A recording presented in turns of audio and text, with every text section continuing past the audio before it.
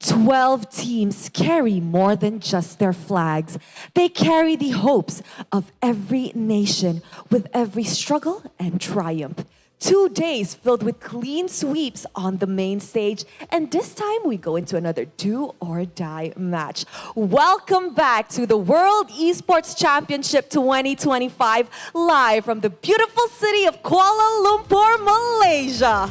This global event is proudly organized by the IESF and MESF, with ESI as our strategic partner, and is supported by KBS, Rakan Muda, and Rakan Digital. And of course, our official partners, IQ, Red One, Solos Merch, CK Music, Monster Energy, and of course to our official chair sponsor, Razer. My name is Rose, and today we enter the absolute climax of the competition, as the stakes have never been higher. Because today we will be witnessing the Mobile Legends Bang Bang Women's Upper Bracket Final and Lower Bracket Final. These matches will determine which team will go one step closer to victory and who will unfortunately bid goodbye to the stage of the WEC 2025. And of course, to know more about the intensity of today's matches, there's no other way than to throw it to our casters from all over the world. And with that, casters, showing it to you guys.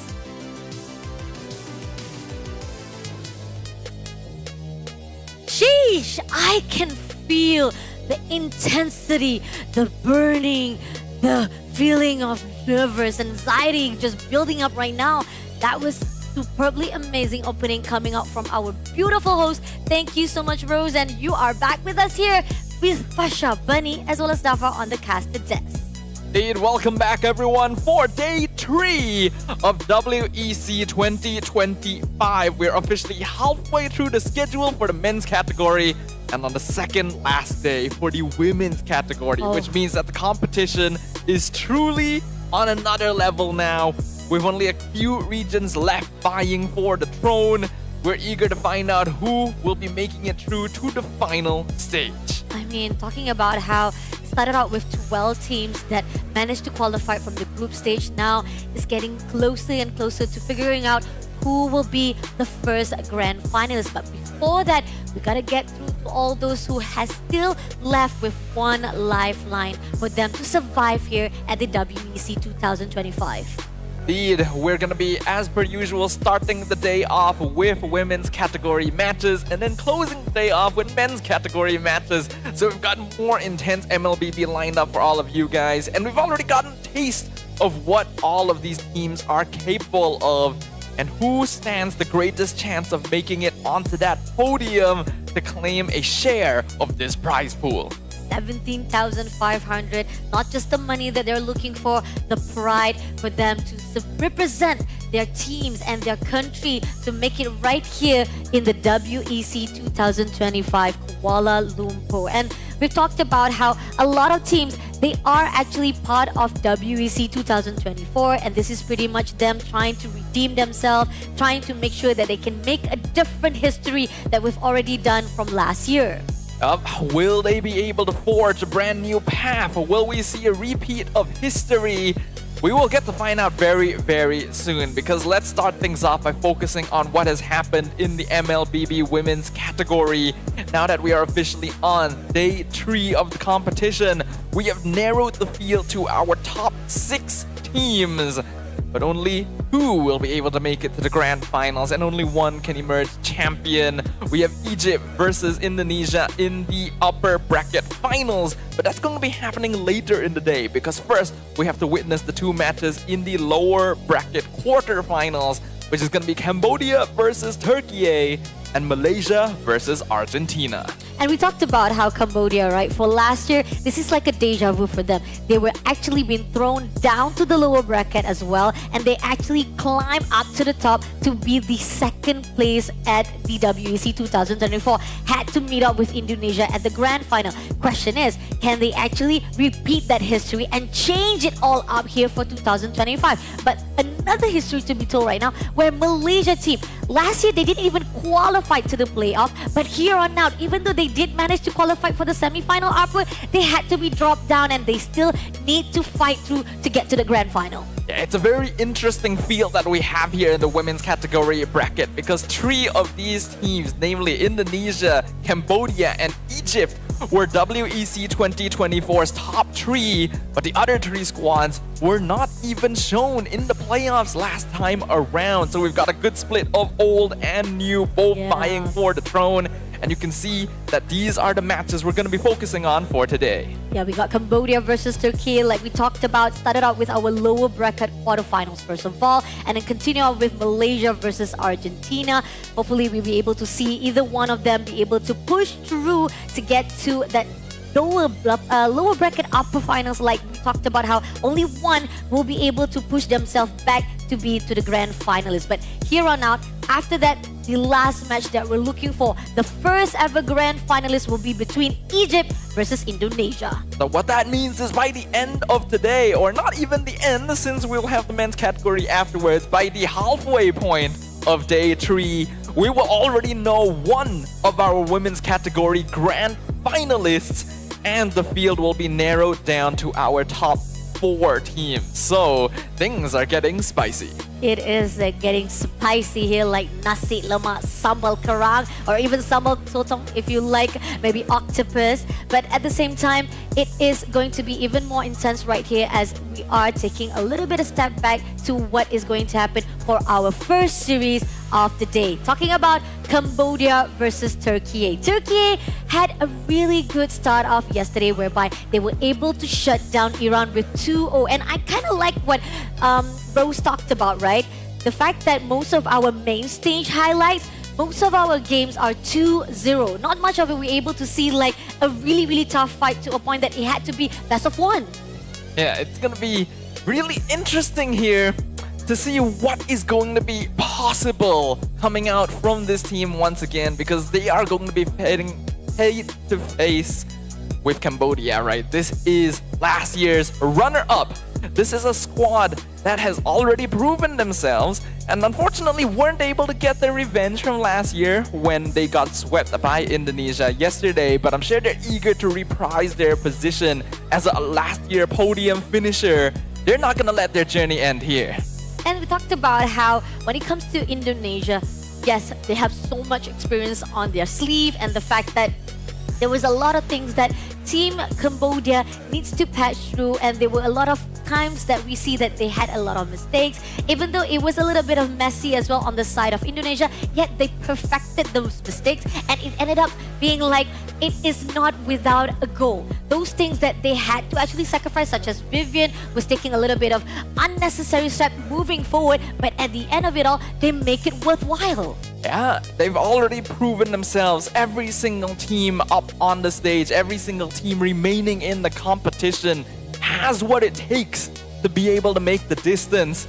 But not everyone is going to get that same opportunity, which means that every single game, every single match from this point onwards matters even more so than before. Yes, and talking about Turkey, I think pretty much when it comes to the gameplay of between Turkey versus Iran, it was really quick compared to what we've seen so far when it comes to the team of Turkey fighting off with Egypt. It kind of took a long time itself to a point that we were struggling to find a way out for that game. The first series or the first round itself, it took until 33 minutes, and it questions to a point that were they actually a little bit too hesitant or they were not confident enough. But on the second round, that actually proved that how Turkey was able to adapt a little bit, were able to actually finish off very well. Indeed, man, that was a slog, but it was also an entertaining one. I think it is that sort of game that really gives these players the experience needed to find that composure on the stage. But yes, I'm looking forward to the matches we have today. We're gonna be starting off with our very first match very, very soon. It's gonna be Team Cambodia versus Team Turkey. So without further ado, let us go ahead and welcome both teams up onto the stage. This team is looking for a way out. They struggled from the group stage, but they made it through right here for the play-ins and coming into the playoff. The only question is, can they beat the second runner-up for last year? Cambodia proved themselves very wisely on the group stage, but Turkiyye, they gotta do best right here. Give it up for the team, Turkiyye!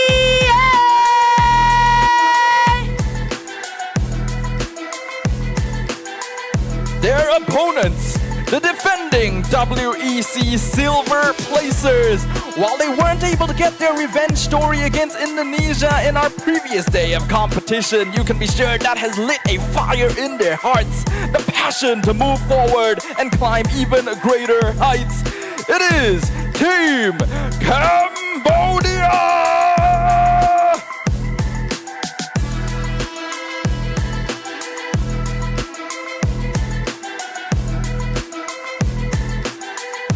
Pressure is building up, one after another. This bomb saying salute to you. Have a good game. Let's start the tension right between us, whereby who will take that one step closer to the grand final. Conflict's about to begin into the land of dawn, so let's kick things off by talking about our players. Starting off with Team Cambodia, we got Moshi, Tegami, Alan, Baobei, and Uwe. This is a squad with experience and a strong hero pool. While their performance can be a little bit unstable, they've proven their potential time and time again. They just need to fit all of the puzzle pieces together to be able to reach the same heights they did last year. Agree, definitely. Talking about Tegami with a great composition with the jungler assassin in her hand, definitely prove how she was able to maneuver have a good mobility wise. But the problem is when you actually have a little bit of too dependent on whether or not Tegami can actually fall through, or even Elan itself with the best burst damage heroes in her hands, is still not going to be enough if Moshi, who tried to do an initiation, doesn't have any follow-up. So those are the crucial things that Cambodia needs to patch through. But the question is, can they actually manage to fight it off with their opponent today, Turkiyye? We got Uno Hana, Kujo, Zendaya, Mieko, Nora. Turkiyye is a team with very directed drafting and strong strategies in terms of team compositions. Uno Hana has been a star player so far, always being able to take aggro in the front lines on any EXP laner she's thrown into. And Kujo as well has demonstrated very strong aggression and mechanics on assassin junglers, which means that role in particular is probably going to be heavily contested in this matchup. Agree. I think we saw how it was when it comes to the prioritize from not just Turkiyye or even Cambodia itself. We see how probably when it comes to the prioritize of the first pick itself, they will definitely go for Grok or even Gatot Kacha. Those are the two heroes that are right now at the top priority pick. Indeed, Grok was played both times by Team Turkiyye during their match against Iran. And interestingly enough, Cambodia ended up losing 2-0 to Indonesia, who played Grok in both of their games as well. So I think that is a roam hero that these teams are going to need to contest, going to need to respect somewhat. What is interesting though is that, from my personal opinion, Team Cambodia faltered a bit in their upper bracket matchup due to a failure in the drafting, actually. They oftentimes faltered to the manipulation that was thrown in by Team Indonesia. So that's going to be the main point they need to work on. Agree. And coming into the first map of the day is going to be Dangerous Grass. I think we've talked about so many times from our first day to second day. It keeps on coming from the Flying Clouds or even to the Expanding River. Expanding River, we had like 5 maps just right there. But today, finally, we are breaking a little bit of the records, making a little bit of new history for our WEC 2025 Dangerous Grass. A lot of heroes that can actually adapt or even be utilized here to the full potential. Hilda can be one of the top priority for the passive. Even you talked about how Hellcut can be done to do a little bit of ambush attack if you want to go all out. Both of the games that Team Turkiyye won against Team Iran were actually played on Dangerous Grass, so they may have a slight advantage on this map here since they've already had the experience of succeeding on it. And we will jump into the draft pick to see whether or not that turns out to be accurate, because Team Turkiyye will be on the blue side, having first pick up against Team Cambodia. First couple of bans have already come out. Oh, look at that. You talked about how Grok is pretty much one of the prioritized heroes, right? The question is whether or not you want to actually let it go or you will be the first one to pick it up. And sometimes it is a little bit of 50-50 situation. You might actually have that Grok, but it doesn't mean that it can actually have a really good great win rate on your side. So in the end, Team Cambodia say like, why don't we just take it out from the equation? But at the same time, TURKIYE say like, hey, Hilda is not good when it comes to giving it out here at Dangerous Grass. So they take it out as well. And it looks like the final ban here going to be Angela on the side of Team Cambodia as well. This is a hero that hasn't been played by Team TURKIYE all that often, but has already proven its capability, especially in more death ball style early game compositions. Now the Grok being taken out on the red side makes a lot of sense, since TURKIYE quite consistently picks this up first. If they are on blue side, it combos very well with the Eve, which is one of their main target picks in the mid lane. With the Grok already taken out, that means that they can lean more into heroes like the Gatot Kacha, but do you want to go for that first? I mean, we did saw that TURKIYE did manage to actually take Gatot Kacha on the plane as well. So that could be something that they want to actually put out. So that is a really good priority heroes come through. But Cambodia, on the other note, are they going to actually prioritize to get that mid laner? So far, we did saw how Team Cambodia did get has a problem fighting off with Indonesia team, but Ilan, when it comes to the burst damage that is put out in her hands, she can actually make a really good game changer. Yeah, Ilan can be fairly aggressive, and that is also why she can sometimes get punished. We saw it quite often happening against Team Indonesia, where they focus on securing this mid lane as soon as possible. If Cambodia wants to avoid those kinds of situations, then the safest mid lane picks would be heroes like the Lunox and the Eve, both of which are still open. But leaving the Eve would mean that TURKIYE can combo it with the Gatot, and I don't think that's very ideal, which is why Team Cambodia will steal it first. Interesting. And even Urain has been picked up right here as well. Now, I saw also from the side of Cambodia, right, they pretty much prioritized on getting the glue as well when they fought off with Mongolia. Now, the question is that really actually a good pick to actually put out in for their draft right now, as we see just a little bit of the surface? And glue would be not too bad for TURKIYE, but it's a bit early to show it right now. It definitely lanes well into the Uranus, but it's not actually too necessary for TURKIYE to lean into their EXP laner when they still have a very open draft to work with. They could grab Esmeralda first if they want to deal with a Eve counter, and they probably should consider locking in Lunox or Farsa. Hayabusa also going to be a main target since Lancelot has already been taken off the pool, and they will go for Haya Esme.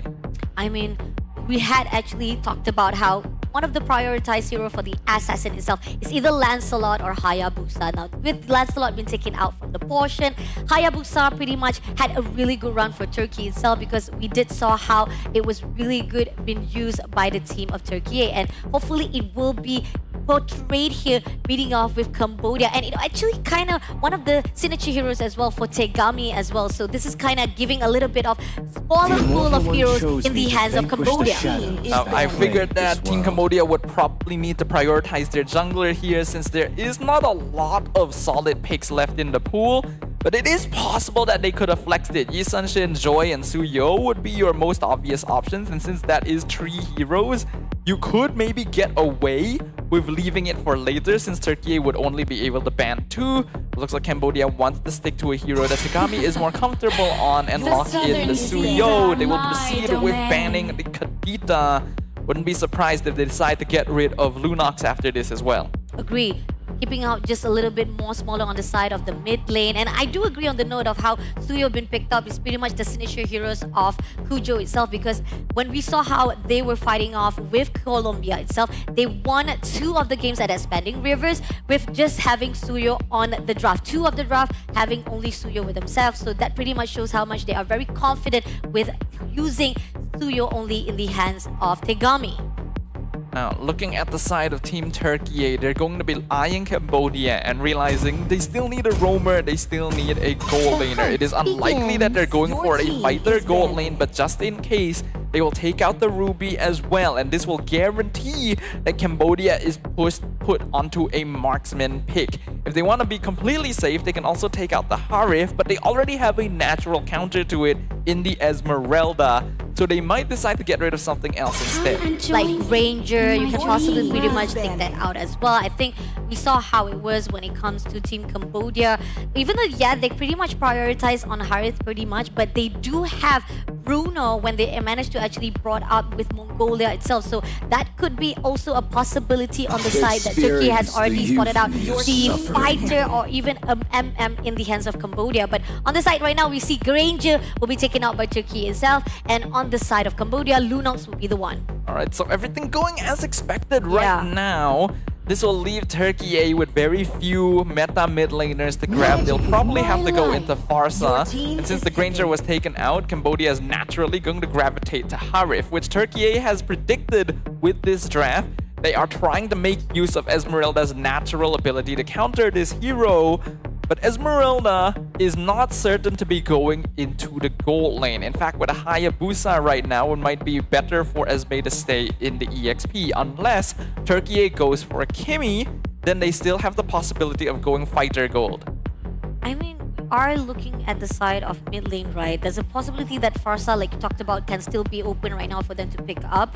Great high ground advantage coming in from their damage as well. So that could be a pretty much straightforward choice from Turkey. But at the same time, they are hearing Kimi as well as Lapu Lapu. Alright, so they do go to Kimi into the double fighter side lane, which makes a lot of sense. It gives them some scaling. Lapu Lapu can probably go into the EXP lane so that Esme against Harith will make things more difficult for Cambodia. But they can go the other way as well, because Esmeralda just has a good matchup into both Harith and Uranus.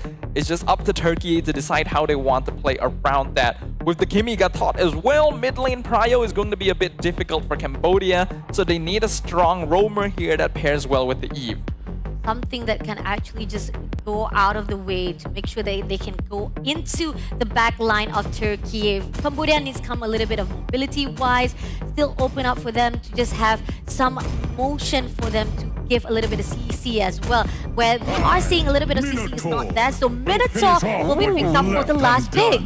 Very interesting. The Minotaur going to be making an appearance here. This gives Cambodia really strong teamfight potential. Grok and Eve has been a strong combo precisely because both heroes have strong AoE setups, and Minotaur does kind of fill in that slot. But in exchange for not being quite as durable as Grok, you are able to provide some healing to your team as well. The unfortunate thing is that it kind of forces Cambodia into a very teamfighty style, which Team Turkey can circumvent if they know how to move across the map correctly. Agree, definitely. For the angles that we are seeing right now from the draft of Turkey, right, it's pretty much they're able to actually maneuver from every setup that is going to be done by Cambodia itself. Compared to how Cambodia is, the flexibility is not there as much. If they make a little bit of slight mistake, Turkey can take advantage and just overthrow them immediately. But here on out, we are going to see Turkey having a lot of...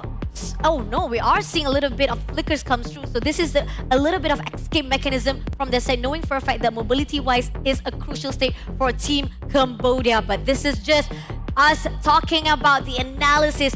Everything is all in the hands of both teams, Turkey and Cambodia. And we talked about how they only have one lifeline. Only one team will be able to survive longer here at the WEC 2025. One must actually say goodbye already to the lower bracket quarterfinals. Another one will have the close call to the grand final. These teams have been able to work their way into the top 6 of WEC 2025. Neither side will want their journey to end here, but unfortunately the path forward only opens up to one of these squads, which means it all will have to be put on the line right here. Both sides have actually pretty good scaling overall in terms of their draft compositions. Early game might lean a little bit more in the favor of Team Turkey since they are going to be playing a double fighter, and Kimi is already known to be very oppressive in those first couple of levels. But Cambodia does have answers to this. They have the ability to play fairly aggressively with the Suyo around the level 3 power spike, and then Eve also trades incredibly well in the mid lane. It's going to be up to how well this Minotaur is going to perform, because the overall mobility might fall slightly behind Gatot Kacha. Agree, definitely. This is where the crucial point where Turkey-wise, they have what it takes to just a little bit control the movement of Cambodia-wise. But then again, Cambodia, they might be able to have a little bit of leeway when it comes to the mid-game. So the question is, who can take the momentum into their own hands? Welcome, everybody, to WEC 2025. We are here at Kuala Lumpur for the lower bracket quarterfinals with the team of Turkey versus Cambodia. Team Turkey has been the dark horse in the tournament so far, proving that they are more than capable of standing on the international stage. But they are up against last year's second placer, who is very eager to reclaim their position and even beat it this time around. We'll see how the rotations go in the first couple minutes here. They're already doing some trading. They are coming in for the mid right there. Immediately, Elon will be taken out by Zendaya! With just the first damage of Kimi immediately shut down. And there's a bit of an underestimation right there. Eve should be capable of matching up to Kimi, but you have to stay at range. In comparison, your roamer is not going to have as much pressure at level 1. So Elon dropping there, going to give Turkey a bit more control over this initial map rotation. And the fact that right now they're trying to actually do a little bit of invasive action doesn't matter to the side of Team Turkey. They'll be able to pull through, but come back again to the mid lane right here. Nora getting caught up, but still Zendaya just shooing away, saying that back off from my teammate. And Zendaya doing a very good job right now, as is expected of any Kimi in this position. And as expected, up in the gold lane as well, Baobei going to have a very difficult time up against Mieko on this Esmeralda. This is just not a good lane for Hare. Three, slashing off straight away now. Kwashiru comes through. Kujo just trying to actually clear out some of the waves himself, giving a little bit of support here for the mid lane. Kujo actually messed up taking that jungle camp. It did manage to respawn, so a little bit further behind in EXP than she should be. Tegami trying to challenge. Going in for a fight. Tura takes down Tegami immediately with the buff on the hands as well now. Pushing on straight to Yue as well as Elan. They had to pull. I respect the attempt to go for the invade and steal, but I feel like Tegami should have just backed off when she saw so many members of Team Turkey there, and they're going for more. They're going for more. Kujo takes out Moshi immediately with one more. Double kill right here with two players being taken out by Turkey. Now the turtle will be free in the hands of Turkey. This is already getting out of control very, very quickly. We're only about 3 minutes in. First turtle just claimed, but there is already a 2,000 gold lead in favor of Team Turkey. We talked about how they probably have slightly better early game advantage because of this Kimi and the double fighters. But this is way beyond expectations. Team Cambodia should not be attempting to fight right now. Agreed. We talked about how momentum-wise, mid-game is the only time that Cambodia can strike back just a little bit to the side of Turkey, and too much of the overextension, unnecessary movement, giving the ground to the side of Turkey, and Cambodia, they need to step up just a little bit. Cambodia needs to slow it down. They have a team composition that's good at controlling the map as long as they play around. They're sustained with the Uranus and the Minotaur, but Turkey is not letting them. AOG comes in from Nora, just swishing away Tegami as well as Elan. Doesn't catch it, but it's still enough for them to just pull through. But coming around right now as Moshi just swishing off Kamue, trying to actually goes in for the stun, but unfortunately doesn't make through. But does go in for the RWM, but they manage to pull through. Now Nora gets away, doesn't manage to actually head any casualty for the team of Turkey. Excellent disengage coming in here from Team Turkey. Realizing the threat and then backing off to perfect spacing to avoid the brunt of the RWM. Even the Flicker, Minnow, and Fury wasn't able to keep them long enough for Cambodia's damage to come true. And now they should be plenty aware through practical experience itself that they simply do not have enough DPS yet to actually pressure their opponents. They gotta play it a little slower. Forcing team fight, trying to pressurize Turkey, and ended up kind of actually a little bit of wasteful resources coming through. But here on out, Ministry comes through with the shadow kills right here, takes down Maobei by Kujo. Excellent ambush. Once again, Team Turkey playing to their strengths, playing to their map control. They know exactly where they need to be at all times, and setting up for a kill in the mid lane instantly allows them to transition to the turtle. Oh, with Moshi as well, having a struggle moment right here. Pressure pulse, through full heal as well. Uno Hana shuts down Moshi immediately. No backup from Cambodia. This is slowly but surely falling into the hands of Team Turkey. Everything going according to their plans. The dismantling of Team Cambodia right now. We can see that they really have no control over the map. Ooh, diving composition by Mieko with the flicker just comes through, shuts down Baobei. This is very, very difficult now. 5 minutes in, the gold lead is slowly growing even larger. The snowball has officially begun and the game has barely started. We already knew that there would be some concerns with this lineup, but as long as Team Cambodia played it safe and slowly, they could have scaled up into the mid-game. Now that timing is starting to slowly fade away as well. They need this game to last for a lot longer if they want a chance of making up for this. And the fact that Turkey knows that they're denying every moment and every time for Baobei comes in right here. AOG doesn't need to because Baobei will be shut down by Mieko, but now Minisbury comes through. RWM trying to hold it up, but unfortunately it's not going to be it. Bravest Spider comes through as well. Will be able to shut down Ue as well as Tegami right here in the hands of Unohana. The playmaking from Team Turkey is so good. The coordination and the confidence. They know that they are in control of this game and no one can blame them for thinking so. The kill score is 10-0. Mieko has completely disabled Baobei and is still going for more, in fact, even picking up the Mega on the Eve. Mega kill comes through by Mieko, just jumping and diving through every single turret with no casualty whatsoever. And Team Cambodia losing every momentum right here. All the turrets just being freely taken away by Turkey. Something's going to need to happen very soon here. And even I can't really tell what it's going to be. The goal difference now is about 6,000 in favor of Team Turkey.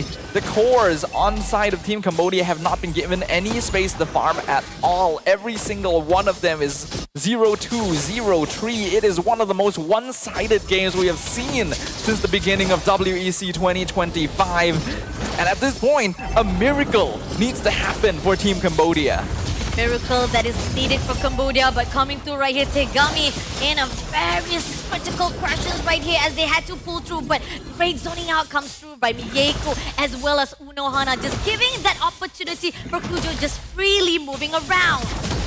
Coming through right here, Zendaya trying to push in. That turtle will be given out freely for Turkey, but Ue doesn't catch anyone just to give a little bit of stun airborne as well, but it doesn't have that follow-up. And now coming through right here as they're just pushing in. Kujo, a little bit of diving that is unnecessary, but yet will be able to back things up right here by Nora as well as Zendaya now. Team Cambodia just losing their touch and getting even more back down. But Tegami on the other note having a little bit of split push on herself. Honestly, a pretty good trade here. As long as that tower goes down, then the efforts being made by the rest of Team Cambodia are worth it. Looks like it will remain standing, but at the very least, they're able to get some kind of damage done on the map here because Cambodia just needs to find whatever they can, even if it is just the scraps on the ground. Looking at the itemization, the gold difference is really notable at this point, with most of the members of Team Turkey already completed with 2 items and Team Cambodia still working on their second overall. Flask of the Oasis is done on Ue, but since they did prioritize that as the first item for Minotaur, this hero is going to be a lot less durable in addition to the extra snowballing that's already been built up. So Team Cambodia, again, needs to try and play this slow and attempt to play defensively to prioritize keeping as much map control as possible. The fact that they keep on trying to actually taunt Mieko, and Mieko is just too much fair. Have so much sustainability. Mochi doing some damage right here, and they are pushing through as well with the pulse, but somehow it will not pull through. Goes in for the falling star moon as well, but it doesn't pull through. RWM will be put out, but Mieko just surviving out with the 4 players right in front of her. She slashed, she dashed, but it doesn't come through. Doesn't even manage to actually goes down without a fight at all. And now Team Turkey just pushing the team of Cambodia even more further into the turret. Esmeralda is the type of hero that you cannot afford to give a snowball to because this is just what it turns into. Mieko was holding back 3 members of Team Cambodia all by herself while the rest of Team Turkey could focus on the other 2. They weren't able to get any kills there, but it allowed them to transition into a free tier 2 tower up top. They'll be able to keep the waves synced up and pushing, and that'll allow them to take this Lord for free. If they're able to claim this, Cambodia will have to try and make do with only their inhibitors, and that's going to be a difficult defense to make. fact that right here we see Uno Hana doing such a great zoning as well, coming in with the Braver Spider, pushing on straight, gets Elan first of all. Moshi as well had to pull away from the situation, but Shadow Kill comes through from Kujo, shuts down Bay. And there's really not much that they can do about that. And once again, really good positioning from Team TURKIYE, being able to find an extra kill after the Lord fight.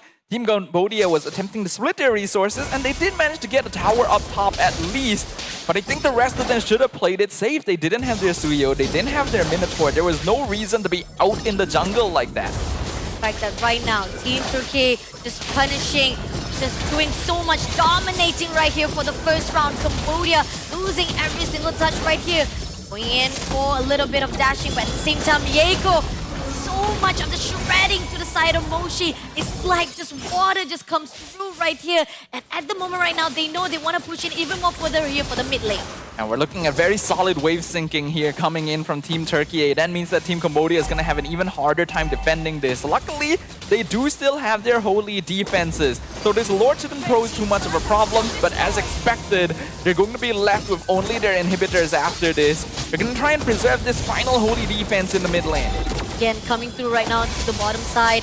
Mieko, they are a little bit of distance right here, but comes through for the Minister with the side of RWM. Does catch up with just a little bit of Nora though, but Nora will still be able to survive it out. Mieko just going out all out, and Kujo managed to actually steal away the inhibitor turrets on the top side right here. Summerfalls doesn't catch anyone off. TURKIYE just getting a free pass into the top lane. Genuinely not a bad initiation actually from Team Cambodia, but the goal difference is just too big at this point. Even with a massive catch, they just don't output enough damage. This Esmeralda's too far ahead, Unohana's too far ahead. They can easily tank a lot of damage without caring too much. And Kujo was not even part of that fight. She was taking a free inhibitor up top. The kill score is still 0 in favor of Cambodia. And as long as this keeps going, there's really no chance for them. No chance for the team of Cambodia if they keep on messing it up.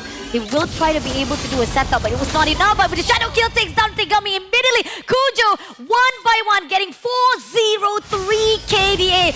No one can stop her when she just goes in for the dive. But right here, we do see Mieko, just a little bit of overextension. AOG comes in, RWM with a help right here with a power shuts down. But at the same time, right here, it's going to be a backstab comes through with Kujo shuts down Moshi, leaving off only 2 players of Cambodia.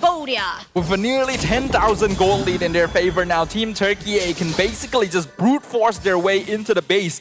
And there's really nothing that Team Cambodia can do about this. This game 1 is basically one and done.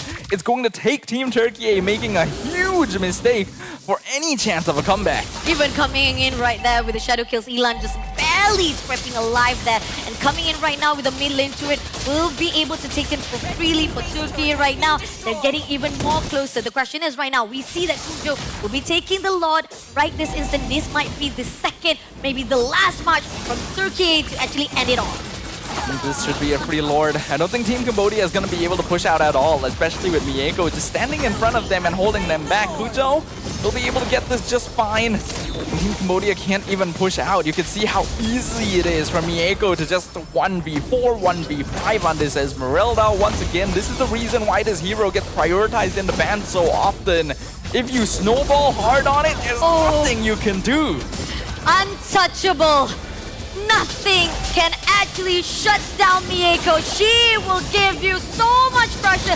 Nothing can Cambodia do to the side of TURKIYE. And right now, even more so, even Moshi trying to do consecration, it will not do much. It doesn't have much damage to Mieko to a point that she will be managed to survive it out. Mr. Fury comes in, but it doesn't do much of the follow-up to the side of Cambodia right here.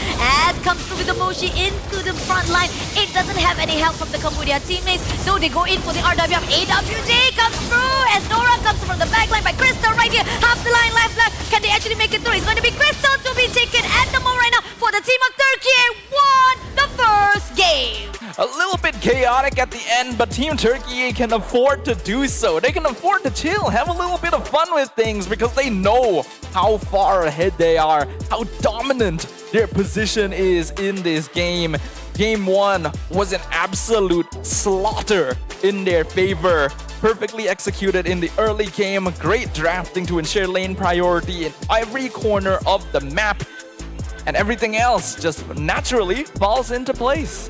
I think pretty much we talked about how the key that is needed for the team of Cambodia is having that Minotaur at the end of the last pick. And we talked about how the moment that we had a lot of the drafts coming in from the Cambodia wise, they pretty much thought that, or we thought that they were actually going to slow down the pace of the first round game itself. That's what is needed from them to begin with, because they can't fight with all the early bursts that's coming in from the side of Team Turkey. We talked about how Kimi, great option coming through. You know for a fact that even with the base CX stack, you've got a really good stacks right there. It can actually do a lot of shreddings of damage to the side of Cambodia, but they keep on and standing, they keep on invading into a moment where it's really not unnecessary for them.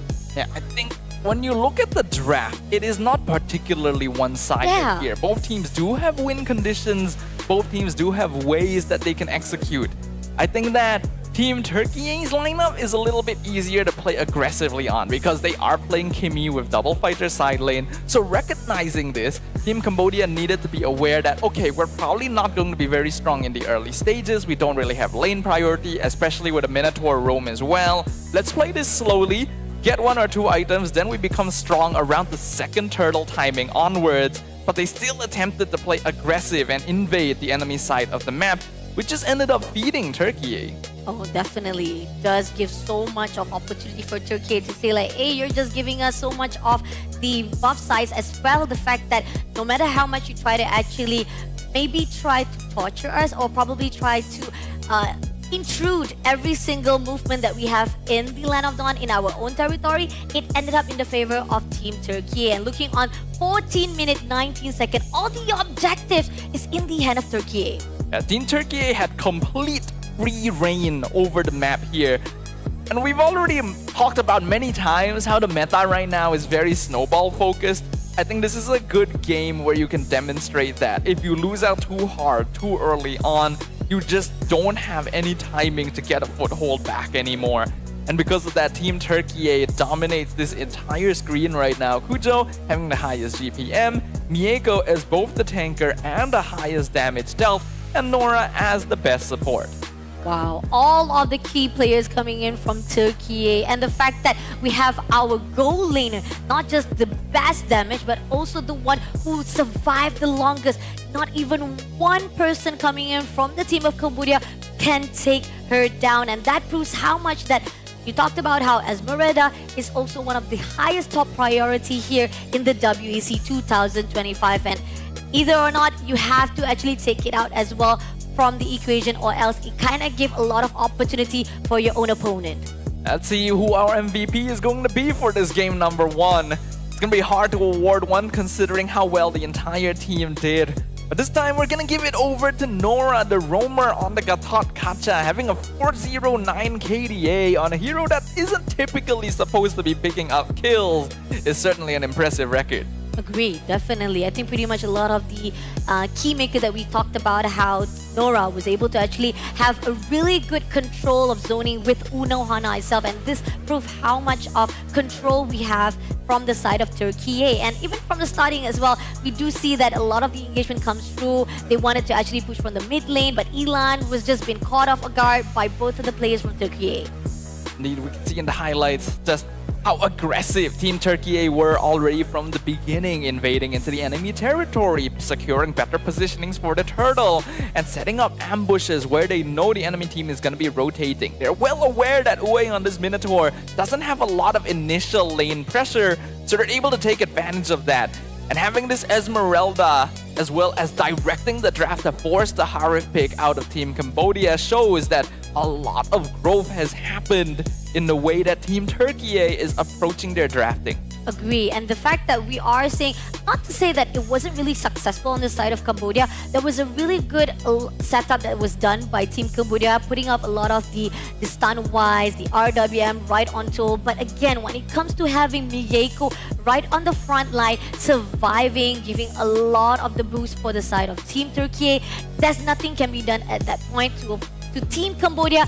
They just had not much follow-up that can revamp back or even counter back all the attacks that was done by Turkey. So this is the first round win to the side of Turkey. And we talked about how for all of our lower bracket quarterfinals, it is going to be best of 3. So that means only 1 point left for Turkey to make it to the next step, closer to the grand final slot. If they manage to actually get another clean sweep right here on our live stream, I have to say that pretty much all of our ladies just giving us all the 2-0s right here. I think they're feeling confident. They're feeling more comfortable up on this stage now that it has been a little bit of time for them to experience it, for them to learn, for them to grow. Really impressive performance coming in here from Team Turkey. We also have to talk about the other side a little bit. I think it is definitely time to display some concern, because this is a very similar issue to what we saw from Team Cambodia when they were facing off against Team Indonesia, where they allowed themselves to get baited in the draft a little bit often, right? The Harif being picked up against the Esmeralda when they're well aware that this is going to be difficult. I'm okay with stealing the Eve away, but pairing it up with the Uranus right from the very beginning of the draft does reduce a little bit of the flexibility, because Eve works really well with setup EXP laners. That's why we've talked about the Eve Arlet combo and things like that. And Uranus can be good, but you need to be able to set up a situation where this hero gets a snowball as well. Similarly to Esmeralda, it's a very item-dependent hero where you want to be ahead of your opponents to do your job. Agree. And we talked about how they keep on picking off Suyo as the top priority for the assassins, right? Not to say that it has any much problem as well, but I think with other heroes pool coming off as well for the assassin, you've also talked about how Suyo really not necessarily one of the big impact coming out from assassin itself. Well, hopefully they'll be able to figure something out here, because Team Cambodia, their backs are now truly against the wall. The team that scored runner-up in WEC 2024, now 1 loss away from being eliminated from the competition in 5th to 6th place. And Team Turkey being able to blaze a brand new path for themselves. They're looking good, you can tell by it, the looks on their faces, their mood overall is feeling very strong after the Game 1 momentum. And the fact that Cambodia started out really good from the group stage. They got 2-0. They managed to actually qualify immediately as the top one from the Group C. Now it seems like this is deja vu we talked about from yesterday. They were able to go for the upper bracket, but then they would drop down to lower bracket. And this is coming from the players that were able to qualify to the grand finals and getting that silver medal. So the question is, are they losing that touch here for 2025? Well, you can see the pressure is really getting to them, because the mood is very different on the opposite side of the stage right there. Cambodia looking very serious, looking a little bit concerned about what their next step needs to be. This is a team that has the potential, but they gotta be able to set themselves up with the right tools from the very beginning and make sure that they're able to maximize their potential in the first place. Because they are good foundations, it's just we are not seeing that next level. Yeah, I mean, if there's any ways that you want to actually tweak that draft rights from the side of both Team Cambodia, I mean, like, do you see any kind of heroes that can actually utilize even more better compared to the side of the draft that was done by Cambodia itself? Again, I don't really have much of an issue about the heroes that they pick themselves. It's more about the order that they pick them in, as well as how they responded to the opponent's side of the draft. It feels like not enough forethought is being put into it, right? It looks good on paper, but there's a lot more mind games happening now that you're reaching the later stages of the competition, and I'm not seeing a effective enough response. That's kind of true though, and the fact that we are keep on saying that Eve is also a little bit of top priority coming up from Cambodia. They probably could have actually just waited out just a little bit longer for their own draft itself. And you talked about how Uranus as well. But on the side of Turkey, I'm really liking this team, right? Brand new feeling, brand new confidence that's just brewing into them right here at the lower bracket. But right here, we are going into the expanding river for the next map. All right, expanding rivers. This is where Team Cambodia is really going to be tested, because we saw really aggressive early rotations coming in from Team Turkey earlier. Expanding river is a map that allows you to go for that playstyle even further So heroes like the Kimi that enable really strong mid lane rotations, heroes like the Grok and the Gatot Kacha need to be contested that allow you to rotate more safely, and having lane priority, especially in the EXP lane this time around, is crucial to ensure you have the numbers around the first turtle. Oh, yeah. And the fact that right now, we are wondering whether or not Esmeralda will be one of the respect ban that will be put into the equation of the first phase of our banning. Because gotta take that out, man. Seriously, that Esmeralda was just untouchable when it comes to giving that opportunity, whether or not if it's under the Miyeko's hands or even to be given out to the side of team from Cambodia. But Turkey yet will be the one to get the first pick. Looks like they're gonna be staying on the same sides of the draft this time around for game 2. The bands still look to be the same as before. Lancelot and CC on the side of TURKIYE. And now the Granger in the first half, actually a small variation, whereas Team Cambodia get rid of the Baxia and the Grok. Seems like Gatot Kacha will be also taken out, and it seems that we are seeing that Esmeralda will still be open. If Turkey wants to actually just pick that up earlier on, it's still viable for them. Or maybe they want to switch things up, especially the fact that Granger, the first hero that has been banned off right this instant. Esmeralda is not really worth picking early, in my opinion. The reason why it was good for Turkey previously was because they had already set it up to be used against the Eve, and it actually has a good lane into the Uranus as well. So rather than that for first pick here, since Grok and Gatot have already both been taken out, it should be a priority towards either the mid lane or the jungle. And it looks like it will be the jungle. Hayabusa gonna be locked in. Hayabusa, definitely one of the hero pools inside Kujo's hands that has been very successful against Colombia. Even when they fought off with the team of Mongolia, was just superbly indeed. But again, Cambodia prioritized on taking Yves as well as Hilda. Previously, we saw Hilda was banned off, but now Hilda will be picking up for Cambodia. I mean, even though we talked about how Hilda is very good when it comes to the dangerous grass, now expanding rivers, he gives a lot of mobility. Am I right? Yeah, it does give a lot of mobility, and it's a good pick here because it is meant to be a counter to the Hayabusa. You want to invade straight away, and it is a hero that was banned previously, and now the Granger being banned in exchange for it, so Cambodia has the freedom to lock that in. I like the adjustments here from Team TURKIYE. They will go for the Esme again, since the Eve was already shown, but they will shift their mid lane from Kimi to Zhu Xin, because they know you have to play a little bit more defensively against the invade potential of the Hilda. I like the fact that Zhu Xin has been picked up, but YSS popping off right here for the last pick from Cambodia itself. We see how when it comes to Yisun Shin, Mountain Shocker giving a lot of opportunity to open the map as well. It kind of actually have a little bit of a capability to give a lot of benefits for Team Cambodia. Right now, what Team Cambodia has to work with is that without Kimi in the mid lane and Hayabusa as the jungler, it is very unlikely for Team TURKIYE to go for double fighter side lane again. So this Esme is very likely to be going into the EXP lane, and that allows them to adjust some things. Hilda can still be put in the roam position, so you can actually adjust and put a more of an Esme counter in EXP. Something like an X-Borg would not be too bad, but there are other options as well, like the Yuzong if you want to go for backline dive and direct dueling. And we saw how it was when it comes to Turkey. Diving composition is one of the success that we've seen so far from the first round itself, and that is not really far off from what they are actually expecting or even trying to conquer right here for the second round. Now going into Team Cambodia, they know for a fact that right now, with Turkey having a little bit of the situation, maybe they want to pull into the MM situation. No fighters lane come through. They can actually pull down MM, but at the same time, right here, they took off Bradang. We haven't actually seen Badam been banned for a while, actually. And not for a while. Cambodia seems to be specifically focusing on Nora's hero pool, trying to reduce the number of roamers they need to be worried about, which is not a bad call.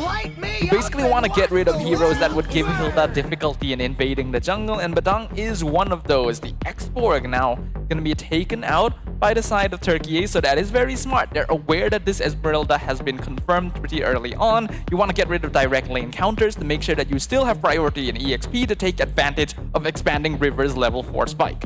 Now, Cambodia, do want to actually take out a little bit more of the EX lane. It seems that they're going to actually take out Lapu Lapu. This is actually a steal because we did see how TURKIYE was the one who actually picked up Lapu Lapu. Great bravest fighter comes through just now with a really good composition from TURKIYE itself.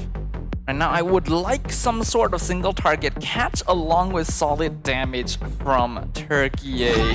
Harif is still open for gold lane. You could even go into... Ooh, I was thinking it would be something like Harif Kaja, but Kalea Beatrix is actually a combo we saw from the men's category yesterday. It's known to be a strong combo. Beatrix can be adjusted quite well in the gold lane. Kalea does have catch, but is a little less efficient against heroes like the Eve, so that means there's high pressure on Nora to be able to find the right timing for the Tsunami Slam, but if comboed correctly, can instantly burst down a target.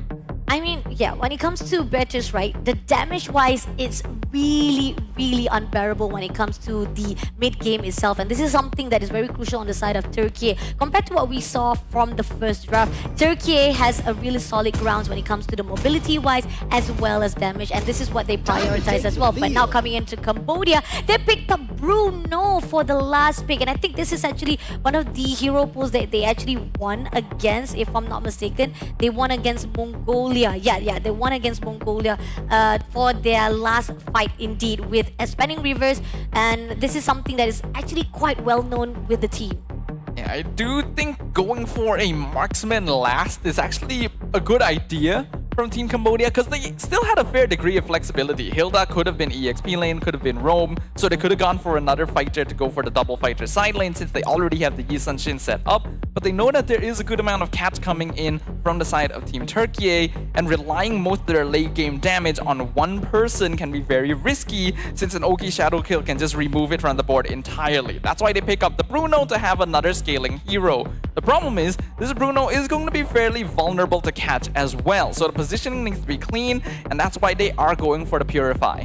I think pretty much looking on the side of TURKIYE, right, they got like at least a single individual lockdown coming on from Jushin as well as Kalea. So bringing up on Bruno's side, Purify is quite verified to actually be put out as the ability, but this is just the ultimate crucial drafting wise. The moment that we are waiting for right now for the team of TURKIYE versus Cambodia. Can they make it to at least best of one right here, denying the entrance of TURKIYE one step closer to the grand final? Nora in trouble, and Uwe gonna pick up the first blood there. Very different result. Cambodia this time on the aggressive.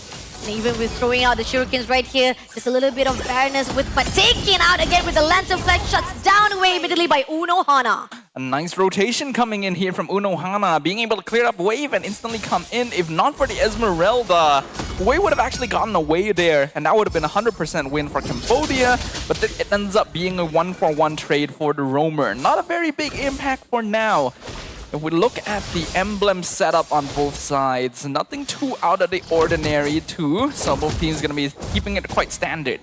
Again, we are seeing Wei just doing a lot of invasive motion right now, going in to extend the south to a little bit of disturb the movement of Fujo. Comes through, a little bit of slash, but going in with Shuriken, but Nora comes through, shuts down by Mieko instead, and giving another blood in the hands of TURKIYE. And Tegami, too late to call, even the Mountain Sharker will not do anything. Nice movements right there. Uwe needs to be very careful. Hilda is meant to be very aggressive, but since we are not playing on dangerous grass, you have to be moving a little bit more carefully around the enemy jungle. Having vision and knowledge of where the enemy team members are going to be prevents you from being ganked too hard with multiple members, because you cannot afford to fall too far behind on this hero. The fact that we are seeing that pressure is still the one key that Cambodia keeps on putting right now. It shows how much they still want to push on towards TURKIYE, and we want things to slow down just a little bit. Make sure that they be a little bit careful with the situations. Zendaya opening all the ways, all the grasses to make sure that all the location will be exposed and giving an opportunity for Kujo to get this free turtle for themselves. But again, they picked up Elan immediately. Now shutting down most of the equation for the side of Cambodia. Comes through with the quad shadow. Yue will be shut down by Zendaya, going in for the Mount Stalker, but unfortunately that RW RDM will be able to take down Unona for the trade. That was a little bit aggressive coming in from Team TURKIYE here, and it ends up working out in favor of Team Cambodia, where they were able to take advantage of the defensive positioning to punish the overextension thanks to the RWM. And even though Unohana did actually come in from a good angle, the snowball on the Esme is not quite as much as before this time around, so the damage from the Yi Sun-shin was able to make the difference. Team TURKIYE is still holding on to the slight advantage, but Cambodia is looking a lot more comfortable this time around. Trying to find a way with the wave breaker. Lantern Flag comes in right here. Wei will be able to scur without any casualty, but comes through right here. Tegami just saying that back off. And right now, Cambodia, they try to make sure that at least the gap is not too far off. I think Team TURKIYE are now the side that has to make a little bit of adaptation, because their draft is no longer as efficient at going for straight up brute force, dive into your face style strategies. They gotta play it a little bit more carefully. They can go for a really high burst with the Kalea Beatrix combo, but if that doesn't land or if it doesn't kill, then they need to be able to instantly adjust on the fly and change up their positioning, because otherwise Cambodia actually has slightly more burst at this point. And the fact that, again, we talked about how most of the heroes coming in from TURKIYE is pretty much single lock individual, and this is where the fine line that they don't have much of the crowd control compared to what we've seen on the first draft itself. So they gotta actually have a really good composure with their own positioning or even timing their own strategy. But here Shadowkill comes in, goes in for the shoot of that shuriken, and Kabaube will be sealed by Kujo. And that's one of the concerns of going for a marksman in the goal lane. I do respect the idea, but Cambodia has to make sure that they're able to protect it somewhat, since you have so many single target catchers that can actually punish that lane. Everyone else is rotating around, but if you leave that half of the map unattended, then it can cost you quite dearly. We already know that Kujo is a very strong player on this Hayabusa, and basically none of the members of Turkey can be allowed to get a snowball. The fact that right now we are seeing a little bit of switch off the lane right here as they feel like they won't allow it, but comes through with a falling star move right here. Shuts down away immediately. RWM a little bit too slow right here, but it will be enough for Zendaya. Be picked up by Tegami. Mieko barely surviving, but the Black Shoes will be able to shut down by Tegami. Cambodia getting two for his own, but this is what caused no income through, but doesn't matter because Moshi will be the one to follow up with Nora shutting down. And there we go. That's the resource utilization that we've been waiting for here from Team Cambodia. It was actually a really good, solid catch to start things off onto the Hilda, but Team TURKIYE had to use a lot of their resources just to pick off Uwe, and that left them vulnerable to the rest of the damage coming in. The RLM locked them down. Tegami actually starting to rack up some good kills here. This Yi Sun-shin is an issue. Since TURKIYE went for a Zeus in mid, they do not have as much burst this time around. Not have much burst, and even here Tegami will be able to go away safely. And in the fact that Team TURKIYE, they feel a little bit of desperate, they want to actually go for the fight, but again Cambodia finally find a little bit of safe space between them. Okay, this is now an important timing. Take a moment, reset yourselves. Cambodia going to have a small 1.5k goal lead.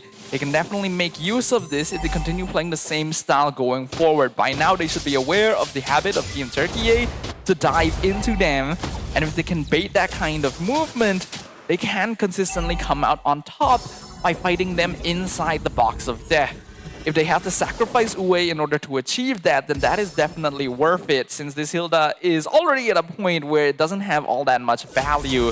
Cambodia ideally wants to end the game early on, since the later it goes, the more difficult it's going to be. Oh, definitely late game wise, it kind of actually have that security for the side of Team TURKIYE, and they do not want to come to that situation. And somehow now looking on the pressure that's coming in from the wave itself, great discipline from Cambodia to push in through without any casualty. But here on out, Wavebreaker Tsunami Slam to steal away Yue. But is it going to be enough? Zendaya try to pick it up just a little bit more, but still Team Cambodia managed to scurry with Mountain Shocker just to shoot Team TURKIYE. Right, good discipline, good spacing. Team Cambodia is willing to play aggressive with Uwe, even if they know that this Hilda might be sacrificed for it. And they're in position to back her up if necessary. Once they realize that angle was not as ideal, they back it off. Unohana trying to survive it out. Turret will be taking out RDM, picks it up right here. Mieko comes through with Moshi as well from the back line, but doesn't manage to pull through as they take down Mieko first of all. Now Kujo comes along for the shadow kill, does manage to take Tegami first of all. Now Yue just a little bit more, unfortunately managed to survive it out, and right here, Kujo will be the sacrifice to Moshi's in the hand. Moshi now looking a lot more comfortable on this Lapu Lapu 4-0, and Unohana tried to do the same things that we saw in the last game from Mieko, but without as much of an item lead on this Esmeralda. You can see how much squishier she is in comparison, especially with Baobei on this extra marksman as well. The consistent DPS output of Cambodia is very strong. Team Turkey cannot afford to play the same way they did in game number 1 because the circumstances have changed. They need to be aware of this. Not much of the setup can be done, even with the Tsunami Slam. Trying to pick off one player, it doesn't manage to actually have enough follow-up for them to burst out Team Cambodia. This is necessary because the fact that how Team Cambodia was able to steal away Mieko, they had not enough damage to actually take down. And this is where the fine line, how Team Turkey needs to step back just a little bit. The same advice that I gave Team Cambodia in game number 1 has to be followed by Turkey. They're still trying to go for bursts, but the damage is no longer sufficient. You've got to play defensively here. Yeah. Once again, the goal is map control. Do not give up the little bit of map advantage you still have because you need time to scale. And to do that, you need minions and space to farm. Little bit of control is needed right here. Goes back for the wave breaker. Does manage to actually pull to takes down wave. First of all, this is the opening door for the front line. At least Turkey managed to actually shut down just a little bit of the movement of Cambodia. But then again, it's still not going to be enough. But goes in for the shadow, go for the Elon. And this is where Turkey gets 2 for themselves. Right, really good eye for opportunity there. I do think that was a slight mistake from Uwe walking that far forward. Yes, as the Hilda, at this point in the game, you are basically a sacrificial body to open up the map. But you ideally want to sacrifice your body when your team is nearby enough to take advantage of it. And Team Cambodia was a bit too far. That's why it got bursted down. And then in the midst of that chaos, Kujo was able to find an extra kill as well. Team Cambodia needs to continue cleaning this up, but they do still have the lead. Ooh, Nora, a little bit of extension, trying to find a way. Ended up being taken out by Moshi. So much of the punishment comes in from Cambodia itself. And now Unohana trying to do so much damage, trying to survive it out at the mid. Even been taken out by Zendaya. It does not have that follow-up needed for Turkey. Both teams now gotta play this slow, play this more disciplined. Cambodia still does have the advantage. They didn't really need to give up the little bit of farm that they did earlier, but it's not too much skin off their back. Team Turkey is still definitely at a deficit, but they're still gonna make the attempt. Let's see how they can actually zone this out. Turkey managed to actually scurry, takes down a little bit of Moshi here, but doesn't manage to actually get the follow-up needed. Zendaya also in trouble. Nora comes in to back things up, looking for a way, but that's gonna be a lot taken by the team of Cambodia. But at the same time, Shadow Kill, not enough to shut down, and Baobei shuts down Kujo instead, and now leaving only 4 players to defend for themselves before the Lord march in. Right, this is now where Cambodia hits their power spike, and they're trying to take advantage of it. Tsunami Slam doesn't get Ellie's Baobei and ended up being favored to backfire to the side of Nora. Oh no, and I've been shut up by Baobei as well for the double kill. And now pushing on to Zendaya, managed to actually trade off for Moshi. But is it going to be enough though, as much damage has already been done by Cambodia? The cores on the side of Team Cambodia are really starting to build up their farm now, and you can see the issues that Team Turkey is dealing with. They're trying to run into them, they're trying to use their bulk and their catch, but the purifies, as well as the consistent DPS output, is proving to be a little bit too much. Malefic Gun has already been completed on this Bruno, and that's why we are seeing this Esmeralda melt so quickly, especially since Unohana right now only has an enchanted talisman. She's actually one of the poorest players in the game. There's no physical defense to keep her alive against this Bruno. Again, many times Zendaya just coming in from the front line, trying to pick up one player from Cambodia with the Lantern Flag, but it's still not going to be enough to actually pull through. And this is where the fine line, Team Turkey, they need to step it up. Not much of the single lockdown has been successful. Even Kujo tried to go to the back line to take down Baobei, was unsuccessful. And coming along right now, we do see a little bit more invasive from the side of Team Cambodia. Chastise Pauldron as the second item here from Unohana. Bit of a desperation play, but one that is kind of understandable at this point. The regular defense items aren't going to avail you much. Goes in for the wave breaker. Mieko takes down Elon first of all. Goes out for the shadow kill, but Zendaya almost been caught up. But Tegami right here will be able to shut down Nora immediately, but will be backstabbed right here. Tegami barely surviving it out, but Unohana had to flicker away, and instead 3 players immediately been taken out by Cambodia, with only had to trade off 2. A good catch by Team Turkey, a good attempt to start the fight, but they left their backline exposed, and Tegami took full advantage of that. A Fed Yisan Shin is a very scary hero, and you can see how quickly the cores of Team Turkey melted, including the Zuzin, which is typically one of the tankier mages in the game right now. 12 minutes, 5k gold lead for Team Cambodia. It is not a guaranteed win yet, but they are one step away from claiming that. Next Lord is coming up in 30 seconds. As long as no big mistake happens in between that, it should be guaranteed for Team Cambodia, and then they can use that to put themselves in a position where victory is almost guaranteed. Again, Nora trying to actually spot out every positioning that is done by Cambodia, making sure that at least they will actually have control of the map. But somehow here, Rebecca comes through. It's just trying to slow down a little bit of movement of Cambodia, but they do not actually go for the scrimmage just yet. Mountain Shocker goes out, but then again, it doesn't hit anyone. It's just pretty much a little bit of scrimmage, just a tease and poke and kill right here from the side of Team Turkey versus Cambodia. This should be a very natural lore take for Team Cambodia. It is going to be Team Turkey that needs to find near perfect positioning moving forward. Wind of Nature is complete on Mieko, so that should help prevent her a little bit longer, but do they have the damage?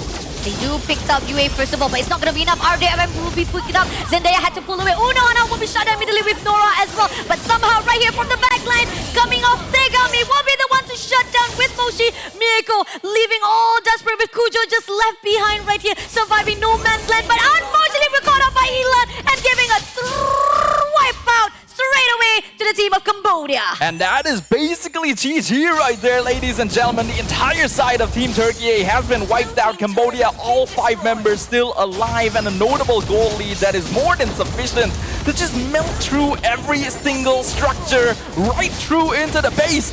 We are going into a game number 3. We ask and we shall be given. You want no more clean sweep? We have best of 1 right here between the lower bracket finals. Cambodia getting their first win right here, just making sure that Turkey doesn't get that easy win to next step of the grand final. That is exactly the kind of performance that we have been waiting for from our last year runner-ups. It would not suit this region to go down without a fight. It would not suit them to go home without putting their all to bear on this stage. And now a single game bears the difference. Will it be Team Turkey or Team Cambodia that eliminates the other and moves on into the next phase? I mean, we talked about how the draft was, right? The fact that pretty much on the prioritize of Team Turkey, not to say that it was bad, but it was not much of control that we want from them. It's really different from the draft they put out from the first round itself. Compared to this second round, a lot of single lockdowns, a lot of focusing on the individual fights. If they want to actually put out a really good setup, it didn't come through, with even Nora trying to pick up one player with the Tsunami Slam, stealing away, still making sure that one player will be able to separate. But Team Cambodia said, nah, I'm not gonna allow that. I'll make sure that my players survive. I think the level of executional skill between these two teams is actually a lot closer than we expected. And it just comes down to which side has the hero picks that are able to create a better early game for themselves, right? I feel like the Granger ban in the first phase from Team Turkey was just a massive mistake. There is really no reason for you to get rid of that so early, and you gave away the Hilda in exchange. And while Uwe didn't really have the best KDA towards the end, the impact that she had on the map made the difference. The fear, the hesitation to move around the map more safely meant that they couldn't affect the side lanes as much as before. And then the rest of the bans that Team Cambodia decided on were actually very good. It limited the best options that Team Turkey could go for and forced them into a position where they had a draft that could work, but was a little more difficult to play. I think pretty much instead of having probably Nora could actually pick up a different kind of hero. I mean, talking about Kalea, right? Again, we talked about how Kalea had a really good combo with Mieko, but the problem is Mieko keeps on being caught off guard. And this is where the fine line, they couldn't guard their own goal laner, and it kind of actually faltered for Team Turkey. I'm gonna be honest, I don't think Kalea is a very good hero for the final.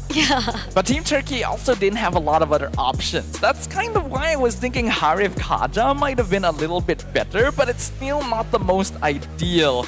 Giving up the Hilda and then trying to preserve your roamer for the very end already put TURKIYE in a bit of a difficult spot. And then choosing to pick Hayabusa first without banning Hilda is also a bit of a strange oversight. I think they had a lot of expectation that Zendaya would be able to control Uwe, and she did, but you're giving up the burst that you would normally have with heroes like Lunox or Eve. And Cambodia now has access to that alongside heroes like Yi Sun-shin and Bruno, which very easily melt through the Esmeralda compared to before. So those small differences add up and make a big difference in how easy it is for Team TURKIYE to play the game their way. But pretty much that is how Cambodia was able to topple the team of TURKIYE here for the second round. But the key players coming up right here is going to be Tegami as the goal hunter. 777. I like that number. Hitting the jackpot right there. Hitting the jackpot right here with the goal per minute. And then we got the goat here by Elon with 52,719 total damage. Definitely, it's the same situation we saw for the first round, as every time we have Esmeralda, she will be the tanker. She will be the one who survived the longest for the front line. But again, it was not as comparable for the first round. But Elan not only getting the gold, she gets the best support with 18 total assists. Yeah, I feel like that very first opening of the draft was already setting TURKIYE up in a bit more difficult of a situation. Again, I don't really know why the Granger was banned out. If you want to go Assassin first, it would have been probably better to leave Lancelot open for yourself. And just kind of forgetting that Hilda would be a threat is a bit of an issue. I think it would have been better if they went for the Eve first instead. But this time, Tegami is going to emerge as the MVP. Only one death on the Yi Sun-shin. This is also a jungle hero that's terrifying once you get a couple of items under his belt. Just how quickly the backline melted is an indication of how smooth sailing it was for Tegami. I think we've already saw how she was when she was using Lancelot from the previous group stage as well. This shows how much potential Tegami has right here. And we talked about how this is from the second place 2024 WEC. They are not to be reckoned. They are not to be messed around as well. They are here to make sure they can defend their place at WEC. So hopefully those are the crucial things that maybe Team TURKIYE will take note right after this. As more time passes, these teams just continue to become scarier and scarier. Yeah. We were hoping to see adaptability, and I think we're starting to see that. It's just which team is going to be able to adapt faster once we head on into game number 3. Before that though, we can revisit game number 2 for a moment and talk a little bit about what exactly went wrong.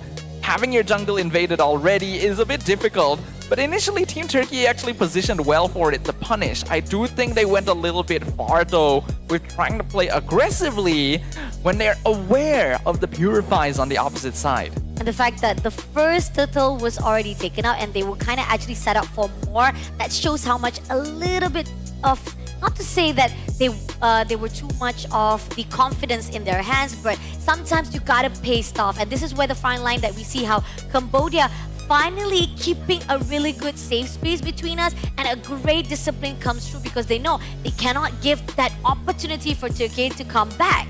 Yeah, this is more of a pick-off comp coming in from Team TURKIYE, which means that they are naturally weaker in direct 5v5 situations.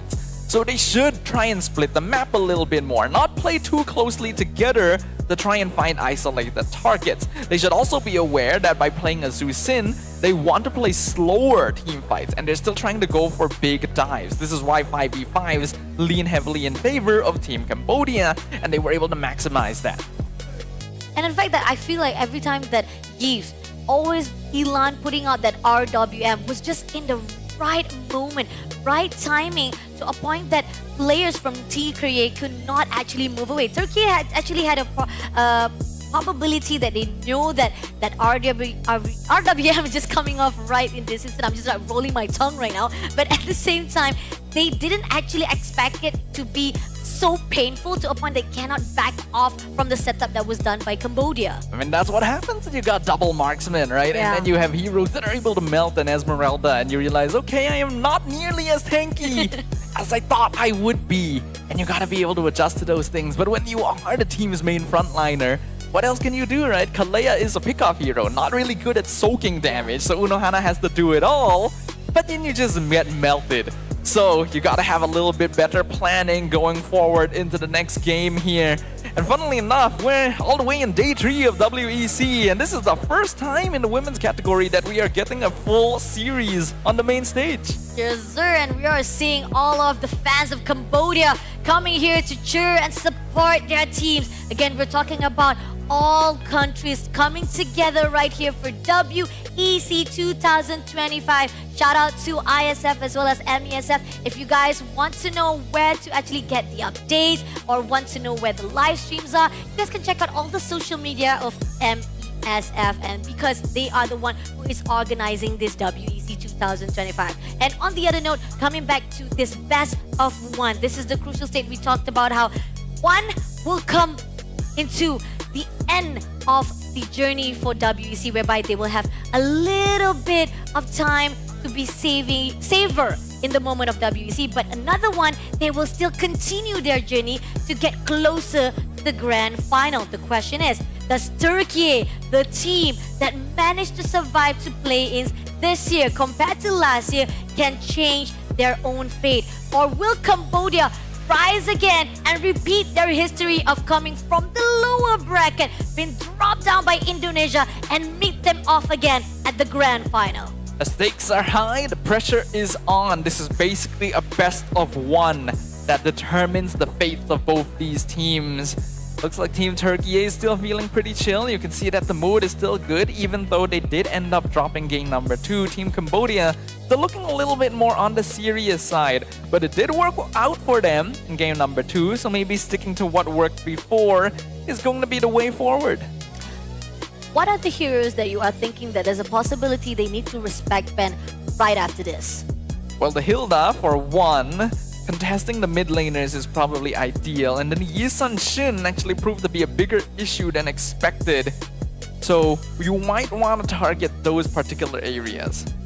Because I feel like at the time that we are seeing 2 of the rounds that was actually been put out, given the opportunity of that Eve, it's kind of actually gives so much of the freedom to the side of Team Cambodia itself. But moving into this last map of our first series, we're going into Flying Clouds. Okay, that actually does make kind of a difference here.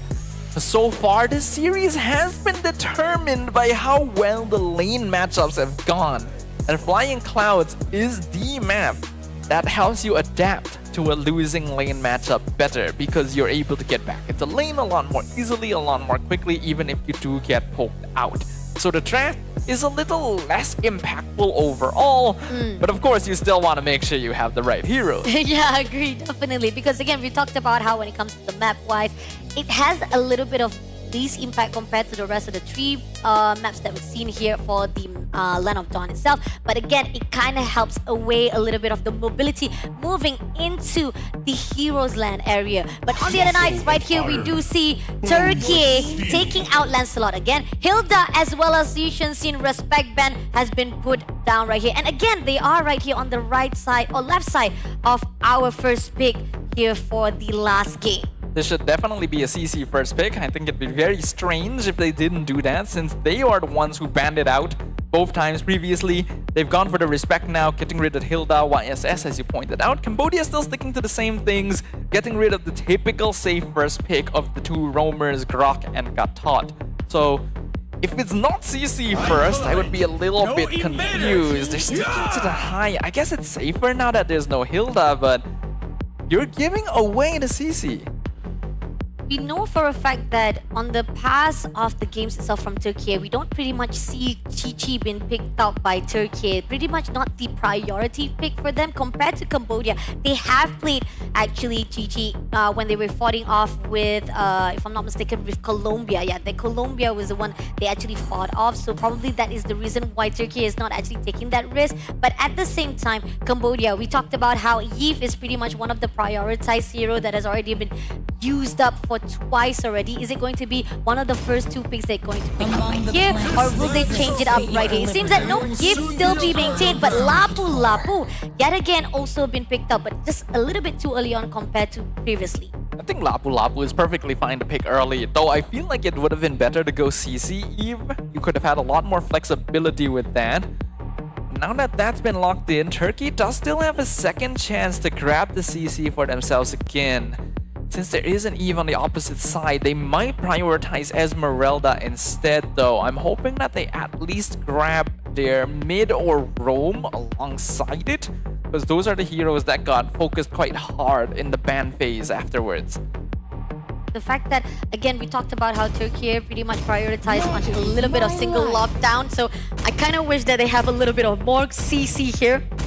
More of the lockdown for themselves as a team fight, but burst damage will be the priority here for Team Turkey, having the Harith as well as Kimi, and this is the motion that we talked about, how Kimi is very, very dangerous as a mid laner. Going for full scaling now. Yep.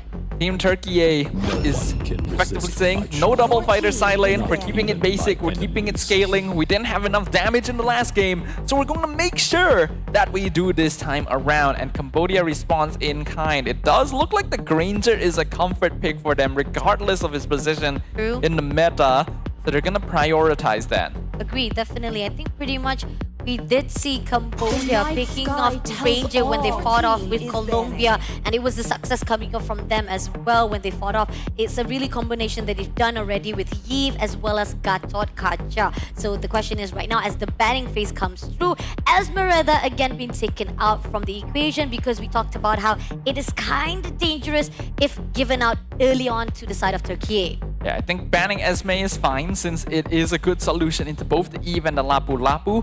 If Cambodia didn't ban it, I imagine that Turkey would actually have banned it since they wouldn't want to have that in the Harith lane. They don't really need to ban Ruby anymore since Granger has already been shown. They're going to focus on the junglers, so getting rid of the Suyo. Probably want to consider getting rid of the Joy as well. Joy. Because the fact is right now to just slowly smaller size all the pools of heroes itself, and we do see Glue being taken out from the side of Cambodia. I mean, yeah, we know for a fact that Glue, it is massive when it comes to pulling off with the spread as well as grab.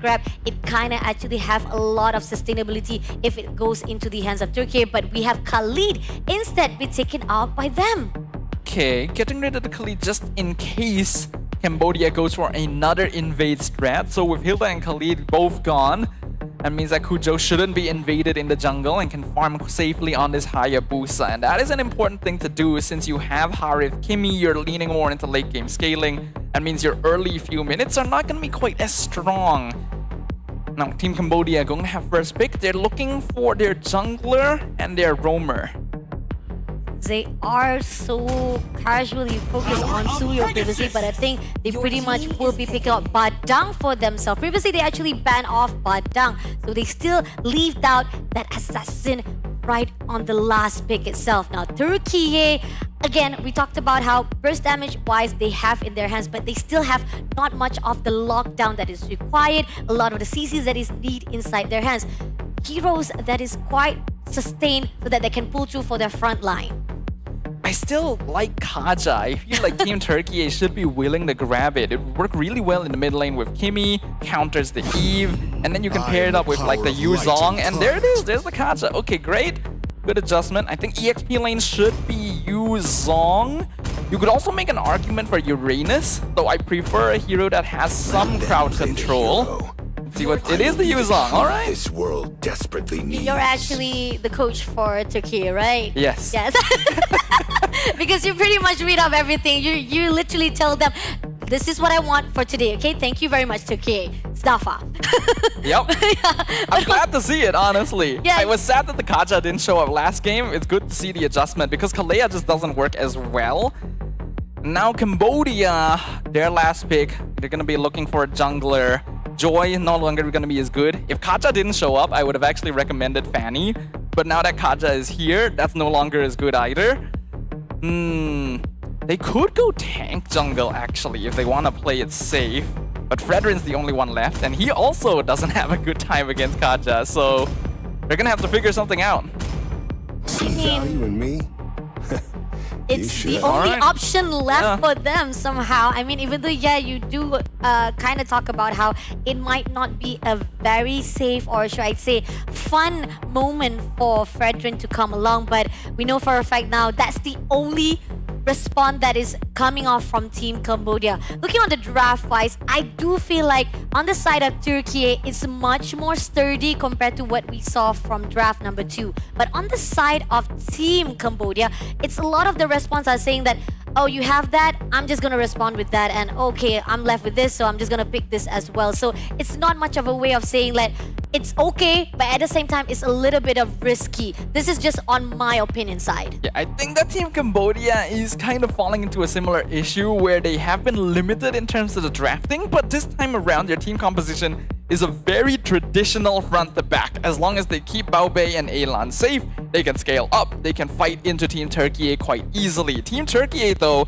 has a lot more damage scaling in exchange for being a lot squishier overall. They only have one front line, and Yuzong is not really meant to be a damage soaker. So even though they have late game scaling, they can't afford for the game to last too long either. Agree, and this is it.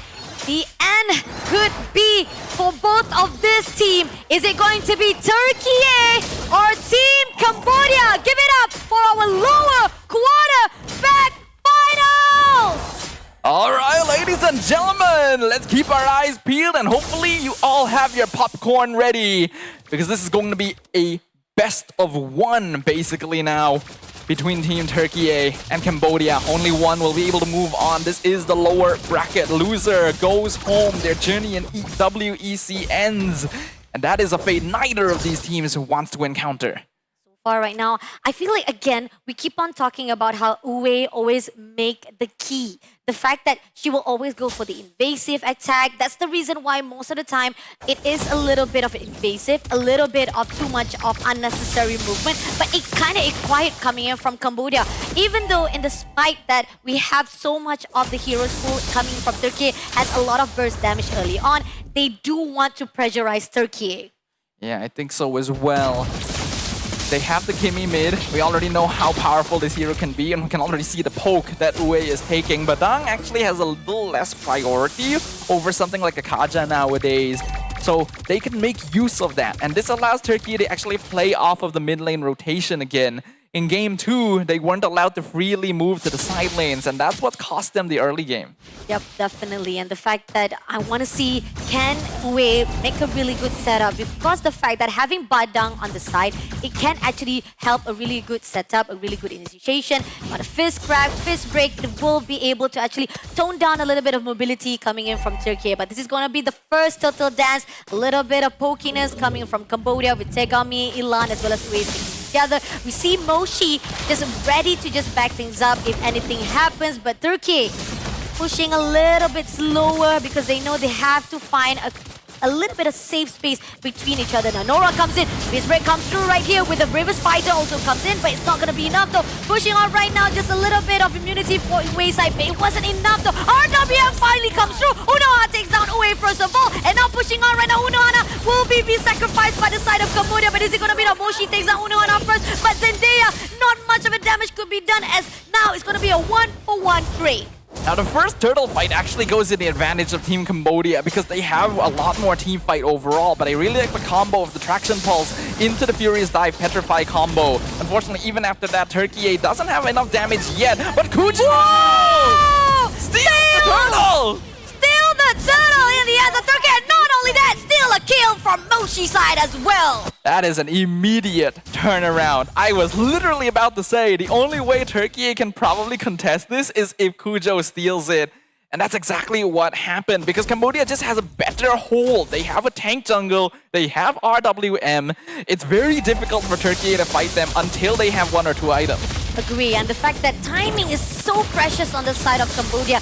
Great response coming through, but at the same time, Turkey, they need to step back just a little bit, but at the same time, play a little bit of sneaky motion. And this is where the fine line that surprise factor is needed for Turkey. All right, that's a good start. But Team Cambodia don't need to be too frazzled about this yet. They can actually afford for this game to last a little bit longer. They have really good late game scaling with Eve and Granger, and it's a very strong artillery combo with their frontliner of the Fredrin. As long as they don't fall too behind in terms of farm, they'll be absolutely fine once we get into the later stages. Yeah. just a little bit of scrimmage right here to push out, making sure that they don't actually invade too much from the goal lane side, giving a little bit of breather for Mieko as well. Now, rotation-wise, we do see Cambodia just moving from up to bottom, making sure that they can stick around and do some of trouble to the side of Turkey. Yeah, Turkey is still the team that has the slightly more difficult comp to execute, actually. And ooh, that might be trouble. This might be trouble straight away, taking out Unohana immediately with no one to back things up. It's a good win, but here on out, Shadow Kill comes through. Doesn't get anyone, unfortunately had to move away. Even Nora could not actually lock onto anyone. Cambodia just gets away with that kill. Yeah, this is the main issue of Team Turkey's lineup. They only have one frontline hero, and it's a Yu Zong. He is not designed to be a damage sponge. He needs to sustain, which means that he needs to be ahead. And Unohana has been firing pretty alright, but she's not quite farmed enough to be able to 1v4. Because of that, Team Cambodia can take advantage and brute force through with pure muscle if they find a good positioning. Let's see, right now so far, Team Turkey have a lot of answers to the side of Team Cambodia, but they're not doing so good as well. So this is going to be the second turtle dance.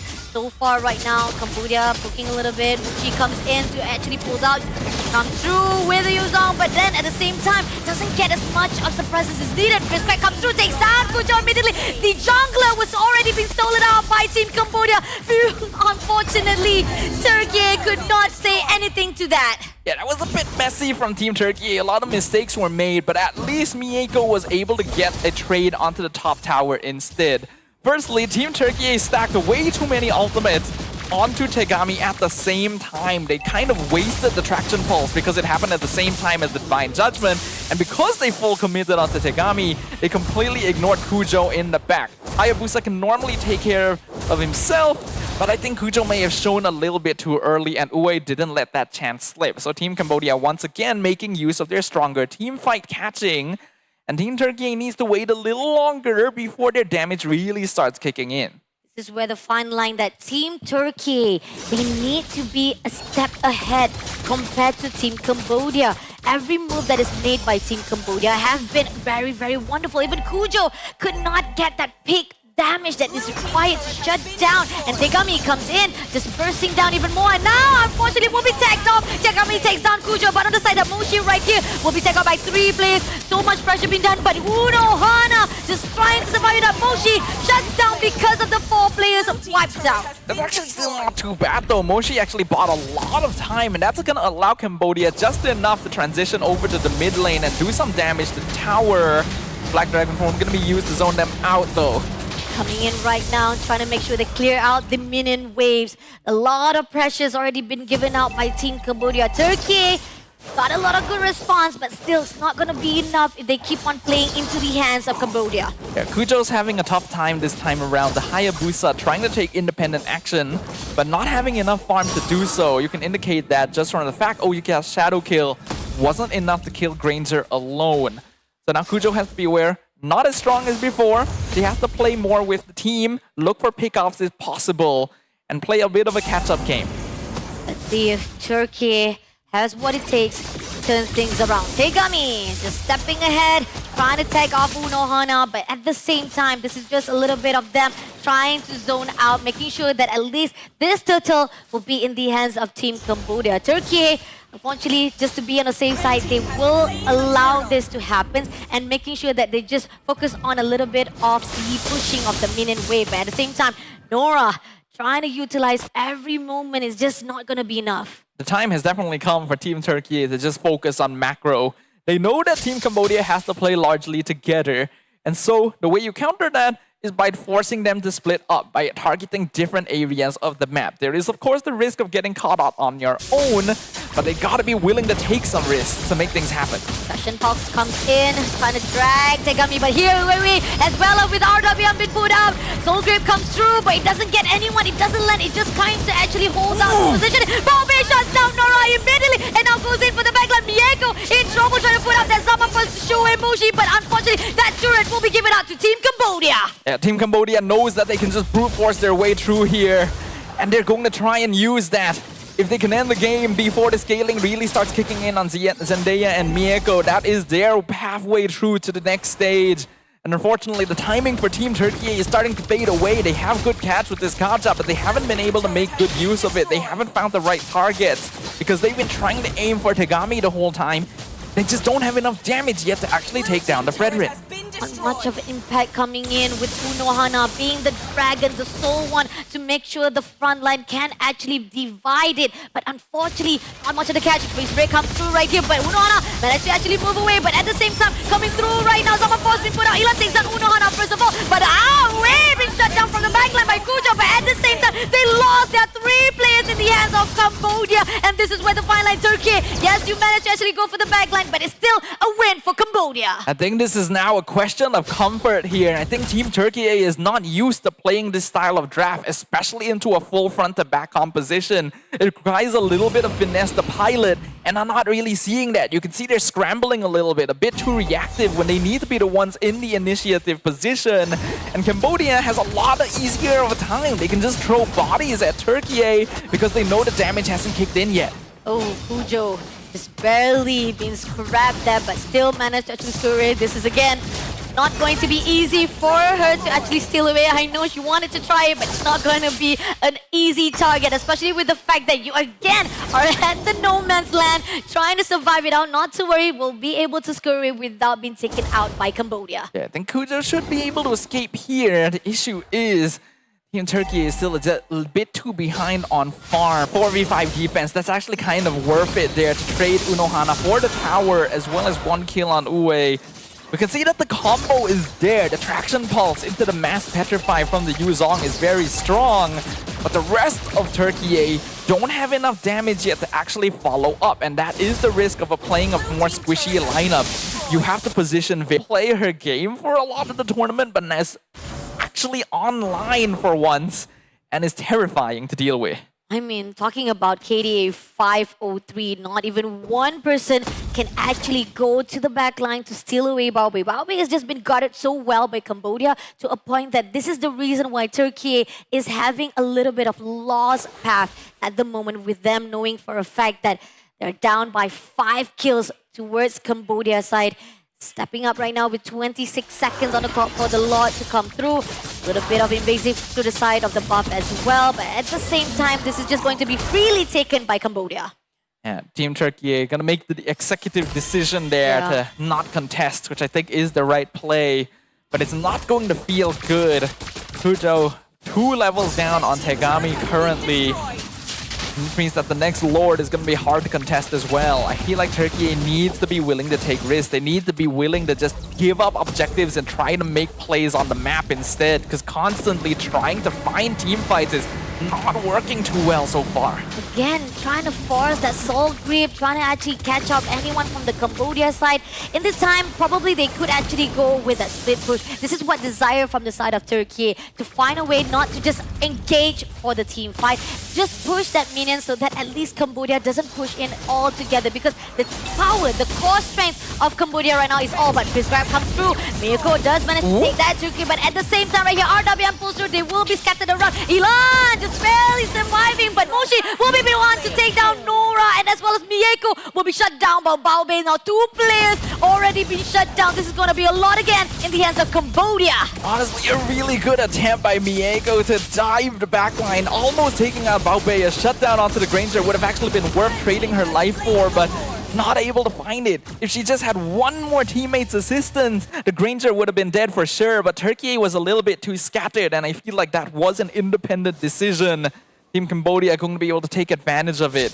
And again, if they had played the map instead, they could have at least gotten something out of it in exchange for the Lord, but they unfortunately come out without much.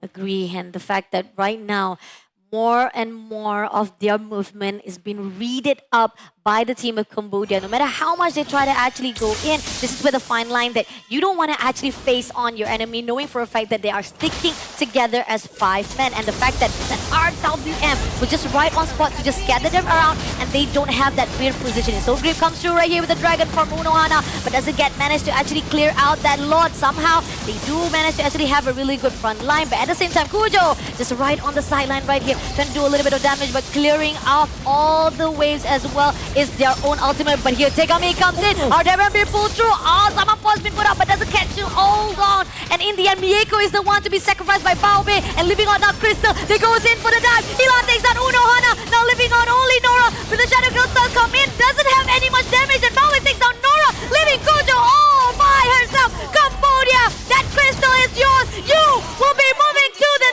next level as we say goodbye to Turkey. A maniac secured by Baobei at the very end of this game 3. As Team Cambodia has defied the odds, reversed the gameplay, and secured a reverse sweep to eliminate Team Turkiyye and keep themselves in the competition. Their dreams of once again reprising their place on the podium remaining intact. Great positioning coming off from the team of Cambodia. Turkey, unfortunately, with a really good information or even answer for the draft itself, it doesn't have a much potential or even impact to the side of Cambodia because of how much pressure, how much invasive motion that was done. And now Cambodia gets to feel a little bit happy, still surviving here for WEC 2025. Very impressive performance right there. And now we can see why Granger is such a comfort pick over for their side. And also the question of why they don't just play tank jungle more often actually. This seems like a playstyle that suits them quite well. But we can answer those questions in the future. As per usual, now that the match is over, we've got an interview up on stage. The first full series that we all have witnessed on the main stage. Team Cambodia successfully reversing that match in their favor. And with me from Team Cambodia, we have Yui. Hi Yui, congratulations on that win. Hello, thank you. How are you feeling? Feel good. You feel good. Now, I haven't had the opportunity to interview Team Cambodia up on the main stage. So of course, welcome to Malaysia. How do you like it so far? It's been good. It's been good. What do you like about Malaysia? Yes, of course. You like Malaysia. Okay, now let's talk a little bit about the game because though you guys won, that game 1 was, that was surprising. What happened in game 1? เกมមួយដែលសារពួកយើងអត់ទាន់ក្តៅដែរ She said that the team didn't have the chance to warm up yet, so that's why they played a little bit. Not a little bit, they played really bad. The typical, we haven't warmed up yet, our hands aren't warm enough. But damn, that was definitely a game 1. But game 2 and 3, what did you guys change? How did you guys change your approach regarding that matchup? ពួកយើងគ្រាន់តែព្យាយាមដោយសារអីវាគឺជាឱកាសចុងក្រោយរបស់ពួកយើងដូចគ្នា She said that it's our last chance and the back was against the wall, so it's either do or die. Oh yeah, that was definitely a do or die. And now after you guys actually managed to win up against Team Turkiyye, you guys still have a chance at podium this time around once again. Now your next match will potentially be either Malaysia or Argentina. You as a player from Team Cambodia, who do you want to meet? ពីជាហើយណា No, Malaysia. No, yeah, Malaysia. Argentina. ម៉ាឡេស៊ី Oh, why Malaysia? ពួកយើងចង់សាកខំប្រឹងលេងមួយគាត់ម្ដងទៀត Because she wants a rematch Oh, she wants a rematch from? from the qualifiers. Oh, from the qualifiers. You know what? I think that will be a very interesting matchup if Team Malaysia were to win Team Argentina in a very short while. Congratulations to Yui once again and to Team Cambodia. And with that, let us show it back to the casters to break down what happened in this amazing, intense opening match of the day.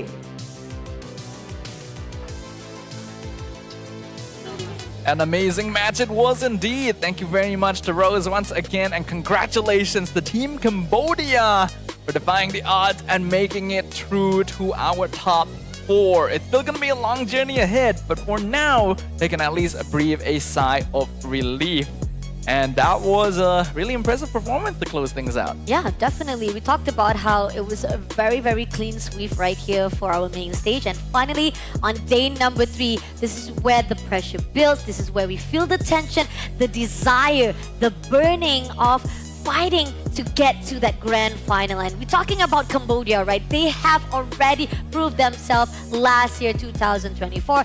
There's no way they want to get dropped this easily without contesting to that grand final yet again. But looking on the stats, 15-minute 49 play time. I think even from the start itself, we saw how Cambodia was just dominating, was just conquering every single movement of Turkey that they could not actually go out of their way to fight off. Yeah, it is an unfortunate final performance for Yeah. Team Turkey, but while I did like the draft, I feel like they didn't really adapt to play it properly. They should have been well aware that this is not a draft that's particularly suited for contesting the first hurdle, so it should have been aiming towards catching out people in the side lane. They have a divine judgment, but it was almost exclusively used on Tegami, just to try and secure retributions instead of trying to get cheeky kills off on the squishier targets in the back line. They should have focused a bit more on Uno Hana's lane, because as their main frontliner, this Yuzong desperately requires a snowball, desperately requires being unlocked from the EXP in order to create an impact on the map. And by leaving her alone to duel with Moshi, it ends up being very 50-50, and when you're in an even situation, Lapu Lapu ends up performing better. So you no longer have a frontline, you haven't been able to set up a snowball for your Hayabusa because the Divine Judgment wasn't used to get pickoffs on the Eve or Granger, and the snowball just starts building up until you no longer can catch up in terms of damage. Agree. The setup that was done by Team Cambodia was just too perfect,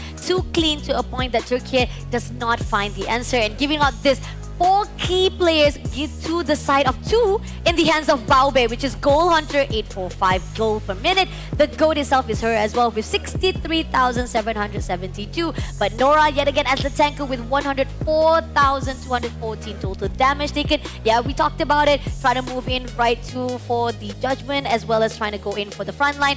But our best support will be Yue yet again, making a lot of decision, making a lot of initiation with the 15 total assists. But the MVP for our last match goes to Baobei with the KDA of 10.05.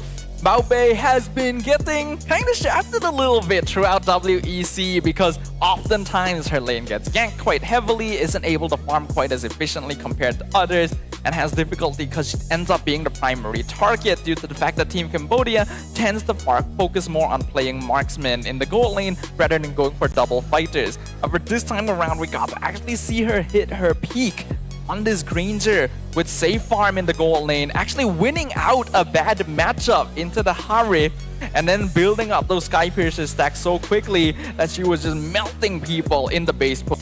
Yeah, they are a draft that is suited for finding isolated targets, but they weren't really playing for that style. And I feel like that's a big waste of what the Kaja is capable of. Again, should have focused a bit more on winning out EXP lane so that this Yuzong genuinely becomes an issue, because Unohana wasn't really able to do too much throughout the game because the melting is just too much. And then find a way to more accurately target the backline. I feel like you should not be approaching a Fredrin composition from the front. You need to be looking for different angles of approach, and I wasn't seeing that sort of flexibility. That's what ultimately cost them. And the fact that we also talked about how Team Turkey keep on focusing on the macro wise. They're not actually also focusing or even actually have a little bit of peak for that micro division. Maybe at least do a little bit of pushing of that minion as well, because all the wave keeps on denied by the team of Cambodia, and that gives them so much of control of the map itself. So Team Turkey, unfortunately, it was outsmarted by how clean the play that was done by Cambodia. That's why I wish that the Eve was the first pick instead of Hayabusa. They spent so many bans getting rid of heroes that could mess with the Hayabusa, the Hilda, the Khalid, and then setting up for scaling into the late game, and then just letting Fredrin go, which yes can be countered by Kacha, but you don't really have the burst damage to finish him off. So you already need to adjust your gameplay for that. But because they didn't, Team Cambodia were able to find their way through and qualify for the next round. Now, here's the thing. we have another lower quarterfinals right after this, and it is going to be Malaysia, our host country of WEC 2025, with the team of Argentina, who will be going into the step line or who will say goodbye. We'll see you guys right after this. Do not go anywhere. This is WEC 2025. To be in the zone, gamers need true support. One that's in sync with your body at every angle. Takes your weight without pressure. Fully adjustable to cradle your spine and adapts as you shift in your seat. True ergonomic alignment to achieve your perfect gaming form.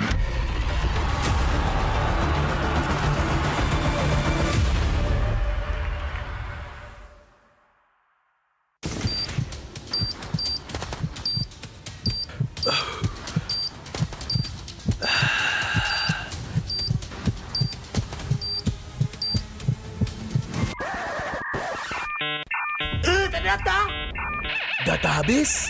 Jangan risau.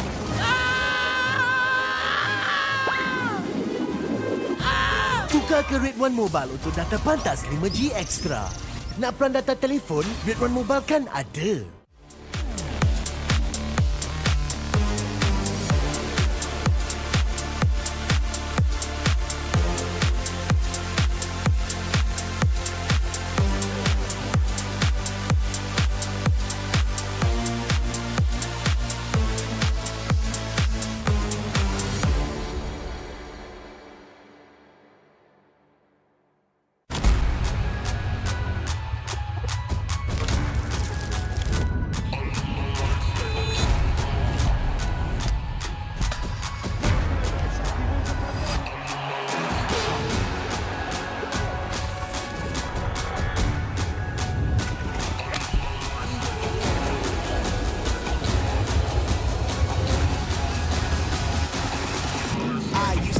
Coin in the waterfalls in the wishing well.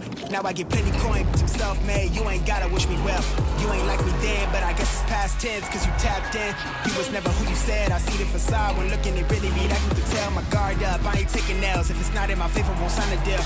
I got the royalty in the mail. I got authority in the field. Take a look in my iris. I be precise with the timing. I move on a tuck that's the high risk. I never know where my mind went.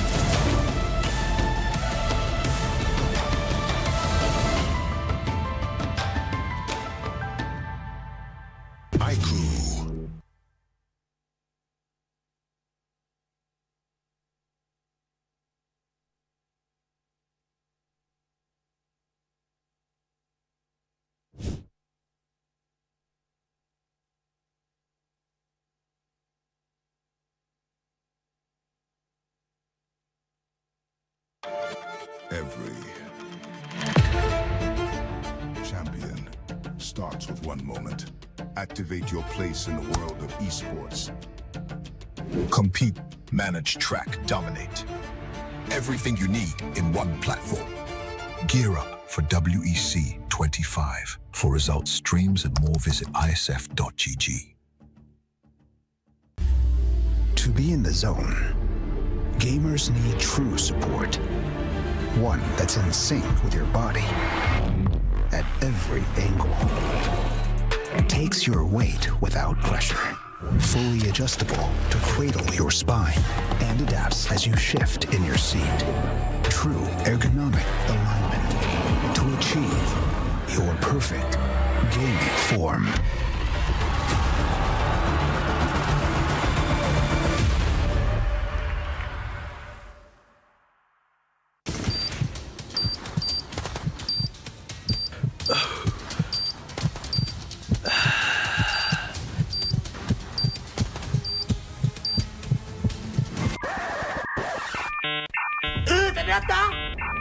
Data habis? Jangan risau.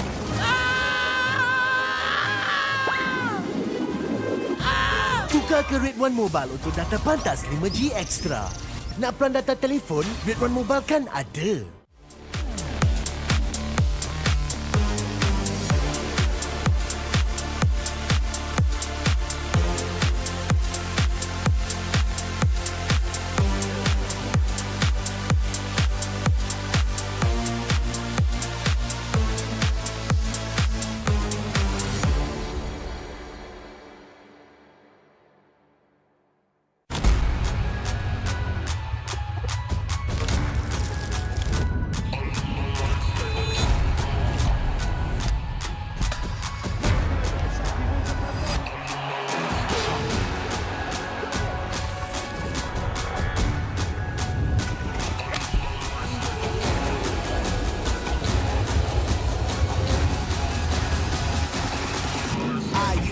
Coin in the waterfalls, in the wishing well. Now I get plenty coin, but I'm self-made. You ain't gotta wish me well. You ain't like me then, but I guess it's past tense, cause you tapped in. You was never who you said. I see the facade when looking, it really be like you could tell. My guard up, I ain't taking nails. If it's not in my favor, won't sign a deal. I got the royalty in the mail. I got authority in the field. Take a look in my iris. I be precise with the timing. I move on a touch that's the high risk. I never know where my mind went.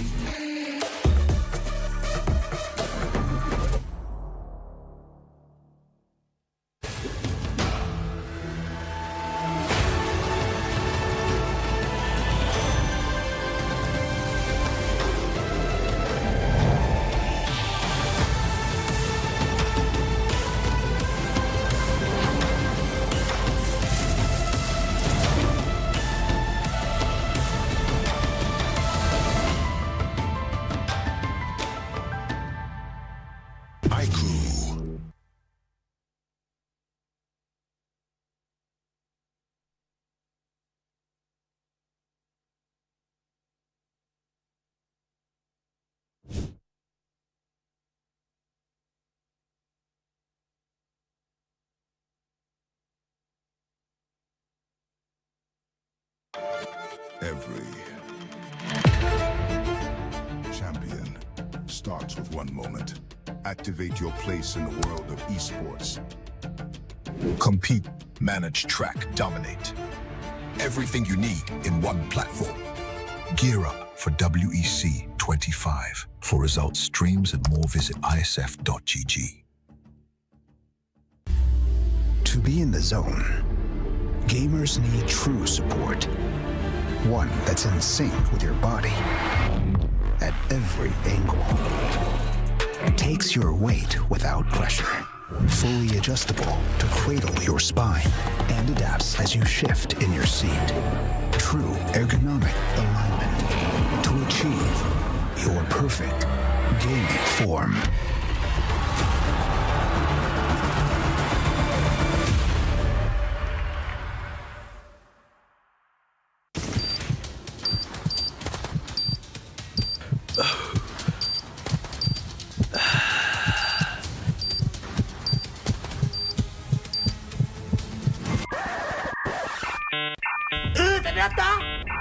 Data habis?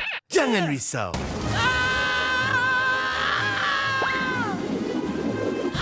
Tukar ke Red One Mobile untuk data pantas 5G Extra. Nak peran data telefon? Duit One Mobile kan ada.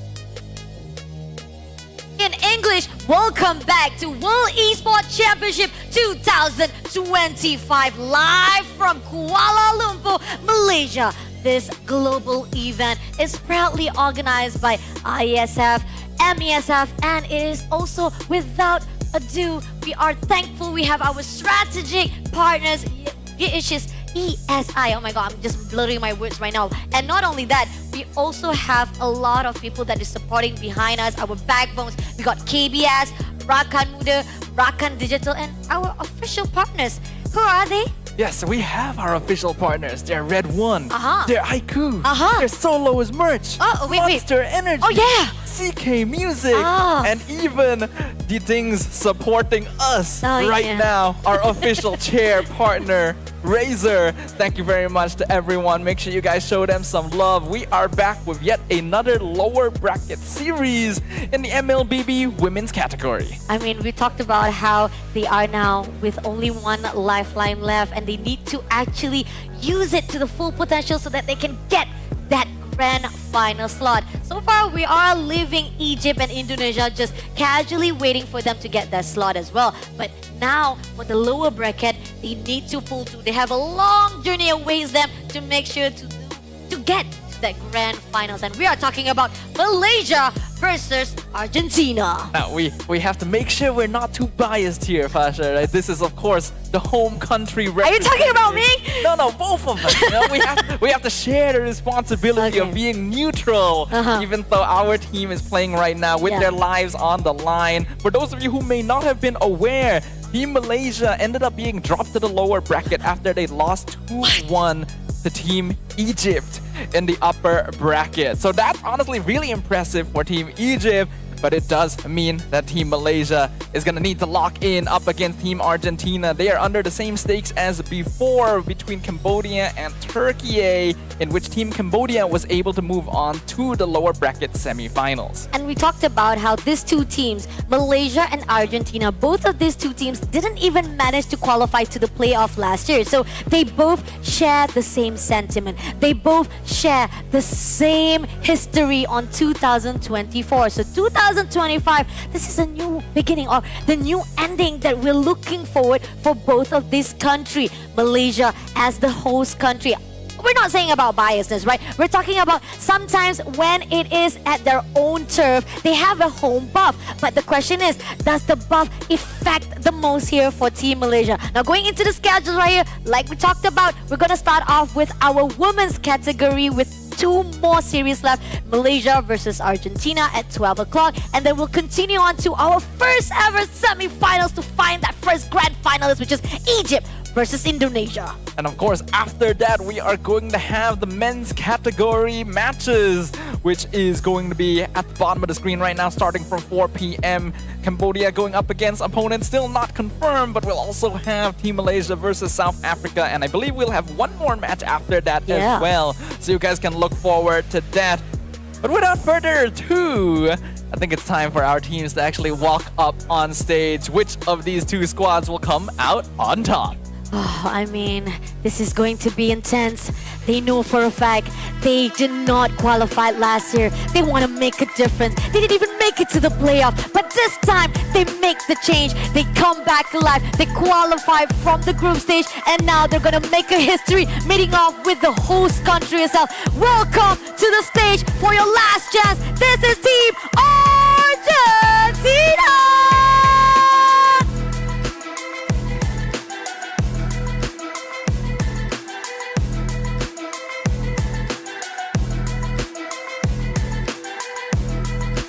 Going head-to-head against Argentina in the land of dawn is going to be the host country representatives, not willing to allow their previous loss in the upper bracket to stifle their momentum.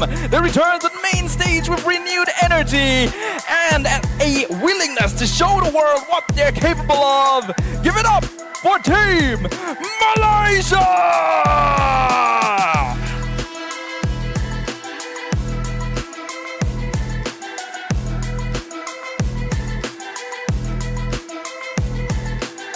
Clock is ticking. Both of this team want more from World Esports Championship 2025. They were denied last year. 2005 can make them the year that they needed.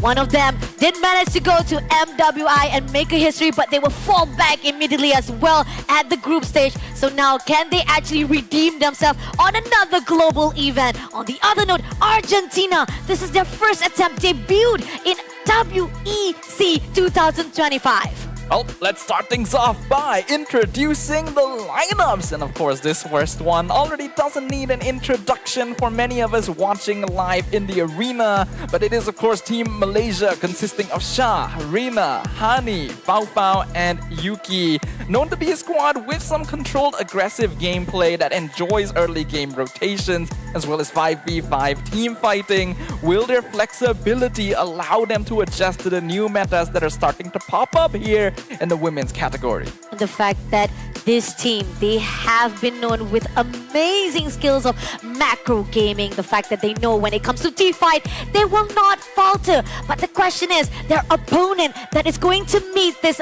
macro genius queens in Malaysia is going to be Argentina, comprised of Neo, Miyuki, Naval, who just recently coming into debut for the mid lane, as well as Riza and Miss, who returns back for the WEC 2025. Team Argentina is a lineup that has proven themselves over and over again. Definitely a region that not many would have put stocks in before the beginning of the competition, but now defying all expectations and eager to move even further in their first journey here at WEC 2025. I'm looking forward to see what other secret strategies they may have hidden in their back pocket. And the fact that we are seeing that some of the fights that comes from Team Argentina that we saw when they fought off with Uzbekistan still has a priority on the two-fighter lane. And this is where we say, hey, this is the meta right now. A lot of the prioritized, not just from the woman category, we do see it from the men category as well.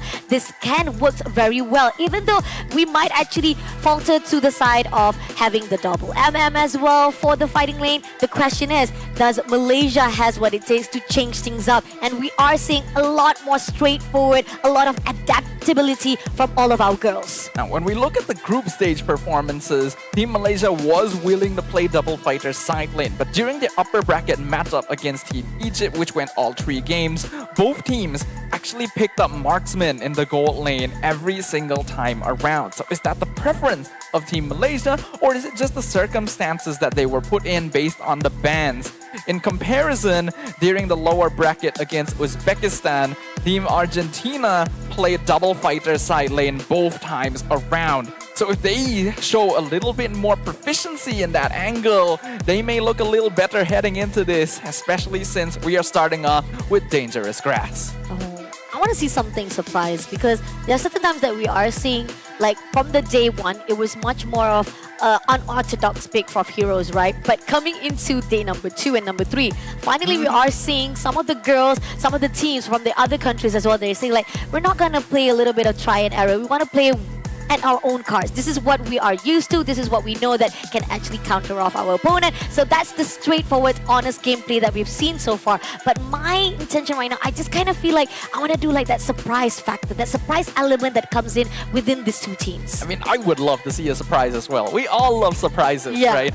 But you gotta be careful Yeah. with those surprises, because drafting and playing on a level as big as this is a balancing act. On one hand, you need to have a good hero pool, and you gotta be able to adapt to picking up heroes that maybe you're not as used to playing, because you might get countered, or if you go for your comfort, then it might not be the right pick at the time. But at the same time, your comfort picks are something that you're so used to that you may be able to defy the odds with them anyway. So you gotta be able to make that decision. Which angle do you go for? What are the risks you are willing to take?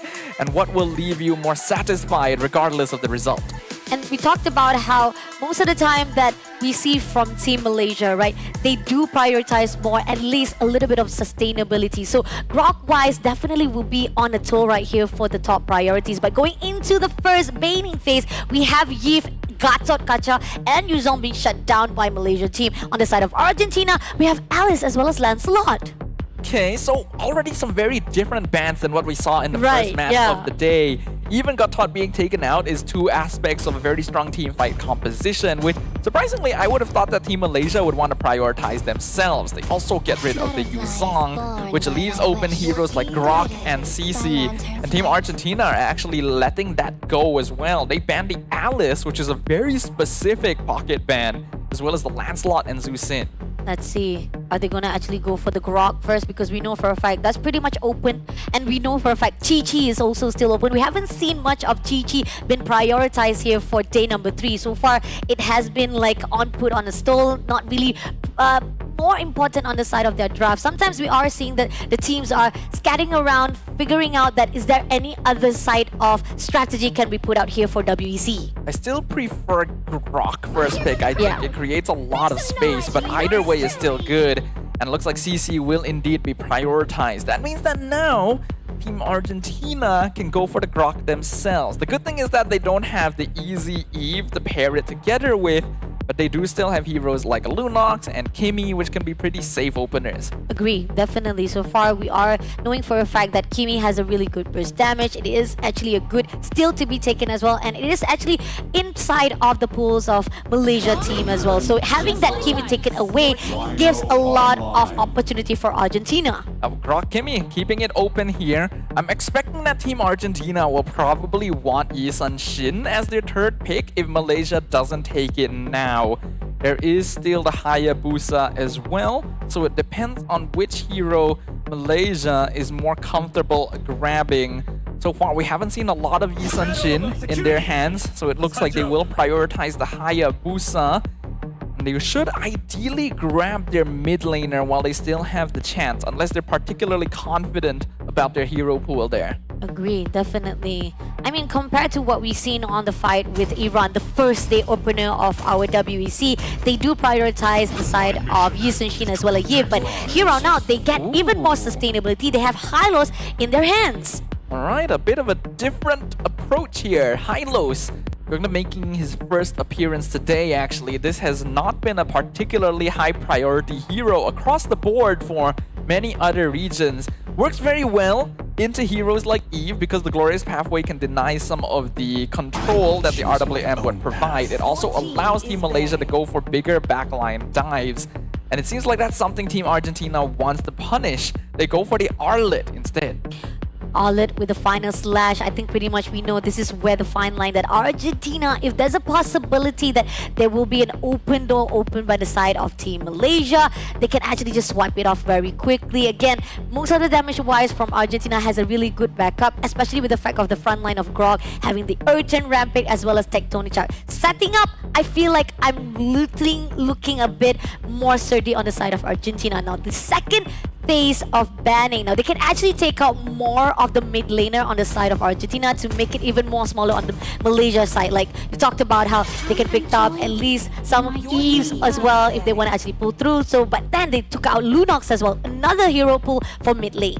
There's not a lot of meta mid laners left in the pool at this point. It is basically Pharsa and then to some extent Valentina, actually. And Argentina might want to consider banning Valentina just to make sure that the tech charge and the final slash don't get stolen away, because the Pharsa is going to be a lot easier to cancel now that they have the heroes they have on their side. As expected, Team Malaysia is going to start banning out the junglers. They get rid of Fredrin. I do think they should consider banning Yi Sun Shin as well, but if they're leaning towards tanks, maybe they'll get rid of Baxia instead. Oh yeah, definitely. Someone that they can actually have the capability to move around quickly, have the sustain as well. Those are the crucial things that Argentina is looking at this moment right now. But again, they have one more life of them to actually ban off, and talking about how mid lane can be shut down even more further to make it more smaller. But again, they focus on Lapu Lapu instead to be taken out, knowing for a fact Lapu Lapu with the bravest fighter can move around, can have actually a good hold positioning for Team Malaysia to shut down off Argentina. So that's actually a good move coming from them. Yeah, I think it's a great idea to ban the Lapu Lapu. So they're going to be leaving the Valentina open. I think that is probably Team Malaysia's best bet if they're looking into the mid laner. Lapu is one of the few EXP lanes that has a pretty solid matchup into the Arlet, because after that things become a little bit more difficult. You can go Phoveus, but a good Arlet can actually outplay that, or you can go Uranus, but then you will be lacking crowd control in exchange. It also depends on whether or not Malaysia wants to flex this CC into the gold lane, because if not, then that is already going to be their Arlet matchup. They do get rid of the Ruby though, so I think they probably intend to play Harif. They do feel like that could be a case right here with Suyo being picked up by Argentina. Pretty much there's not much of assassin jungler can be picked up, especially the fact that they've already taken out some of the tank heroes. I mean, yeah, Baxia is still open, but I think with Suyo on the side of Argentina, this could be just them playing by their own comfort pick itself. Suyo so far been doing pretty well for the teams that know how to use him proficiently, and Argentina is one of them. This was the hero that secured their Game 1 victory against Uzbekistan in the previous round of the lower bracket. So they want to lean towards comfort. Team Malaysia now can be looking for their mid laner and a potential gold. Valentina Harith probably makes the most sense directly. You could still go Farsa, but I feel like there's a lot of cancel that makes that job a bit difficult. We've also seen Malaysia play Lilia in the past, but looks like they'll play it safe. They go for the Kagura and the Phoveus. Okay, I mean, again, laning phase wise, you talked about how Phoveus can be a little bit difficult fighting off with all-out one-on-one, but I think pretty much how Malaysia is going to be like, they want to actually have that opportunity to have a good control, at least with the AoE coming off from Phoveus itself with the Infinite Pursuit, that could actually be proven. But with also TT coming along right here as the goal laner, Curtain Call can also have a good pull for the composition of Malaysia coming in. But Xborg as the final answer of Argentina. What are your thoughts on this, Tafa? Xborg last pick is excellent. Yeah. Team Argentina. As long as there's 3 frontliners or more on the opposite side, Xborg just naturally becomes good, and that's exactly what Team Malaysia has. And looking at this draft, I'm actually a little bit concerned for our host country team, because you do not have very good late game scaling. You're actually depending on CC for that as a fighter. So you cannot allow this game to last too long, or Team Argentina just naturally outscales you. Pressure-wise, definitely will be given out straight away to Team Malaysia right now as the draft. But then again, if they can actually make a good control and their own motion here against Team Argentina, then things around could be decided here by themselves. But then again, Argentina so far looking at their own draft, they're actually having a better control, having a really good initiation, especially with the fact that the burst damage coming along with Xbox as well as Kimi. But unfortunately, on the side of Malaysia, hopefully if they have the opportunity to actually control that damage, it might go into their favor. But again, welcome to WEC 2025, everyone. This is the last lower bracket quarterfinals. They need to prove themselves to survive here at the WEC 2025. Give it up to Malaysia versus Argentina. And they're already trading blows a little bit here in the mid lane. We can expect to see an enhanced aggression overall this game, because both sides actually have a pretty strong level 3, level 4 power spike. First Turtle is 100% going to be quite chaotic. And Team Malaysia are the ones that need to be setting the tempo. Again, playing multiple fighters means that their late game scaling is going to be lacking, especially since they have a Kagura versus a Kimi, with Naval even going for Weakness Finder to set up for that scaling. This Xborg as well is going to be a big issue, and I'm hoping to see a little bit more focus from Malaysia onto the gold lane to make sure that Riza cannot start building up a snowball. And a lot of pressure coming in, even Fafao trying to actually do a little bit of extension, but again, they need to have a safe space. It's a driver put out with the mighty swing. Miyuki shuts down Honey immediately. And that's the concern, right? Team Malaysia is going to be scattered quite a bit in order to make things happen on the side lanes, and that means it leaves the mid lane kind of uncontested. Kimi actually clears wave a little bit faster than Kagura as well. So Hani's not going to have an easy time. Her job this entire game is actually going to land the yin-yang overturn combo on either Miyuki or Naval. Not an easy job to do, especially since it is going to be very cooldown based.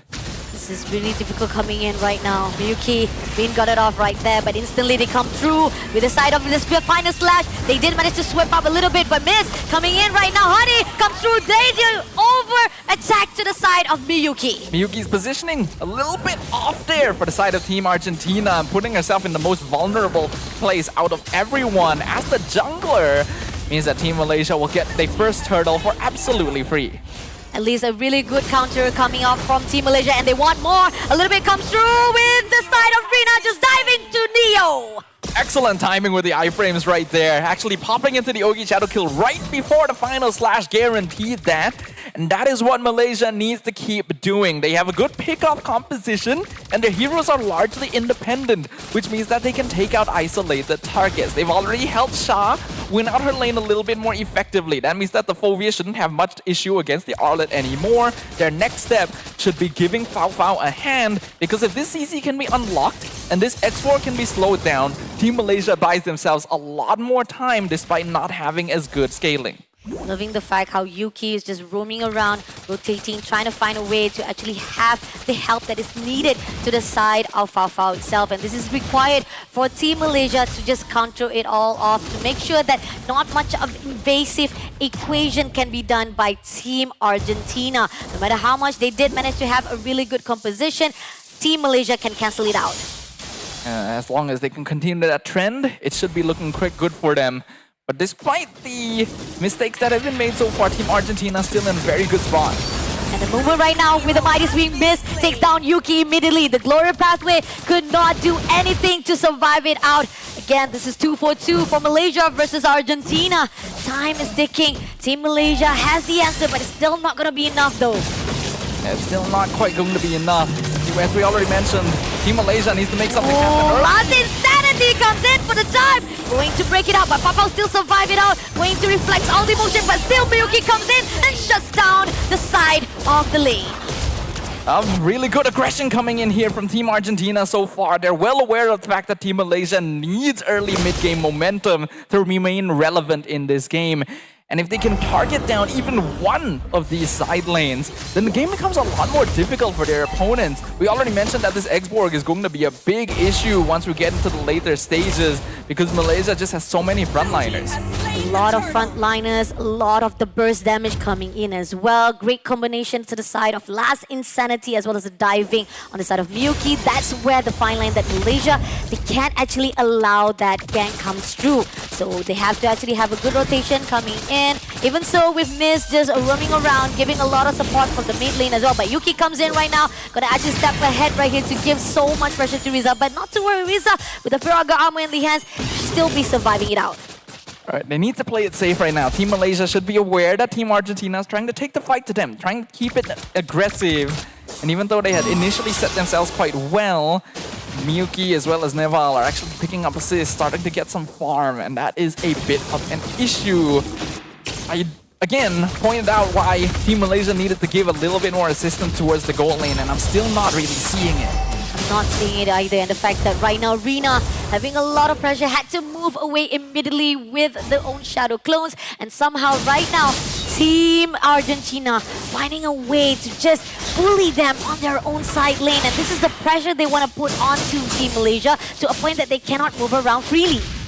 I was already a bit concerned when looking at this draft. Team Malaysia has good rundown composition, but X4 counters. Oh, takes down the charge, comes through, two players comes in. Naval takes down Yuki as well as Josh is down by Neo herself. And now moving along, three players to survive it out. It seems that Rina at least gets the free turret herself right here at the top. The split push that's done by Malaysia can actually have a little bit of neutralization.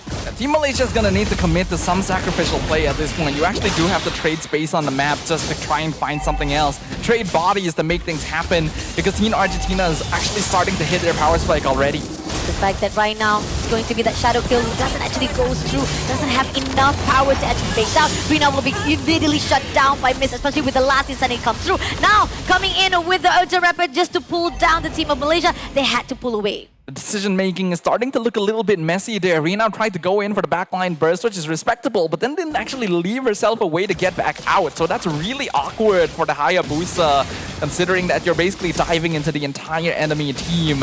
The goal lead is now 2.6k in favor of Team Argentina at 7 minutes. That is actually fairly notable, but not quite at the range yet where the game is over.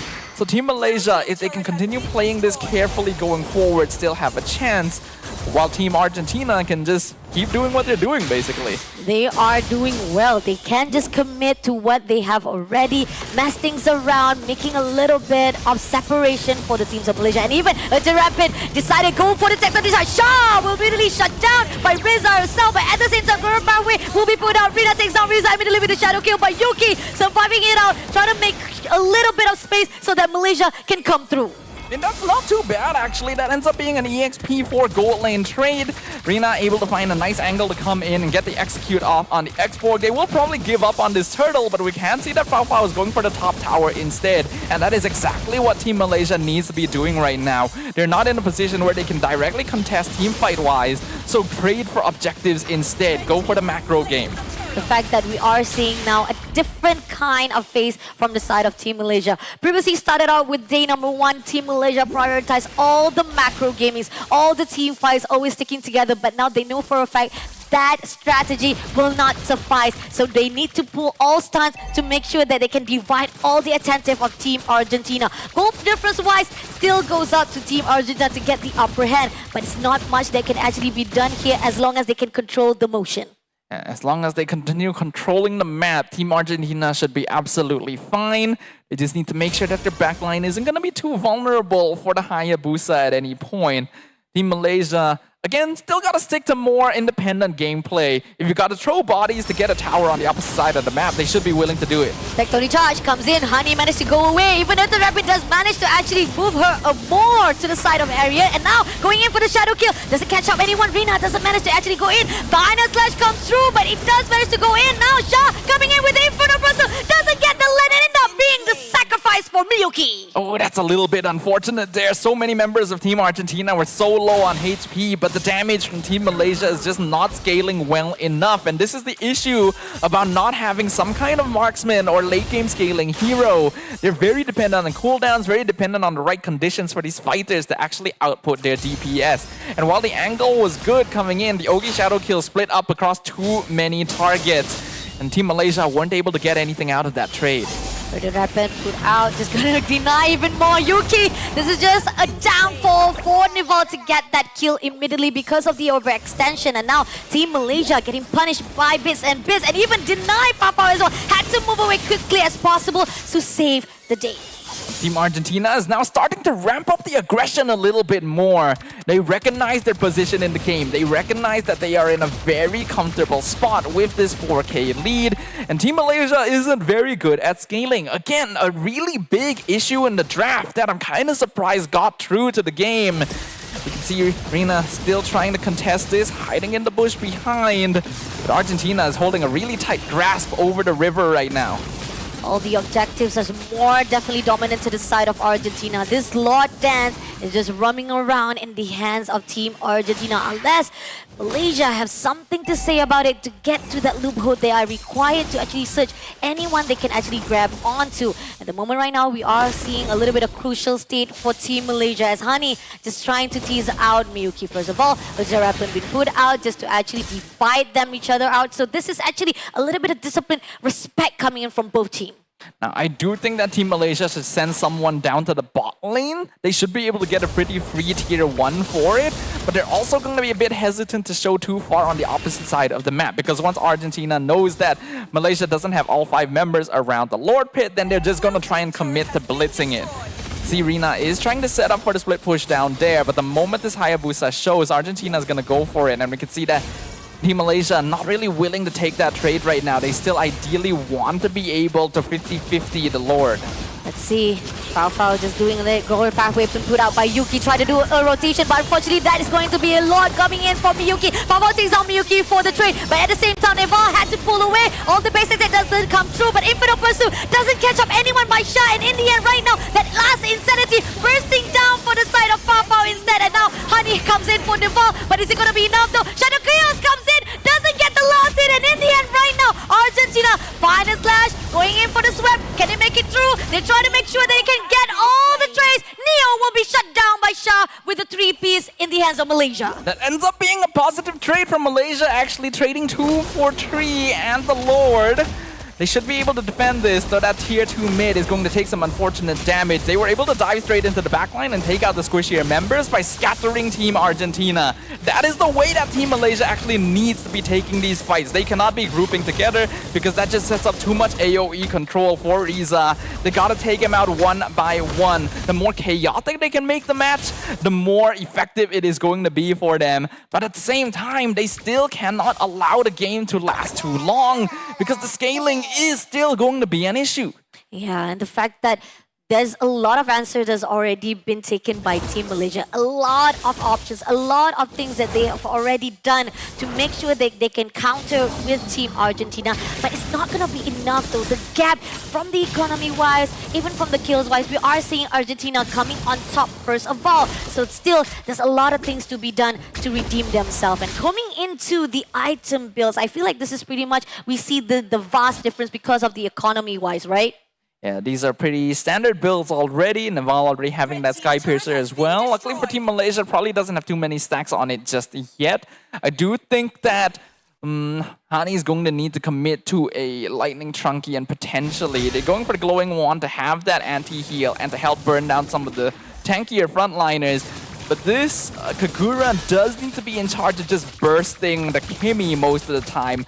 So having items that can support that would be more ideal. I do like the Winter Crown though, being built by Shah right now, knowing that she is the main front line for Malaysia, and the more time that she can buy, the easier it'll be for the rest of her teammates. Let's see.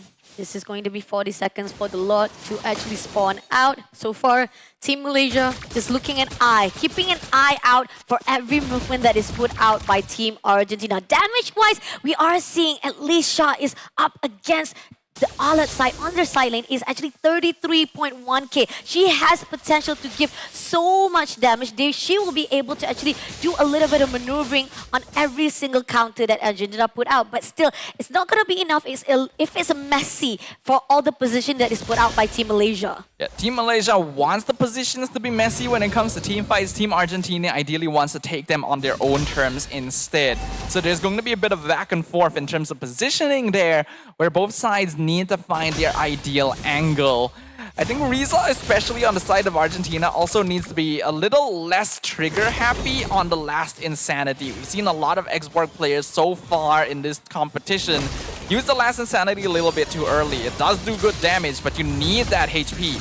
And now coming in for the Glory Pathway, Tectonic Charge comes through, gets Shah first of all, with the last Insanity bursting down. Fafa gets Neo first of all for the back up, but at the same time right here, Yuki will be the sacrificial, but she still survived with the immortality. Now gonna stun out Miyuki right at the back line. Unfortunately, we're able to take down Yuki as well, but at the same time right here, we do see Fafa shuts down with Hani being traded out by Miyuki. This lot is still open, but a really good composure coming in from Team Malaysia.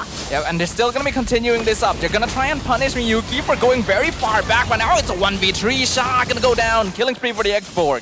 Last Insanity, great response-wise, and Rina unfortunately caught off guard. Did manage to take down Miyuki by Fao there, but at the same time right here, we do see massive defense coming in from Team Malaysia. It ends up being actually kind of positive for Team Malaysia. Oh, not quite enough damage. Rina still needs a little bit more stacks, Sky Piercer-wise. Not actually sure if she even has the item.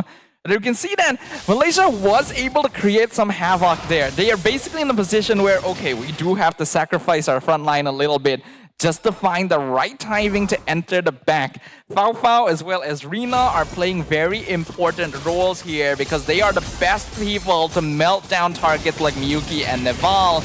And if they can take them out of the fight, it does become a lot easier. Riza as well.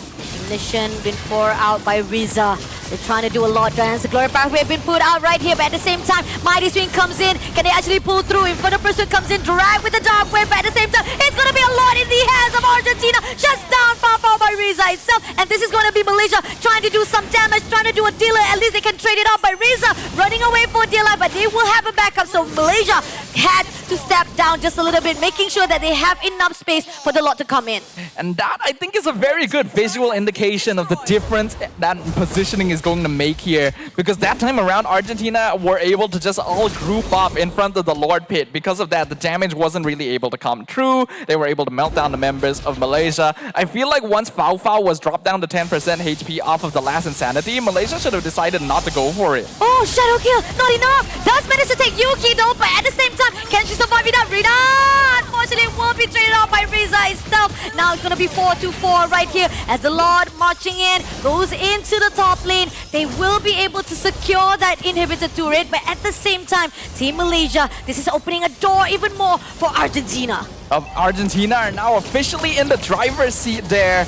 And Team Malaysia gonna pop the glorious pathway. Take Tony Taj comes in, gets Yuki, but Yuki still managed to survive it out because of the glory pathway. So Malaysia still managed to actually counter it all. The game is not over yet, but it is going to become very difficult for Team Malaysia. No matter what, they need to keep Fafao alive. She is basically their marksman in this game, because they don't have any other source of consistent DPS output. If everyone else needs to sacrifice themselves for this CC to remain relevant, they have to just do it, because Argentina are going to outdamage them no matter what. You gotta take out Naval, you gotta take out Riza, you gotta distract Miyuki if possible. Those are the tickets to victory for Team Malaysia. And as long as Team Argentina doesn't fall for that sort of play, they have a straight line to victory here. And the fact that right now they're picking off one after another, and this is what required for Team Malaysia. They know they have to actually divide to conquer. Somehow right here with the Wintergong comes in, they still manage to survive it out, goes in for the Gloria pathway, stoles it up, but at the same time right here, Bani takes down Miyuki immediately with the last Insanity, doesn't hit anyone at all. Now Neo gonna be actually sacrificed for the side of Team Malaysia, but at the same time they did manage to trade off with Fafao. Now coming in for the push, Earth Rapid as a division, but they denied completely. Rina comes in with a shadow kill, takes down Riza, just a little bit more. Riza, you will not be able to survive it up. You still have that Miragama. Will they deny it immediately? No! Honey! As the last one to shut down Riza. And there we go. That is the big team fight victory that Team Malaysia had been looking for. Again, I feel like they could have put a little bit more resource into making sure that Fafao could survive. But Fafao did an incredible job of avoiding being picked off at the very beginning thanks to their Winter Crown and actually distracting Team Argentina despite being the main core. That allowed the fight to last long enough for Team Malaysia to take control. No, Tectonic Charge gets Shah and Yuki as well, but still, that Gloria pathway surviving it out, especially with the revitalization, still managed to actually have them to be surviving. But Hani comes along, shuts down Nival, giving more opportunity for Team Malaysia. Hani now starting to stand out a little bit as the MVP there. We see the Wishing Lantern already complete as well. So trying to go for a more universal damage draft, not actually just targeting the Kimi, but also attempting to help contribute to whittling down heroes like Miz and Neo. They're now working on the Lord. Argentina sees this. Can they contest? Putting out the Earth and Rampage, but they're denying it. Glory Fire has been put out by Miyuki. They're now coming in right now. They survive it out. They will be able to secure this one, denying Miyuki to come in. Shut down by Rina. Last Insanity to use as escape mechanism, and Argentina backs off. Really good attempt there by Argentina. But Miyuki was the only one that could actually break through the front line. And if you're the only one going through, you are going to be the main target. The Lord knockup, also very lucky in favor of Team Malaysia, getting the hit onto the Suyo right around the retribution timing.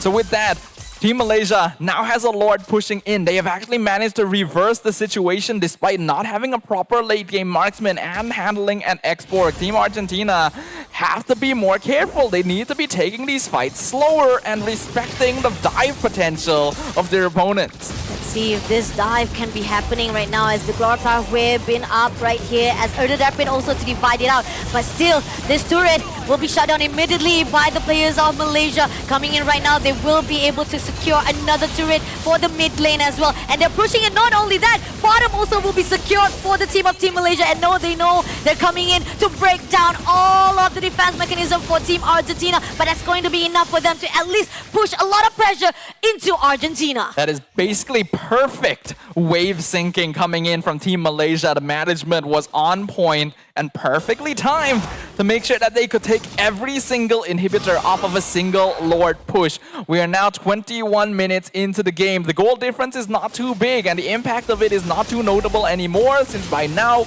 most of the core heroes are going to be hitting full item builds. It does just come down to execution and composure, and Team Malaysia has given themselves a lot more breathing room now that both of the bases are basically empty.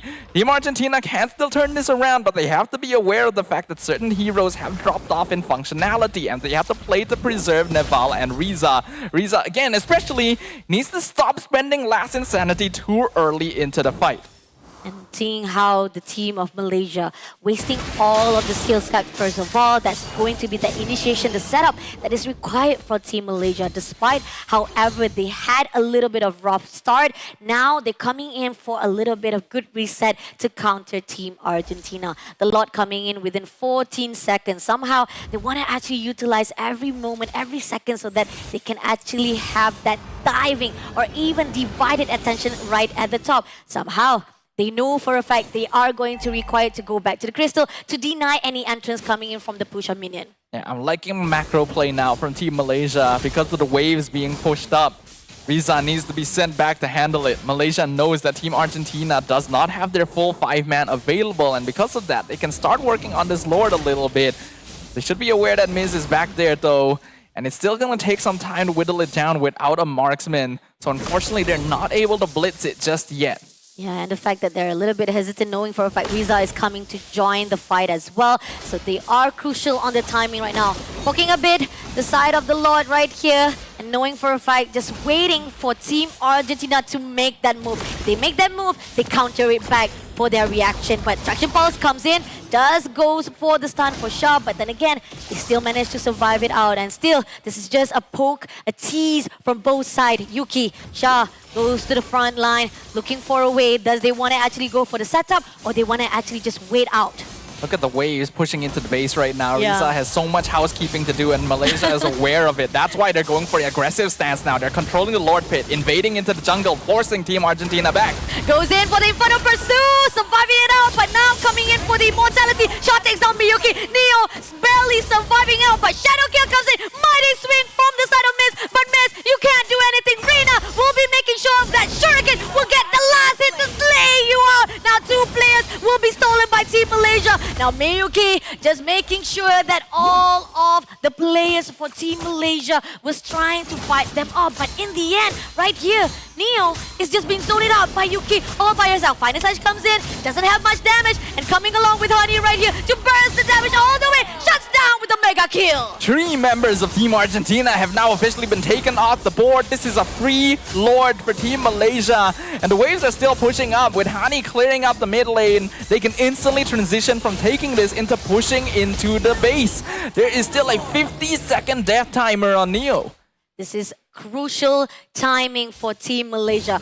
Great composition, great diving, as well as dividing motion and attention to a point that Argentina, they are faltering just a little bit. They had to make sure that their base is secure, but at the same time, they don't have enough players, enough power to fight out those team fights. Right now, Team Malaysia are in the driver's seat, but they still have to be somewhat cautious. Their main goal is to take out the Kimi and the X-Borg. Once these 2 heroes are no longer in contention, it'll be a lot easier for them. And knowing that as well, if we're looking from the perspective of Team Argentina, those are the 2 players that they need to preserve at all costs. I feel like Riza is being used a bit too much as a frontliner rather than being known as a back DPS. The last insanity needs to be held on for as long as possible too, to maximize it. Goes in for the Shadow Kill just to mess things around at Argentina on the Crystal side. But at the same time right here, goes out for the last Insanity just a little bit too soon. But is it going to actually cost their life? Glorious Power been put out. Right here, Mighty Swing comes in from Miz. Miz will be shot down by Yuki immediately. Now leaving only 4 players. Shah comes in full along, still survive with the Immortality. But the Crystal will be in the hands of Team Malaysia!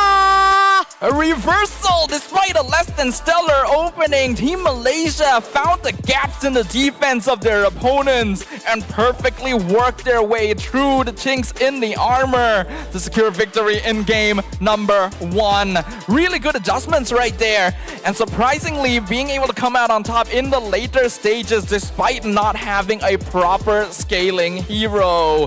They have defied the odds. I mean, Malaysia teams had me run for my money actually, because the fact is I was a little bit scared as well from the start. It was a little bit of a lot of mistakes coming in, and even we talked about how the draft wise there's not much can be done with a lot of holes are in the hands of Argentina. But once they do that split division, once they actually divide and conquer, this is where the fine line how Malaysia not just well known as a macro gaming players, but they are also well known to actually have a great adaptability. And they're also known as a team with a good aggression. That's why it's good for them to play these sort of composition with lots of fighters, because one of the key points of this playstyle is your ability to just run down the opponent, brute force your way through their ranks regardless of any frontline defense. I do feel like Team Argentina needed to use Miz a bit more as just a damage sponge. They were clearly keeping the Grok in the back to look for a good tectonic charge. Yeah. But because of that, the X-Borg needed the front line. And because of that,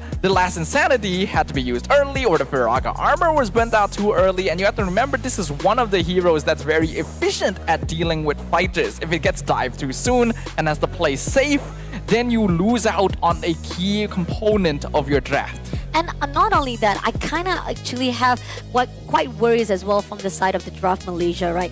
Not to put it down as well, even though they did win that first game or first round itself, it's just that the fact that they were too dependent on the fact of the late game insecurity. So those are the things that you know that Team Argentina, if they actually allows those late games to even come through, Team Malaysia has a great backline and a great composition for them to just counter all those attacks. And at the same time, the mistake that was done by Argentina to come in with a little bit of late of their positioning or even their own ability that was used at the wrong timing, those are the crucial things that actually secure the win here for the first round.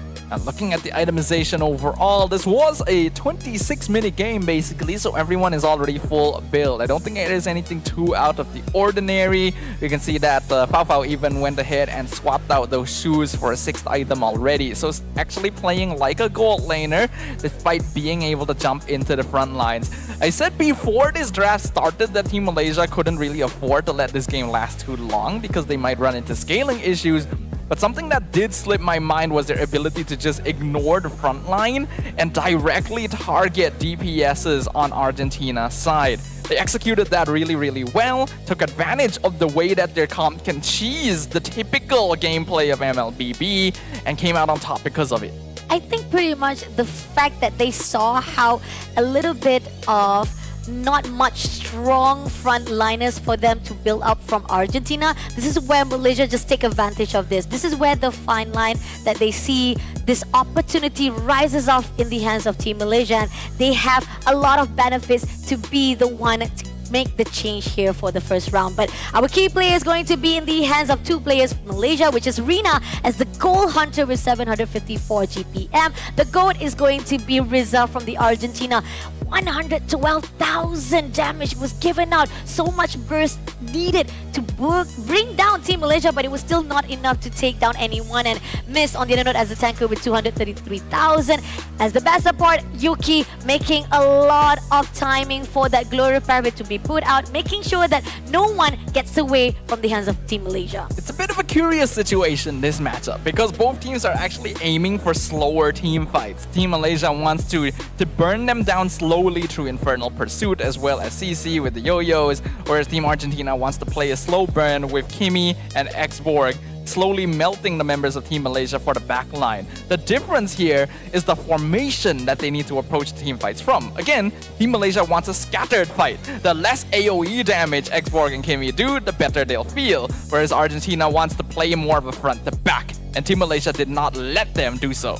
Yeah, and the fact that started out really good for Team Argentina. They were just messing around, trying to actually control every single movement that was done by Team Malaysia. But the fine line is when the moment you go in for the mid games, right? The divide conquer that was done by Team Malaysia, that actually fruitful for them to actually just punish every movement that Argentina was doing. I think there were times that they were actually trying to figure out where Rina was hiding out, and in the end, Rina gets a good trade for themselves. Yeah, I'm actually kind of surprised how much Malaysia got away with having a player not even involved in the team fight for the majority of its beginning. And if it had gone wrong, that would have really bit them in the butt. But it didn't. They actually did manage to survive long enough. I really like the fact that both the CC and the Phobias bought Winter Crown because they know our goal is to survive, right? And buy time. And that's what happened. And I hear that we have a little bit of content to be shared with our viewers. This is very interesting. So let's check it out. Are they talking about each other? So let's see, what does Malaysia and Argentina thinks about WEC 2025?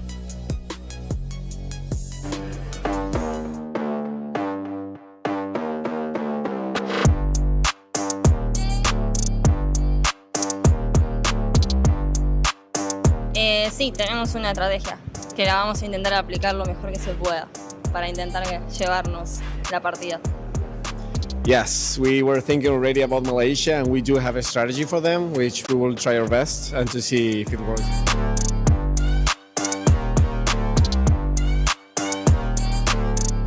Kami pun berharap match yang sengit dan memberikan good fight. Que se esperen unas muy buenas contrincantes, que le vamos a dar mucha batalla. You have to expect a really, really great rivals because we are here to fight you and we'll beat you. Untuk yang menyokong tim Malaysia, terima kasih dan support kita orang esok di lower bracket.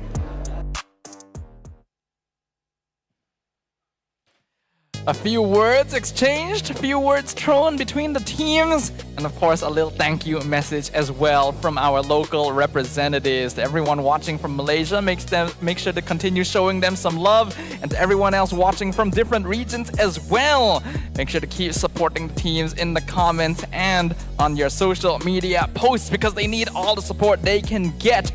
Now that we are moving into game number 2, Team Malaysia is able to breathe a little bit more, but they cannot let their guard down. That's precisely what happened earlier to Team Turkey. Here's the thing.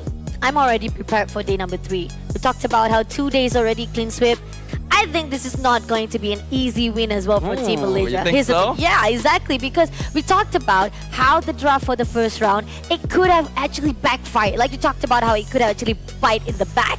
Yeah, I do agree on that. If they made a little slight mistake, or maybe they actually kind of lost touch or lost their own focus, it could have actually gone to the side of Argentina to have a really good opening. Because draft-wise, I feel like during the start, Argentina was controlling much of the game. Yeah, they were. I think that if they just slowed it down a little bit, taken the fights with a little bit more composure, and not fallen for the bait of Team Malaysia trying to scatter their ranks, it would have been a lot easier for them to eventually close that game out in the middle stages. So they should have learned from that, I imagine. This team has already proven their adaptability overall. They're able to learn from those mistakes. The energy seems to be strong still on stage. We can tell that the members of Team Malaysia are definitely feeling a lot happier after their Game 1 victory. If they can take one more, then they will be able to move on to the next stage where they will face off against Team Cambodia. And the fact that right now for second round of our lower bracket quarterfinal, it's going to be broken walls. A lot of mobility wise can be used here, can be utilized, moving around, especially for the contest of the Lord as well as Turtle. This is where the fine line that you get to play around and not just steal away, but also for the counter attack as well. Once you actually had the Turtle, maybe you can actually have a trade-off for that kill. And Broken Wall still remains the least frequent map on the main stage broadcast so far. So it's very nice to be able to see it once again. This map will specifically raise the priority level of heroes like Grok and Baxia because they are able to take maximum advantage of the gaps in the walls, in the jungle. Heroes like Fanny also going to get a little bit more of an increased pick rate, but that depends on whether these teams are capable of executing on her in the first place. Oh yeah, definitely. I think pretty much we don't see much of Fanny for the main stage, right? So definitely there's does actually pose a lot of questions on whether or not Fanny will be actually be given an opportunity here for a draft. But on the side of the FaZe Bane, we do have the teams are already banning Alice, Esmeralda, Gatot Kaca, as well as Hayabusa. I mean, Hayabusa on the hands of Team Malaysia, it was amazing, but because they are not the first pick, it can actually have the risk of giving out to Argentina. Okay, Lancelot now going to be the final ban on the side of Argentina. So both of the more meta assassins are going to be taken out of the pool. Grok now going to be a primary question since it is broken walls, but Baxia also a very safe way to open things up. So Malaysia is going to pose the question. They're going to open up the draft instead. You can grab one, but we will take the other. Yeah, definitely. So Argentina, I think there's no problem if you want to pick up Grok, because previously we did see how much manageable that were they able to actually set up with the tectonic charts in the hands of Team Argentina. Miss was able to do a lot of damage with the Mighty Swing as well. It's just that at the end of it all, for the fight, it wasn't really as much as effect they needed, but they prioritized Yves instead for the first pick. So this is kind of open for Malaysia to take it if they want. Ooh, that is actually a very respectable first pick. The Eve being taken by Argentina means that even if Team Malaysia goes for the Grok right now, they won't have the combo potential of it together. You could pair it up with a Lunox or a Farsa instead though, and that would still work perfectly well. They will go for the Lapu alongside it. Interesting. Going off for the sustained heroes. They know for a fact that right now they're just gonna draw the line to see what kind of mid lane that Argentina are gonna pick up. Still open again. If they wanna actually get the Lunox for themselves, can be still done. But then again, if they wanna actually control it to the second phase of baning, that can actually seclude it even more of their signature hero pool. So Argentina right now, they can actually take out their jungler right now as well if they wanna go in all out right here. It might be good to go for your jungler now if you are on Team Argentina. You can still go into the Baxia or the Fredrin if you want tank. If not, Yi Sun-shin is probably your best bet otherwise. Looks like that is going to be the CC and the high-low. So a bit of a switch-up actually. Team Argentina grabbing a lot of the heroes that Team Malaysia used before. Oh, but then they open up the opportunity for YSS to be picked out by Team Malaysia. Again, why is Argentina? They are prioritizing more on how they want to actually set things up, who they want to actually control from the front line. But this is going to be a little bit more difficult because it is an opportunity for Malaysia to shut down even more the junglers for the second phase. And I expect them to do so. Right? Get rid of heroes like, do you want ban Baxia still actually? The CC is already a potential flex pick. By going for CC, Eve, high-lows, Argentina have left their side lanes a little bit more in question, and that allows them to hide their draft a little bit. Team Malaysia still gonna be getting rid of the tanks first. Looks like Fredrin. Should be a Baxia after this, I imagine. Baxia. I don't really see much of Baxia coming along for Team Argentina, but maybe that could actually be a surprise for them because most of the time we do see that Suyo is always popping off for them. So that could also be one of the eye to be watched out by Team Malaysia. Now Argentina, they can even side out a little bit more of the mid laner, but they ended up actually taking out Xborg. I respect the Xborg ban. Team Argentina picked it themselves into the CC and high-lows earlier, so they're well aware that this hero is a good counter to multiple front lines. I think that if they are looking at this direction, they should probably also ban Ruby. Since there's already a Yi Sun-shin on Team Malaysia, they can probably play double fighter side lane. Ruby is the best bet in the gold lane. Actually doesn't have too bad a time against the CC, so get rid of that as well. And that is indeed the Baxia ban. So Team Malaysia focusing on jungle. Yeah, a lot of the jungle's assassin heroes already been taken out, giving more of smaller pools to be picked out by Team Argentina. Again, mid laner is still open here for Team Malaysia, so they can just cut it out even more further. So Farsa will be taken out into the portion. I feel like this should just be a Ruby then for Team Malaysia. It would be pretty safe since no other mid laners are going to be contested anymore. Unless they are worried about another potential lane dominator, in which case they can actually leave this Lapu as flex, grab their mid lane first, and then go for their gold lane last. So that means that Ruby has the potential to be stolen away by Argentina. And with the tanks already taken out, they are probably going into an assassin. So Ruby is quite valuable here. Let's see. Are they going to actually pick up Ruby for themselves? Because if they actually let that go, it could actually lead to another falter for Team Malaysia. A risky drafting, but no, they ended up picking up Jushin for the mid lane. Going Zeus in first, so there is a potential of Argentina taking the Ruby away right now.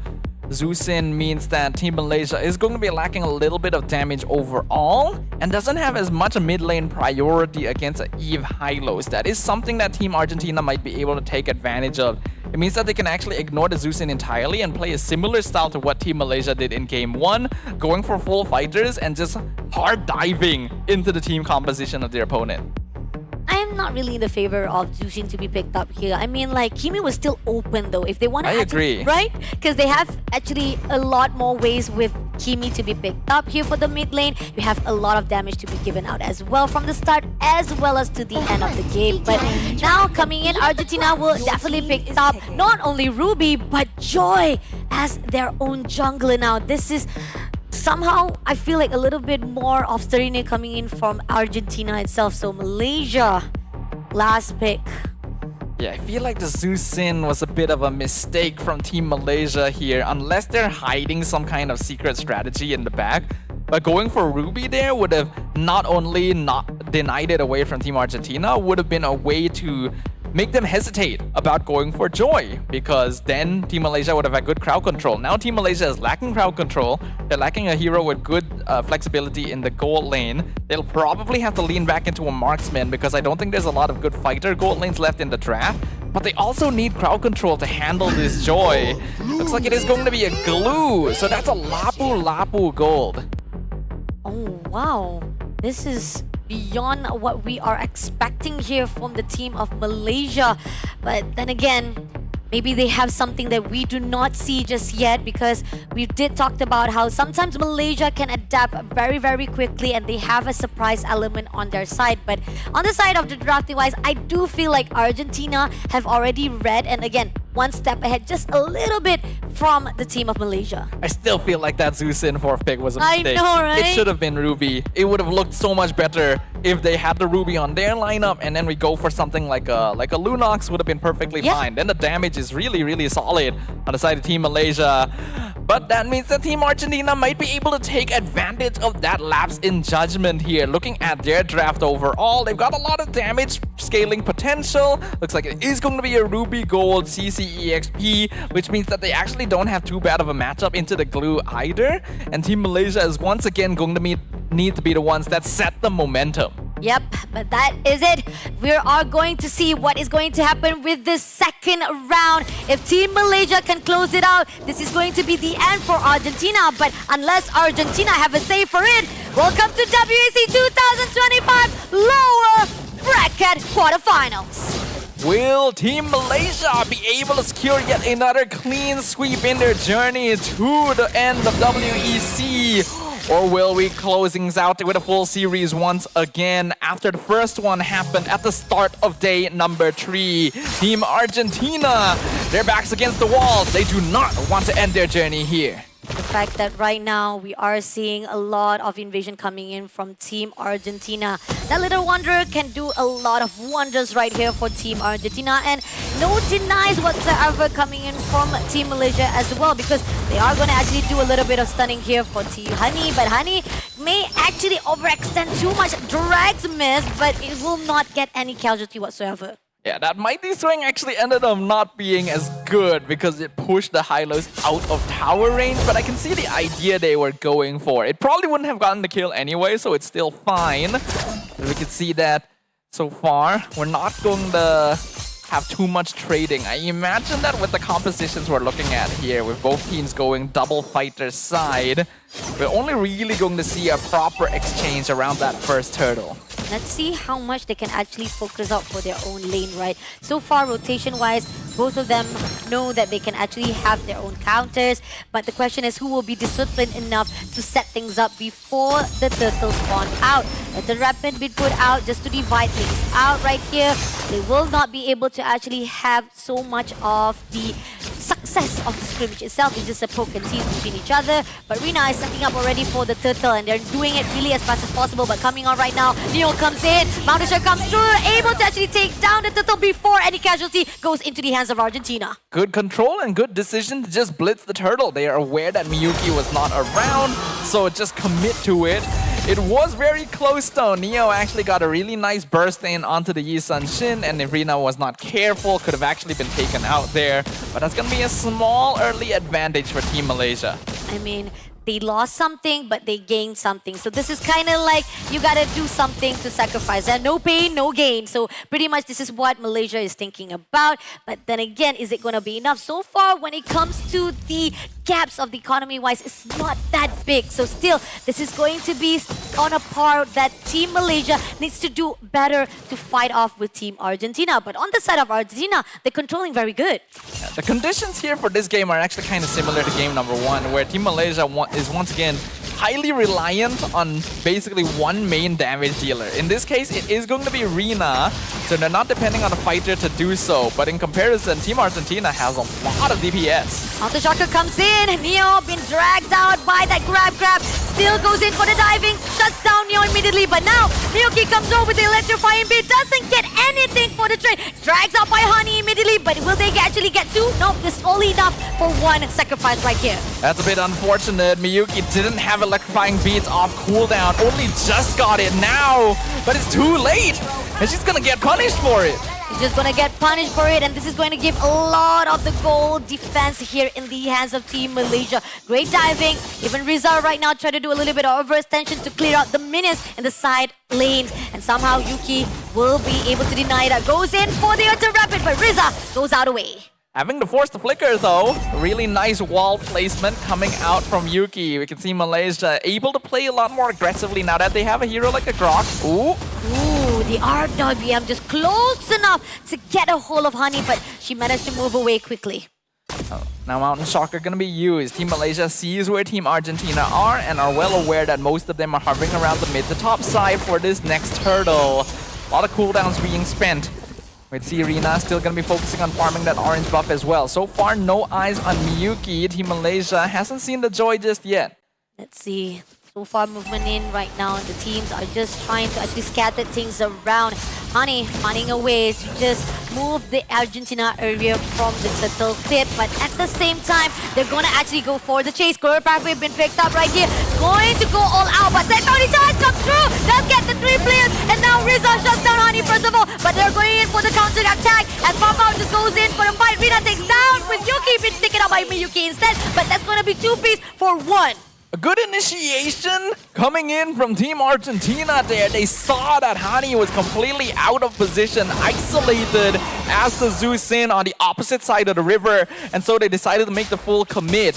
We saw a really nice tectonic charge come out of Yuki, but the damage was not quite there because the fight had occurred too quickly and the Zeus in was already taken out of it. Because of that, Argentina now finding a little bit more ground back in their favor, though Team Malaysia still not relinquishing control over that turtle. Not much of the follow-up that is required from Team Malaysia right now. They gotta do more. At least those are the crucial things that can actually put a lot of gap between them here with Team Argentina. Team Malaysia, yes, they found the answer, but at the same time, it kind of falters in the hands of Argentina. Now, pushing in right to the minion waves of mid lane, trying to make sure that at least they have that discipline to get that push going on. The target of Team Argentina is going to 100% be Rina on this Yi Sun Shin. Currently 3-0 and the main win condition for Team Malaysia. Goes in for the tectonic charge, gets through, but at the same time, Hanio will be able to take down Hani first of all. Goro pathway shuts down, but Riza just down Yuki as well. That's going to be 2 pieces. Rina did manage to actually trade off with Miyuki, but it's just going to be enough for the players of Malaysia to just skirt away. Now, Neo comes in, goes in for the yo-yo, just managed to take down shot by Neval instead. So it's going to be 3 pieces for 1 now. That's definitely not worth it for Team Malaysia right there. And we are starting to hit the point in the game where the flaws in their draft are once again showing themselves. Rina is the only consistent source of damage. Even if they're able to get a good catch to start the fight, Team Argentina can just run them down because almost every single hero on their lineup has good DPS output. Because of that, Hani just cannot survive a lot of the time to actually get multiple sources of CC. And Team Malaysia needs to delay fights for as long as possible so that Rina can slowly take targets out one by one. A lot of the follow-ups is not really in par right now. Team Malaysia, a little bit response are delayed to a point that follow-up is too late for them to get that composure. And especially the fact that Argentina, they see how that reflections is just not good enough. They ended up backfiring it to the side of Team Malaysia. So now let's see if Malaysia can have a better setup compared to what they did so far. A little bit of mistakes can actually do a lot of wonders if they learn it all. And now Team Argentina, they're gaining control over the turtle. They did actually get a flicker out of Neval quite early there. Meanwhile, they're in the bot lane. They're ganking Neo. They get the kill, but they know Rina is not at the turtle now. Now Turtle will be able to take it out by Argentina because of the fact, but at the same time right here, Miyuki will be grabbed right here by the side of Shah, but is it going to be enough though? Goes in for the tectonic charge. RWM been picked up. Papa takes out Miyuki immediately with the core power been put out, but now Miz left all alone with Frieza. Never trying to do as much damage from behind, but somehow it's not going to be enough. Right here goes in for the pack, but Shah goes for the sprint press, surviving it out again. Grab to Rizza. Yet they're not doing as much casualty, but it's enough for the damage because they are doing a split push down below. Oh, Shah was such an MVP in that fight right there, and that basically went exactly how Team Malaysia was hoping for it to occur. They had their jungler in the bot lane, they split push, they got the entire lane of towers, and they actually managed to kill off Miyuki as well to make the turtle take more difficult. This lineup from Team Malaysia actually does work if the conditions line up, and Team Argentina need to be aware of that. Forcing their way in straight away to the side of Argentina. That is what is needed right here for Team Malaysia. The brute force, the counters they are already setting up, making sure that Argentina doesn't find the answer for them to actually go back and react perfectly. But at the same time, right here goes in for the tectonic charge into the diving composition. Gorapari been picked up right here so that they can actually have a way to surrender. But RWM been picked up. Yuki trying to survive it out, but comes in with the bravest fight that can actually pull through. But Yuki having a danger zone right here will be denied immediately by Rizza. But now they're trying to push in away from the side of the Yo-Yo Neo. Now coming in from Malaysia. That setup was a failure, but they did pick up Neo immediately for the trade. Our Team Argentina needs to stop taking these really extended fights unless they know they can take out the Yi Sun Shin. They need to be aware that Rina is their main target. They spent so much time just picking off Yuki, and then they end up trading their own EXP laner for it. That still ends up being worth it for Team Malaysia. At the very least, the goal difference is not that big yet though. This could still go either way, but the way that Team Argentina needs to play to come back into this is to pick off this Yi Sun Shin. Again, a lot of the ganks that was done by Team Malaysia has been very, very fruitful now. Starting out the dance already here for the Lord Pit. Team Malaysia does not waste any time, denying it with the Earton Rampant been put out by Yuki, and they get the Lord freely, zoning perfectly done. But at the same time, Miyuki gets a little bit of steal here, but at the bottom turret itself. I think it is the correct decision. After that previous exchange, Team Argentina is aware that a direct fight is a bit difficult right now. They need a little bit more damage on their side, especially to take down this glue. So they'll give up the tower, and in order to get some structures, Team Malaysia is going to try and up the ante. So far right now, we are seeing a lot of the good answers coming in from Team Malaysia. Argentina been pushed just a little bit further, but if they can actually find a way to actually seclude some of the players of Malaysia, that could be a good positioning for them to just counter back, go back into the area where Team Malaysia was not aware of. Because so far right now, with them working together, countering as a 4-man, it is difficult for Argentina to move around. Without the Urchin Rampage, doesn't get the tectonic charge, but then again, it's just to set it up so that they can actually get the middle turret. And now the Lord is going to be pushing in. Still the first Lord of the game, and every single holy defense is still intact. So Team Argentina should be able to defend this without too much problem. Team Malaysia gonna play this safe as well. They obviously cannot dive here. cannot dive in. This is the discipline that is required for Team Malaysia. Even now, they are just trying to actually push all the minutes. This is the wave that is required for Team Malaysia to put so much pressure to Argentina to just hide it out under their own base now. They're trying to actually tease away that holy defense at the top lane, but I don't think Argentina will allow it. Thing is, it'll go away by itself in about 5 seconds anyway, so doesn't make too much of a difference there. And at the very least, Team Argentina won't have to deal with too much more structural damage. Now though, they are going to be limited to their base, and they still ideally need a little bit more farm before they can truly come online. They gotta be able to take these fights on their own terms. So far, Team Malaysia has been the ones starting them, has been the ones countering them, has been able to keep Rina largely alive, and this is where the majority of their damage comes from. I think at this point, Team Argentina might just have to die for the Yi Sun Shin regardless. RWM been put out just to actually hold out the positioning of Team Malaysia. Miyuki, nowhere to be found, finally goes in to join the party right here as they go in for the tectonic charge. Doesn't get anyone, but the turret does move in right here for the team of Malaysia. Now Miss comes in with the glory pathway, doesn't catch anyone. Shah just managed to actually skirt away with Honey, trying to catch up with Riza, but doesn't actually manage to pull through as Team Malaysia, they fall back as a discipline honor. Yeah, really good resource usage from Team Malaysia. Just throw everything you can against the wall to get that structure, because you know that Team Argentina doesn't really have the cooldowns needed to punish you for overextending. That is one inhibitor already taken down.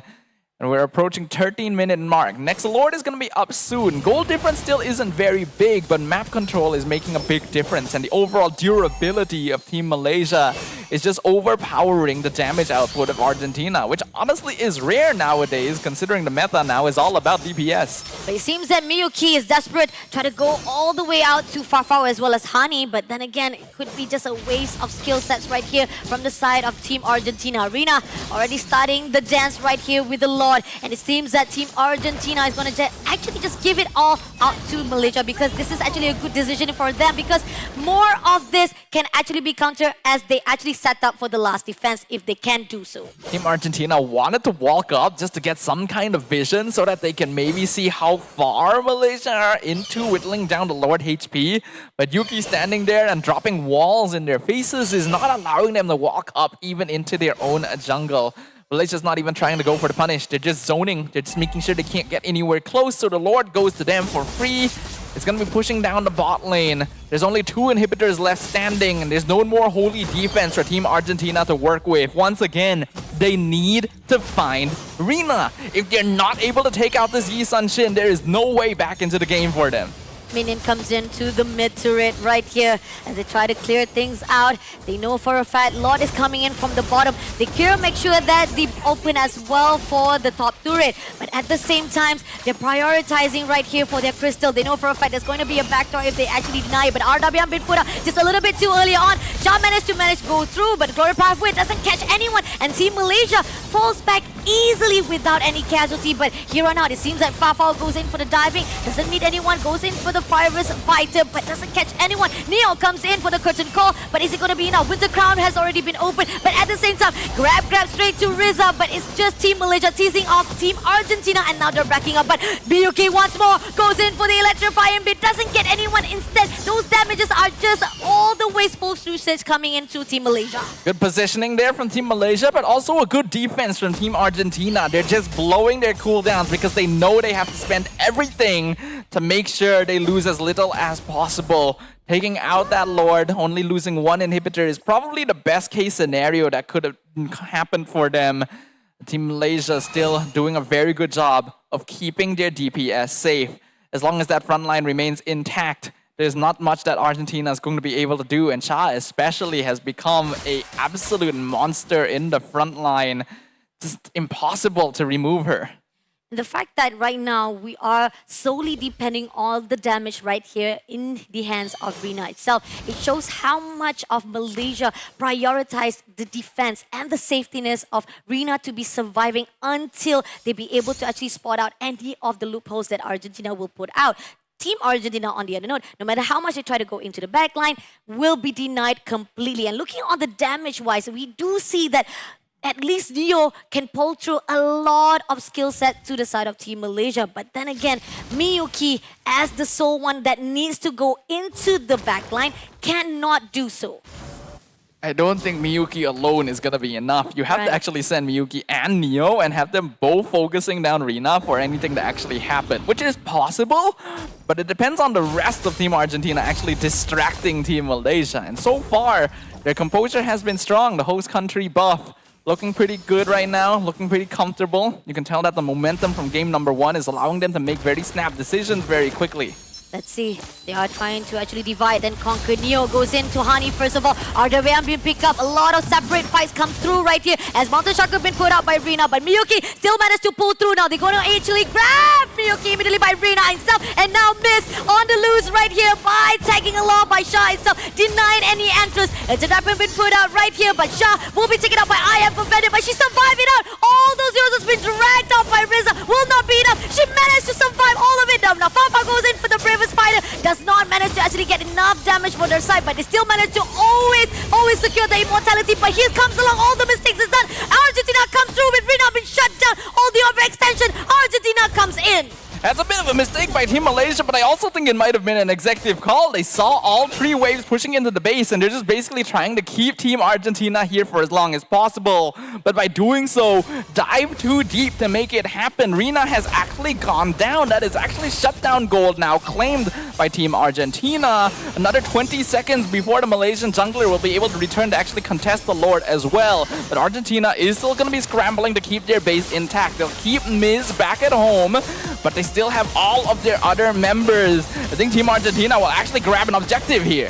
Yeah, this Lord will definitely be in the hands of Argentina. Shah, no matter how much long she can be able to zone it out, it's not going to be enough for Team Malaysia to actually neutralize the situation. But again, to depend on that pushing, all the wave coming in, is a little bit too risky for the team of Malaysia. But yes, we do see that the base is already open, bare for the Team Malaysia to just push on and give more pressure to Argentina. They do end up getting the last inhibitor out of it, but I agree, I don't think it was really worth it for Team Malaysia. It was a good call, but the way they executed on it needed a little bit of work. Again, protecting Yi Sun Shin should have been the main concern, but Rina dived way too deep and in fact nearly died 1v1 to Miyuki because she looked for the fight herself when the fight started.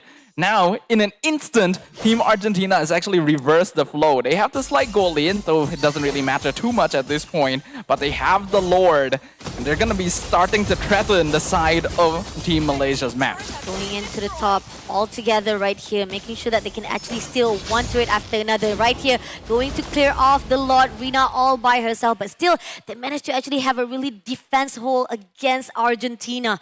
Malaysia somehow, they need to step back, they need to actually readjust all the mistakes they've done. That divide that was done by Team Argentina was what made them a little bit falter, but RWM been put on right here at the mid turret just to scare away the Team Malaysia, but no one gets in, no setup can be done for Team Argentina, but at the end of it all, Miyuki gets that turret, but it goes in for the fight right here as Tectonic Charge comes through, gets 2 players, but is it gonna be enough? Glory Power been put out, Rina could not actually finish off Riza at the moment, and Miyuki comes in to end it off with the Electrify and Beast, takes down Shah immediately, and now pushing for more. 4 players still surviving though, but Team Malaysia said fall back.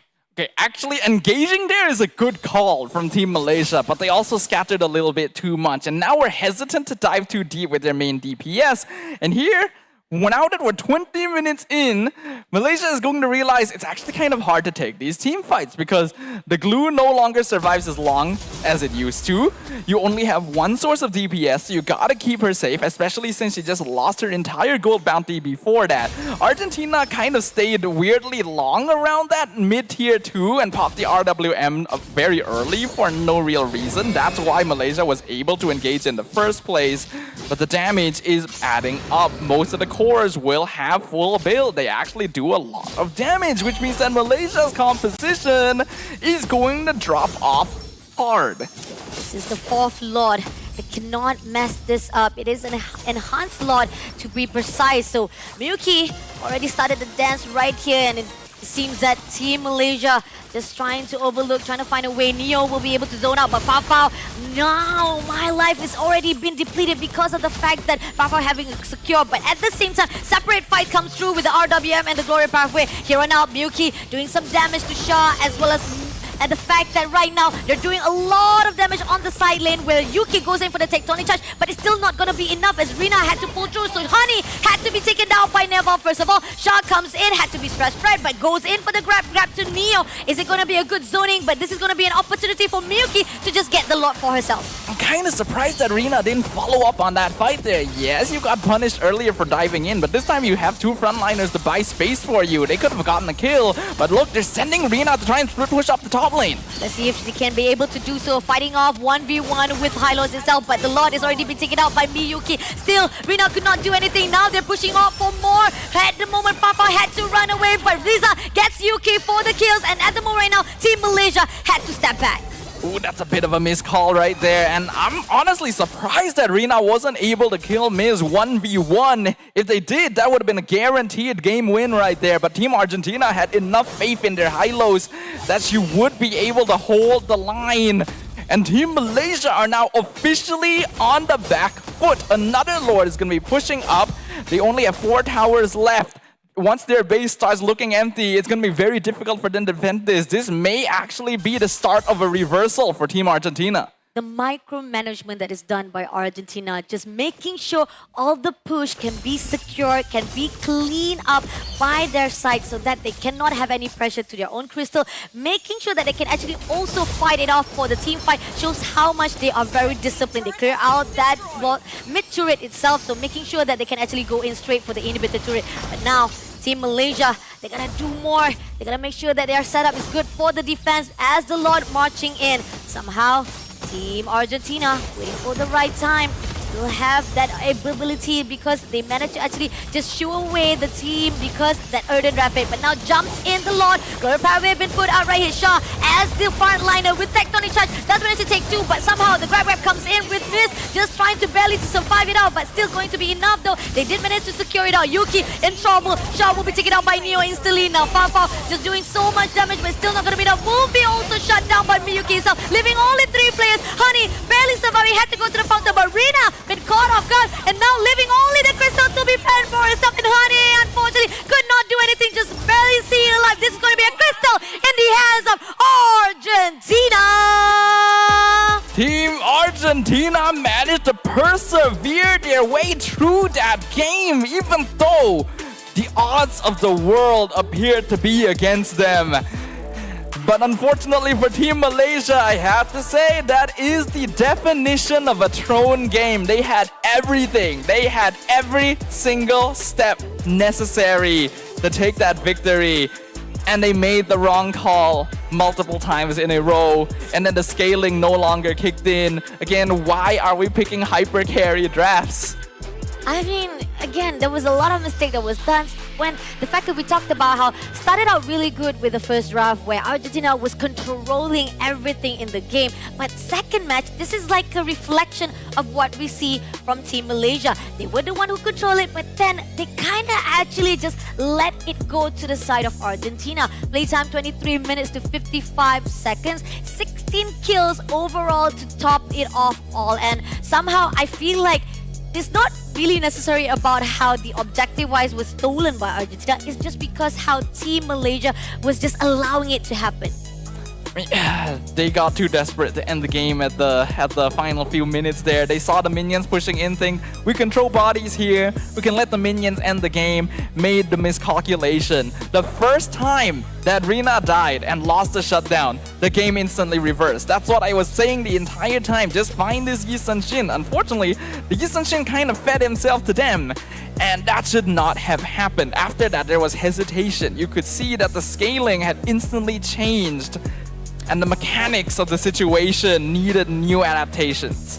Yeah, and great coming up for the team of Argentina here for the second round, which means, like we talked about, it's not gonna be a clean sweep indeed for our day number 3.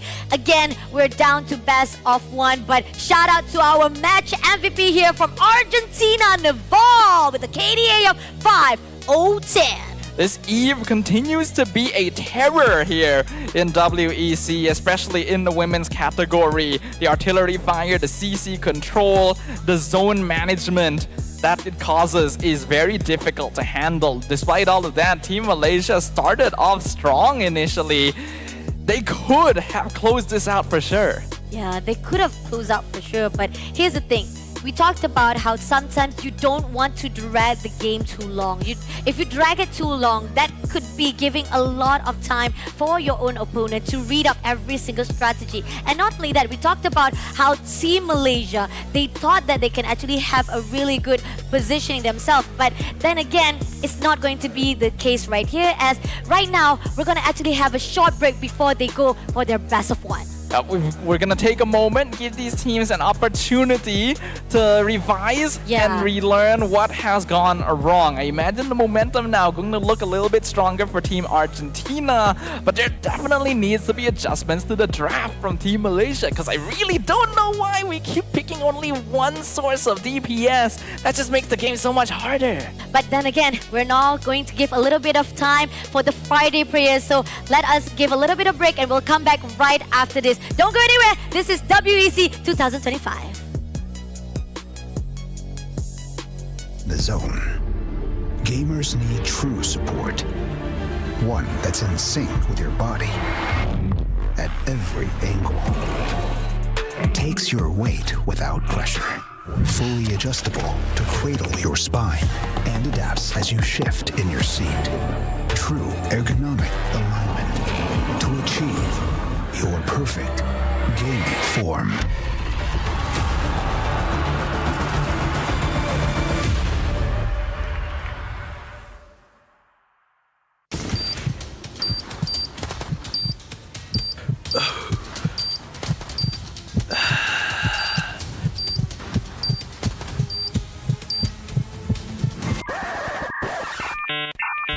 Data? Data habis? Jangan risau.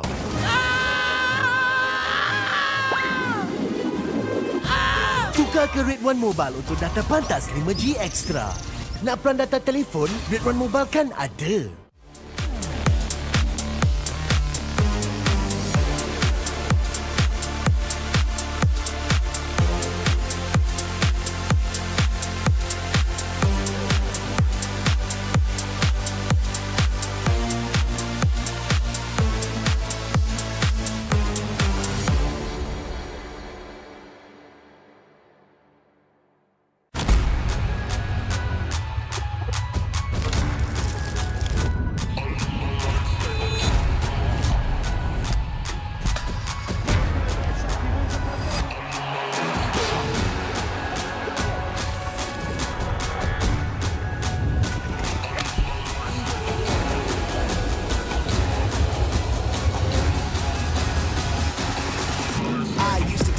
In the waterfalls, in the wishing well.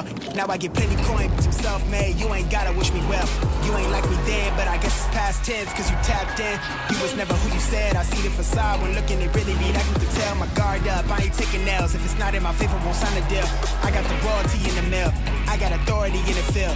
Take a look in my iris. I be precise with the timing. I move on a tuck that's the high risk. I never know where my mind went.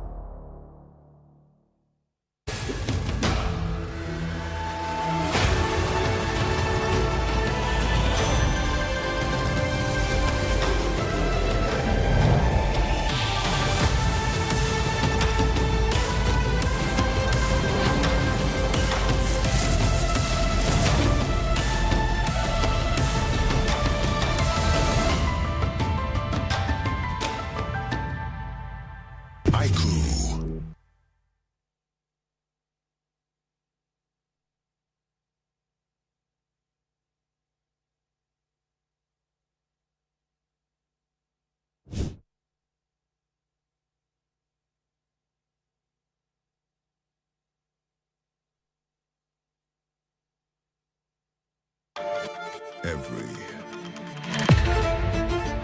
champion starts with one moment. Activate your place in the world of esports. Compete, manage, track, dominate. Everything you need in one platform. Gear up for WEC 25. For results, streams, and more, visit ISF.gg. To be in the zone, gamers need true support. One that's in sync with your body at every angle. Takes your weight without pressure. Fully adjustable to cradle your spine and adapts as you shift in your seat. True ergonomic alignment to achieve your perfect gaming form.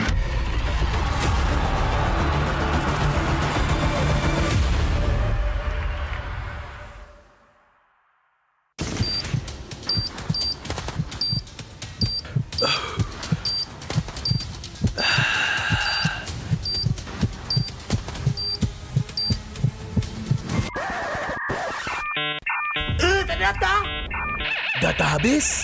Jangan risau.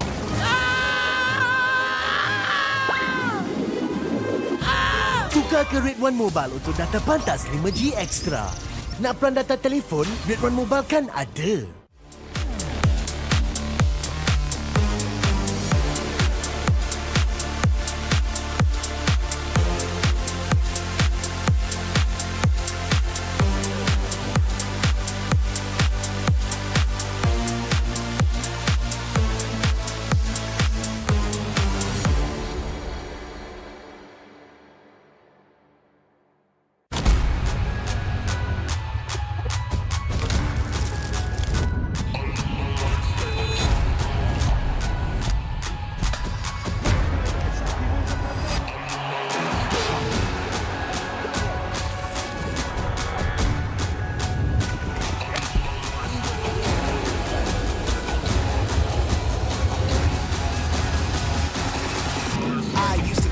In the waterfalls, in the wishing well. Now I get plenty coin, but I'm self-made. You ain't gotta wish me well. You ain't like me then, but I guess it's past tense, cause you tapped in. You was never who you said. I see the facade when looking, it really be that to tell. My guard up, I ain't taking nails. If it's not in my favor, won't sign a deal. I got the royalty in the mill. I got authority in the field. Take a look in my iris. I be precise with the timing. I move on a touch that's the high risk. I never know where my mind went.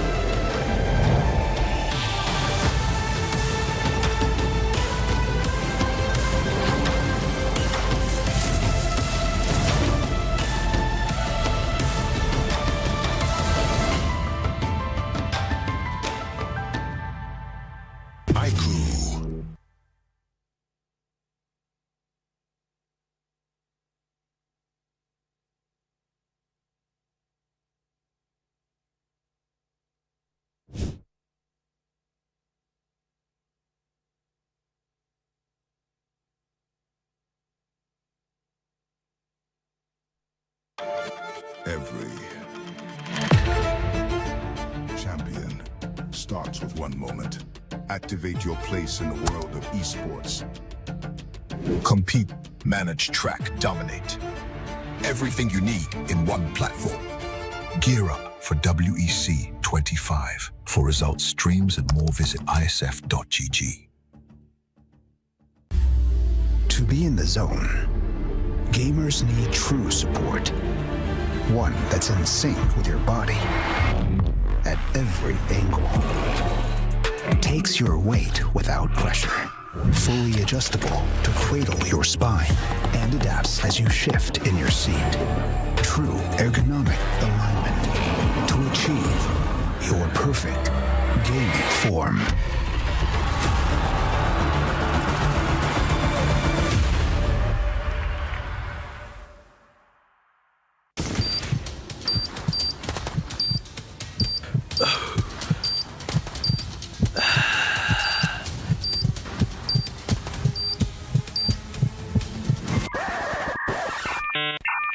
Ternyata data habis? Jangan risau.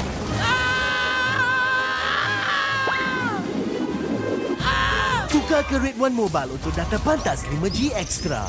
Nak peran data telefon, Red One Mobile kan ada.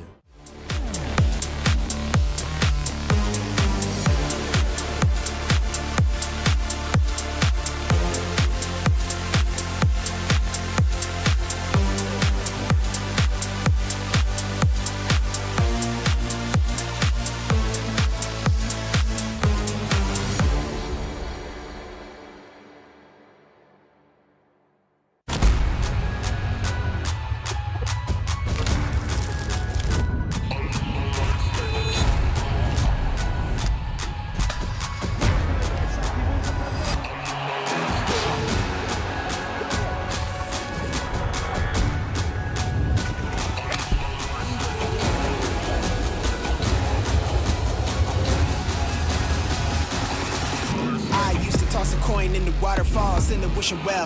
Now I get plenty coin, I'm self-made. You ain't gotta wish me well. You ain't like me then, but I guess it's past tense, cause you tapped in. You was never who you said. I see the facade when looking at really me. That you could tell my guard up. I ain't taking nails. If it's not in my favor, won't sign a deal. I got the royalty in the mail. I got authority in the field. Take a look in my iris. I be precise with the timing. I move on a touch like the high risk. I never know where my mind went.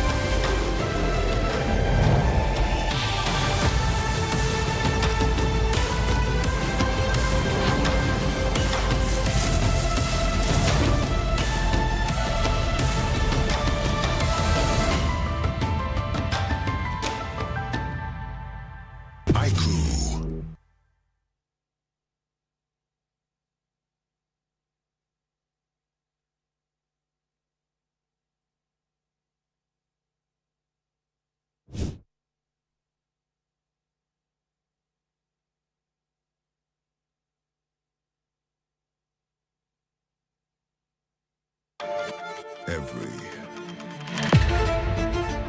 champion starts with one moment. Activate your place in the world of esports. Compete, manage, track, dominate. Everything you need in one platform. Gear up for WEC 25. For results, streams, and more, visit IESF.gg. To be in the zone, gamers need true support. One that's in sync with your body at every angle. Takes your weight without pressure. Fully adjustable to cradle your spine and adapts as you shift in your seat. True ergonomic alignment to achieve your perfect gaming form.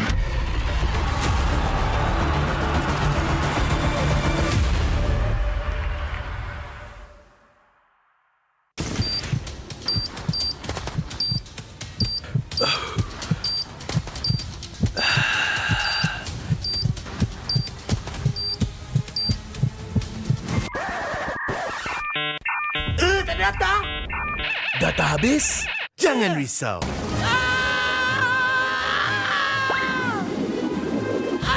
Tukar ke Red One Mobile untuk data pantas 5G Extra. Nak peran data telefon, Red One Mobile kan ada.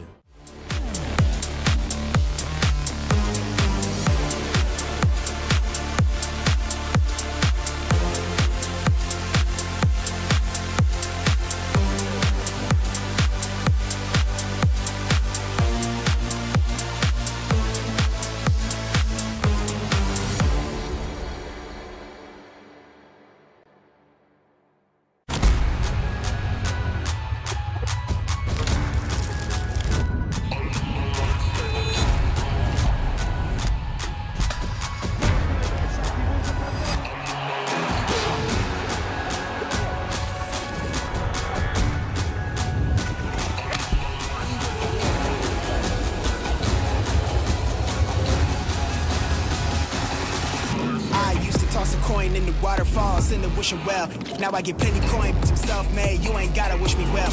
You ain't like me then, but I guess it's past tense, cause you tapped in. You was never who you said. I see the facade when looking at really me. That you can tell my guard up. I ain't taking nails. If it's not in my favor, won't sign a deal. I got the royalty in the mail. I got authority in the field. Take a look in my iris. I be precise with the timing. I move on a touch like the high risk. I never know where my mind went.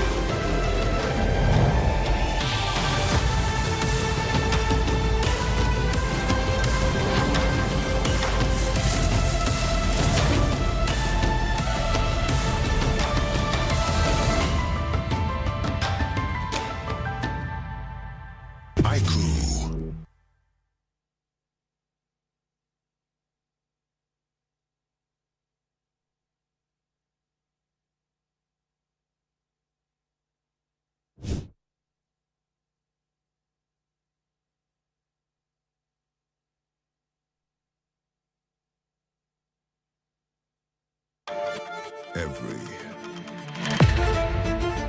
champion starts with one moment. Activate your place in the world of esports. Compete, manage, track, dominate. Everything you need in one platform. Gear up for WEC 25. For results, streams, and more, visit ISF.gg.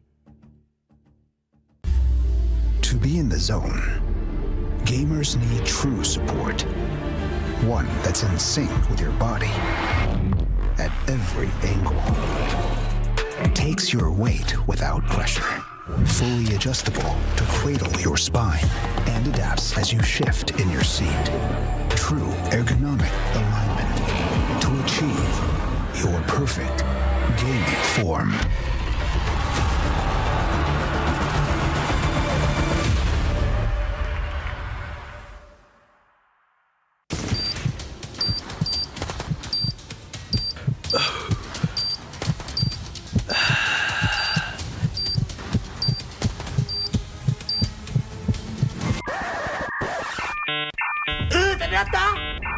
Data habis?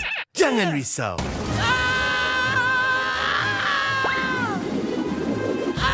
Tukar ke Red One Mobile untuk data pantas 5G Extra.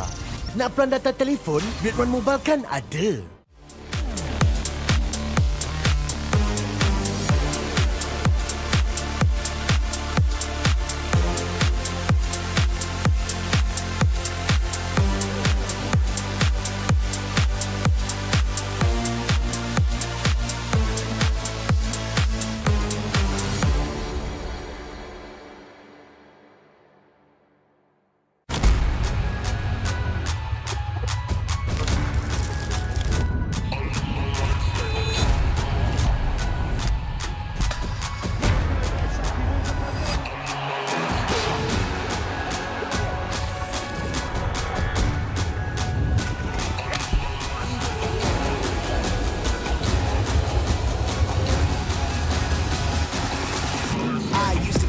In the waterfalls in the wishing well.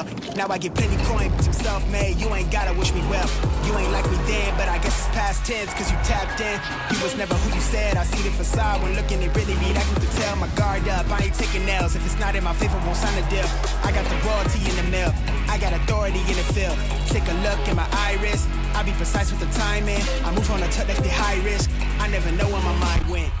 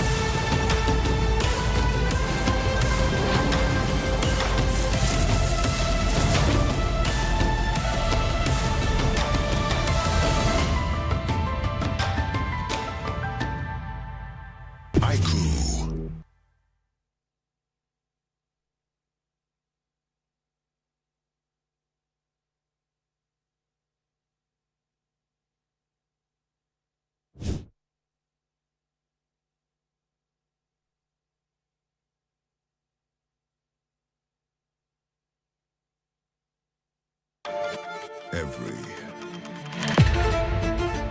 champion starts with one moment. Activate your place in the world of esports. Compete, manage, track, dominate. Everything you need in one platform. Gear up for WEC 25. For results, streams, and more, visit ISF.gg. To be in the zone, gamers need true support. One that's in sync with your body at every angle. Takes your weight without pressure. Fully adjustable to cradle your spine and adapts as you shift in your seat. True ergonomic alignment to achieve your perfect gaming form.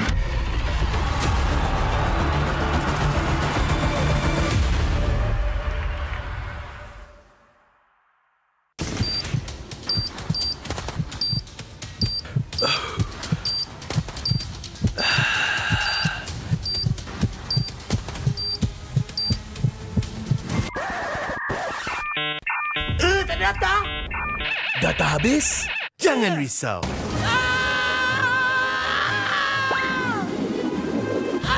Tukar ke Red One Mobile untuk data pantas 5G Extra. Nak peran data telefon? Red One Mobile kan ada.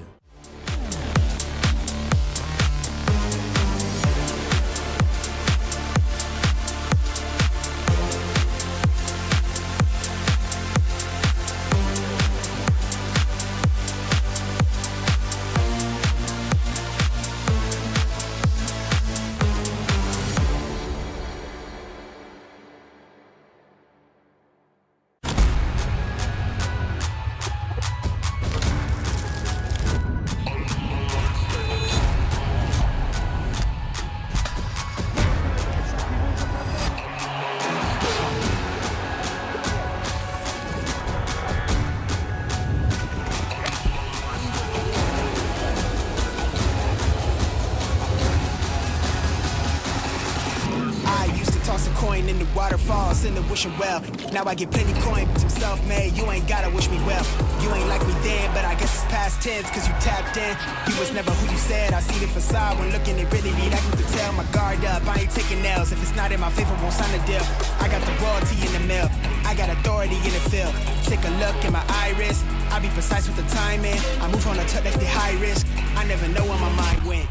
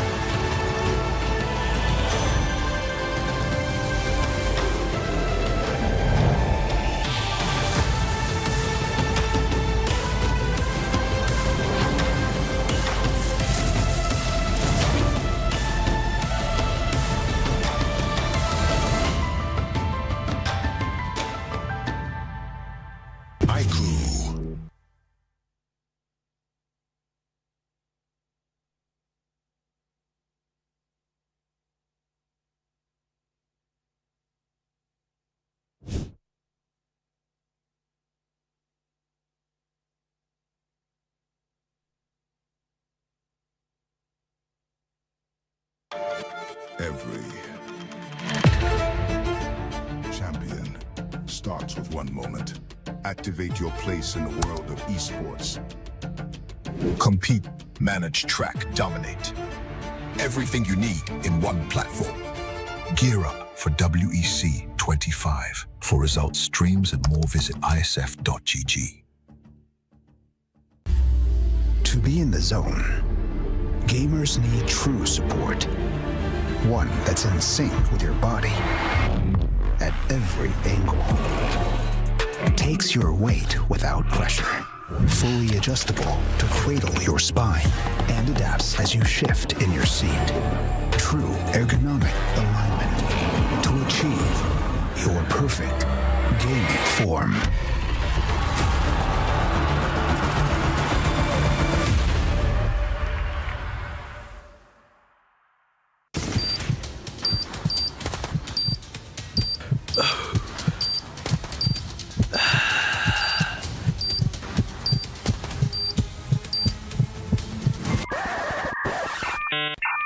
Ternyata data habis?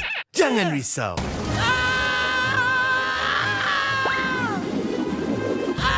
Tukar ke Red One Mobile untuk data pantas 5G Extra.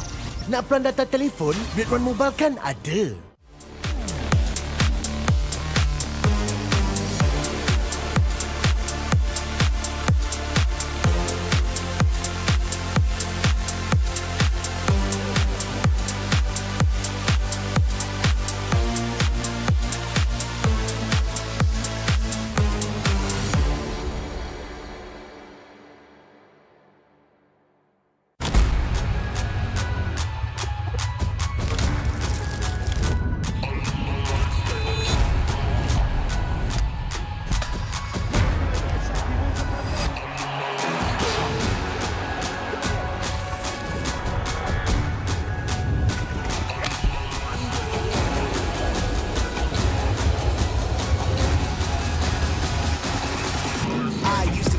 In the waterfalls, in the wishing well. Now I get plenty coin, but I'm self-made. You ain't gotta wish me well.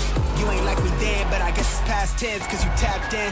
You was never who you said. I see the facade when looking, it really be like you could tell. My guard up, I ain't taking nails. If it's not in my favor, won't sign the deal. I got the royalty in the mail. I got authority in the field. Take a look in my iris. I be precise with the timing. I move on a tuck that's the high risk. I never know where my mind went.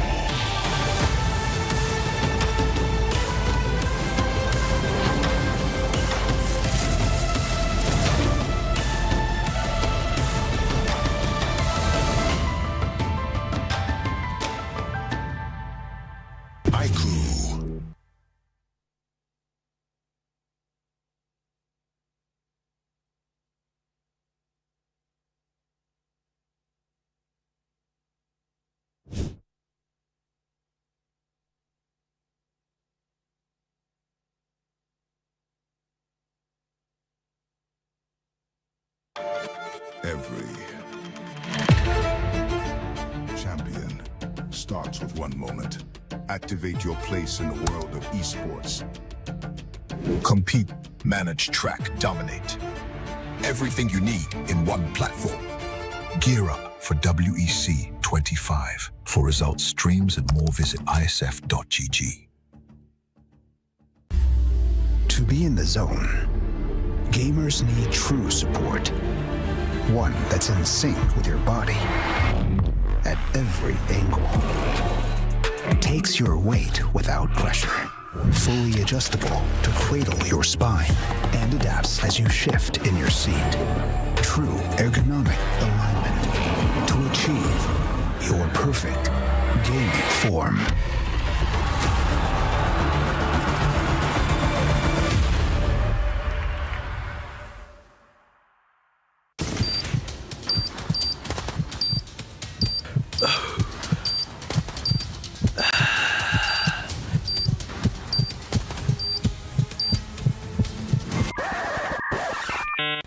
Ternyata data habis? Jangan risau.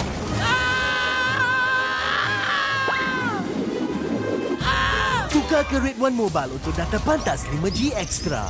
Nak peran data telefon? Red One Mobile kan ada.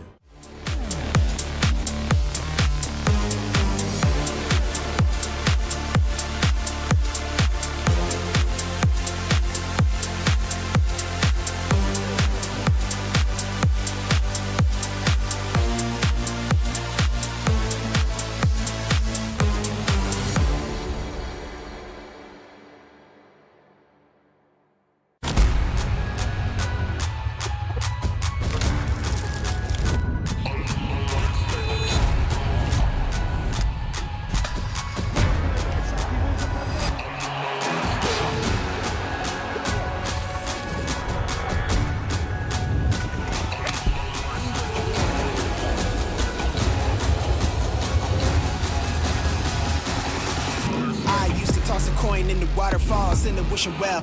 Now I get plenty coin, I'm self-made. You ain't gotta wish me well. You ain't like me then, but I guess it's past tense, cause you tapped in. You was never who you said. I see the facade when looking at really me, like you could tell. My guard up, I ain't taking nails. If it's not in my favor, won't sign a deal. I got the royalty in the mail, I got authority in the field. Take a look in my iris, I be precise with the timing. I move on a tuck like the high risk. I never know where my mind went.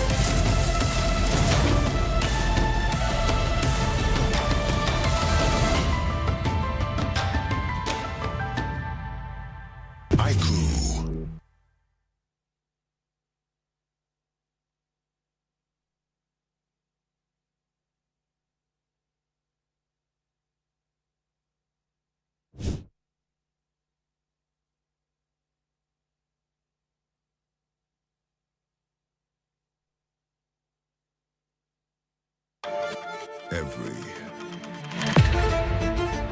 champion starts with one moment. Activate your place in the world of esports. Compete, manage, track, dominate. Everything you need in one platform. Gear up for WEC 25. For results, streams, and more, visit ISF.gg. To be in the zone, gamers need true support. One that's in sync with your body at every angle. Takes your weight without pressure. Fully adjustable to cradle your spine and adapts as you shift in your seat. True ergonomic alignment to achieve your perfect gaming form.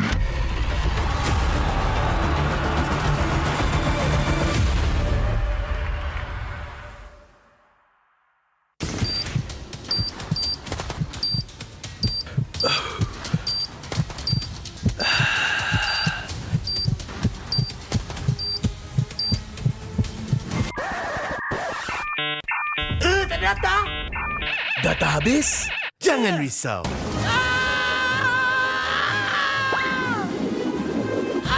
Tukar ke Red One Mobile untuk data pantas 5G Extra.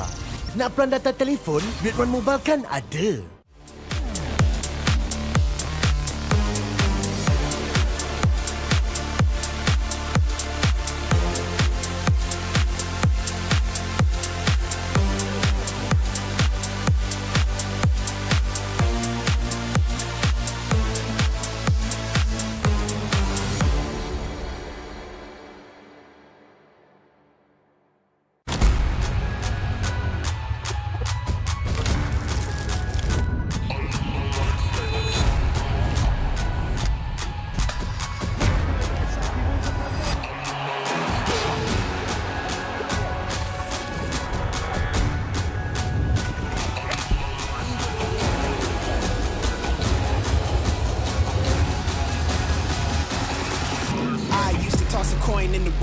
send the wishing well.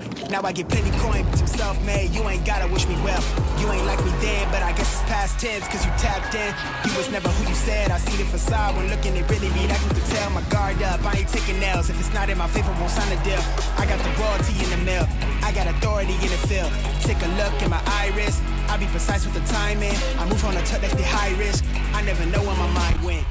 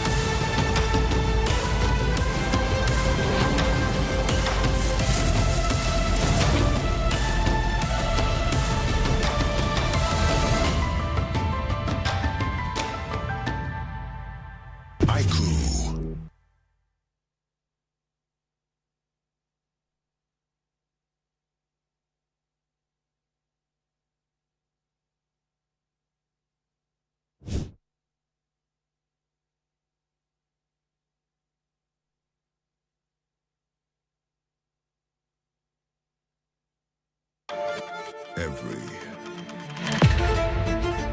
champion starts with one moment. Activate your place in the world of esports. Compete, manage, track, dominate. Everything you need in one platform. Gear up for WEC 25. For results, streams, and more, visit ISF.gg. To be in the zone, gamers need true support. One that's in sync with your body at every angle. Takes your weight without pressure. Fully adjustable to cradle your spine and adapts as you shift in your seat. True ergonomic alignment to achieve your perfect gaming form.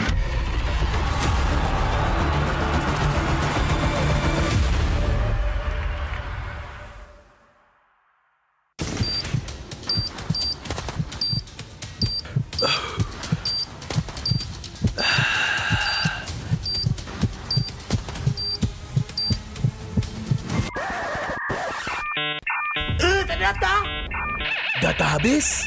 Jangan risau.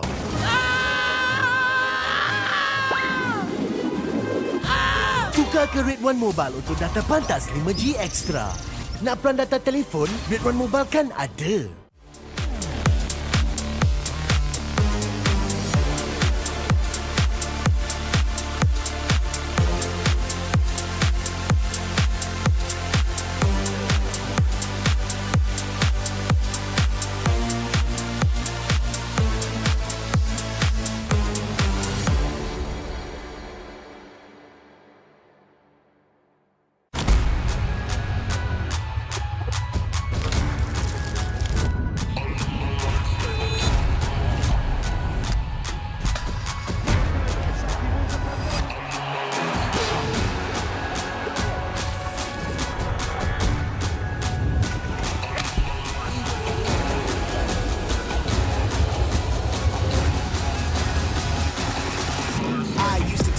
In the waterfalls, in the wishing well.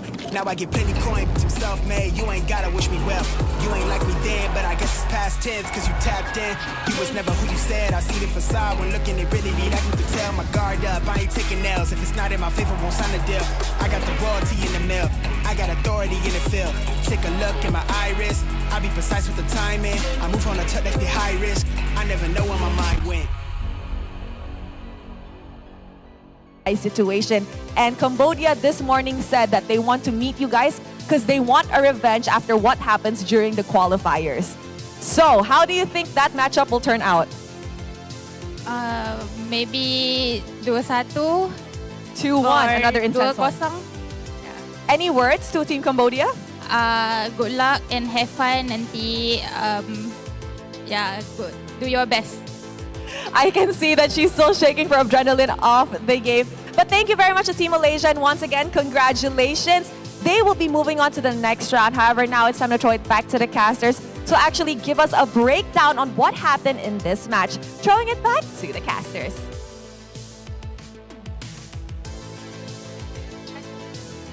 Thank you so much, Rose, and congratulations again to Malaysia for winning this best of one and going into the 18-minute 50 seconds. Pretty much we talked about how the draft-wise, right? It doesn't have that much of mistakes from both ends. It's just how they actually execute it in the game itself. Yeah, I think that Team Malaysia's lineup ended up being a little bit more natural to execute on because they had solid late game scaling, they have built-in macro abilities since both Hayabusa and Moskov are able to split push quite well. And beyond that, they just need to play it safe during team fights, slow it down, find targets. Team Argentina's are a little bit more difficult, but it is possible. They could have played off of the early game tempo of the Suyo with the Grok and the Farsa, but because of the rotations coming in from Team Malaysia, that made it actually difficult to make those decisions. And in the later stages, once the scaling really kicked in, they found it difficult to position themselves because Carrie still has the issue of needing to be very close range to actually do her damage. Oh yeah, definitely. Talking about how we say about MM-wise, they definitely need to figure out where the rotation should be and how fast reflex needs to be done for the team for the players of MM. But then again, this is going to be the key players for our last round. It's going to be Mirina in the hands for the Gold Hunter title. Riza as the GOAT instead with 59,000 damage as well, and we have our tanker, the one and only Shah, with 131 damage. It's amazing how she was able to give so much of the front line survivability that made so much sense for Team Malaysia to counter all their attacks. And last but not least, our best support, definitely 10 total assists by the side of Yuki. It is impressive to see still how Lapu Lapu is so effective at being able to form the front line for any squad here and why this hero is so safe to pick up. But our MVP is, of course, going to be Rina this time around on the Hayabusa in the jungle. 6-0 and 5 KDA. The lack of direct crowd control coming in from Team Argentina did end up costing them a little bit here because there was no real way of targeting Hayabusa a lot of the time. Miz was trying her best on the Grok to actually get those tectonic charges and actually did disrupt Rina's timing enough for Team Argentina to retry timing steal multiple objectives away. But they could never lock the Hayabusa down long enough to actually pick up the kill. And we already expressed how Farsa is generally going to be an easy target for this hero, and that's what ended up happening again. Yeah, and the fact that we are seeing the teams were just trying to find any loopholes, anything that they can actually counterback the things that Team Malaysia has put out. The gap that I see, I think the distance that we saw from the side of Team Malaysia, right? They know if the tectonic charge comes in, that's the time where they can actually just utilize all the wasteful skill that does not land on them. I think there were certain fights where Team Malaysia overcommitted out of necessity, but overall, their gameplay was very clean. And Hani being able to get really solid ultimates on the Kimi, being able to dish out consistent DPS, and joining together with Fao Fao coming in from angles with that Spear of Destruction were all great ingredients for a recipe to success here. Team Malaysia was able to secure and keep themselves in the competition. They will officially move on into the top 4 of WEC 2025, and their next matchup in the lower bracket is going to be Team Cambodia. Now let's see if they cook enough for them to actually serve a good dish once they meet up with Cambodia. And Cambodia even talked about it, right, for the interview, whereby they want to meet Malaysia because they actually didn't meet at all throughout the group stage until the play-ins, because Malaysia was one of the teams was able to go to the playoff or even the upper bracket. But then again, we are going to have a little bit of short break before we started off with our third series of the day for our MLBB women category. And that third series of the day is going to be an exciting one because it is officially the upper bracket finals. And it's going to be between Team Indonesia, our defending champions, versus Team Egypt, who was third place during WEC 2024 as well. Two very accomplished lineups in the women's MLBB scene. And the winner of that series will directly move on to the grand finals and confirm themselves a spot in the top 2. Now, we are just going to give a little bit of break for all of our players. Do not go anywhere. Cam, here, stay with us. Wait for our third series coming here at WEC 2025. To be in the zone. To be in the zone, gamers need true support. One that's in sync with your body at every angle. Takes your weight without pressure. Fully adjustable to cradle your spine and adapts as you shift in your seat. True ergonomic alignment to achieve your perfect gaming form.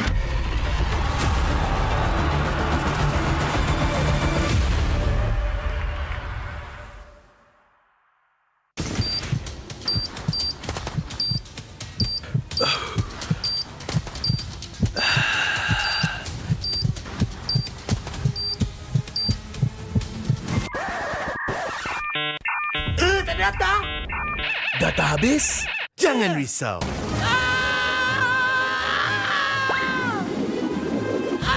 Tukar ke Red One Mobile untuk data pantas 5G Extra. Nak peran data telefon? Red One Mobile kan ada.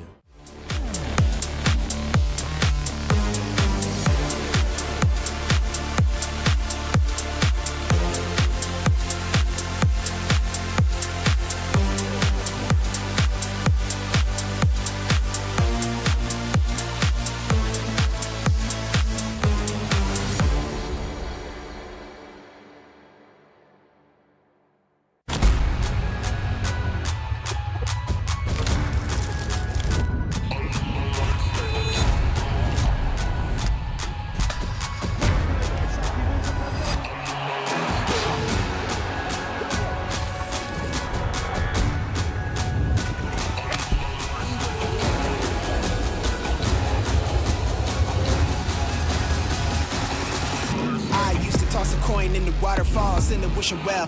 Now I get plenty coin, I'm self-made. You ain't gotta wish me well. You ain't like me then, but I guess it's past tense, cause you tapped in. You was never who you said. I see the facade when looking at really me. Like you could tell my guard up. I ain't taking L's. If it's not in my favor, won't sign a deal. I got the royalty in the mill. I got authority in the field. Take a look in my iris. I be precise with the timing. I move on a touch like the high risk. I never know where my mind went.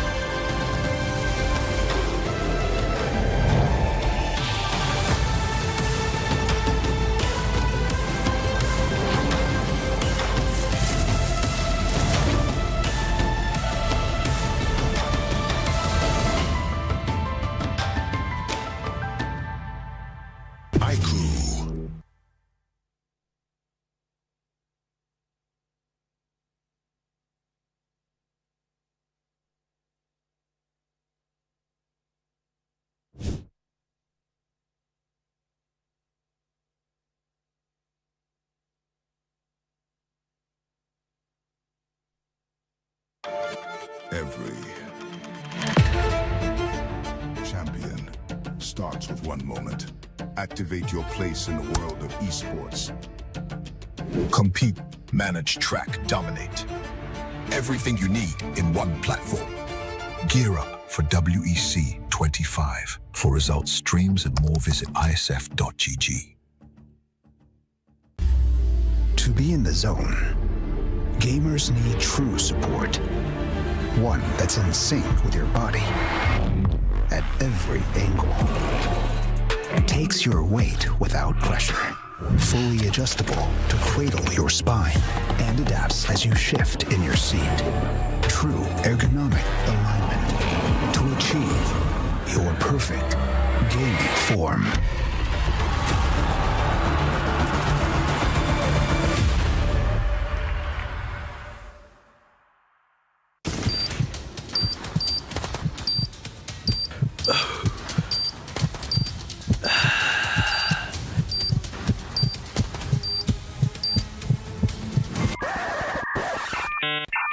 Ternyata data habis?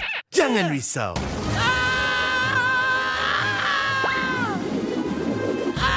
Tukar ke Red One Mobile untuk data pantas 5G Extra. Nak peran data telefon, Red One Mobile kan ada.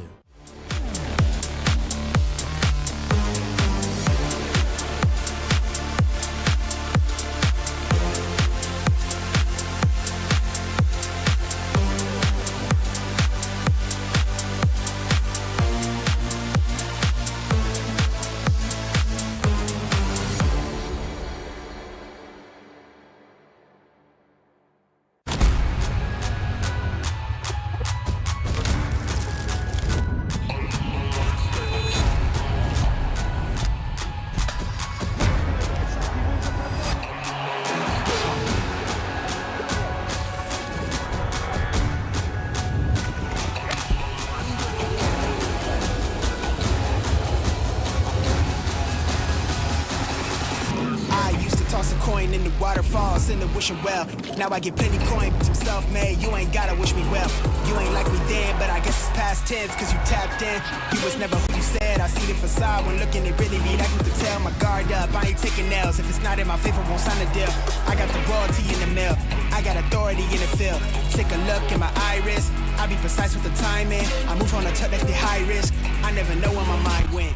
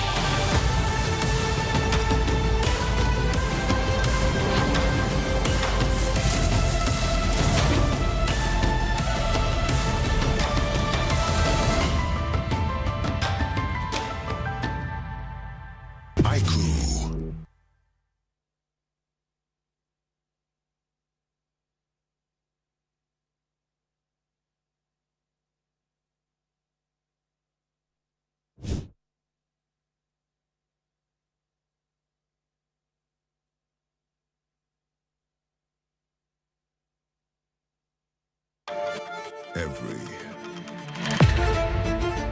champion starts with one moment. Activate your place in the world of esports. Compete, manage, track, dominate. Everything you need in one platform. Gear up for WEC 25. For results, streams, and more, visit IESF.gg. To be in the zone, gamers need true support. One that's in sync with your body at every angle. Takes your weight without pressure. Fully adjustable to cradle your spine and adapts as you shift in your seat. True ergonomic alignment to achieve your perfect gaming form.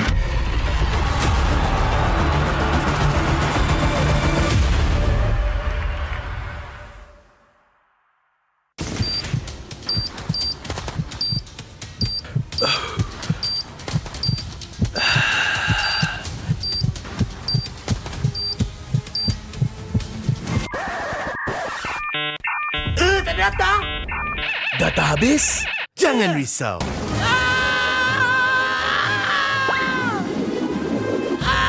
Tukar ke Red One Mobile untuk data pantas 5G Extra. Nak peran data telefon, Red One Mobile kan ada.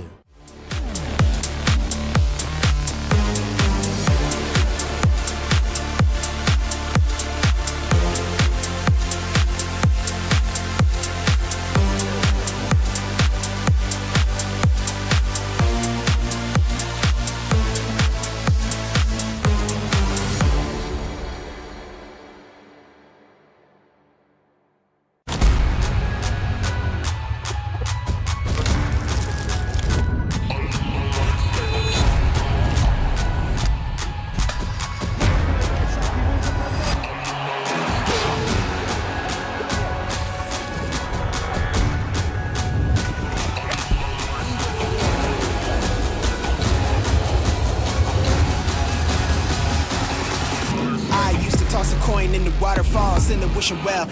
Now I get plenty coin, but I'm self-made. You ain't gotta wish me well. You ain't like me then, but I guess it's past tense, cause you tapped in.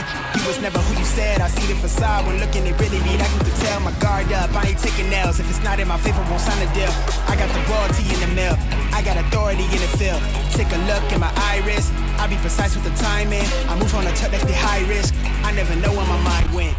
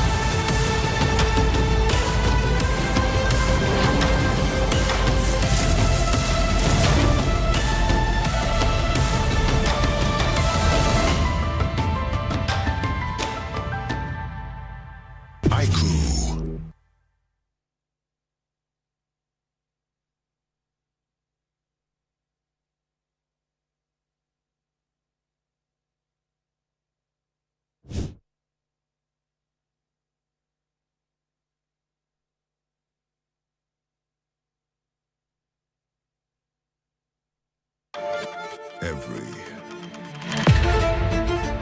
champion starts with one moment. Activate your place in the world of esports. Compete, manage, track, dominate. Everything you need in one platform. Gear up for WEC 25. For results, streams, and more, visit IESF.gg. To be in the zone, gamers need true support. One that's in sync with your body at every angle. Takes your weight without pressure. Fully adjustable to cradle your spine and adapts as you shift in your seat. True ergonomic alignment to achieve your perfect gaming form.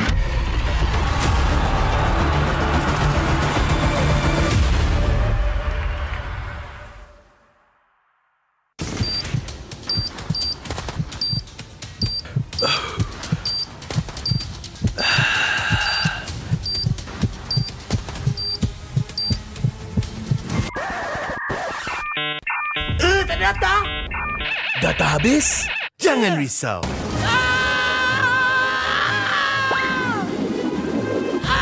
Tukar ke Red One Mobile untuk data pantas 5G Extra. Nak peran data telefon, Red One Mobile kan ada.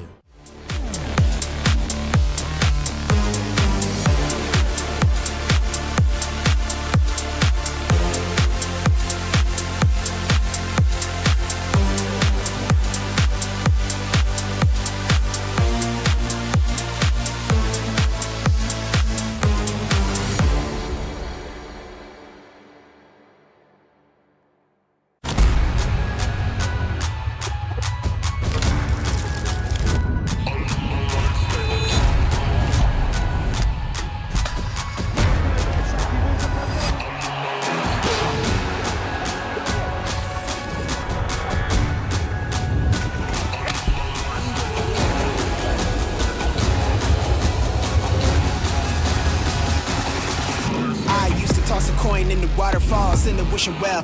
Now I get plenty coin, I'm self-made, you ain't gotta wish me well. You ain't like me then, but I guess it's past tense, cause you tapped in. You was never who you said, I see the facade when looking, it really be like you could tell. My guard up, I ain't taking nails, if it's not in my favor, won't sign a deal. I got the royalty in the mail, I got authority in the field. Take a look in my iris, I be precise with the timing. I move on a touch that's the high risk, I never know where my mind went.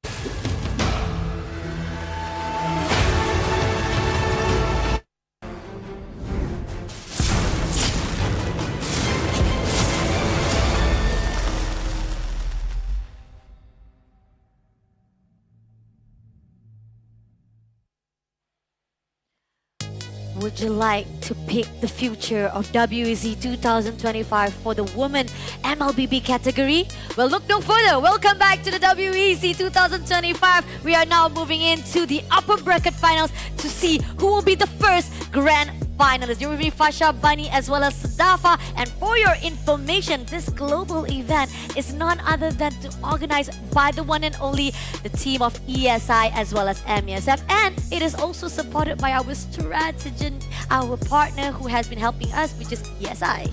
It's of course generously supported as well by KBS, Rakan Muda, and Rakan Digital. And let's not forget our official partners as well, Red One, Aiku, Solos Merch, Monster Energy, CK Music, and lastly our official chair partner Razer. We thank you very much to all of these wonderful people and all of you wonderful viewers as well, because we are about to find out one of our top two.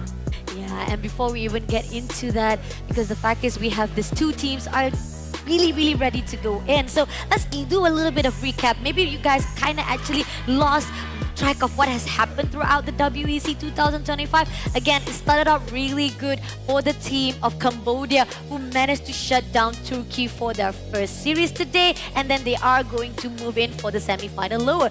On the other note, Malaysia, yeah, there was a back and forth with the team of Argentina. It was just pretty much a battle who makes the more mistakes and who takes advantage of those mistakes, and it ended up in the favor of Malaysia, moving in to meet with Cambodia right after this. But before we even continue on, we're still looking for the grand finalist, and it's going to be the Egypt versus Indonesia. These are the top 4 teams that have been able to make it through all the way from the very beginning of WEC 2025. But we need to narrow the board even further, because as we can see in this schedule right now, we've got one more match in the women's category, the upper bracket finals between Egypt and Indonesia. After that, we're going to have 3 matches in the men's MLBB category. It's going to kick off at 5 p.m. between Cambodia and Malaysia, after which we will witness Malaysia go up against South Africa. And then at the very end at 9:30 p.m. it will be Cambodia up against the Dominican Republic. And you see how it is very getting closer, one step ahead for us to actually see how it's going to be like for our WEC brackets for the finals. Teams are getting slimmer, and even know for a fact that they are getting actually vicious as well for their intensity. This is the question where I find line that some of the players, they've already been here before, because the fact is they are trying to actually get into that top slot, the grand final. That's the only key right now for them to prove, to represent their own country. These two teams both have their own stories to tell. Indonesia is of course our defending champion, so they've been here before, but Egypt ended up last year in 3rd place. Will they be able to make it further this time around? We've got a special teaser video for you guys to prepare for this very interesting match. So, have a look at this.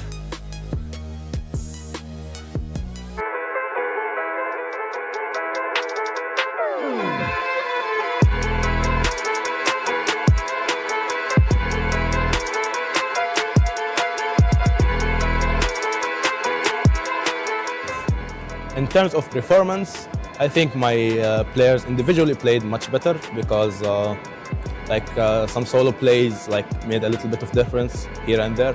And then when the enemy jungler died, we had a very high chance to take the Lord. We took it. We got a bigger lead, and then the game was ongoing from there.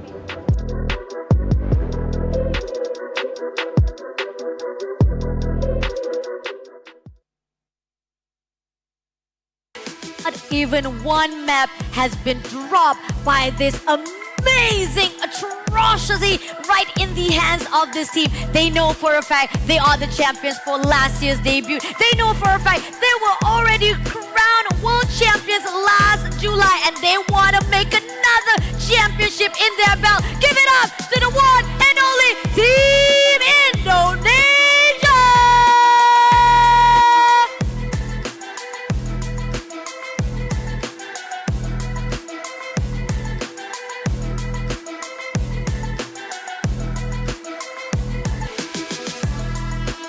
Last year, they had a taste of the WEC podium. This year, they want a taste of the WEC Grand Finals. And to do so, they will have to take on and take down the defending champions. Today's challengers, Team Egypt!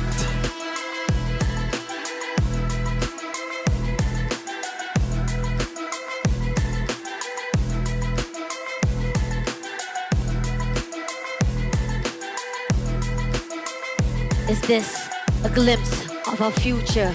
Will there be another recap between the Indonesia team as well as Egypt? This is the fine line that we talked about, how one of them will be able to go to the grand finals. But if they don't make it, one of them still has that lower bracket to survive it out unless they lose it all for the other fight itself. But now, moving on right now, the team of Egypt. They have been struggling from the group stage itself, but it does portray such a potential to be fight off with Indonesia.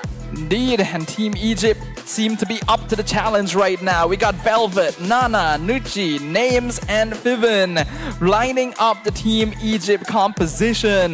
Their matchup against Team Malaysia in the upper bracket semis was a close one, where they found themselves on the cusp of defeat, but were able to claw their way back and take the victory, moving them into the upper bracket finals. Now, they will be able to show the world that they are worthy of the next level up. They've already guaranteed a finish that will at least match their performance from 2024. But they're not looking to match, they are looking to surpass. They have to surpass this one and only powerhouse that has been dominating not just in the woman category, but also in every single tournament that we've seen. We got Fumieko, Vival, Cine, Shell, and the mother of tanks, Vivian, right here.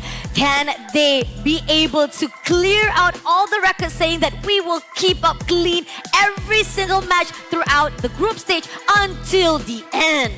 It is clear just from watching the way this lineup plays that there is zero hesitation in their movements. Their experience and composure begets a different level compared to many of the competitors who have attempted to challenge them in the past. For them, this is just another day, just another step before their inevitable finish in the grand finals. But for Team Egypt, this could be a chance to write a brand new story, a brand new legacy. Is the fact that we do not have Philippines in the participating teams for our group stage is that the highlight, all the spotlights right now is rising off onto Indonesia. And this is the powerhouse that everyone, each and every single 12 teams that actually representing here for their own country, putting on their eyes on Indonesia. If they can actually beat Indonesia, that means there is a potential that this grand final will be in their hands. But somehow, no one, not even one team can defeat this team. They are truly the essence of a final boss here in the women's MLBB category. And every single team is targeting them, but they've been able to break through those expectations each and every time. Dangerous Grass will be the field of battle for the very first game here. Once again, this is going to be a best of 3. Loser does not go home, but they will need to claw their way back up. And I'm sure that both sides would be much more preferable to a direct ticket. I mean, yeah, we did see that Egypt was able to take down Malaysia, but it was still a very close fight with 2-1 to be seen at that upper bracket. Now, when Indonesia comes off with Cambodia, there was not much of answer that could be found when it comes to their draft. Whatever you took out from their pools, they ended up being able to actually rise to the top. But let's see if maybe Egypt, after all of the days that they've already provided here on the WEC 2025, maybe they've learned a little bit to catch up with Indonesia. Juxin, Yves, as well as Hilda already been taken out, as well as Chi-Chi, Lancelot, and Esmeralda. So sticking things pretty standard for now, though the Grok is going to get let through. And this is a very dangerous hero to give over to a team like Indonesia. We've already seen how well Vivian is able to perform on these big team fight setters. Hopefully, there is a plan here from the side of Team Egypt. 2 of the winning condition that was done by Indonesia to take down Cambodia immediately is because how they were able to lock Grok every single time. But now coming out from the Egypt side is going to be Lunox as well as Lapu Lapu to be taken. Still pretty standard opening in terms of the draft so far. If we stick to the standard, Indonesia would probably want to grab Hayabusa at this point, since that is the best jungler still available. Beyond that, I would imagine you'd typically want a mid laner, but since Eve and Lunox have already been taken out, maybe you go for an EXP lane first just to keep your options open. Yeah, and the fact that right now we are seeing that Egypt has already taken out their mid laners, so Hayabusa definitely one of the top priorities can be put out already, but are they going to actually go for the mid laner? It seems that they do. They actually put out Selena, and I think this is actually a debut of Selena here for WEC 2025 for the woman category. So far on the main stage, we haven't seen Selena at all. Gatal Kacha actually getting let through into the second section of the first phase here, which is quite smart from Team Egypt. They already know Indonesia has a roamer, so they don't need to prioritize it until now. Now we gotta talk a little bit more about Selena. This is not your typical meta mid laner, but it is the type of hero that is only picked up by teams and players that are particularly confident with it, because it is incredibly skill based and doesn't offer a lot to the team if you're not able to land those abyssal arrows. The fact that Indonesia has decided to pull it out at this point is a very scary declaration. And the fact that we know they have a perfect aim. Most of the time, they will be able to land that abyssal arrow, and it can give a lot of opportunity for the setup of Indonesia is looking forward. Now, the second phase of the banning, we do see that Yusunshin been taken out from the portion. Alot as well as Ruby has already been shut down.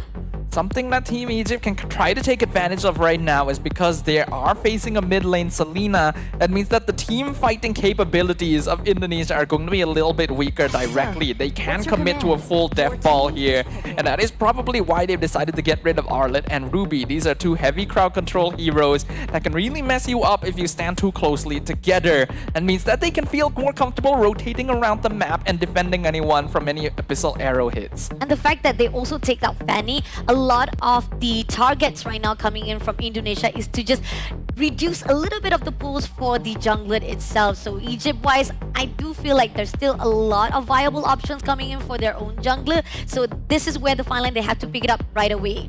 Whether or not they want to go tank, both Fredrin and Boxer are still open. If they want Assassin, there's not a lot left in the pool. You either go Joy or you pick up the Suyo that a lot of teams have been falling back on. But they can also choose to leave the jungler for later, just to see everything that Indonesia is going to throw at them and lock in gold lane in advance. Looks like nope, they'll go for the former. It's gonna be the Boxia. And the fact that we are seeing now Indonesia going in for the gold lane side, somehow I feel like they might actually go for the honest, straightforward fights. You can still be able to pick out Harith at this point if you want to actually go out with a little bit of burst damage on their end. Yeah, I think Harith is the safest gold lane pick left for Team Egypt, but that also gives opportunities for Indonesia to set up counters to it.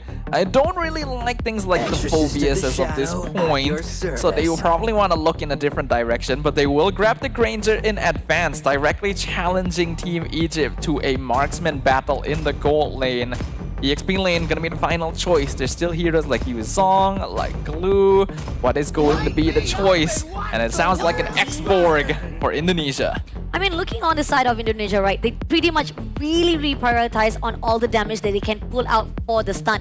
Getting Vivian going to set up for the tectonic charge, and then they pull all stunt with the last insanity. Here's the thing, when it comes to damage-wise, Indonesia is heavily burdened with all of that. And on the side right now, they are also focusing on all the aims that is required from Sini itself with that Abyssal arrow. So this is something that is very crucial on the side of Indonesia. But Egypt, will they actually take up that challenge with the counter of Granger? Simple as it is, Irrital is still open to be taken. Yeah, there's a lot of good goal lane options for Egypt right now. They can go Harif that you pointed out earlier. They can grab the Granger counter of Irrital. We've seen Moskov so far. I think Claude is still a fairly safe pick. It's up to them. It is going to be the Moskov. So we might see a little bit of macro play here. And this is a hero that enables you to dash out of Abyssal arrows if you time it correctly. Yeah, and the fact that right now, mobility-wise, can be seen on the side of Egypt. They will be able to actually slip away from the hands of Indonesia as they move in for the setup, and this is what required. If they actually have that escape mechanism, maybe they can actually counterattack all the setup that's already been done. The question is, will Indonesia be allowing that to happen? This is crucial state. Draft-wise, I do kind of feel like Team Indonesia, if they actually go back into their own draft-wise and the power spike comes in, it is going to be intense indeed for Egypt to just counter it off. But here on out, this is it. This is the crucial state of our first round upper bracket finals. It does certainly seem that both teams are bringing their A game, going back to the classics, but this Selena adds a degree of skill that Indonesia can once again demonstrate to the world. The defending champions up against a worthy challenger.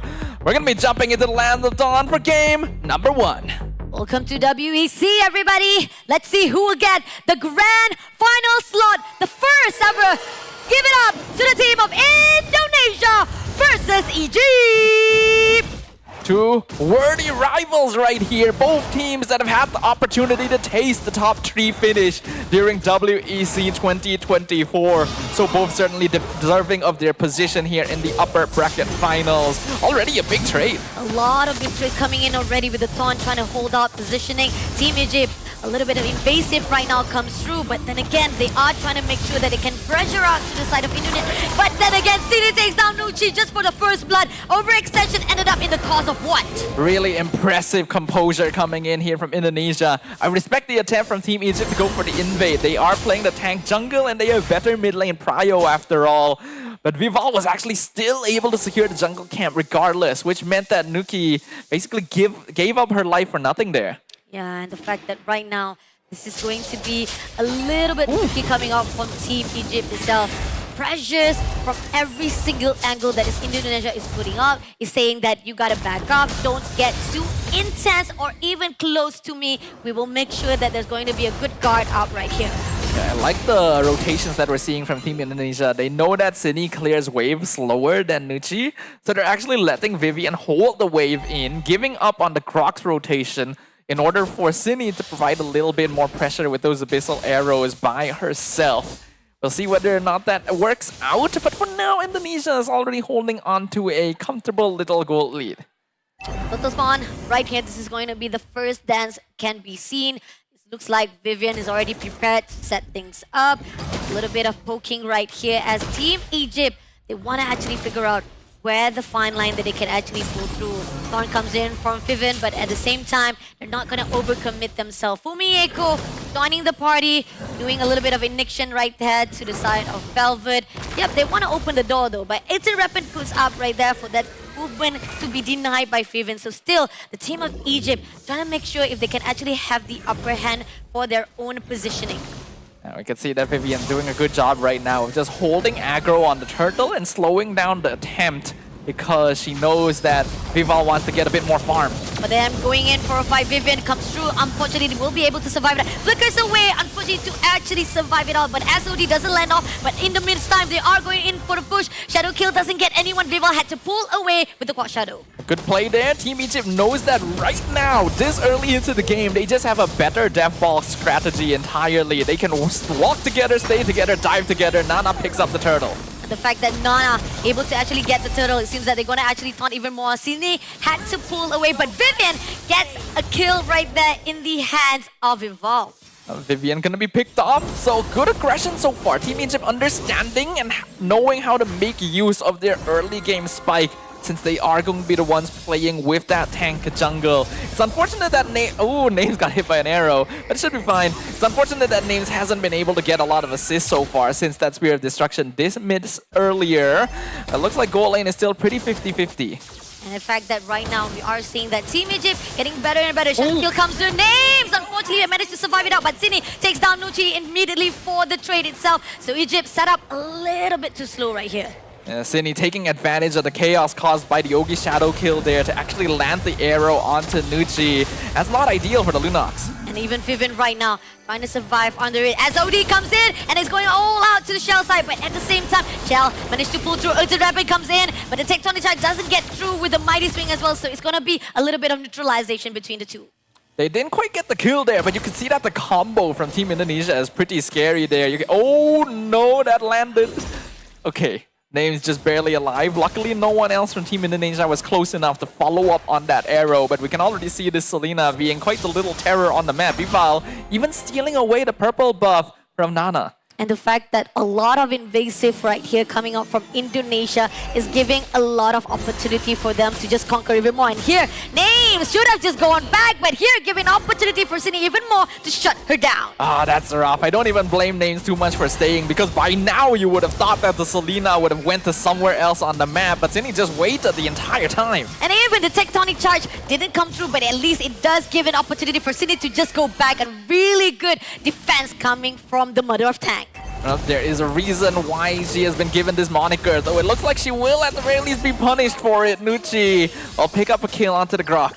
The fact that right now, Team Indonesia, great trades come through, and Team Egypt, yeah, still have the eye for their objective though. But in the meantime, Indonesia, they have their own answer for it as well. A little bit disciplines come through, but at the same time, right now, they're still having a little bit of skirmish. Fumieko doing a little bit of ignition, doesn't manage to pull through. Still have the Furigamo, but it's going to be an overextension. Had to pull away with the flicker, but here on out, we got Names all by herself. Might having a problem. Stun it out, Viva, but can she survive it out? AOG comes in, does manage to take down Shell, and this is going to be a good fight for Egypt to get one player from the Indonesia. That was just straight up well played from Team Egypt. There's no other way of describing it. A beautiful dodge, but now the arrow connects and Nucci goes down. Nucci goes down with a mighty swing as well. Now pushing on to Names as well as Nana right here. As Vivid will be immediately shut down by Shell as well as Nana. Had to pull away, rolls to be survived out, and this is going to be a free turtle in the hands of Indonesia. Objectively speaking, I think we can all agree that this is turning out to be a match worthy of the upper bracket finals. Both sides throwing everything at their opponents and staying composed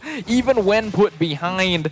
That initial play where Names was able to avoid being picked off by the Hayabusa and then setting up beautifully into the AOG, but unfortunately they didn't have much HP left after that one, and then Indonesia were able to take advantage of it to secure the objective anyway. Now Names in trouble. Names in trouble indeed, trying to actually set it out, but Shadow Kill comes in right here as Names barely surviving it out, but at least there's still time for it to back off a while. Alright, that's good. Had to use the flicker though. We can see that Indonesia is starting to ramp up on the aggression. We're at the 7-minute mark now. Goal lead is 3K in favor of Indonesia's side, and they're still continuing to invade. Going to invade. Mighty Swing comes through, but at the same time, Fumieko going back away with the Furigamo was still surviving, though they want to actually push in, but somehow Team Egypt, they also have a little bit of safety net around their side as well. Team Egypt needs to slow this down just a little bit, but I will say their reactive gameplay so far has been very clean. They've actually been able to play defensively and try and reduce the overall damage that Indonesia is applying with their pressure across the map. They know they need to make space for Names, who is currently getting farm on the other side of the map. And the fact that right now we are seeing that Team Indonesia, as much as they be able to actually do a lot of the rotation wise, it kind of give an opportunity for Egypt to just at least do a little bit of split push. So they get the turret for themselves, but at the same time, they still need a lot more of work so that they can actually catch up with Indonesia. Looking at the farm right now, Vival definitely a lot more fed than Nana currently, and even Shell racking up quite a lot of gold currently. The Granger actually 1.5k gold ahead of Names because this Moskov has been trying to participate in all of the team fights. This means that Shell is going to become a problem sooner than later. And even Fumi Echo as well on this X-Borg, although hasn't been able to participate as much, has been free farming for most of the game. The fact that right now, Team Egypt, the more time they are giving to the side of Indonesia, the more that Indonesia can stack things up, getting even more sustained, even more tougher for them to shut down. So the question is, as the Lord dance started out for the first one, can they actually manage to steal it away from the hands of Team Indonesia? You can see now Team Indonesia still maintaining vision and control over the Lord. Team Egypt hasn't yet had vision over where Vival is, and they're trying to keep that information secure. Nana also waiting behind the brush. Names unfortunately not able to get a lot of the split pushing happening on the other side of the map since Sini was already sent to handle her. But that does also mean Team Egypt knows Indonesia doesn't have their full lineup here right now. Both sides taking this very disciplined. This is a very long Lord dance currently. Really, really long indeed, especially the fact that we know that Names having a capability with the air, so he can actually come in and just join with the team fight itself. But again, this thing comes through. AOG does get one though, but at the same time, at what cost at the moment with Last Insanity bursts down, Shell takes down Velvet with a double kill Vivid, but SOD comes through, landed on, but it is not going to be enough with the Maniac in the hands of Shell, and now it's going to be a lot. Indonesia takes the win. That was a recipe for disaster for Team Egypt, but it was a beautiful masterpiece by Team Indonesia. They grouped up the entirety of Team Egypt. The arrow connected with Names, and now Sini's gonna dive her down. Names trying to survive, but I don't think you're gonna be able to buy enough time. Oh, that's actually managed to reverse it. Names with the shutdown. But the team has already been defeated. The mid tower taken down thanks to that incredible combo coming out of Team Indonesia. Names is doing what she can do as best as she could, even though it was a reversal. But here on out, Last Insanity comes in. But at the same time, right here, they're trying to actually find a way to go in. Last Insanity pushing in, doesn't actually burst down anyone, but it's enough for them to just give a little bit of damage here for the mid lane. And this is, of course, only the first Lord of the game, so with the holy defenses, not too difficult for Team Egypt to take down. But giving away a Maniac to Shell in that previous exchange is just about the worst thing that could have happened to Team Egypt. That is a lot of Sky Piercer stacks. The Granger now 5-0. Unless Team Egypt is able to find some kind of shutdown on this target now, this is going to be difficult. It is going to be difficult until the AOG comes through, but doesn't actually take out anyone. And now they had to pull away. Brilliance was open up just for them to survive it all out. Now they're trying to actually hold out that holy defense, but it will be cracked out by Indonesia. And the more of the territory will be invaded by them, the Egypt will be even back down to their own base. Oh! Bizarro landed on to Velvet, but not going to be any follow-up from the rest of the teams though. Vivin literally exploded in that last exchange. That's how many Sky Piercer stacks Shell has by now. Probably 6 stacks in total. We're going to see Egypt try and defend.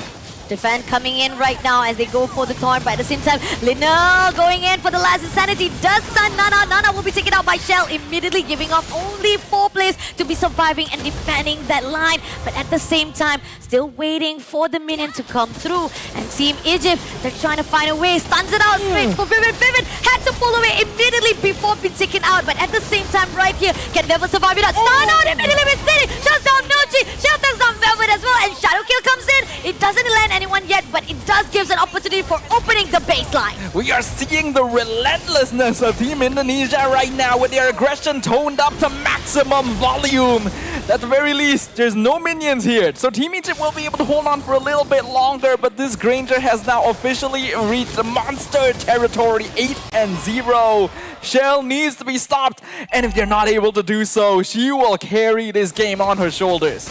Not even one able to actually caught Shell, and this is where the fine line that Team Egypt, they are on thin ice, trying to actually defend their own base. If Indonesia can actually do a great setup again, this could be a really, really sad situation for Egypt.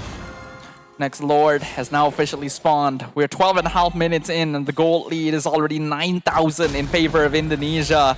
No deaths so far on the X-Borg or the Granger. Damage no longer adding up sufficiently for Team Egypt since both Nucci and Names have been hard targeted for the majority of the game. They have no way of walking up onto the map to contest this, nowhere even close.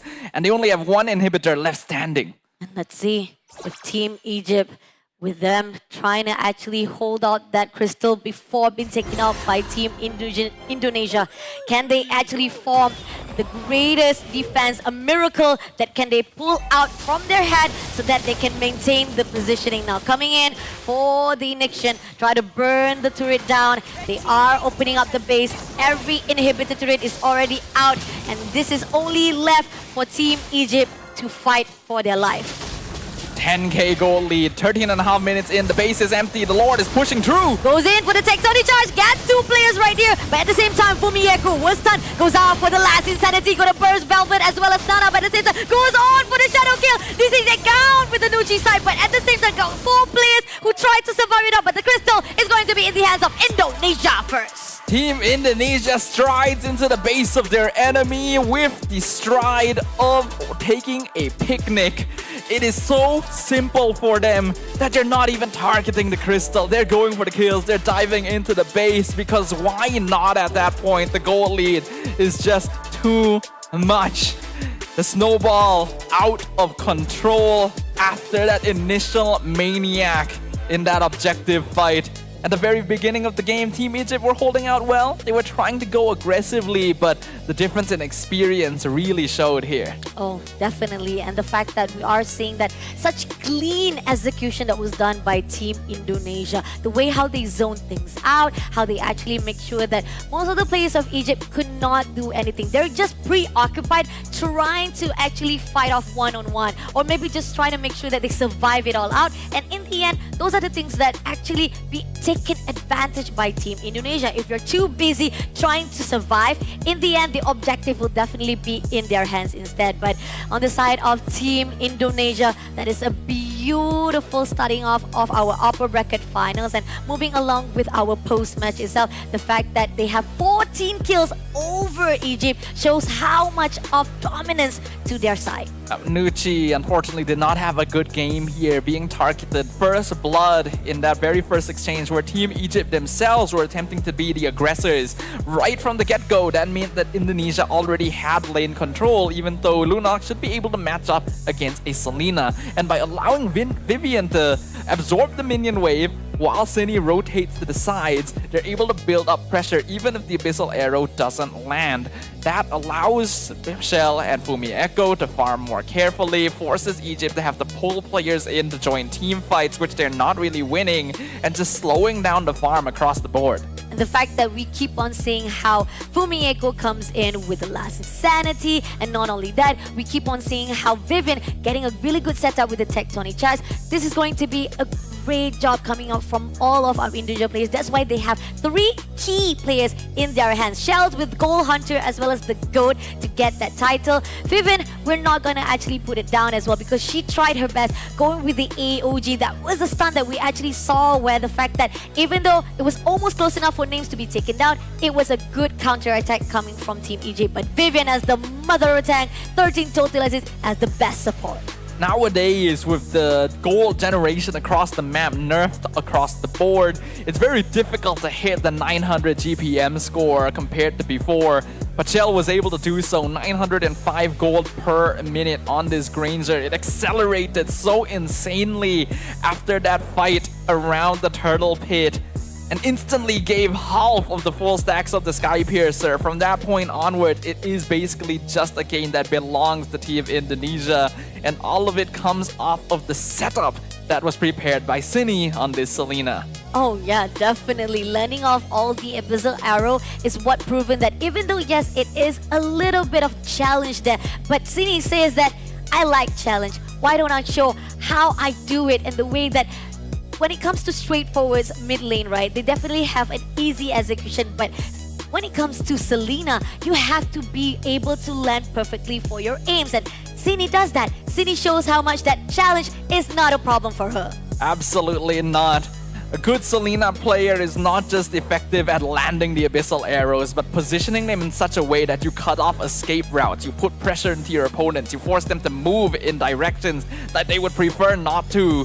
And that really adds up over the course of the game. We still have to give props for this excellent play from Names and Vivin, where they were able to dodge away from Vival. But every other play in the game was going in the direction of Team Indonesia. And this particular fight, where Team Egypt grouped together inside the last Insanity and lined up the shots for Shell to get that Maniac, was the beginning of their downfall. And the fact that Names was the only one left to survive it out, at least with 1v1, was able to actually turn things around, taking down Sydney. But again, with 4 of the players of Egypt was already down, she could not do much to actually contain already the damage that was done by Team Indonesia. Team Egypt knew what they wanted to do. They knew what they needed to achieve. They tried to play aggressively with the Baxia jungle, but when that failed right from the beginning, it already messed with their momentum, messed with the mindset, and they were already stuck playing catch-up for the rest of the game. And the fact that right now, this is the crucial point of Team Indonesia getting the upper hand of that first point in their hands. Now moving into the second round of this matchup. Does Egypt has what it takes to at least shut down Indonesia and at least dirty a little bit of that clean record? We've talked about how Indonesia has been starting such a beautiful journey from the group stage. Up until now, there's no one, not even one team that was able to steal one map from their hands. So Team Egypt, can they make a difference? Literally an unstoppable force right here, because yes, they haven't dropped a single game, not series, single game. Yes. It has been clean 2-0s for Team Indonesia all the way from the group stages, and they have dominated this ecosystem, this entire tournament. Team Egypt are posed in a position where they can challenge that, but Game 1 has already shown a gap in their abilities.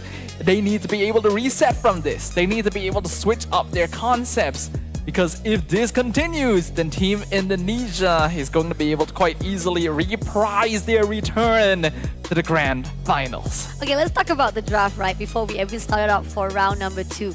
Draft-wise, we talked about how when it comes to the Indonesia team, there was a lot of damage that they pretty much prioritized, but at the same time, talking about how the challenge that Sydney takes up with the Selena pick, yet it was fruitful. They didn't really matter much because, again, execution-wise, it was perfect. Let's compare a bit with Egypt draft-wise. You talked about how Baxia was actually a really good choice, a really good counter to actually fight it off. Great sustainability, good mobility-wise as well for rotation. But somehow, there were certain things that there was not covered up by Team Egypt. There was not much of crowd control that they can do to a point that they can actually at least lock one of the players from Indonesia. The thing is, I feel like Team Egypt could have actually gotten by this game without needing to rely on overly lockdown type CC, because they do have good damage, and since they're supporting with a Baxia, with a Lunox, they can actually just out DPS their opponents and threaten them in such a way that's very difficult for even heroes like Hayabusa to dive into the backline. And we actually saw some really good micro execution too from Names, being able to avoid those situations multiple times. It's just that they weren't ever able to get off the ground. They wanted to do so. They wanted to take advantage of having a stronger mid trio to instantly invade jungle at level 2. When that failed, that already puts a large hole in the strategy.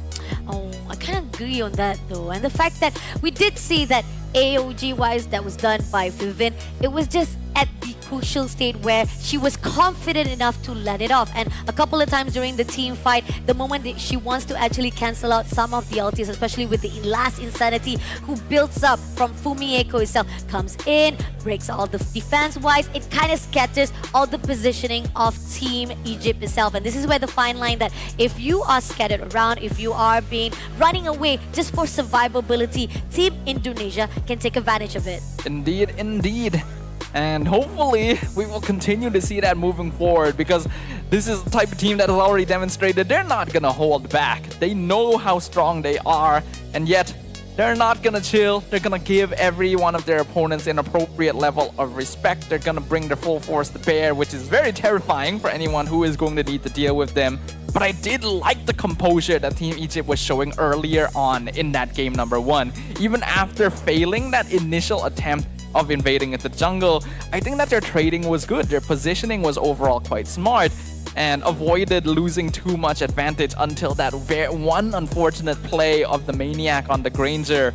Otherwise, this is a team that does have what it takes. Oh, I kind of wish that Team Egypt can actually have that chance to portray even more of their ability-wise, because again, talking about how you were talking things that about Nucci will be able to actually change things around if they have the amount of output burst damage that can actually counter against Team Indonesia. But those are the things that did not happen because Team Indonesia keep on pressuring them, not giving any chance to breathe, not even giving them a chance to actually move around freely. Those are the pressure things that we thought that Egypt was going to do it, but ended up Team Indonesia was the one who controlled it all. Yeah, the largest factors that come down to why Team Indonesia constantly dominates the women's MLBB scene is their flexibility in hero pool, their adaptability in gameplay, and the speed at which they make their decisions and execute on them.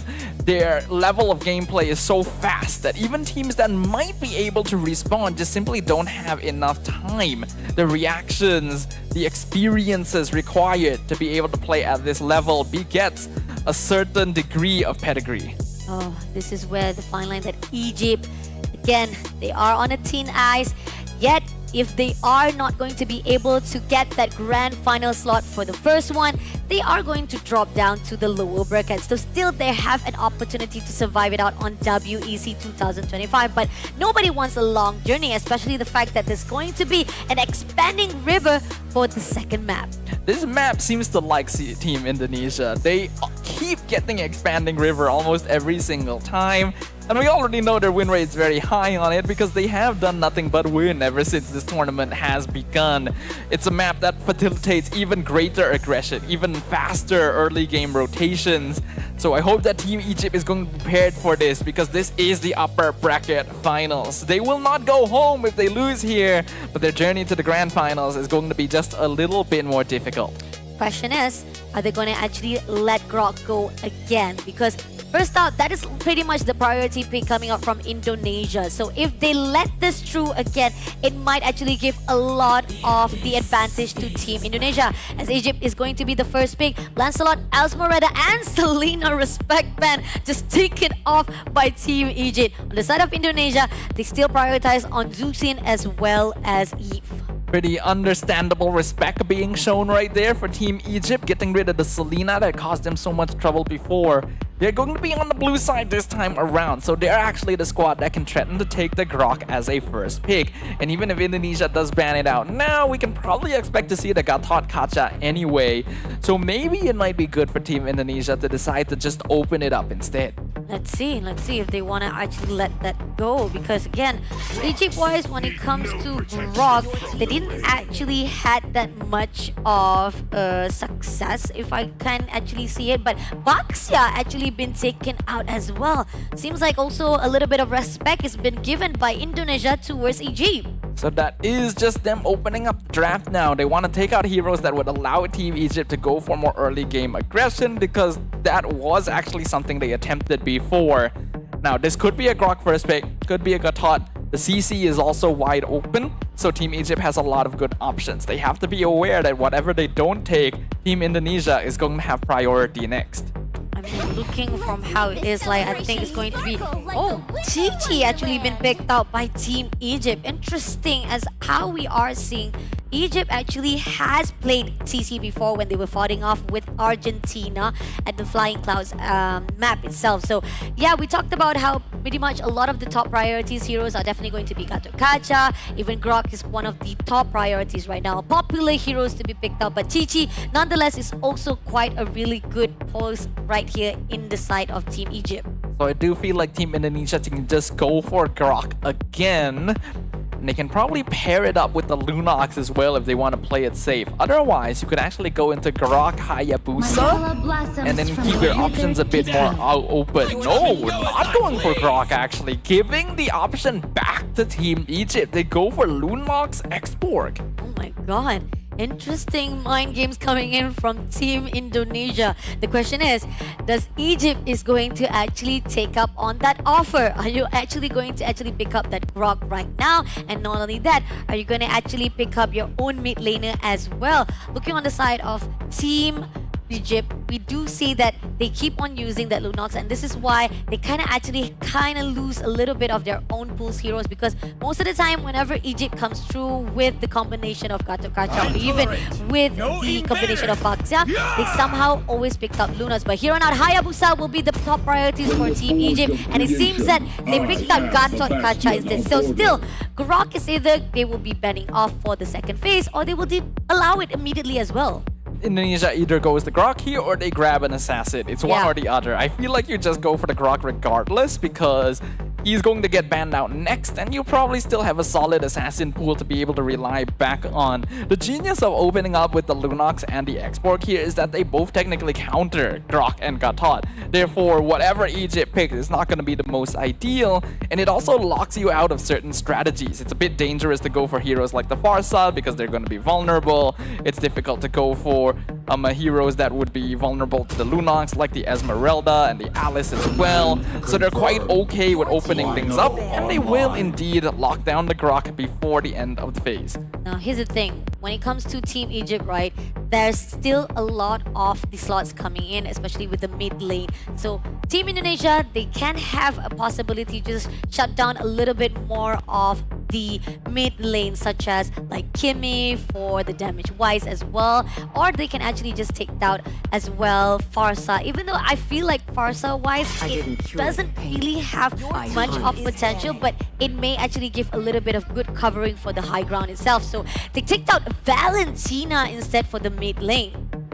Okay, taking out the Valentina makes sense, since that is a very good counter to both Grok as well as Exborg. Exborg especially, since being able to steal that last insanity means that you actually use it more efficiently than the original hero itself. There have been many teams in the past that have actually lost picking up the Exborg into the Valentina, and Indonesia is well aware of this. Lapu-Lapu is going to be focused on the side of Egypt, so they are still thinking that this is going to be a double fighter side lane. But if that is the case, maybe it would be better to take out the Yisun Shin. Yeah, kind of true though. So there's a possibility as well. This team probably have been thinking about how we want to do a little bit of fight between each other. But again, I talked about Kimi as well. This is one of the mid laners that has been doing well as well for the fight in WEC. Great burst damage, and definitely gives a lot of opportunity for the setup between the curtain call as well as AOG. So those are the things that Indonesia wants to avoid it out. Personally, I think it would have been okay to actually leave the Kimi open, because that's not a particularly good hero into the Exborg, but it is okay against everything else. So I guess Indonesia just wants to cover their bases there. Ruby also going to be taken off the table. So if Egypt does decide to go for double fighter, CC won't have to worry too much about being countered if lane too hard. Yisun Shin will indeed be locked in though, so I was already thinking Egypt should probably get rid of this. Indonesia are going to have a pretty strong jungler here. The fact that right now we are seeing that Team Indonesia, most of the draft-wise, is getting a little bit more firm. Team Egypt, they still have to find a way for them to give a little bit of loopholes to get in. Most of their AoE-wise still have not enough damage to burst down Indonesia. So those are the priorities right now for Team Egypt to take up for themselves. So what are the heroes options that probably be in favor of Team Egypt? Team Egypt going to need slightly... Ooh, now that's interesting. The Sicilian gonna be locked in. This is a hero that was actually buffed slightly in the recent update. They will also go for the Iritel. So if Indonesia does decide to go for Granger again, Team Egypt's already preparing a counter for it, and it can actually go pretty okay against fighters if that's what ends up being the matchup. But Sicilian is interesting. Now this hero was buffed so that his skill 1 now costs less mana in the early levels of the game. That means it's easier to get his stacks overall, but he still does need time to actually become a threat. I mean, the fact that it's a really good poking for the side, but Cho being the last pick for Team Indonesia. Great covering coming out from Team Indonesia, and the fact that we know Team Egypt-wise, now they are able to actually cover just a little bit of the damage-wise. It's just that the fact that I feel like, is it going to be enough coming into the mid-game itself? Draft-wise from Indonesia, they have the lockdown. They can be able to do a little bit of their setup as well because they actually give that grog immediately. So we see how it was when it comes to Vivian setting up with the tectonic charge. This is the question, if Egypt can actually falter it off or even negates every possibility. I am a little bit concerned about having to play for Cecilia on mid. It means that they want to scale into the late game, but you are dealing with Team Indonesia on expanding rivers. They've got a Grok, Lunox, Isan Shin. They're going to be very strong in terms of those rotations, but they also have the Cho gold lane in the hands of Shell. We have not gotten to see this yet at all in the women's MLBB category. So it's going to be interesting to see whether one of the top teams here will be able to pull it off.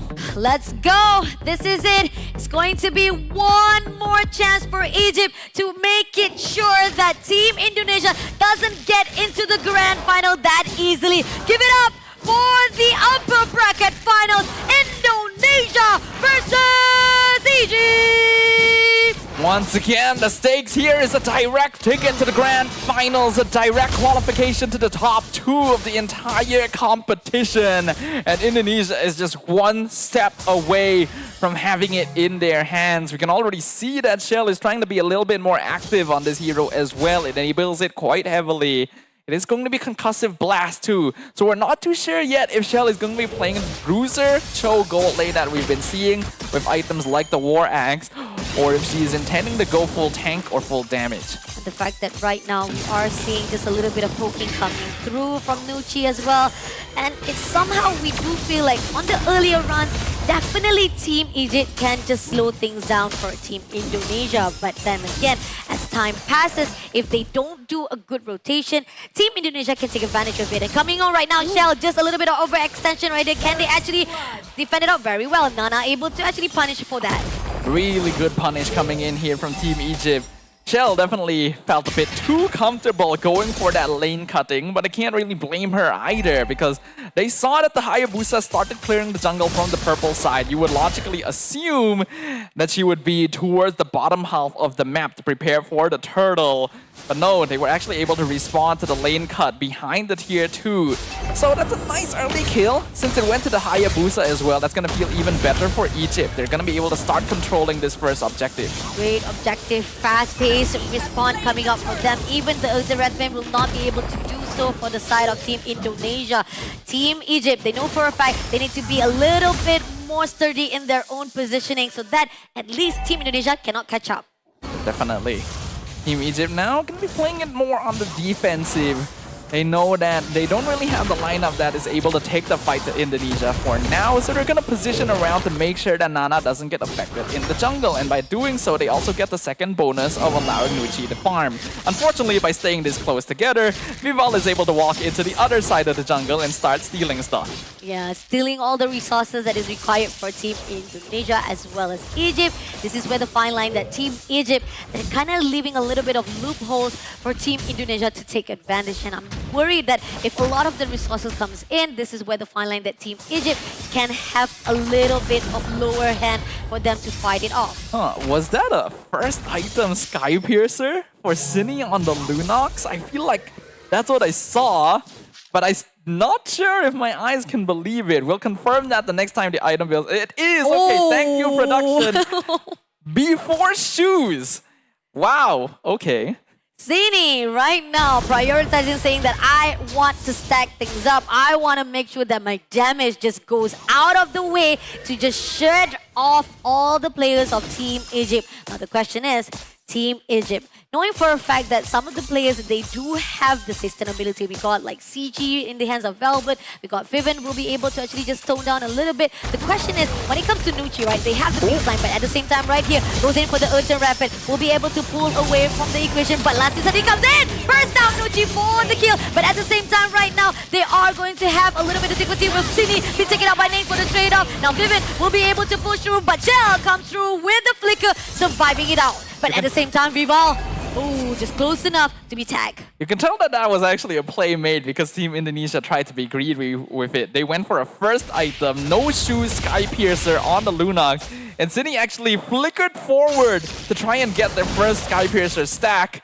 on the Sicilian. Not able to be successful though, and without the flicker, Cine got picked off as a result of it. So a bit of a punish there. A little bit punish as well right now, dancing again at the turtle pit right here. Vivian doing a lot of zoning right here, making sure that Nana will get that turtle in the hands of Egypt. But somehow that's going to actually leave up a lot of the goal plays here in the hands of Team Indonesia. And not only that, this turret will be in the hands of them. AOG put out, does tag up one player though, but at the same time, there's no follow-up coming in from Vivian. And now going in with the takedown charge, shuts down Uchi for another kill in the hands of Indonesia. Vivian tried to go for the frontline catch onto the enemy cores, but then forget about their own backline, which was targeted by Vivian. Nana now gonna try and make up for that, going for the steal on the purple buff on the opposite side. I will say this is actually a really solid start for Team Egypt right now. The goal is still about even with Indonesia, but I'm liking the composure they have. They are not allowing their game 1 loss to get to their heads. A lot of really good trades coming in from both sides of Team Egypt as well as Indonesia. They know for a fact that some of the teams, they can still be able to cover things up back, and they'll be able to actually just have those gaps getting smaller and smaller between each other. But at the same time, right here, they goes into the dive of the turret, and Velvet doesn't want to actually overextend itself, saying that, hey, might as well just give it up because survivability is still at a crucial state right now for Team Egypt. I would imagine by now that Team Egypt is aware that Cine has gone for a Sky Piercer build. So the smart thing to do would be to try and avoid fighting in places where the Lunox would be able to get very easy stacks on it. So far, that does seem to be the direction they're leaning in. They can punish Cine for going for a very greedy early item here and actually directly slow down Indonesia's scaling. And the fact that right now we are seeing Team Indonesia, they are being pushed back just a little bit by Team Egypt, but they still have this one last dance for the turtle. Let's see if they can actually change things around. They do a little bit of the clearing here for the minions of the wave, but at the same time, Nana has been spotted out by Shell.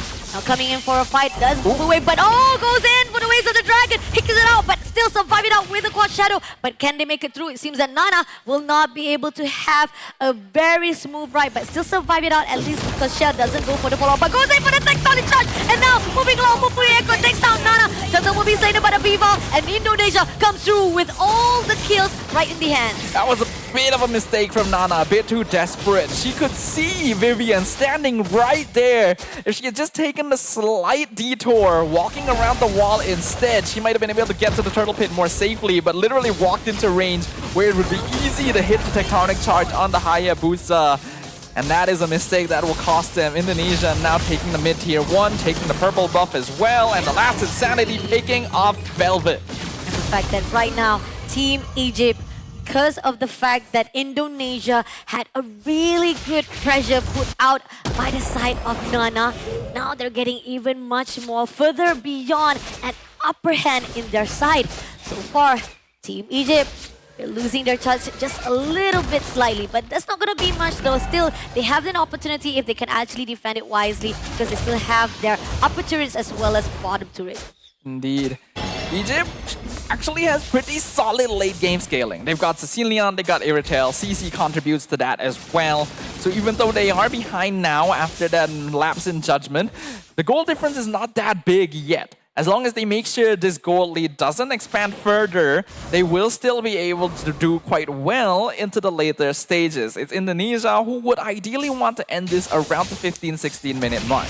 The fact that right now Nana still tried to be tagged out by the players of Indonesia. The question is right now, the teams of Indonesia, they keep on invading, they keep on pushing on to Egypt, denying any movement that's coming in from Nana. Again, they caught up with the Mountain Shocker. Nana, why did you actually have to go front? Almost sacrificing your own body to the team of Indonesia. Tried to commit for the Ogi Shadow kill, not able to get in range. Vivin nearly dead as well, having to use the AOG defensively. We can see that Indonesia is trying to up the tempo and pressure to make sure that Team Egypt isn't allowed to free farm the map. Now we do have to point out that Names is super far up in the lane right now, and Shell is going to spot her. Shell comes in, doing a little bit of kicking. Basic attack coming through, but Names will be able to actually fend for herself. Not a problem with that. A lot of damage come through, but still, this is going to be the first lot in the hands of Team Indonesia. The question is, as they are marching into the fight with Team Egypt, can Egypt set up a really good defense? They were able to take advantage of the distraction being made up top in order to secure the Lord for free, though I don't think Team Egypt would have attempted to challenge it regardless. They know that they're not really in a good position to be able to do that right now. Ooh, nice dodge from Velvet as well, making sure she's not in range of getting kicked. The goal difference starting to add up. The damage difference overall as well, we can see, is quite large, with Fumi Echo being a constant thorn in their side. This X-Borg is already 3-0 actually. Great composition coming out from Team Indonesia. City might be caught off guard just now, but still, they might be able to pull through. Doesn't have much of the worrisome coming in from Team Indonesia. Now they just want to put so much pressure to the side of Egypt. They know for a fact this is the opportunity for them to just give more. Diet and Rapid been put out. Tectonic Touch doesn't get anyone but Vivian. I mean, they're going to be got caught off though, but it's going to be a good sacrifice. Monster Chakra comes in.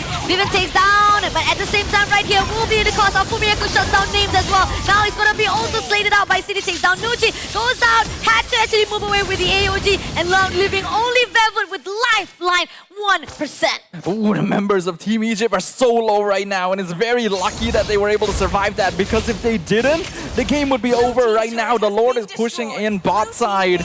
Team Indonesia were able to turn around a bit of a bot engagement actually. Vivian messed up the tectonic charge because of a really good response from Egypt, but they still grouped up a little bit too much to actually try and get the kill on the Grok, and that's how Fumi Echo was able to get the setup and punish. Cine now finally getting that first Sky Piercer stack 8 minutes after buying the item itself, but that's not really an issue for Team Indonesia. They are now in control. They are in control indeed. The fact that everything, the attempts that is done by Team Egypt right now is for the Grok. pretty much that we can see that the fact that Team Indonesia, right, they don't have much to worry about, because Egypt right now, all they can do is just react, defend. All they can do is just counter back everything that has already been set up by Indonesia. On the other note, Indonesia say like, I'm gonna put this momentum on you, you just have to play along with it. Well, if Team Egypt is able to effectively play along with it, they do still have a chance. This Sicilian can be a threat once you get later in, but they really slowed down the farm on it already.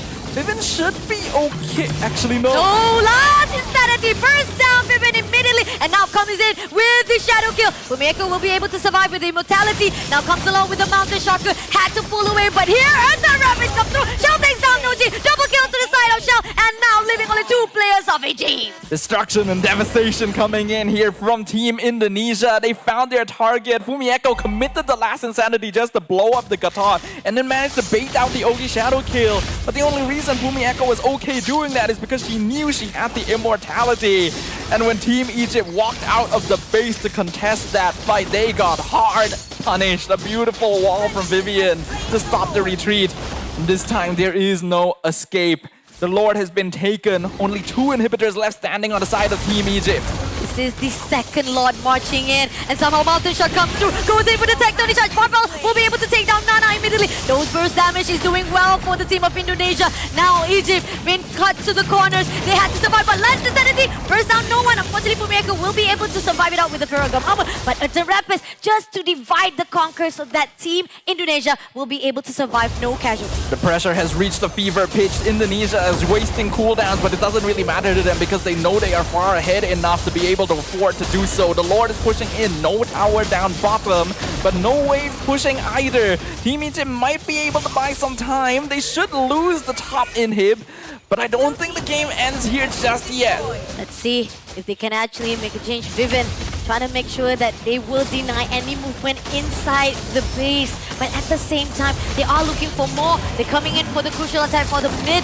Last Insanity doesn't hit anyone, but it's going to be enough just to actually bear open all of the bases of Egypt. The base of Team Egypt is now officially empty. No towers left standing. 13 minutes in, 7k gold lead for Team Indonesia. They'll play it safe, they'll take it disciplined. They're not going to make the same mistakes other teams have of trying to force the end game when they do not have a Lord for the push. They're going to wait until the next one comes back out. And this is going to be the final opportunity. The time between now and the next Lord spawning is going to be all the farm that Team Egypt is going to be able to get before the next big team fight. Great respect coming out from Indonesia. They know for a fact do not need to pressure more, does not need overextension. They know this is the winning condition they are already grasping. Only requires right now for Team Egypt is that if they can find a little bit of loopholes that is done by Team Indonesia, maybe they can turn things around. But the question is, everything has already been gutted out. We got Shell right in front with the Waves of Dragon, and not only that, Fumieko comes in with the last Insanity. Crucial state for Team Egypt right now if they can actually just go away before anyone being taken out by Team Indonesia, loosen up a little bit of the resources, maybe they can actually counter-attack. Nucci has finally completed that Wishing Lantern, so that is going to be a pretty important power spike here for the Sicilian. Unfortunately, Team Indonesia has so much backline dive that I don't really know if Nucci will be able to make full use of it.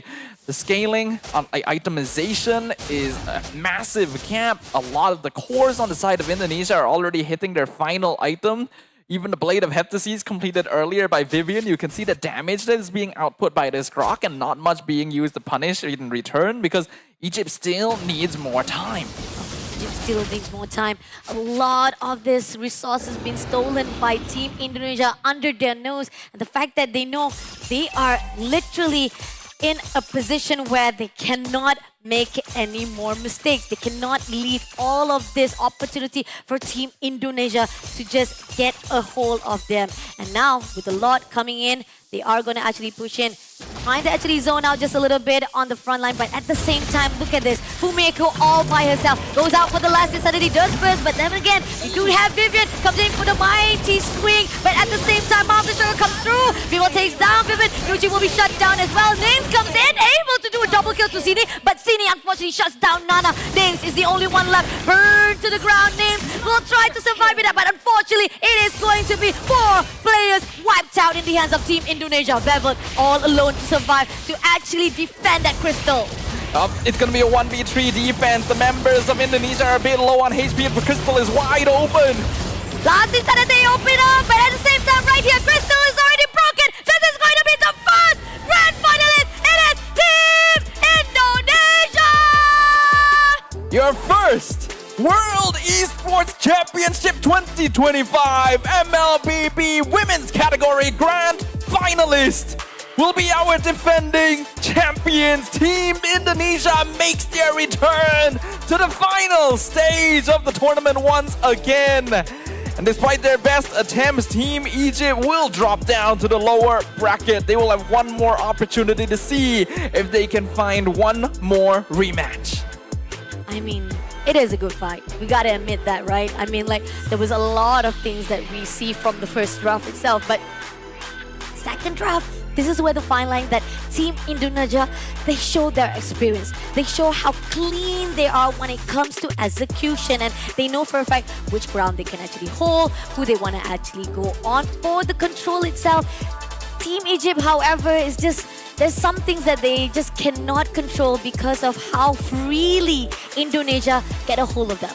It is unfortunate. I like the change that Team Egypt was attempting to go for, switching things up with the Sicilian, but giving that early game momentum to a team like Indonesia is a little bit too scary. As per usual though, we have our host up on stage. Let's interview our first grand finalists. Ladies and gentlemen, there you have it. The WEC 25 MLBB Women's Edition first grand finalist, Team Indonesia. Our defending champions is here on a mission to attempt to clinch their back-to-back championship. And with me here on stage, we have Shell and of course, Fumieko. How are you girls feeling? We're good, we're good. You're good. I can see that you guys are so good. You know what? I think this is a question that everybody has. How are you girls so good all the time? What's the secret? What's your secret? Apa-apa?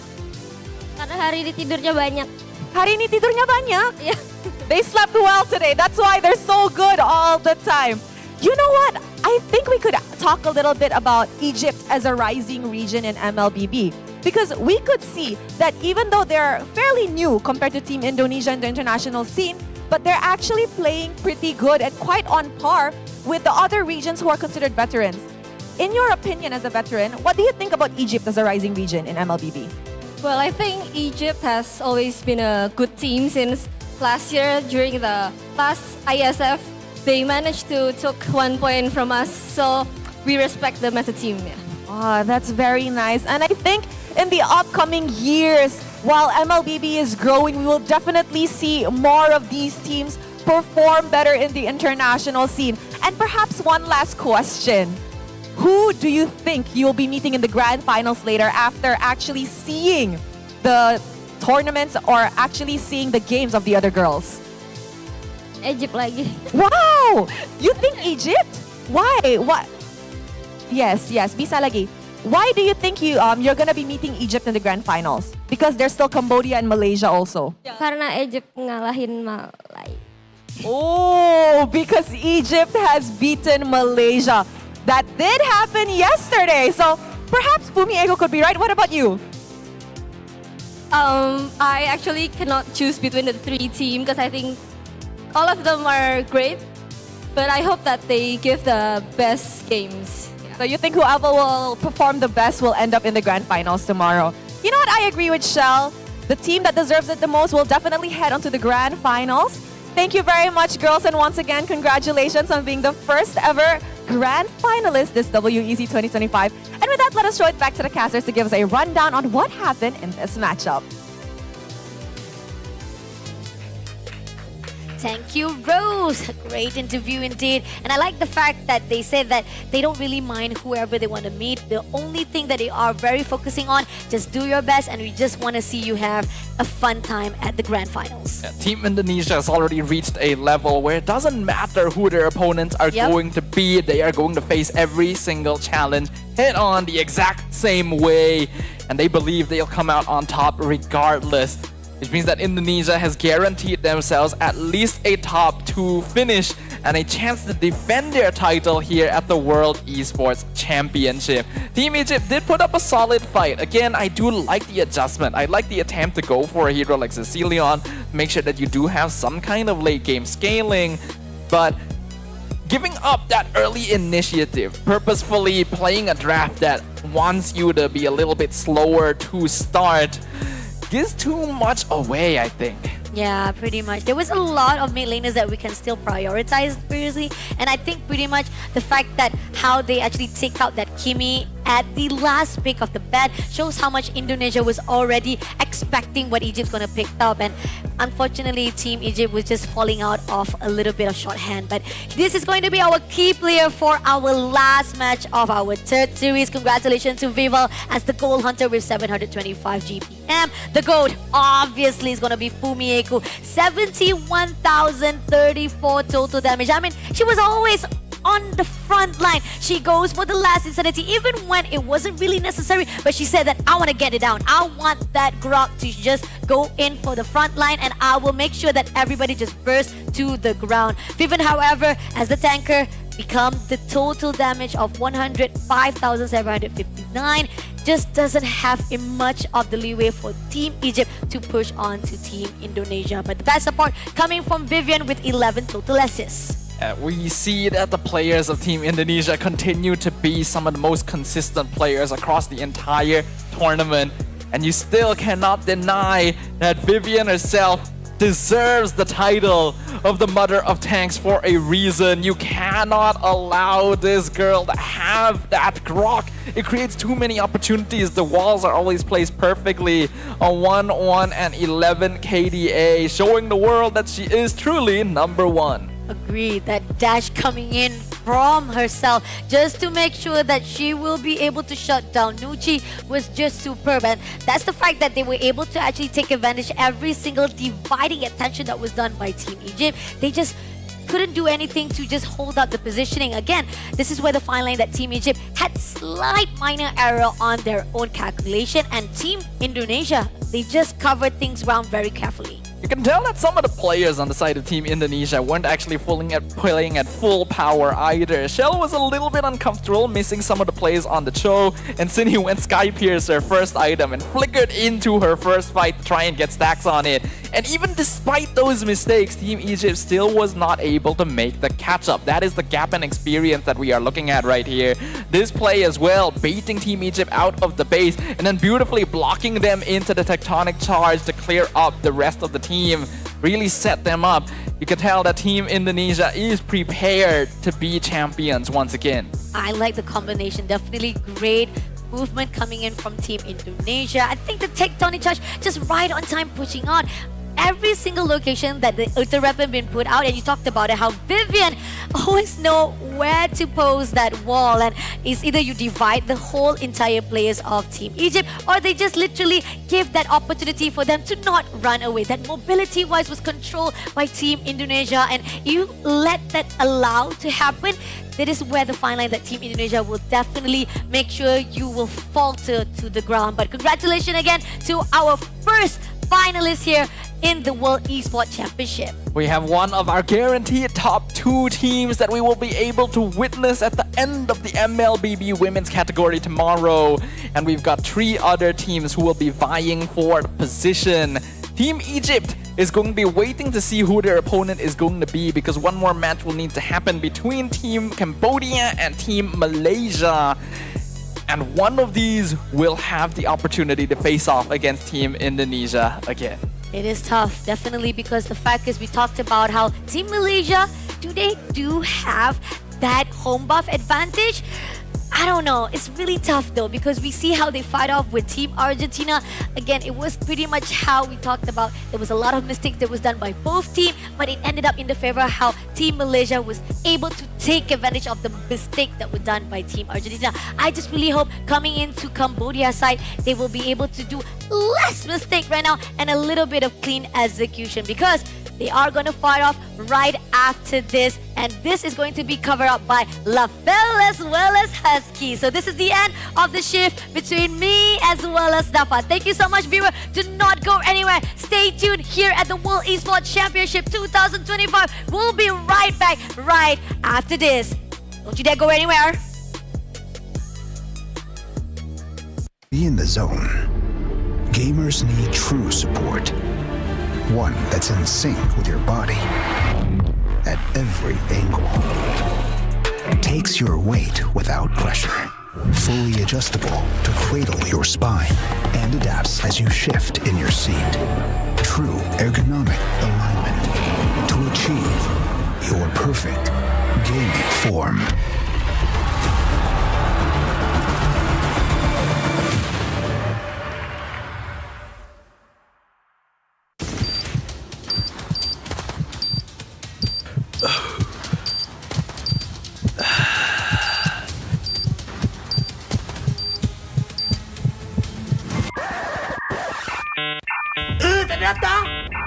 Data habis? Jangan risau.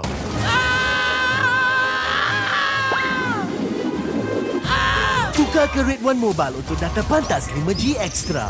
Nak peran data telefon? Red One Mobile kan ada.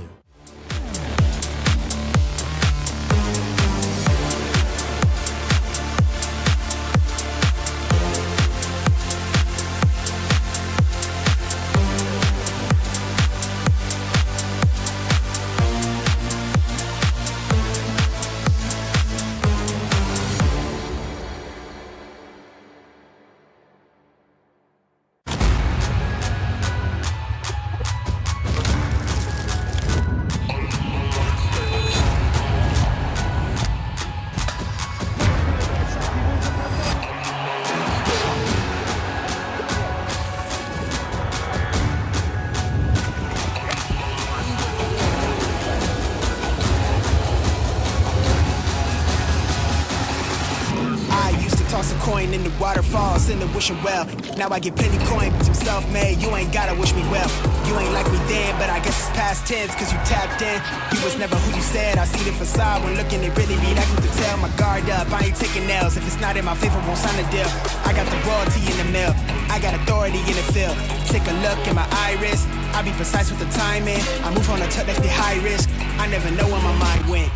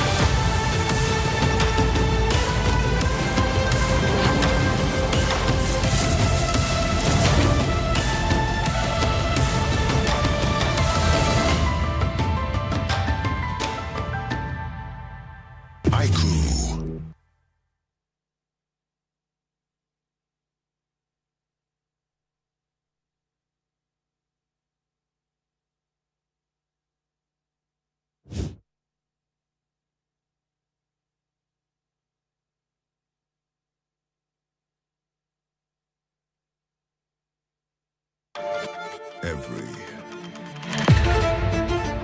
champion starts with one moment.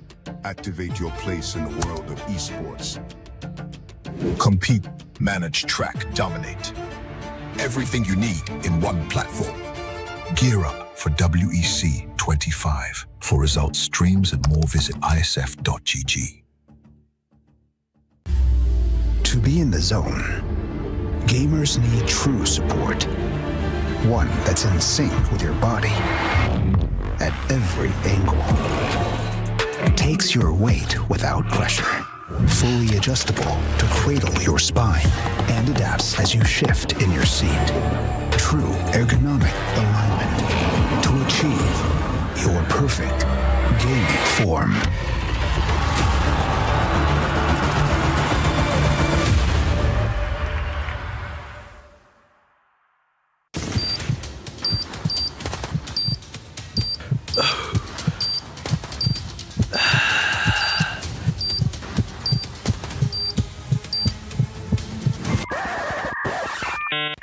Ternyata data habis? Jangan risau.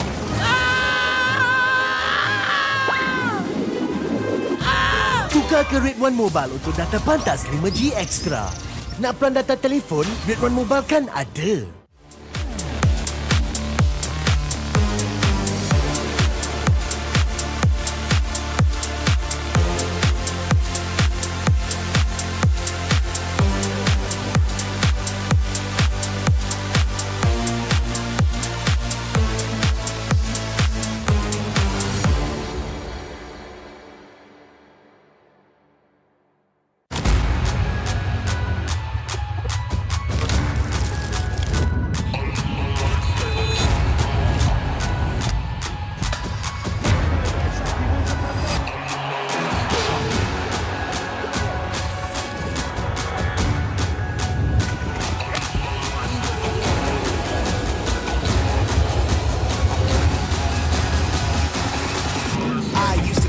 In the waterfalls, in the wishing well.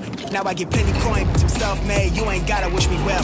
You ain't like me then, but I guess it's past tense, cause you tapped in. You was never who you said. I see the facade when looking, it really be like me to tell. My guard up, I ain't taking nails. If it's not in my favor, won't sign a deal. I got the royalty in the mill, I got authority in the field.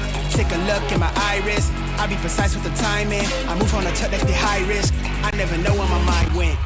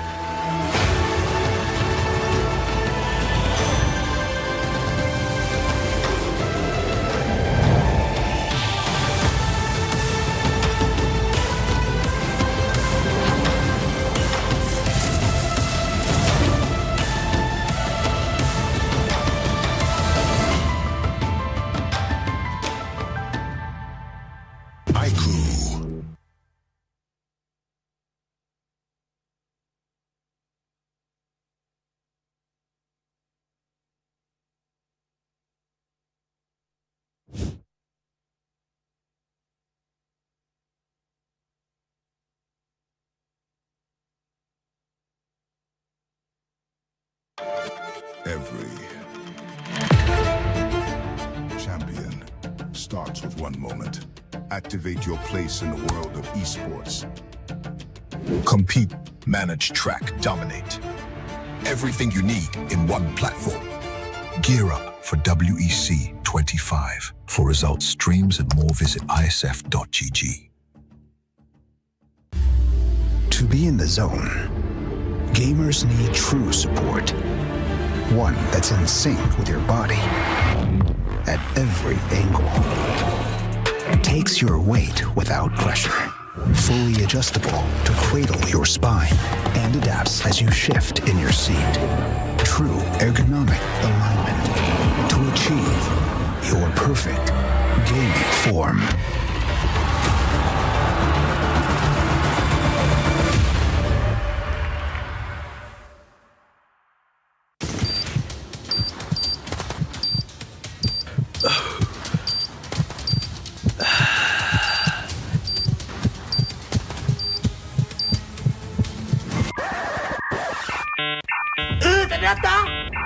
Data habis?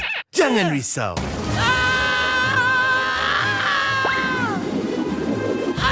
Tukar ke Red One Mobile untuk data pantas 5G Extra. Nak peran data telefon, Red One Mobile kan ada.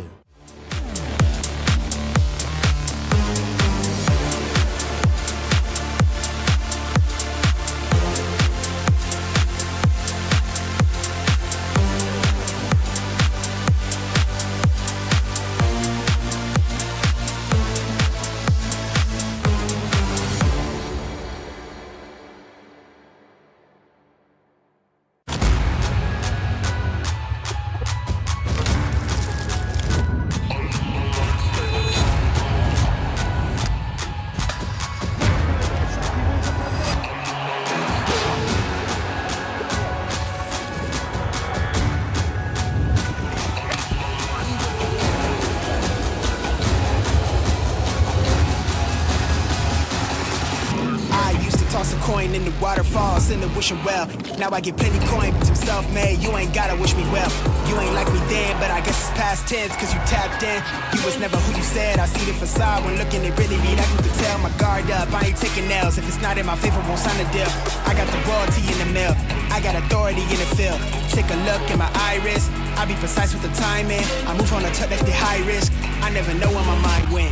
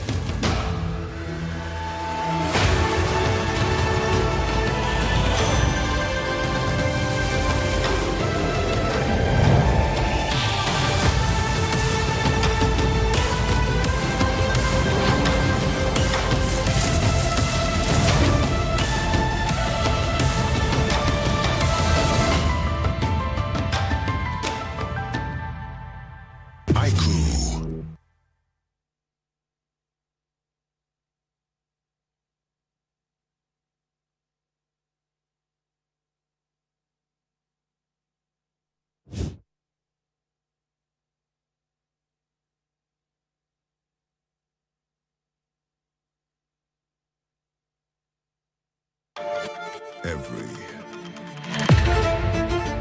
champion starts with one moment.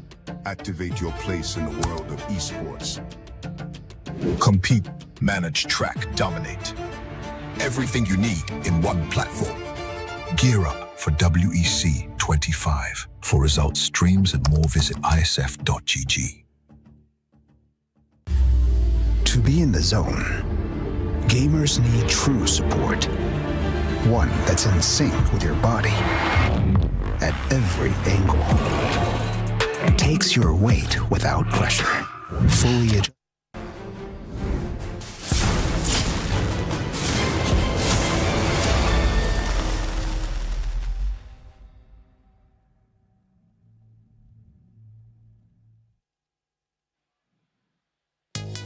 ladies and gentlemen, and welcome to WEC 25 here. Okay, that's my voice. Getting a bit worried there for a second. My name is Phil, alongside me is Husky, and we are about to jump in to the MLBB female division for the lower bracket semifinals. How are you feeling for this one? I'm feeling very excited because we got to see both teams, Cambodia and Malaysia, duke it out earlier on. Cambodia took a 2-1 victory over Turkiyye, and Malaysia, we also scraped by with a 2-1 victory over Argentina. And now this is a grudge match because I've been hearing whispers that the Cambodian team, they're out for blood. Hey, I mean, like, looking at how they play, I would think so as well. And again, we would like to say welcome to you guys. Welcome to the World Esports Championship 2025, live from Kuala Lumpur. The global event is proudly organized by IESF as well as MESF, with ESI as our strategic partner, and generously supported by KBS, Rakamuda, Rakan Digital, and our official partners, Red One, IQ, Solos Merch, Monster Energy, CK Music, and of course, our official chair partner, Razer. Thank you very much for making WEC 25 a success like it is right now. Yeah, it has been an honor to be the host for this, especially when we are coming in as the defending champions, at least for the open division. And I gotta say, I've been able to get my hands on the IQ phone just recently. Fantastic performance for MLBB. I've been climbing stars. Rank, I've been climbing rank, getting some good stars in, so IQ is a fantastic device that I think should get more recognition. You should check it out when you have time. Well, right now we got to look at the brackets here to see how the playoffs has been really looking like for the female division, because now we're starting to see more games instead of straight up sweeps. Well, if you don't count Indonesia, because so far Indonesia hasn't dropped a single game. Basically, everyone else has suffered some damage here throughout the playoffs, Husky. Yeah. I mean, Indonesia, whether it's in the open category or the women category, they have been ruthless. Yesterday, we saw even in the open category, Team Indonesia basically steamrolled Team Romania without any mercy at all. And we saw just a basic demolition against Team Egypt in the women category, being the first grand finalist and on their way to get another title for themselves. How many titles have this roster gotten? Like 10, 20, 30? The latest win streak that they had was like 3 years worth of win streak until they eventually lost last year in the EWC. But either ways, we are looking at the schedule here.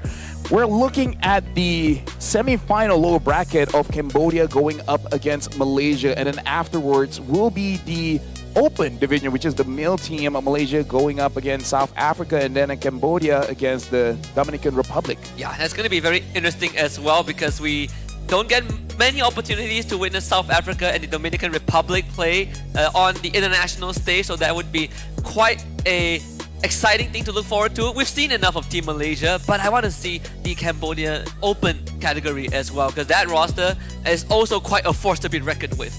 Oh yeah, for sure. And now, honestly, with the teams being ready, because I kind of feel like for Malaysia as well as Cambodia, the female teams, they've already properly warmed up here, Husky, because again, the way that they've been playing is been full series, and now they got to go for another best of 3. Yeah, and that is going to really push them to the limit, right? The fatigue is going to be one thing. It's a battle of attrition, a battle of endurance, and a battle of adaptation. Yeah, and now, before we even invite both teams onto the stage, we're going to show a bit of a video trailer to really hype up Malaysia going up against Cambodia.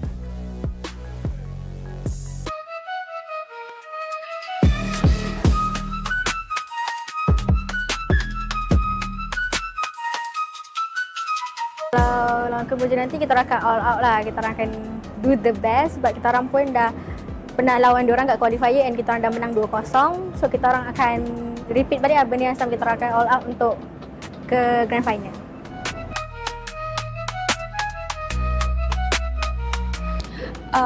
Punya nang ព្យាយាមនិយាយគ្នានឹងលេងឲ្យចូលគ្នាឲ្យបានល្អហើយនិយាយគ្នាបានច្រើនជាងមុន We will try to communicate more and play like we fight together in one heart because we want team one heart. We will try our best.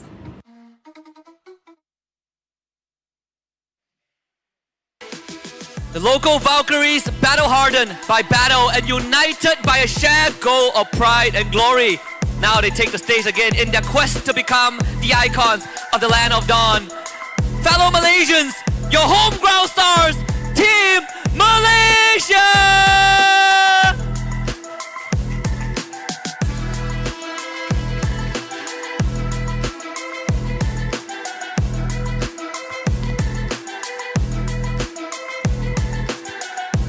And standing across the battlefield, a team known for their discipline, their speed, and their fearless aggression. Put your hands together for Team Cambodia!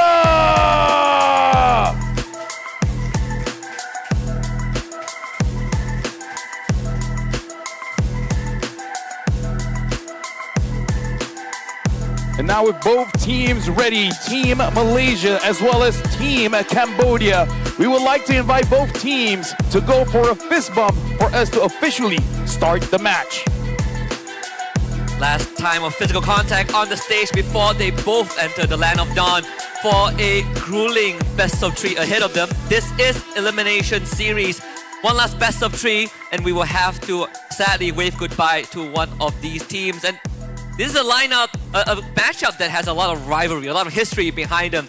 Team Cambodia, whether it's the women division or the open category, have openly expressed that they want revenge on Team Malaysia, and now this is the best time to do it, to knock us out, or at least attempt to knock us out. From Cambodia's side, we have Moshi, Tagami, Alan, Baobei, and Yui. Yeah, honestly, Tagami as well as Baobei has been standout stars here, especially Tagami. But Baobei, one of the players that's still insistent on using those marksmen or the traditional late game carry in the gold lane, where we see multiple teams have really shifted towards that fighter. But hey, it has been working out quite well. And seeing how Malaysia has been having quite extended games, it might give an advantage to Cambodia. Even for Team Malaysia, they have also shown us some traditional marksmen, right? With the Moskov pick in Game 3 earlier on against Team Argentina. Sha, Rina, Hani, Faufau, and Yuki. All very experienced players in their own roles. But one standout for me right now, at least so far today, has been Rina in that jungle. Yeah, absolutely amazing, especially when she gets her hands on the Hayabusa. In fact, the games that they've won against Argentina are both with the Hayabusa. The game that they lost was on that Yi Sun Shin. So definitely, I kind of feel like for both teams, there are some really standout picks we got to be careful of, because for Cambodia, they've been getting the Eve every single time. And even in the EXP, getting the Lapu as well as getting a getting big like Uranus, right? Making it so difficult for the opponents to really respond against them. So I kind of feel like for Malaysia, you got to be careful of the Eve, and for Cambodia, you got to be careful of the Hayabusa. There definitely is some PTSD there for Team Malaysia going up against an Eve, because that's the game that they dropped against Team Argentina earlier on too. But there are some pocket picks from Team Cambodia, or picks that you don't really expect to see that often. They did have one game with Minotaur earlier on. Earlier on against Turkiyye, if I remember correctly. But at the same time, they also have the Bruno being shown, which is a pick that we don't really see too often, especially with fighters being so prevalent. The Moskov as well was shown. Argentina brought out the carry second pick in that Game 3 against Team Malaysia. So at least some of our teams are gravitating back towards those traditional marksmen. Now this is an interesting stat here, Husky. Despite Cambodia being the one with the traditional marksmen, their average game time, at least against Turkiyye, was around 14 to 50 minutes. Compared to Malaysia, their average game time is actually around 20. The longest game is 25 minutes. The shortest game is 18 minutes, 50 seconds. So between both teams, it does look like Cambodia ends the game faster despite having the scaling composition. I think there's also a very direct explanation to why that is the case.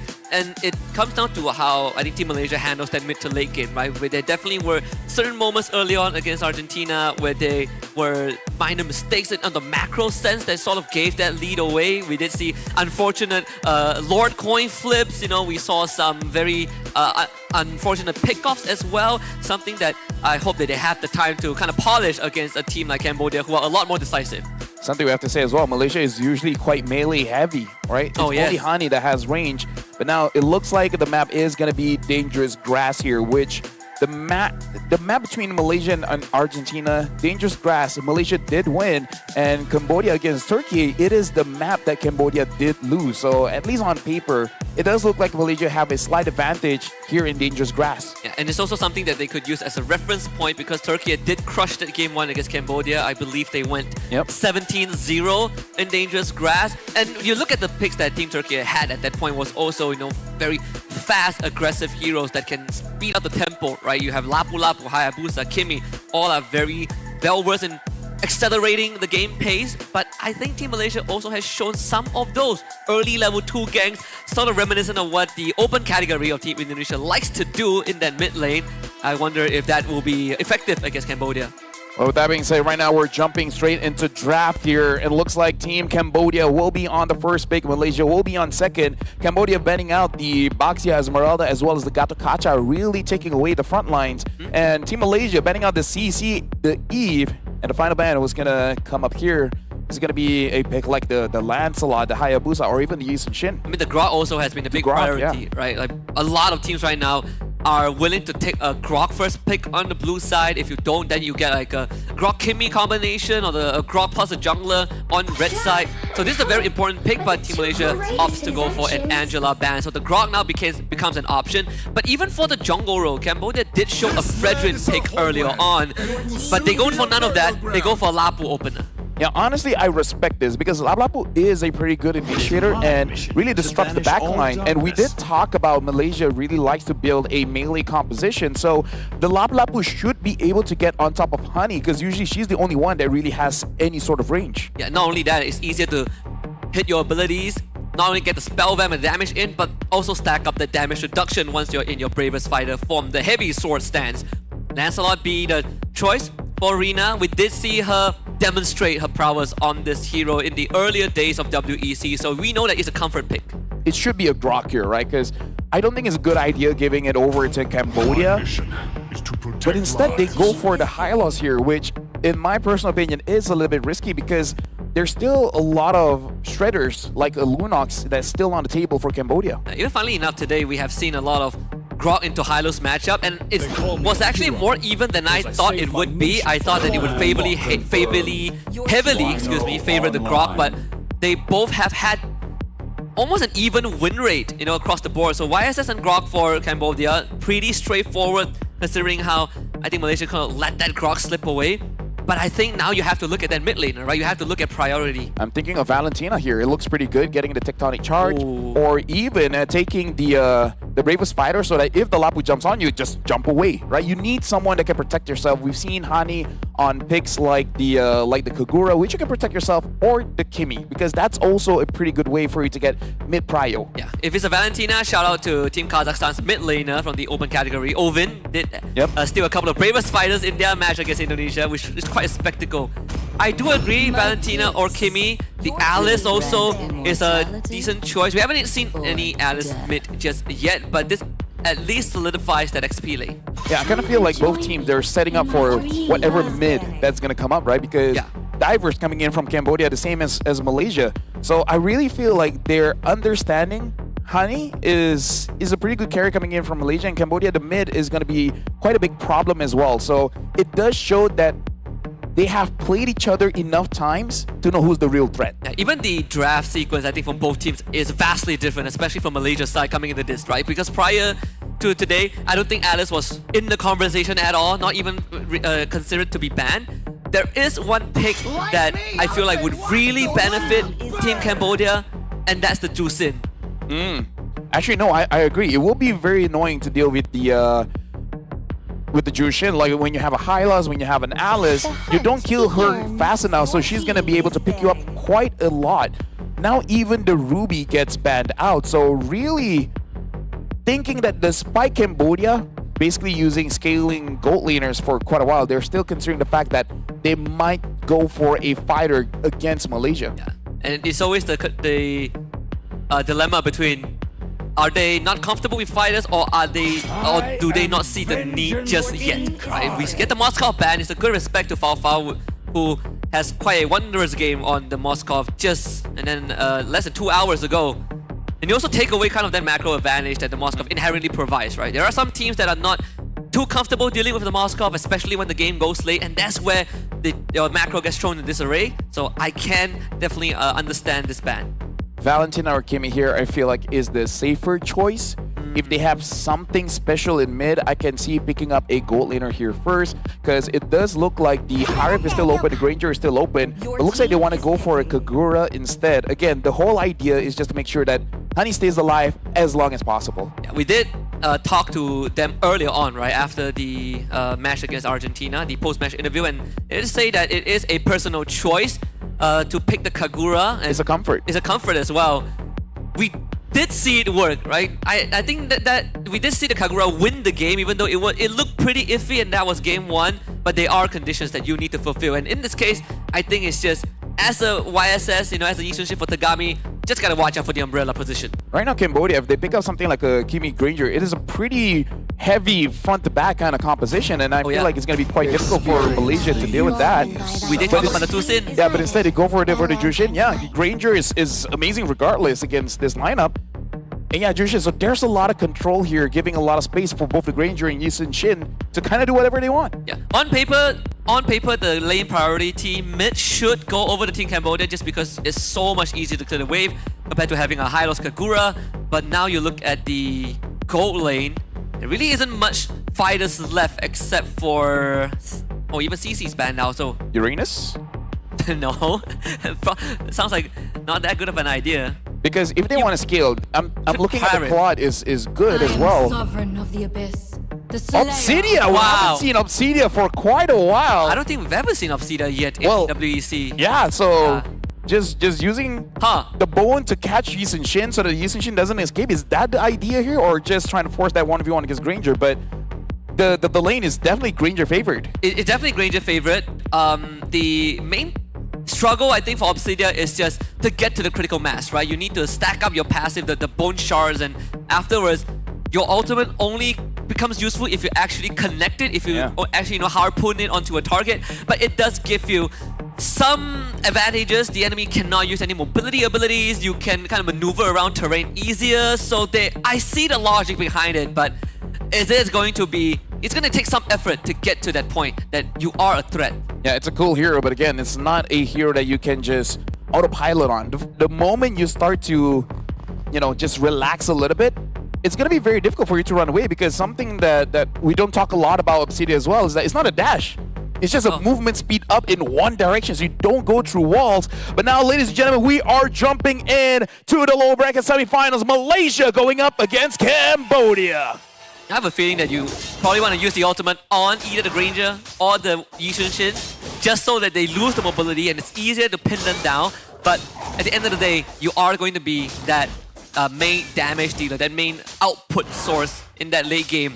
Jungle clear, both junglers starting at the purple buff, so we should get the inverse jungle unless Rina thinks about going for the early invade.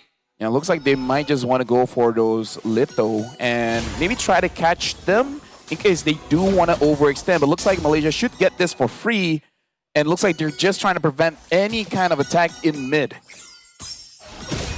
Making sure that the mid lane is pretty safe, yeah. Yeah. It has been quite a habit for more experienced teams to go for that early level 2 gank, but I think this is a very good example on how to stop that from happening, right? You don't let a wave freeze happen, or you clear that wave as fast as possible, but also making sure that you are tracking the enemy jungler.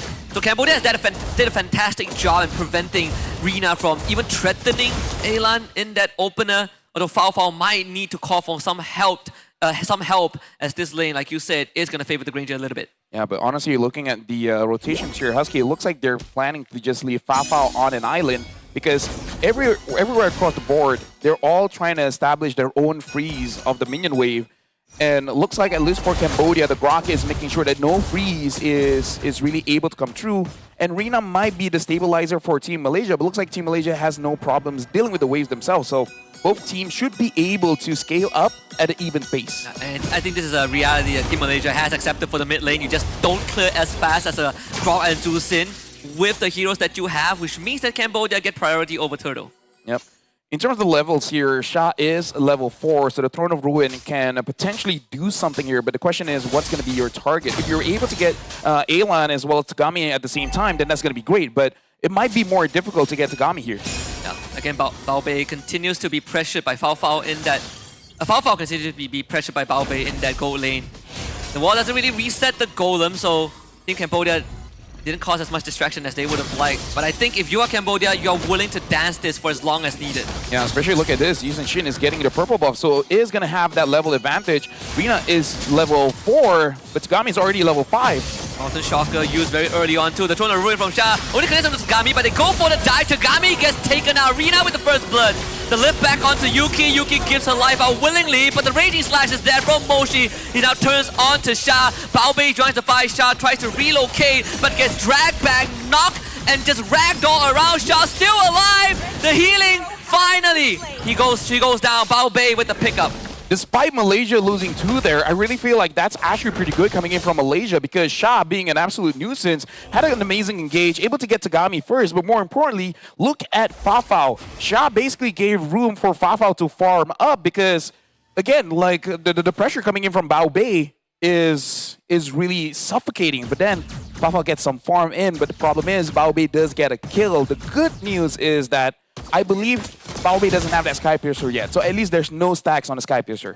She does have the Hunter Strike and has the innate range advantage over Fafao too.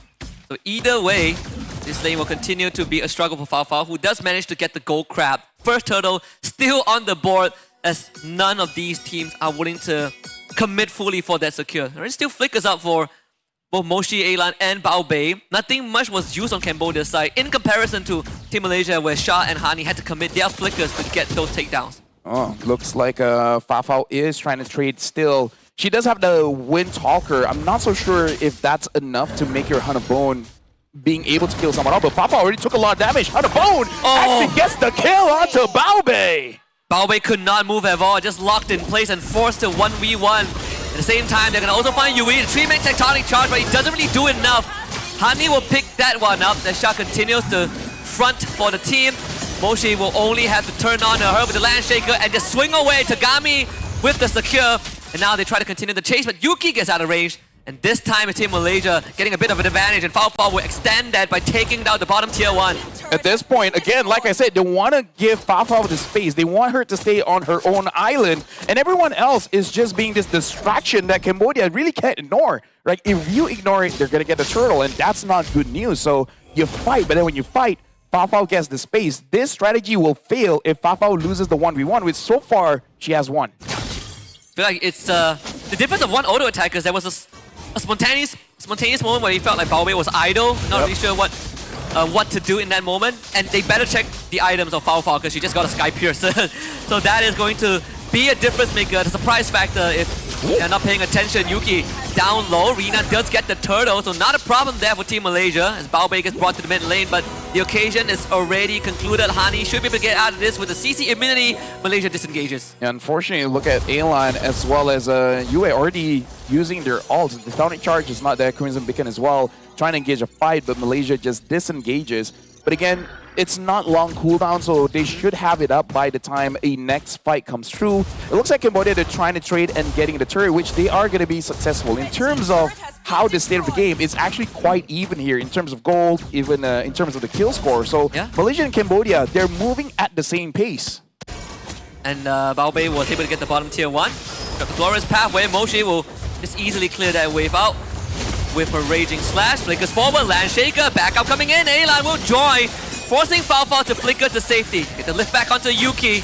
And now Moshi will look to disengage. Tectonic Charge only on the shot. The ad is pretty tanky. Turns around, controller ruined, and counter engage. Hani though will be forced back as Tagami tries to chase her down. Tagami sniped again. Fafao saves her teammate.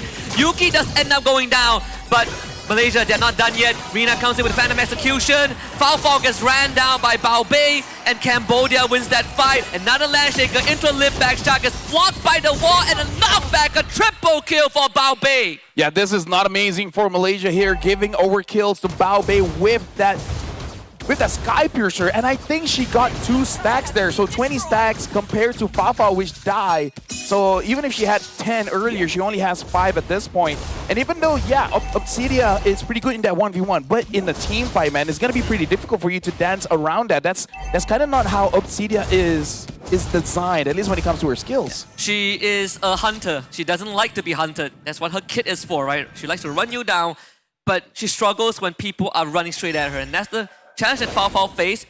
I think it's only 10 stacks for Bao Bei. She got the Sky Piercer after the 3rd kill, but still, right? It's still a net positive for Cambodia. 1.1k goal lead.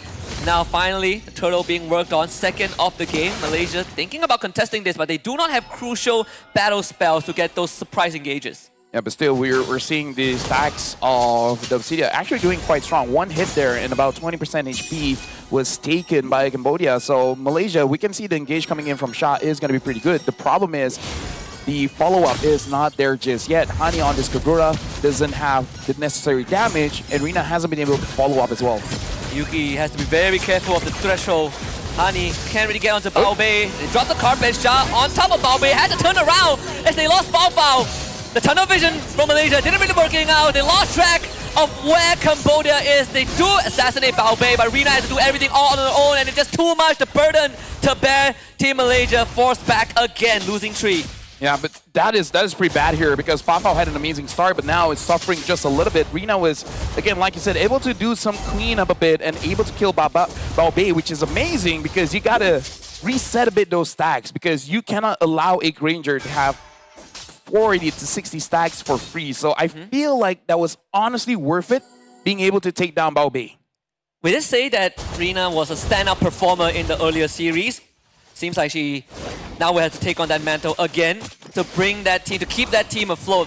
And by all accounts, I think Team Malaysia, they're not really falling too far behind. It's just a 1.2k differential considering the chain of events that has happened so far. But there are definitely some cause for concern that Rina isn't enough as an individual to carry them across the finishing line. They need Fafao too. Looking at itemization here, Fafao already finished up the Haas-Claw as well, so going to be able to stain just a little bit alongside with all those crits. But looking at the Granger, a lot of penetration and Shah got caught. Forced to use the Throne of Ruin, connects onto 3, but they need to follow up as soon as possible. So Rina will try to join the fight. Can't reach Bao Bei though as Shah goes down. And this fight is already going south for Team Malaysia. Yuki dragged back again and instantly slain alongside Hani, and Bao Bei tracks her down. Another 3 bodies drop for Team Malaysia, and Cambodia turns onto the Lord. Can Rina be the difference maker? She's looking for a target, but doesn't land the abilities. She escapes, but the objective is lost. Yeah, well, you got to be careful. Moshi does have the bravest fighter, probably thinking of going after Fafao, but looks like not going to overextend. Cambodia, this Jushin is becoming such a problem, especially for Yuki. Yuki can't even position herself well. She can't be a frontline because every single time she was the one getting peeled off and then taking free damage coming in from Cambodia. So right now, this Jushin pick is making it so that Malaysia never has a 5v5. It's honestly just a 4v5. One will always get picked off. And it's a pick that we sort of had a feeling is going to come true when we saw that Grok. And even, I think right now is slightly shocking to me that Malaysia didn't really consider that to be an option because it now has officially become their kryptonite. And I think the sad part is there's not really a solution to it, right? Like the Drusin Grok will always be a problem, a hurdle in front of their front line. Yuki will drop the carpet, but only to deter Cambodia's siege. But it's okay, they still get the top and mid tier too. Yeah, Rina is trying to get as much farm as she can. But look at that, the ton of charge goes in. Shah tries to protect herself, but the damage coming in from Tagami is a little bit too much. Drag back. And Aeon gets that killing spree, but goes in. Hani tries to go for the yin-yang overturn, but gets killed off by Moshi. Malaysia trying hard to defend, but giving over 2 kills. I guess the silver lining is that you defend your inhibitors, you pop the holy defense at the bottom lane. Not that it matters too much. Some farm funnel into Rina's pockets. Again, when the world needs her the most, this is probably the time. She still has continuously shown those moments of brilliance. But Yuki is pretty much gone. Again, we talked about this permanent brick wall in front of this Hylos that there's no way for him to go through. Yeah, only 4 stacks, not 40, 4 stacks in Fafao's name when it comes to the Sky Piercer. So the Sky Piercer isn't really paying in dividends here. And we honestly need to look at the items from Yuki as well, because she's not able to take any damage, man. Like, get hit for a few times and you're dead. And that's not what you want to be at when you're using Hylos. Does she not have puncture? She's got the Thorn Rose. Should have the puncture reset. Dash through, 1, 2, 3. Too many things to navigate. That's a death box there, mega kill for Alan. Yep. They did get the top tier 2. That's consolation for Team Malaysia. Next lore up in less than 30. As annoying as Bao Bei is hitting her shots, this Grok always being in your face, this Jushin is controlling everything, man. Like, the team fights, even picking off a Lancelot. That's when you know the Jushin is having an amazing game. When you can pick up a Lancelot and get a kill. Yeah, they're about to find Fafao again. Here comes the Conceal. Very early flicker. And Fafao will say her blessings. It's going to spawn. Cambodia have set up the bottom wave too. Not really a slow push. I think Bao Bei just hard shoved away, but no matter, they will be on the Lord first. Yep. Either way, Malaysia, I kind of feel like if Rina and Honey can connect their AoE damage skills, they should be good, but Tectonic Charge goes in, finds two, flickers out, but Aelan's on chase, gets an unstoppable, and Moshi gets a make a kill onto Sha. Yuki has nowhere to run, gets taken down by Bao Bei, and now Rina gets chased after by Moshi. And Rina, as the Lancelot, can't do anything. Cambodia is going to get this Lord for free.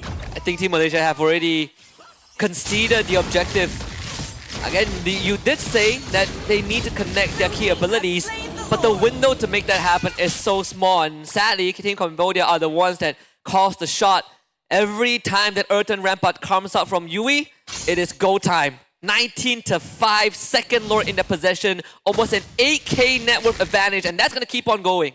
Looking at the items here, looks like Fafao does have the fourth item here, which is going to be the Berserker's Fury. So, good news, bad news. Good news, she has damage. Bad news, she doesn't have sustain here, Husky. So, and given the fact that her range is much shorter, and in the range of the Jushin, it's going to be pretty problematic. And in terms of defensive items coming in from Yuki, I'm not seeing any anti-regen from anyone except for Honey. So, this Lapu Lapu should be able to survive for a very long time, because I don't think anyone is going to stop the healing there. Funnily enough, the Tusin is one of the heroes that you don't really want to out as an Obsidia, because you just get trapped with her. They drop the Glorious Pathway again. Yuki trying to deter Cambodia from seeding their structures to delay the inevitable, because they do have a Lord that they need to take care of. So the mid and bottom wave gets cleared out.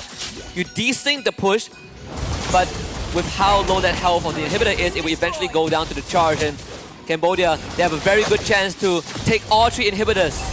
Yep. Now Mia gets taken down. It looks like Honey got found out by Tagami. Tagami chases, gets a killing spree. Sha is in the back with Bao Bei, taking a lot of damage. But look at Rina. Rina tries to get a kill, but the Wind of Nature by Bao Bei. Bao Bei still survives, gets chased again by Rina, but Bao Bei with a sliver of HP able to escape. Right now, Elan gets shut down by Sha. Right now, Malaysia is able to defend, and Sha is still on the chase. Heroics from Rina again to save the entire game, and they latch onto Moshi. You're not going anywhere, lady. Ends up flickering to safety either way. Fafao doesn't have the Sky Piercer threshold, but they are going to go on the chase. And back up is there. The Thorn Rose from Rina would get the job done. Malaysia hold the fort at the cost of a barren base. That was an amazing defense coming in from Malaysia, able to get the key targets. Bao Bei is still able to survive, but the fact that Bao Bei was low enough, making it so that she cannot participate, dealing the damage, made it so that Cambodia, they basically couldn't sustain long enough going up against Malaysia. But they will have the advantage of all three inhibitors being down on Malaysia's side. They always have the minion advantage, always has the looming threat of a backdoor or just a minions ending the game moment. So that's something that Team Malaysia will have to keep in the back of their minds for the rest of the game. It's not going to get any easier from her. I think Team Cambodia tried to throw their bodies to end the game, and they got punished once. I don't think they will make the same mistake again. Speaking of which, we got to talk about Punish here. Fafao does not have the flicker, and I believe she doesn't have the Wind of Nature as well. So the moment she gets caught, that's probably it. You're going to get a kill onto the main damage dealer here. Rina has been doing quite well, but we can't say the same about Honey. I kind of feel like when Honey gets an amazing yin-yang overturn, maybe that's when Malaysia can really turn things around. But before that, this game is Cambodia, man. Cambodia, this is their game to lose. They have everything that they need to potentially end the game in another 5 to 6 minutes. Not only that, this is also one of the disadvantages when you're technically running two assassins, right? Kagura is categorized as an assassin. You lose it, you use your cooldowns. If it doesn't result in any return, you essentially become sort of ineffective. You will with the conceal, is going to try and get info. Can Rina do it again? She's not even in range to contest for this. They will try still, but Tagami good with the retribution. Mosi swings away. The Tectonic Charge ends up missing, and now Fafao finally joins the fight, but Rina needs to disengage for now. She doesn't have help, and then now all falls on Fafao, because Yuki cannot hold the fort. Fafao goes wide with the ultimate. They trap the and Bao Bei with the double kill. Cambodia looking to march down top for the win. That was bad because Fafao was just about to get the flicker, but now Honey and Rina, they gotta try to defend as Moshi goes in, misses, and Rina tries to make the hero play, gets a kill onto UN, but look at that, Rina is gonna get shut down by Bao Bei, and now Cambodia is gonna be ending the game. Game 1 goes to Cambodia. There's only so much a person can do, And even with Rena's best effort, that game has already spiraled out of their control. Cambodia put up a very strong front. We did say from the drafting phase onwards that this Grok Jusin is going to be a challenge for Team Malaysia to deal with, but it was more than just a challenge. It became the bane of Team Malaysia's existence in majority of these team fights.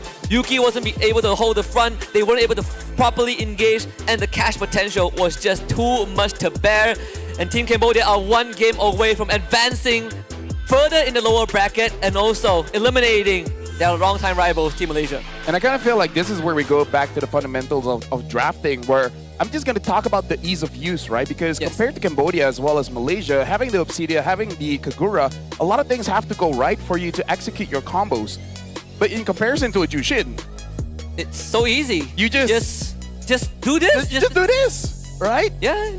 Right, and the Jushin was a big problem. Bao Bei as well, having an amazing game, despite the early game losing that 1v1 against Fafao, but after that, that never happened again. So I kind of feel like maybe Malaysia just overthink their draft just a little bit, because the draft, I think, is okay, but it's just hard to execute perfectly all the time. I agree. I think, we said that it should be a Grok, and then they went high-lows. Yeah, exactly. Grok has taken. Second ban phase, I was like, I float the idea. I think Jusin is a problem. Yeah. Jusin goes through, and there were certain moments that you sort of can see it coming, and that's why I always have this thought of I want to know what the communication is like during the drafting phase, because sometimes it's pretty amazing, I guess, to see the difference in the thought process and what we have on the desk and behind the scenes with the players. Game 1, for me, I feel like the draft definitely affected them a lot. Yeah. I kind of feel like, despite people saying Jushin doesn't really deal a lot of damage, but the thing is, if any hero doesn't get disturbed, they will eventually do quite a lot of damage. Yeah, like a Cho, or a Grok. Yeah. Or no, even a Hylos. If a Hylos just uses the second skill and he just stands there and no one kills the Hylos, eventually Hylos will out-damage quite a lot of heroes. But now we're looking at the itemization here. It's almost 18-minute game and 24 kills for Cambodia and only 9 for Malaysia. And here we can see that Fafao was full build, but the problem is there were no frontline. Shah had to go in as an engage, not really the one frontlining, taking the brunt of the damage. That job is onto Yuki, but Yuki can't do that job if she dies instantly. Yeah, and sadly for Team Malaysia, they don't really have a zone control that could stop the force of Team Cambodia, right? It's not like you have someone like a Gatot Kacha, someone like a Fredrin. You only have a Kagura and a Hylos, but the Grok solves that problem. The Jusin can just pick them up, throw them aside, and then go straight for your backline. So again, it's something that Team Malaysia needs to think about going into game number 2. The Hall of Famers, of course, Bao Bei as the Gold Hunter and the GOAT. Yuki, unfortunately, being forced to be the tanker, having to deal with the best support of Yui, who has 19 assists by the end of the game. And I kind of feel like Cambodia had an amazing draft because it's mostly just given to them. Like, I kind of feel like even if Hylos is a comfort, perhaps you can pick that up a little bit later, right? If you really want to get a Lancelot, maybe get a Prio EXP to make sure that, you already know that Lapu is there. Oh, yes. Right? And I guess they were going to go for the Alice, but I feel like Alice Lancelot still is not showing too much of your draft, and you can start playing around it. Even this Lapu was the first pick for Team Cambodia, and I don't really think that there is a full answer to it, right? Maybe for them it's less of solving the Lapu and more of preventing the Lapu from being effective. But as the game progresses, you can really see the impact the Lapu brings. It really didn't matter if the Alice or the Hylos was in the way.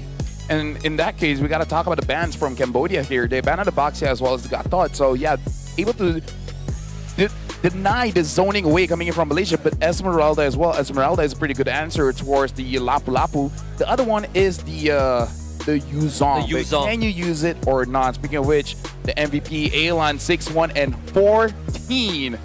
And again, you can do a lot of damage if no one is stopping you. Yeah. And just a quick note out there. This is without a Sky Piercer. Yeah, without Sky Piercer. It was all for Bao Bei. Bao Bei and Tagami, they get to reap the rewards. And Aelan is just there as a solid support system, working hand in hand with Yui to be that nuisance, right? Like, you can't really go anywhere. They're like mosquitoes following you around. Every time Team Malaysia wants to make an action, they get bitten, they get picked up, they get thrown around. It's a continuous problem that they just have no solution to. Yeah, honestly, just the glowing one as well as the wishing lantern make it so that whoever gets hit will be taking quite a bit of damage. In fact, almost 4,000 damage per minute. Considering that it's a almost 18-minute game, that's quite a big damage per minute number. We're going to be checking out the highlights here to see how Cambodia really start to apply a lot of pressure over to Malaysia. And it's really about how, it's really about how Alan was able to set things up, and then Baobi finishing up, Tagami go in and finish it up, and really preventing any kind of front line for Malaysia. I think that's the biggest problem. There was no front line. And if you want to talk about just the damage profile of both teams, I think Team Cambodia basically has it figured out, right? Because consistent damage, if you want to fight long, drawn-out battles, Team Cambodia are the ones with the tools to do so. The Drusin can always dish out damage. Baobei will always have resources to work with. They have low cooldown on the Lapu Lapu's ability. Compared to Team Malaysia, you press the Glorious Pathway, you press the Throne of Ruin, the Yin Yang Overturn. If these key abilities don't get you anything, you've essentially lost half the fight. Yep.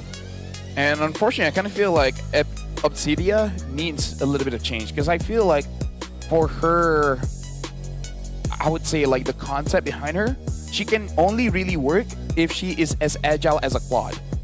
As of right now, she's not really all that agile. She kind of feels like a Kufra. You go in, if you don't get a kill, well, then you're dead. Yeah, like I think she's designed to hunt down her targets, right? But this current meta makes it very hard to do so. And you have to pick your moments very, very wisely. This was kind of a whoopsie there. Foul, basically airball that ultimate. Not that it would have made much of a difference, I feel. One of the changes that I feel like you could make to Obsidia is, instead of giving her increased movement speed, you make it a dash, right? And get this. You know Yishun Shin's Tracer that gives him CC immunity? She doesn't get CC immunity. But for a fraction of a second, maybe 0.75 seconds, she's completely invulnerable during the dash. Or another change, make her a fighter. Her kit is a fighter kit, man. Make her a mage. Magic scaling for abilities. Can you imagine? You get hit by her bone shards, and it's like Wishing Lantern, mini Wishing Lantern, and then you build Wishing Lantern on top of that. Or honestly, just give her a little bit more range so that she can stay safe, because that's the biggest problem for Obsidia. She can't really stay safe. But either way, that was game number one. Amazing performance coming in from Cambodia. So we do want to see an adjustment coming in from Malaysia. And I really feel like you got to change the order here, right? Even if Hylos is a priority pick, as we saw just now, it's not without its weaknesses, right? Having someone that can either peel the Hylos away or just some kind of shred can deal with the Hylos. Yeah, which was why when we saw, the priority to take Hylos over the Grog, it was sort of a weird one. Yeah, right? I agree. Hylos wants to fight you, but Grog is like, okay, you have come into my house, so let me lock the door. Yeah. And I'm going to call my family. And then you deal with it. Again, probably just comfort there, but it's not something contested, because if I'm looking at Cambodia's lineup, they have never used the Hylos as well. Yeah, I mean, in fact, they go for pretty aggressive picks, right? We've seen like Nempi Padang. Hilda was a hero that was a lot more popular on day one and has fallen off the radar because she has very minimal success in both roles, in both Roam and XP. I still think that it's better to keep it simple. I think whatever formula the Team Malaysia had against Team Argentina was actually a winning formula. They were able to get the role done, and Rina continues to be a standout player. Just don't overthink the draft too much. I feel like they read between the lines a bit in that game one. Yeah, honestly, I do agree. And looking at the stacks here, it is pretty interesting that Lapu Lapu is the second highest pick hero throughout WEC here. The number one is Gatot Kacha. Yeah, Gatot has been instrumental. You want mid lane priority, Gatot gets the job done. AoE control, he gets the job done. Durability, Gatot is pretty durable as he has Muscle of Iron, Bone of Steel. Lapu Lapu being played in both XP and Gold lane and has found great success in both roles. The spirits must be high for Team Cambodia because I think this match itself, right, you could call it one of the most anticipated matches of all time. And getting revenge on your rival in their own home ground must be a different feeling, and they're one game away from doing that. Yep. Speaking of which, another interesting fact here, Eve has one of the highest win rates so far at WEC, only losing 1 or 2 games. That's what I expected. Yeah. All the Eve games we've seen, if she's not banned and she's picked up, she provides so much. low cooldown, high damage, tank shredder, zone control, wave clear. What else do you need from a mage? She's like the perfect mage. You know one of the only times Eve has lost? When Malaysia used it against Egypt. I'm just saying. I'm just saying. There's no defending that. Yeah. Although, I do have to say, the other outlier is that they also use an Obsidian that game. The Obsidian is the problem. I mean, maybe. We We'll get see. expanding rivers. So there should be a lot more fights down mid, which we do see that both teams are pretty good at making sure that there's no freezes coming in mid. So I think it's going to be good for both teams because both teams really do want to fight whenever they do get an opportunity, but maybe not the Obsidian. Yeah, I think if you want to run a hero like a Hylos or heroes that have no way out of a fight and are looking to commit, the Grok has to be taken out. Because the Grok is a hero that gets to alter how the fight goes. It gets to alter your movements. And this time Malaysia, they not only banned the Eve, they also banned the Grok. Which is really interesting considering there is a chance for them to first pick it, but again, you probably have to be careful of the Esmeralda eventually gets picked up here. But yeah, banning out the Eve as well as the Grok, this kind of means that maybe they want that Hylos again. I hope it's not a Hylos first pick. Well, the Gatot gets banned out. Like, at this point, what else? Honestly, there is a lot, but what else can Yuki use? Then I guess you... But if you prio a roamer that is not like the big 3, big 4 in the first phase, you are setting yourself to be targeted a lot, right? Like we've seen teams gravitate towards the Hilda, but it's a flex pick that if the rest of the draft doesn't pan out your way, you essentially lose a hero in both roles. I personally think if you want to first pick Lapu Lapu, CC, I don't know, heck, even a Harith doesn't sound too bad. You want to take a YSS or Lancelot opener or Hayabusa too? Yeah. Hayabusa is up on the table. I think Rina has found great success on that hero too. She won both games earlier on against Argentina with that. Definitely not the roamer. I highly... I don't think they're gonna first. If they do, then bro, I have a lot of questions. I would agree. Yeah. Got him lined up in my sight. So, and now banning out the Kimi, I think this is an amazing ban as well because they understand as long as they don't lose mid prio going up against Malaysia, there's not gonna be a lot of room for Rina to really do work. And honestly, I do agree between the Lancelot and the Hayabusa. I think I prefer to see a Hayabusa first pick here. Yeah. Funny enough, the last time the Rina played the Lancelot, she also had a great game but was not able to win as well. It's sure coincidence. But regardless of what Malaysia picks, I think Cambodia still gets to call dibs on their mid-lane priority simply because they got a red side. But this is has to be a jungle pick, so they give the Lancelot another go. Yeah. Because again, it's not the Lancelot fault, right? No. Like, it did pretty well. It did pretty well. The only problem is no room to enter the fight. And I feel like the Alice is still a very good hero and Sha did well. The problem is she's too far away from her team. And that Alice does that to you, right? Because you have one of the longer range to actually engage into a fight. So you kind of get a little bit excited and be like, hey, I can get 2 to 3 people here. I'm going to commit. But then your entire team is like, bro, you're in Kuala Lumpur. I'm in Shah Alam. Yeah, and there's a roadblock. Exactly. Yeah, it's pretty tough. Or at least they don't have to deal with the Grok this time. Cambodia could go for the YSS again. Yep, YSS Lapu, same opener like game 1. Don't really have to change too much. So I think if they do want to get a high loss, they gotta get that pairing instantly. And maybe not a Kagura. So they get an Esmeralda first, which does quite well against the Lapu and potentially against most other picks like the Haraven, etc. And you could mirror where the Lapu goes to, right? Whether it's XP or gold, depending on the rest of the draft, there is a potential to mirror your matchup. The Lunos was also a hero that was banned out in game 1, I believe, by Team Malaysia in the second phase.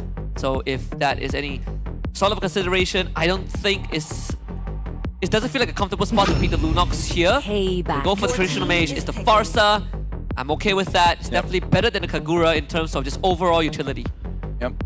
I do agree as well. I was thinking of the Farsa. I just don't know whether she is comfortable enough to fight against Isushin and Lapu, but I think it's definitely worth it. Yeah, I think you take Flicker. Yeah, just take Flicker, and that's where the Roamer becomes important, right? That's where Yuki would not have the responsibility of stopping any sort of a catch. The Kalea is now going to force them into a conundrum. Flicker or Purify. Yeah. And it also denies the pick. And now the Hylos gets banned. Okay, Husky, time for me to go down the heroes that Malaysia has used in the roam position. So Gatot, sure. Alright, Gatot, Hylos, Grok, they're all gone. Grok, yep. Belleric. Yep, used it. Probably not this game. Yeah, loss against Egypt for that one. Interesting enough, they lost both games on the Grok. So could also be another reason why they haven't really picked that up yet. The other challenge is that doesn't matter what the roamer is, it's not gonna feel good because there's a Kalea, and you know what that means? Beatrix is now available too. If Baobei wants to go for a Beatrix, I mean, be my guest, right? Doesn't matter you're a tank or not. Once she gets the item, the Blade of Despair, plus maybe the Heptasis, one Tsunami Slam into a Banner's Rage, and it is lights out. CC banned by Cambodia. Now in terms of the other picks here, that yeah, I think they're shutting down Fafao as well, because I think they're considering, okay, Fafao, maybe you want to go for the 1v1, so go for a fighter. The Ruby is still up unless Cambodia takes that away, because I feel like Malaysia would want that Ruby, especially going up against a pick like the Kalea, because the Gatot is not there. Ruby is basically the other best option.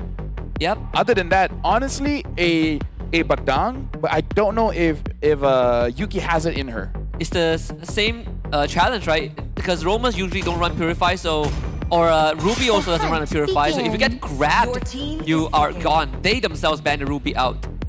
Now this is going to really show what the direction that Cambodia wants to hit towards, and they get the last pick advantage too, so they don't really have to worry too much. They can pick the mid lane right now. They can pick up a Granger if they want. And a Granger if they want. They can pick the Beatrix if they want. Yeah, there's options. Go for the Granger, just keep it simple, keep it direct. They have a lot of damage. Elan gets to get the privilege. Call me crazy. I want to see Malaysia try to use a quad here. Has a pretty good matchup against the Granger and mobile enough to actually escape from everyone from Cambodia here. Actually threatens the Yi Shin too. Yeah, threatens the Yi Shin. So, you know, crazy in this current meta, but hey, Kabuki can do it. And when all else fails, go for Claude. Lolia does it a lot. Yeah.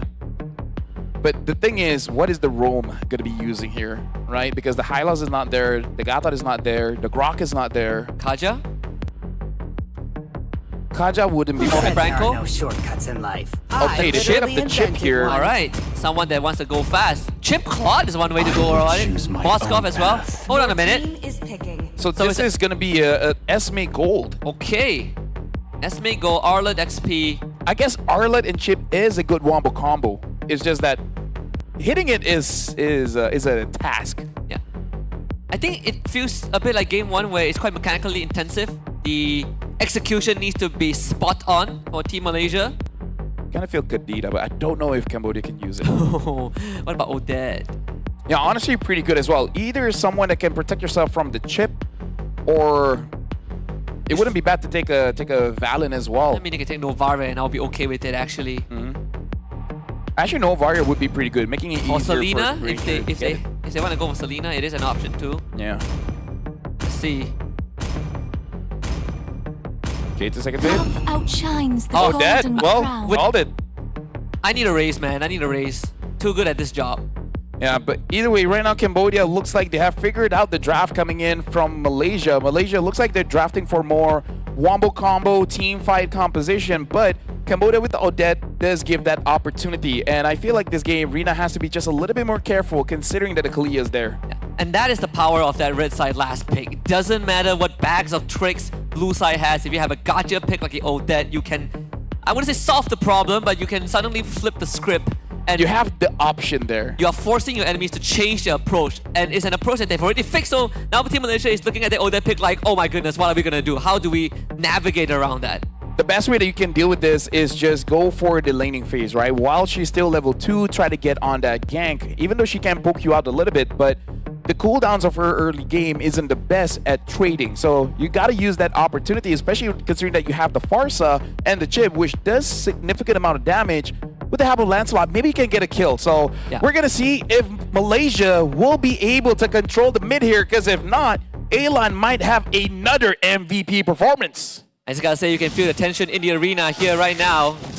The Cambodians are definitely electrified with the game 1 win, but Team Malaysia still have one more chance to push it to 3. Almost a first blood already, but it's on a Yuki instead of A-Line, like what we envisioned to happen. So Cambodia are already off with an advantageous start. That is not what you want. No. Considering the amount of damage you should have, it looks like Yui is just able to heal A-Line up and it becomes not a problem. I really want to know what happened there that gave the advantage to Cambodia. Oh, at least Yuki got it. Yeah, man. That's one way to fix the problem, and thankfully they have a Farsa so she can get back in lane without losing much. They try to apply some pressure onto Moshi in that XP lane, but sadly Moshi doesn't really care about that. Tagami will hit 4 off of this clear path. So standard start for both teams like always. They both started on the purple buff, but Rina a bit slower in terms of the tempo. None of them contested the Little Wanderer too. They're gonna drop Yuki with the Retribution. They slam the bolt into her and first blood for Tagami. All right, this is already not amazing for Team Malaysia because the turtle will spawn in about 30 seconds, and this does mean that Yuki will be getting her levels quite late. So, what's going on? Okay, sorry. You almost fell off the ledge. I almost fell off, so I had to control myself. We have Dangerous Grass, and then we have your Dangerous Pitfall behind. A-Lan forced to flicker away. It's an important battle spell. A-Lan wanted to hit 4, but I think she missed one of the minions there, so it would take a while. Yeah, at least this is good coming in from Malaysia because they're delaying a little bit, giving Yuki some time. Speaking of which, she's one more wave away from getting that level 4. With this turtle, she does get level 4, but looks like they're not going to be using the shortcut, considering no one is really in a fighting position. Yeah, good discipline from Team Cambodia to just test the waters a little bit and fall back because Tagami was clearing out her orange buff, so there was no purpose to commit unless they find one. Again, Yuki goes down, and this time it's going to be Yui that picks up the kill. Yeah, good thing no one entered the portal as well because the Swan Song was singing, and that could actually hurt quite a lot. And Cambodia's just picking Yuki off, and this has become a bit of a problem, and it looks like Yui, I think she was able to get it. Yeah, that's the second camp. First one was I think the Golem towards the bottom lane. So Rina is not the Beetle, excuse me. Rina not really given a good time. I mean, last game she had basically free will to do whatever, but this game they are making sure to give her a lot more attention. Now we gotta talk about the stakes here for Team Malaysia because this is the lower bracket semi-final and they're playing here in home soil. Losing here would mean that they are eliminated, unable to have that revenge against Egypt. And right now Shah has to use the flicker. But yeah, Egypt is just waiting in the lower bracket finals for Cambodia or Malaysia. Yeah. And I'm pretty sure Malaysia wants that revenge, but they gotta take care of Cambodia first. I mean, they've already... Yui actually flickers to back off, so that shortcut on the waste. Quite an interesting interaction, but Yui does have to pull yourself together. So flickers can come back up in less than 2 minutes. This run has been further than last year for WEC, at least for Team Malaysia, so it is a milestone unlocked, especially after overcoming Team Argentina earlier on. But we did say that it's a battle of attrition and adaptation coming into this, and Team Cambodia just more on the ball. Yep, Yui unable to connect there and actually get a pick off. This game, the momentum is going a little bit slower, but for Cambodia it makes sense because A-Lan does want to get some items first before she really starts becoming a problem. And now the turtle has been started up. Fafao is there, but Honey, she doesn't have a way to go in the fight just yet because Moshi probably is waiting for her. Coming with the bravest fighter too to zone out Team Malaysia, but the airstrike gets unleashed. The Swan Song is singing. A-Lan doing plenty of damage with the help of her teammates. 2 bodies drop for Team Malaysia. Bao Bei flickers forward for a double kill. And Fao is next on the chopping block. Cambodia are not stopping Bao Bei with the Rhapsody and the final shot to the heart. A triple kill for Bao Bei. And almost hitting onto Hani as well. This is 5 minutes in, 6 kills for Cambodia with 3,000 gold. Team Malaysia, they are dropping down one by one. And the lead from Cambodia is starting to become out of control here because look at the jungle, 3,500 for Tagami, only 2,300 for Rina. Rina is losing her camps and is hurting her big time. And it's about to get harder. UV with the fleeting time means even more tsunami slams coming through, and that is the first instance of Cambodia giving Team Malaysia a taste of that team fight composition, the team fight capabilities. Malaysia starts the fight, forces it at the turtle pit. All of them went into the swan song and drowned in it. Alan with 5 assists, Bao Bei with 3 kills, and now a Sky Piercer, 4K goalie for Cambodia. 6 minutes in, things are looking up for them. This is the problem. Look at Malaysia's item as well as Cambodia's item. Basically, everyone from Cambodia, except for the Lapu Lapu, has finished their first item here. Malaysia, only the Lancelot as well as Esmeralda. No one else has completed a first item. So this is going to be hard. And Fafa is going to eat that boat too. Maybe Yuki can bail her out, but Yuki drops the swan song. The shortcut, not that it matters. Purify used by Fafa, but she's surrounded. They get an RKO, and Bao Bei has a mega kill. This snowball is starting to become out of control. Husky, Malaysia, they can't catch a break. They just want to get some farm, but they are unable to do that. Right now, they just have to be, I guess, hopeful that they have enough ways to clear the wave. Speaking of which, Honey might get caught here. Alan is falling behind, but Shah is there to protect her. But still, around 5,000 goal behind at 6 minutes, going into 7 minutes of the game. And considering that Bao Bei has 4-0 and 1 KDA, this is not good for Malaysia. It's going to be very difficult for them to come back from this one. I mean, the draft so far, at least leading up to the final pick from Cambodia, looked even, right? We did say being on red side gives you the advantage of having an X factor, and that Odette has proven to be that X factor. A problem that Malaysia has no solution to because they've already locked in what they wanted to work with, and now they fall back to plan B, where Rina is trying to get resources from the other side of the map, getting turrets, clearing waves, as Cambodia will get everything that they want, and now they're trying to hunt for Rina. To Rina, this is dangerous. Yui doesn't have the flicker, but they're gonna camp at the orange buff and have Bao Bei take it. Look at the damage difference here. Rina only dealt 3,000 damage. The Tagami almost 12,000 damage dealt. Ooh, quadruple. Honestly, Yui is crazy as well. Almost 10,000 damage as a Kalia. He's doing more damage than Alan. Hey. And Moshi. Alan deals damage just with her ult. And Alan just punches everyone. She's feeling like a Paquito. She does. Gives you a good old left and right knuckle dusting.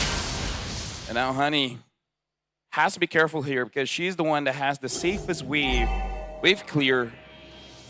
The moment she gets caught, it might be lights out, and looking at Tagami just using the ult to be like, are you sure you want to stand alone there? Are you sure no one's gonna block my boat? You see this boat? Oh, speaking of which, they go for the kidnap, and it is just goodbye for Shah. The Swan Song does run out. Yui finally gets picked off. First death on the side of Team Cambodia. Rina late to the shortcut, but will help clear out the wave. Yuki, oh, be careful. As the flicker to safety, Cambodia trades 1 for 1. Yeah, Malaysia is just not able to trade anything. Honestly, Fafa was able to get a kill, but that doesn't change much of the game. And I don't know if this is a good call here. Yuki going for the fleeting time. Considering that you're not tanking anything, and now you go for a fleeting time, I don't know. Personally, for me as a roamer, I think they need a front line because Shah's not doing it. Fafa was not able to do it as well, so I don't know. A bit iffy for me. I guess unless the job is just I open the shortcut, I press on my buttons, and then the rest is up to the team, then I can understand. I can understand that if they have the Odette on their side, but it's not the case. And once more, they're running a double fighter lineup. Yeah. So the scaling isn't. See, that's the problem. If you ult a lot, the thing is, there's an Odette there. Yeah. So she does not mind. It's like, wow, your ult has shorter cooldown. Just on time. My ult just come back off cooldown. Let's fight. People don't use Odette because they're like, how do we connect the ult? Right? Moonton had to give a dash in the Swan Song. Yeah. And then it's like, oh, they're just coming to me? I mean, one problem solved. And she gets a shield from it. Yeah. That skills. So I don't know. I kind of feel like if your idea is to use the shortcut, as long as it's not close to A-Line, you probably can get something out of it. I mean, it is a shortcut, all right, to A-Line. Not the other way around, not the intended way. Yep. Cambodia getting this Lord, not a problem there. And Mountain Boat, there it is. Another flicker Tsunami Slam. Boom! And a shot out for another 27 seconds. They're gonna try and chase down Hani. Hani trying to zip around. Manages to barely get out. And Cambodia now looking to push the envelope. Yeah, they're pushing in mid. Rina is trying her hardest to get as much farm as she can by splitting. And she's done quite a good job, able to get 2 turrets on top and bottom. But now Cambodia with 7,000 gold advantage. Even with the farm that Rina has gotten, I don't think it's going to be quite enough for her to deal a significant amount of damage. Tagami now having the Blade of Despair as well. Probably going to be lights out for Malaysia if they get hit by the turtle bolt from Tagami. Yeah, look at that. Hunter Strike, Endless Battle, BOD, Sea Halberd for Bao Bei, and a Sky Piercer as an added bonus. 10 to 1, 7.7k gold lead. Laura marching in the top lane. All 3 waves synced up. This could be a good time to call it, just based on the circumstances. They used the Feather Airstrike to force Cambodia back, clear out that mid wave, but here comes Yui. She found her target. The Lash Shaker committed, and the Swan Song Winter Crown denies any sort of an engage. Cambodia have found Sha, and this Arla is out of the picture without even being able to use the final slash. And Bao Bei just needs a few shots to get a kill here. Because look at Rina, look at Yuki. Yuki taking a lot of damage from Tagami, but moving forward is Rina. Rina tries her very best, gets chased down, has to go back into base. Malaysia does not have the damage yet. They will have to wait 5 more seconds. Falling Starmer into Feather Airstrike. Foul disintegrates. Bao Bei is godlike. As Yuki stops Tagami in her track, they finally take care of the minion wave. Cambodia will not end the game just yet, and Malaysia holds the fort, but by the skin of the teeth. They have some time here, but they honestly need more than that. They need like 8 more minutes to be able to have their core items. And at that point, you gotta try to make it so that Aelon uses the Winter Crown early. Because Winter Crown, Swan Song, there's nothing you can do about it, right? Except run. Speaking of which, 40 stacks here on a Sky Piercer for Bao Bei. And that's more than enough when you are about 10,000 gold hit. Yui has just gotten her immortality, so she's gonna willingly throw her body in. Oh, they're looking for Rina. Come in. Rina able to dash away. Not a problem there for Lancelot, who is a mobile assassin. And just credits to Yui, because they have their target prioritization has always been Sha. Yeah.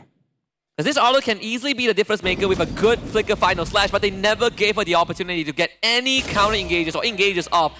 And with Sha out of the picture, there really isn't any other way for Malaysia to have the chance to turn things around. And that's why we see Sha having not just 4 deaths, but also no final slashes that is impactful just yet. So Cambodia's plan is to make sure the front lines of Malaysia is not front lining. Yeah, because Yuki and Sha has not been able to play the game for the past 2 games. Like if Yuki opens the portal, you have the Swan Song. But Sha getting a final slash is harder to deal with. There he is. Winter Crown, Swan Song. Used by A-Line, but Fao is dead. Tagami chases her down. That hurts a lot. Yeah. Moshi, even moving forward, there's nothing that Malaysia can do. In fact, look at this. Cambodia barely puts any effort onto Hani. Barely puts any effort into Fafa. Fafa was the one that goes forward, so, you know, you got to deal with it since she's right in front of you. Yeah. So Cambodia is just like, yeah, we just make sure that their front can do anything. And then Hani is a non-factor. She's just going to clear the wave. That was just a pure goal difference, by the way. Because I feel like in an even state, Alan probably would have gone down despite the Winter Crown, but just a sheer economical difference. Hani has played a flawless game so far, and by flawless, I mean, hasn't gone down once just yet. Has been the backbone artillery of Malaysia. But I don't know how well they can hold on against the second Lord. Best case scenario, they hold the fort again, they extend the game, but they lose their last inhibitor. Well, hopefully they can extend it because this is 40 minutes and 30. They might need 6 more minutes. Fafao dragging the Lord onto the base here. They're trying to defend. Tagami unable to hit anyone with the boat. Oh, and that's going to be Yuki gone already. One last better airstrike. They get the kidnap. Oh, Hani gets dragged back. The crystal goes down. And revenge is best served on enemy home soil. Team Cambodia knocks out Team Malaysia and advances through to the lower bracket. So it looks like Egypt will be going up against Cambodia. Malaysia, they tried their best, but looks like they've only made it towards the lower bracket semifinals here. The run ends here in 4th for Team Malaysia.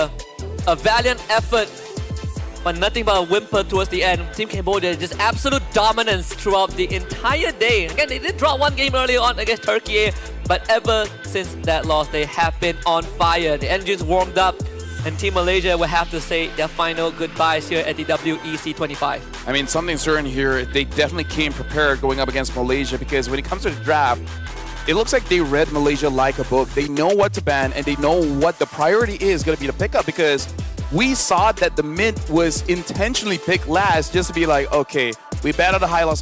What else do they have? But now we got to throw it over onto the stage with Rose, with the winners of the lower bracket finals here, semifinals here, which is Cambodia. Continuing their journey tomorrow to the lower bracket finals is Team Cambodia. And with me here on stage, we have Baobei. Hello, congratulations on that win. How are you feeling right now? មានអារម្មណ៍រំភើបហើយសប្បាយចិត្ត She said she's feeling both nervous and happy. Yes, definitely. That's nerve-wracking, especially since you guys played 2 matches in a day. Are you guys tired, exhausted, or just super duper excited? ឥឡូវហ្នឹងគាត់សួរថាមានអារម្មណ៍ហត់អីអត់ដោយសារតែយើងលេងបាន2 match ថ្ងៃហ្នឹង អត់មានអារម្មណ៍ហត់អីមានអារម្មណ៍ធម្មតា She said that she's not tired. I think the adrenaline is still in, so yeah, maybe she'll tired soon. Yes. Now, earlier this morning, I was talking to Yui, and she said that you guys really wanted to meet Malaysia because you guys had some revenge thing going on. Do you feel like you have succeeded in your mission today? គាត់ថាអាចគិតថាបាយឆ្នាំពីសូនហ្នឹងគិតជាការសងសឹកបានអត់ដោយសារតែ UE ថ្ងៃមិញនិយាយថាចង់ជួបម៉ាឡេសងសឹក គិតថាសងសឹកបានដោយសារយើងអាចវាយគេពីសូន Yeah, she said it counts as a revenge because we actually dropped them from the tournament. Yes, I do agree. So now, Baobei, I would like to ask, I'm pretty sure there is definitely some sort of pressure coming from the side of Team Malaysia, as they are definitely the hometown heroes, right? They have the home ground buff with them. How did you guys manage to deal with that pressure in this match? គាត់សួរថាដោយម៉ាឡេជា host កម្មវិធីហ្នឹងអញ្ចឹងគេមានគេថាមានអ្នកមកមើលច្រើនអីចឹងហ្នឹងយ៉ាងតើមានអារម្មណ៍មិនដែរមានន័យថាប៉ះពាល់អីអត់អាចប៉ះពាល់យើងអីអត់ប៉ះពាល់ទឹកចិត្តអីអត់មានអារម្មណ៍ខ្លះៗដោយសារគេហោហើយគេមាន fan ច្រើន She said she is a little bit intimidated because it's their home ground, but the team still persevered. Yes, I agree. Team Cambodia played a really clean and excellent game. One last question. Since you guys have advanced to the lower bracket finals tomorrow, you guys will be actually facing Team Egypt, which you guys have not met yet this tournament, but they have been quite promising, and people are kind of considering them the underdogs of this competition. So what are your thoughts about it, and how are you guys planning to prepare for that matchup? ដោយសារស្អែកចឹងប៉ះម៉ាឡេតើប៉ប៉ៃគិតមិនដែរចំពោះធីមម៉ាឡេដោយសារតែយើងអត់ទាន់បានប៉ះមិនម៉ាឡេអេជីបដោយសារតែយើងអត់ទាន់បានប៉ះអេជីបសូម្បីតែម្ដងណាមានអារម្មណ៍ថាអាចនឹងត្រៀមអីអត់ត្រៀម She said she'll just do the normal training routine. Normal training, and then we will see how far that will get them. Once again, congratulations, Baobei, and to the rest of Team Cambodia for advancing further to the lower bracket finals tomorrow. And with that, let us throw it back to the casters to break down what happened in this intense clean sweep series. Congratulations. Thank you very much, Rose. And again, congratulations to Cambodia as well as Baobei. And that was a showcase, man. That shows that they are ready. But again, it's not over because they have a match tomorrow, lower bracket finals against Egypt. And I feel like Egypt, after the loss against Indonesia, they're gonna lock in as well. But for now, we gotta talk about the items in draft here. Malaysia, a lot went wrong. But Cambodia, we gotta talk about the genius of them on how they've been drafting in this game. Yeah, it's Team Malaysia trying maybe a Hail Mary attempt, a last desperate ditch to one-up Cambodia with a surprise approach, but then when you're on the blue side, you get counter-surprise, right? I did call that Odette pick, and it came true, and we saw how problematic that Odette was. Sure, she doesn't have a lot of kills, but she is good enough to keep Malaysia away. 0 radiant armor, by the way. zero radiant armor, not from the roam, not from the EXP, not from the gold lane. I can understand because you do want to go for that that Oracle first, but I think perhaps for the Arlet as well as the Esmeralda, maybe getting a radiant armor can help you out just a little bit. Although we do have to say as well how much damage that Tagami and Baobei were doing. It might not have mattered anyways. Yeah, I mean, at one point, like, Baobei was popping off, right? Both games on the Granger, playing near flawless. And the sweetheart marksman of Cambodia has really put on a spectacle today in this lower bracket semis. And once more, she is the GOAT alongside Tagami, who's the GOAT hunter. Fao being the tank on this Esmeralda, and the best support going over to Alat on this snap pick Odet 5. Yeah, Fao took a lot of punishment there. As a GOAT laner, kind of feels bad that you are the tanker. You're the one that took the most amount of damage. Like, just to put that into perspective. Yeah, you dive in, and then Baobei just guns you down. And by the way, she has Purify. Yeah. And it didn't matter.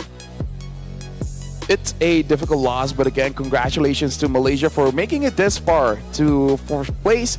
And hopefully this drives them to perform much better for the upcoming tournaments that they have in their schedule. But now we got to talk about the MVP, which is going to be Tagami on that Yi Sun Shin 4-0-11. At one point, she was just one-shotting anyone. I mean, Tagami is just having a free game. Both game 1 and 2, they had the same opening picks, Lapu Lapu and into YSS, and Tagami's jungling has been perfect. Part of it was also enabled by the team, right? Like, Yuki was putting a lot of pressure. Unlike game 1, game 2, they instantly got mid priority. And Yui, not Yuki, sorry, they almost got the first one onto Yuki's chip.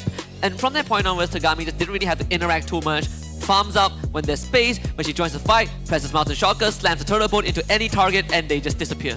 There's just no real threat. There's no real threat to her.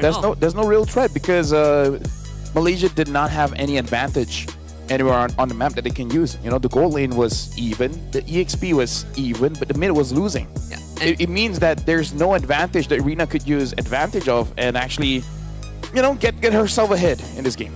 And she's always playing from behind. At the same time, I also want, like, all of us to pay attention to the highlights.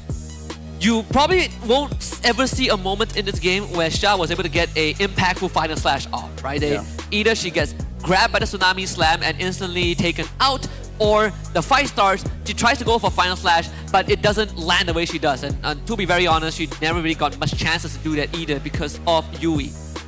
I mean, that's what happens when you get one-shotted, you know? you all of your abilities means nothing if your screen is gray. Yeah. If your screen is dark and there's a number in the middle, there's really not much that you can do. Cambodia just came in and showed dominance and still showing some grace on the stage, saying like, oh, you know, we're a bit intimidated, so we're going to try our best. Hey, you know what?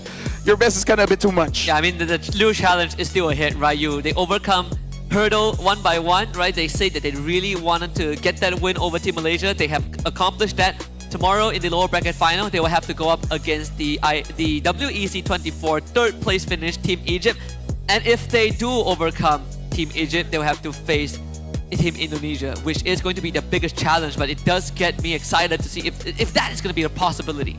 Yeah, honestly, like, Cambodia is looking pretty strong, and Egypt should really use this time to reset and try to figure out how to adjust going up against Cambodia, because Cambodia and Indonesia kind of cut from the same cloth. They are very aggressive, and even though Baobei is mostly a marksman user, the early game is there, right? The damage is there because she keeps on using Granger, and the Eve was not let through, but the Eve is a monster as well for Cambodia. So it's going to be quite tricky for them to really figure out how to deal with Cambodia for tomorrow. If not, they'll be third place again. Yeah, maybe one of the ways is that maybe you try banning out the Granger and see what else Baobei has left up her sleeves. We've seen the Bruno. We've seen the Bruno too, right? So I think that's one way to sort of test it out a little bit. They do have one series to make it happen, but at the end of the day, the fact that Team Cambodia can continuously make more of a traditional approach to the game work in their favor is a good sign.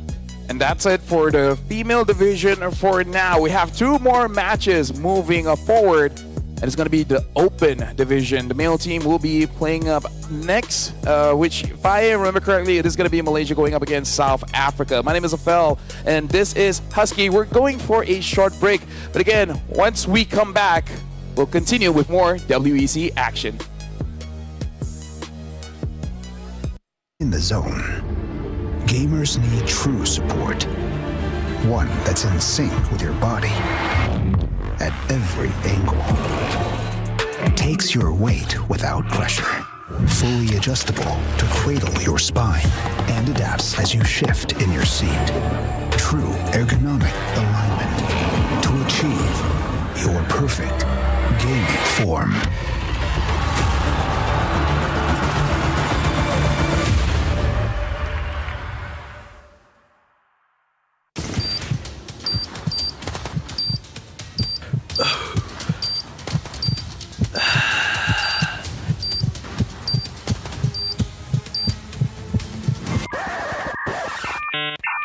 Ternyata data habis? Jangan risau.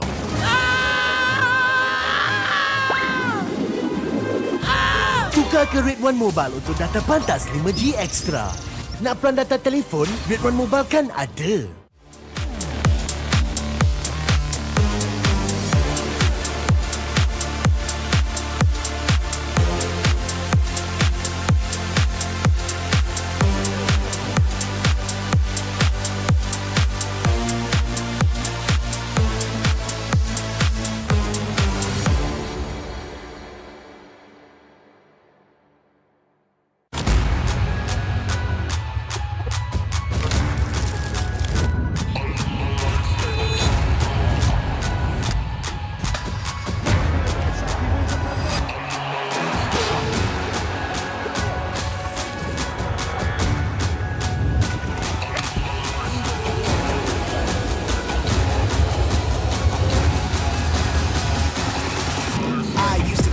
In the waterfalls, in the wishing well. Now I get plenty coin, some self-made. You ain't gotta wish me well. You ain't like me then, but I guess it's past tense, cause you tapped in. You was never who you said. I see the facade when looking, it really be like you could tell. My guard up, I ain't taking nails. If it's not in my favor, won't sign a deal. I got the royalty in the mill. I got authority in the field. Take a look in my iris. I be precise with the timing. I move on a tuck like the high risk. I never know where my mind went.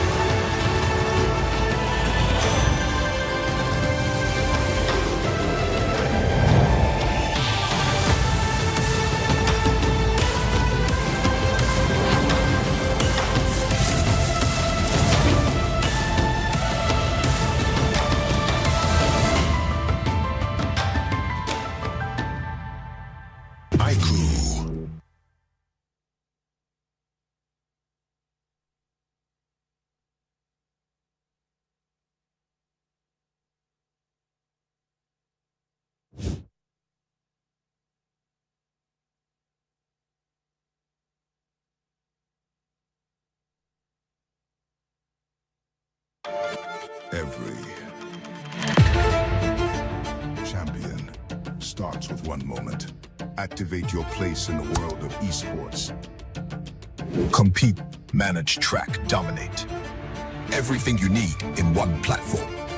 Gear up for WEC 25. For results, streams, and more, visit ISF.gg.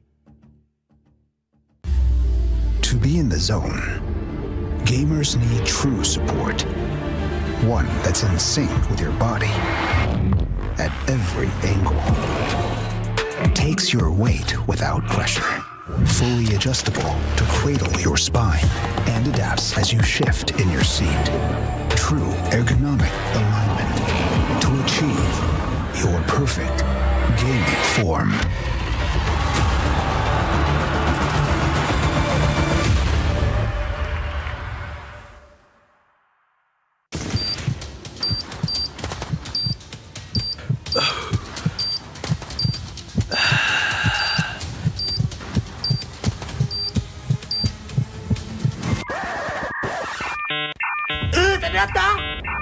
Data habis? Jangan risau.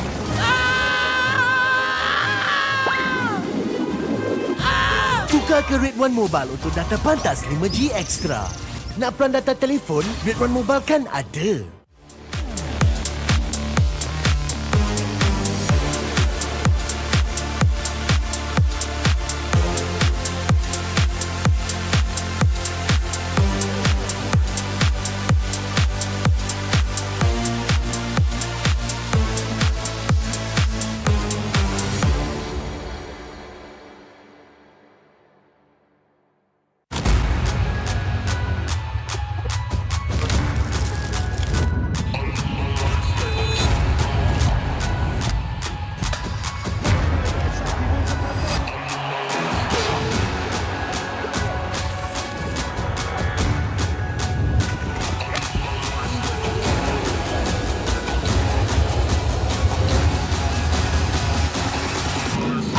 Toss a coin in the waterfalls in the wishing well. Now I get plenty coin, but I'm self-made. You ain't gotta wish me well.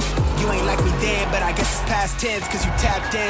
You was never who you said. I see the facade when looking, it really be like to tell. My guard up, I ain't taking nails. If it's not in my favor, won't sign a deal. I got the royalty in the mail. I got authority in the field. Take a look in my iris. I be precise with the timing. I move on a touch that's the high risk. I never know where my mind went.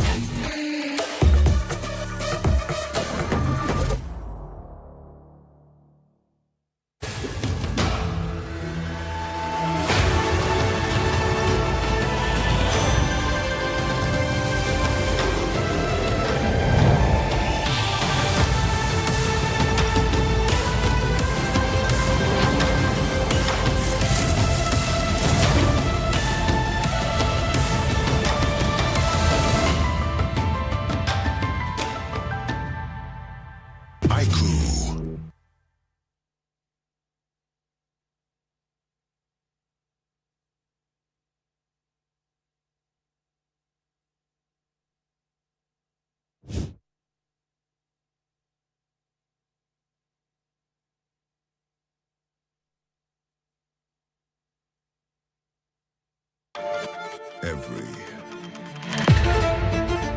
champion starts with one moment. Activate your place in the world of esports. Compete, manage, track, dominate.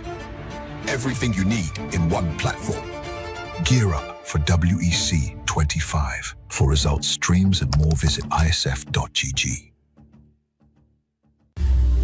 To be in the zone, gamers need true support. One that's in sync with your body at every angle. Takes your weight without pressure. Fully adjustable to cradle your spine and adapts as you shift in your seat. True ergonomic alignment to achieve your perfect gaming form.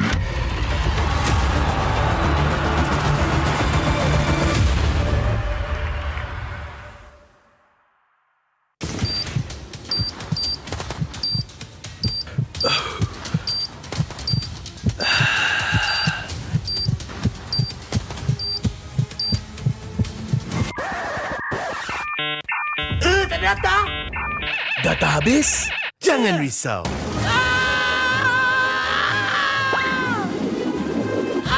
Tukar ke Red One Mobile untuk data pantas 5G Extra. Nak peran data telefon, Red One Mobile kan ada.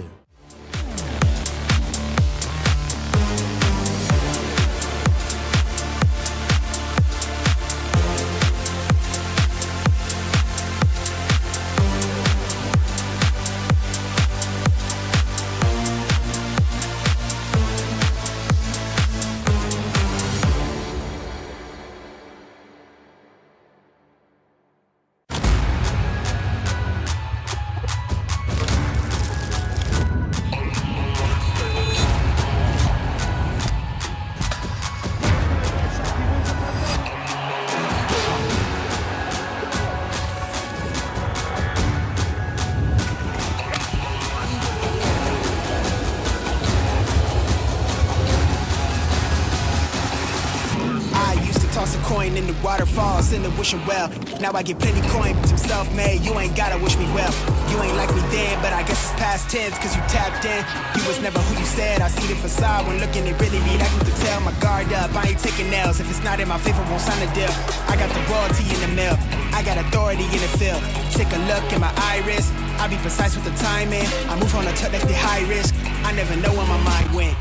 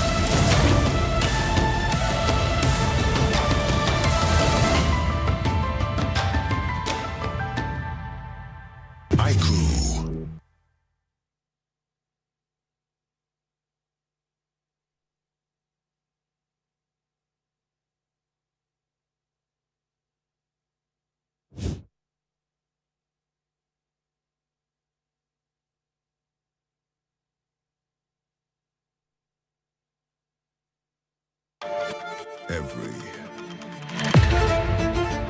champion starts with one moment. Activate your place in the world of esports. Compete, manage, track, dominate. Everything you need in one platform. Gear up for WEC 25. For results, streams, and more, visit ISF.gg. To be in the zone, gamers need true support. One that's in sync with your body at every angle. Takes your weight without pressure. Fully adjustable to cradle your spine and adapts as you shift in your seat. True ergonomic alignment to achieve your perfect gaming form.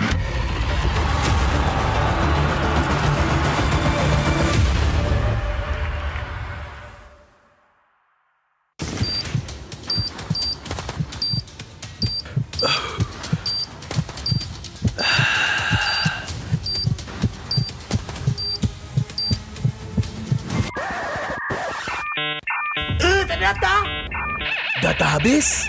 Jangan risau.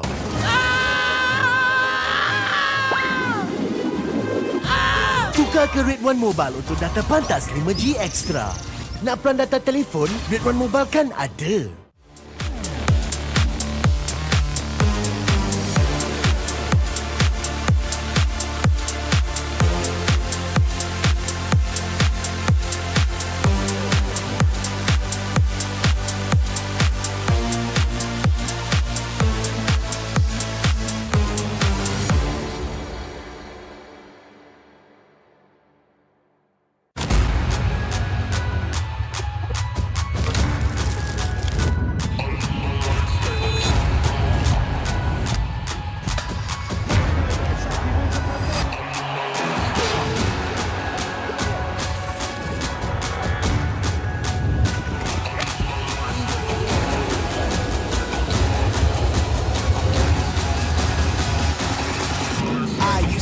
Coin in the waterfall, send the wishing well.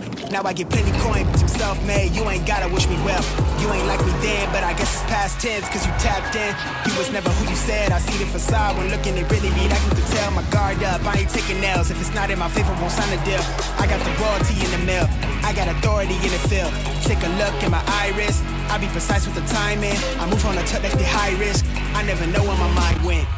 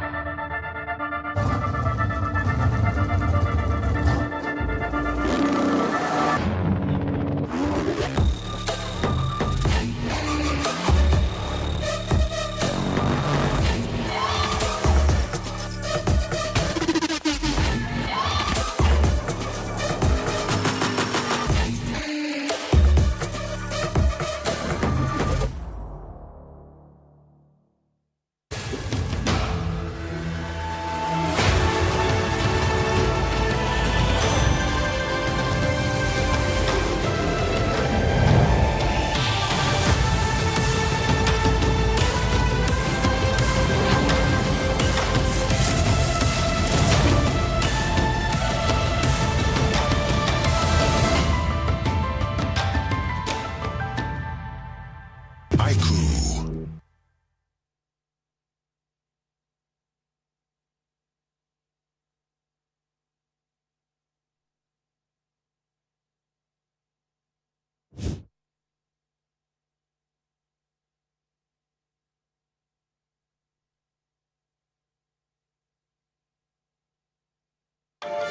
Every champion starts with one moment.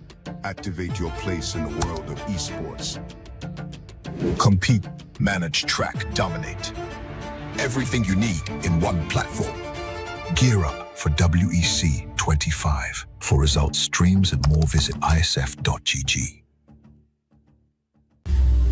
To be in the zone, gamers need true support. One that's in sync with your body at every angle. Takes your weight without pressure. Fully adjustable to cradle your spine and adapts as you shift in your seat. True ergonomic alignment to achieve your perfect gaming form.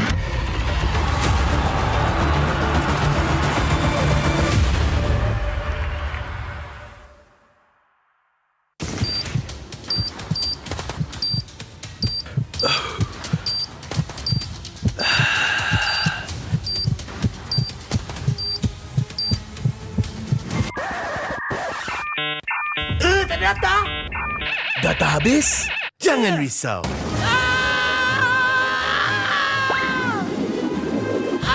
Tukar ke Red One Mobile untuk data pantas 5G Extra. Nak peran data telefon? Red One Mobile kan ada.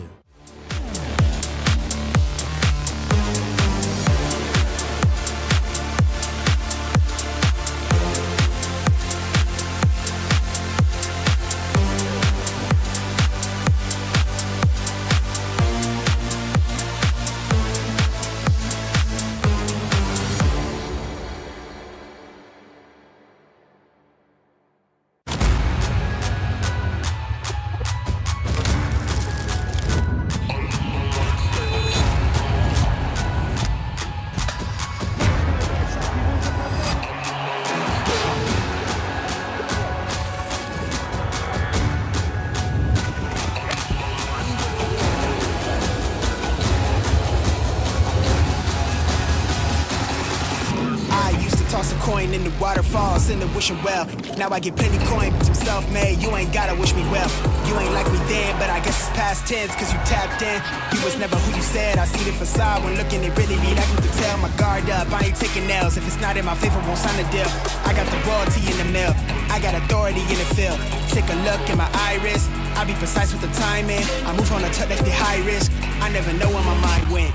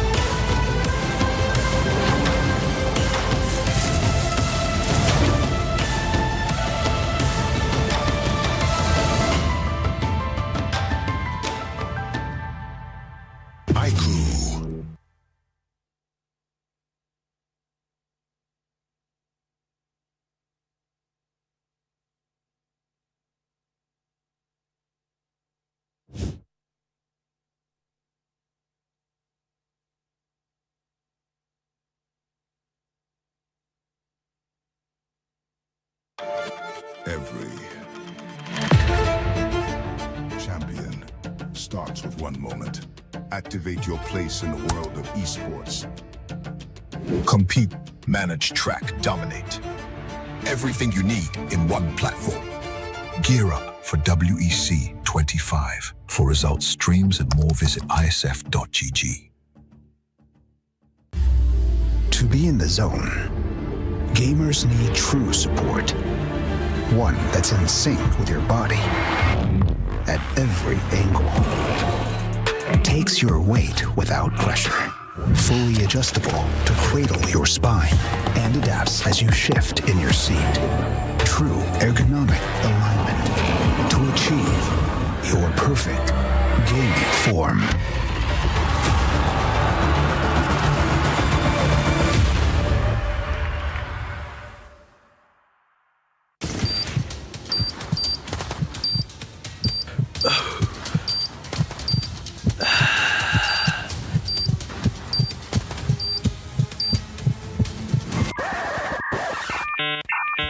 Data? Data habis?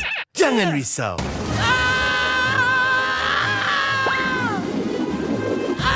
Tukar ke Red One Mobile untuk data pantas 5G Extra. Nak peran data telefon, Red One Mobile kan ada.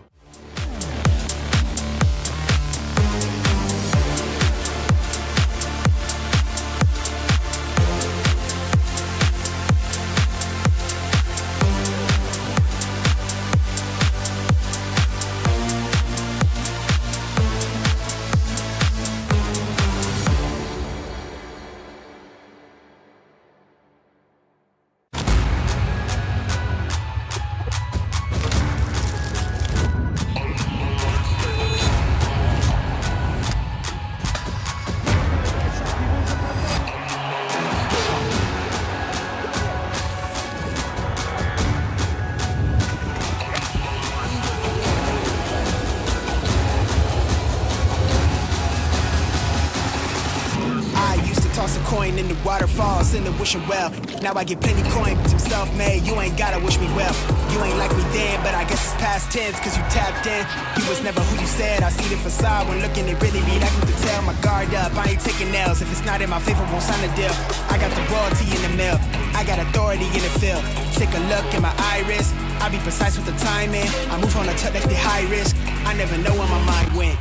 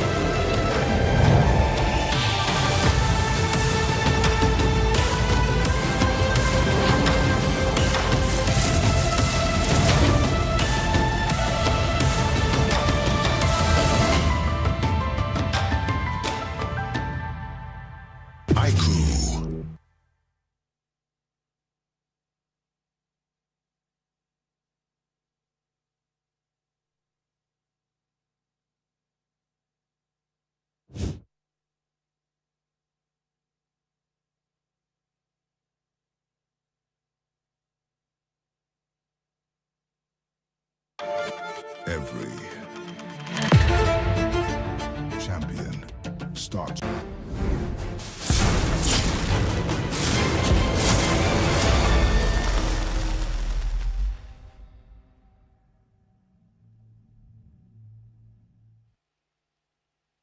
Ladies and gentlemen, we just finished the ladies tournament for the lower bracket semifinals, where congratulations again to Cambodia defeating Malaysia, moving on to the lower bracket finals tomorrow, going up against Egypt. But right now, we got to go back to the group stage for the open division, which is the male division. We're going to be looking at Group A, where Malaysia is going up against South Africa. Welcome, my name is Ophel. Alongside with me is Husky. And today is the last day for the group stage as well. So by the end of this evening, it will conclude for the open division. South Africa really flying their flag with pride behind us. Again, it's a country that we don't get to see often on the international stage, but that just makes it so much more exciting, right? It's a land of culture, passion, diversity, and energy.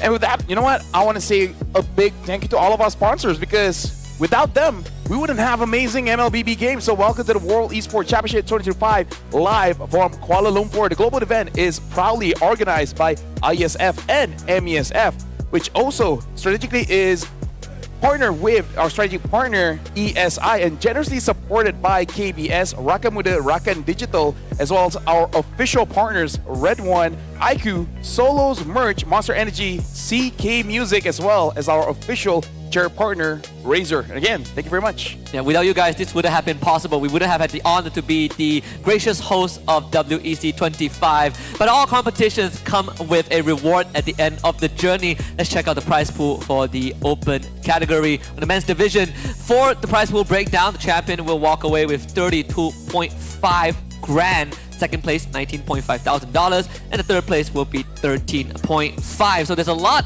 on the line, not just in terms of pride and glory for the country, but also in terms of prize pool. Yeah, and again, like, there's always a lot at stake whenever we have MLBB matches here. And again, we gotta talk about Malaysia going up against South Africa. We don't see a lot of South African matches here, so this is gonna be a new one, a fresh one. But again, they're going up against the Titans here, right? They are the defending champions. Currently, Malaysia is standing at the top with a 2-0 win. Well, 2 matches win. And unfortunately, South Africa hasn't won just yet, which, by the way, we can see here on the board, 6 points for Malaysia. South Africa hasn't gotten any points just yet. Yep. But again, this is a very brutal group here of Group A. Yeah, it is incredibly brutal because we literally have Team Malaysia, but we also Turkey, right? One of the powerhouses, and the only match that they lost was against Malaysia yesterday. And even in the other groups, look at Group B, we have Cambodia there, who are basically the pack leaders. Group C, we have Team Indonesia, and Group D, we have Myanmar. So every single group is essentially a boss fight waiting to be overcome. We also want to get you guys check out the schedule for today, because we have current one, Malaysia against South Africa coming up, and after this we will close out the evening with Cambodia against the Dominican Republic. Yeah, we saw Cambodia, the female team, honestly wipe out Malaysia in a very devastating fashion. So we got to see how the men's division or the open division will perform against the Dominican Republic. But so far today has been amazing MLBB games, where we're starting to see a bit of the WEC 25 meta here, where you try to establish a snowball and don't give an opportunity for your opponents to really come back into the game. But with that being said, I would say the game length has been extended for quite a bit, Husky.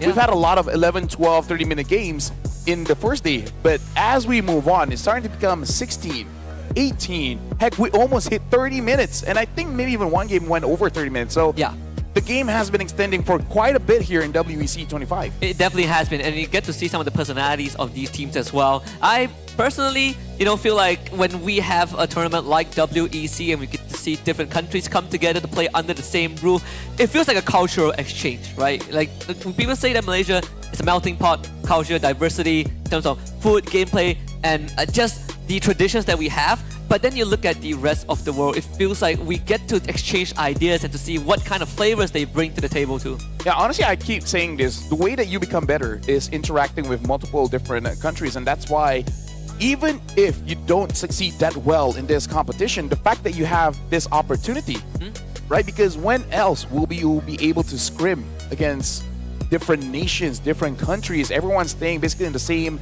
hotel, same venue, right? So this is always a eye-opener for a lot of the newer players jumping into the international world of MLBB, and then we will start to see some names that will not be doing well right now. But hey, in the future, the development, man, is going to be crazy. And there are already some players that have etched themselves in our memories, right? Even though they've come off with losses, Danzo. We got to chat with Team Romania just yesterday. Very cool people, even though that they had a devastating loss against Team Indonesia. But again, it was a learning process. We also saw players in the mid lane like Ovin from Team Kazakhstan, great Valentina player as well. So these are the superstars that in the future might just be the next big thing. Well, we're going to be introducing the players going up on the stage. It's going to be South Africa going up against Malaysia. We'll see how both teams fare up in WEC 25. from the land of the lions, representing strength, unity, and the unbreakable spirit of the continent, the warriors of the Cape, South Africa!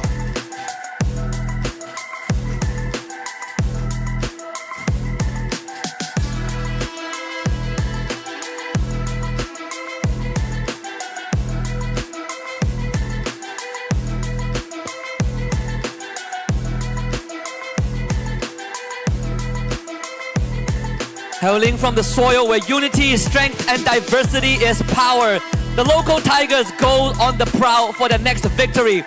Tuan Tuan dan Puan Puan, your defending champions, the bearers of Jalo Gemilang, Malaysia!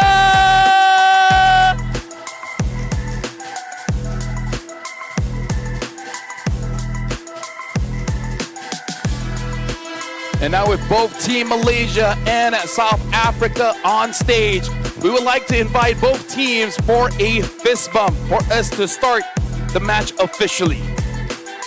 Last instance of physical contact before they head into the land of dawn. Team Malaysia, the clear favorites of WEC 25, up against the unknown South Africa. And I'm looking forward to another package of surprise and what they have in store for us, because we have been surprised by Romania, we've been surprised by Team Kazakhstan. I would say Iran as well. Iran as well. And now we get to see, and we get another opportunity to see what else is in store. And right now we're going to look at the lineups here coming in from Malaysia: Momo Sakai, Stormy, Loliel, as well as Humes.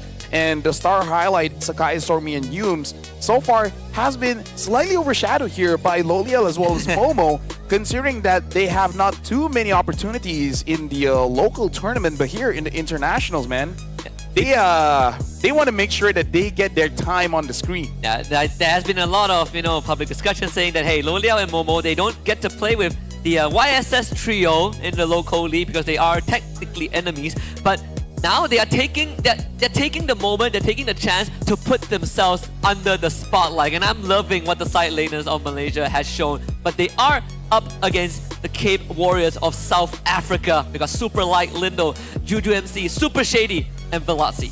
Yeah, I had the pleasure of meeting Super Light as well as Super Shady. I believe it was yesterday. They are the super duo, and I love their personality, man. Shout out to Super Light. Apparently he's Muslim as well. We had a good chat, and honestly, I hope for the best that they have a great experience here in Malaysia. Going up against Team Malaysia, they are known to be a team that has been really pushed to the limit of discipline, where Coach Arcadia makes sure that they take every game seriously. So not gonna lighten the load here. South Africa might have a difficult time going up against Malaysia. Yeah, it's definitely sort of, you get thrown into the deep end of the water and you are just forced to learn on the go, trial by fire. But if there's any consolation, regardless of the results by the end of this best of 3, I'm pretty sure that there's a learning experience for both sides. And for South Africa, we have seen so many different flavors. What are the flavors that they will have for us? Leomore Jungle was a thing. We saw the Benedetta Goat Lane. We saw some pretty funky carry second pick. It's endless, the possibilities. Well, we're going to look at the maps here. And it looks like we are going to be dangerous grass here. And even Coach Ark is looking pretty happy up on stage. They're probably liking dangerous grass, which might not be great for South Africa, but again, just want to shout out Super Light, Super Shady, very interesting characters. That that they are, they're kids. They're here to have fun. Yeah, and that's the most important thing when it comes to, any tournaments. Sure, there are stakes, right? There's a lot that you need to think about in terms of how to beat your opponents and what's on the line. But having fun is one of the more important elements, especially when the going gets tough. You need to have that mentality to keep yourselves in the game. And can I just say that I honestly sometimes have forgotten what Coach Ark looks like when he's not donning the Malaysian jersey. Yeah. He's part of us. Honestly, yeah, he's a part of us, but then again, we treat everyone that comes here as family. Shout outs to Malaysia Hospitality, really making sure that everyone feels comfortable here. But now we got to talk about the game and having the dangerous grass.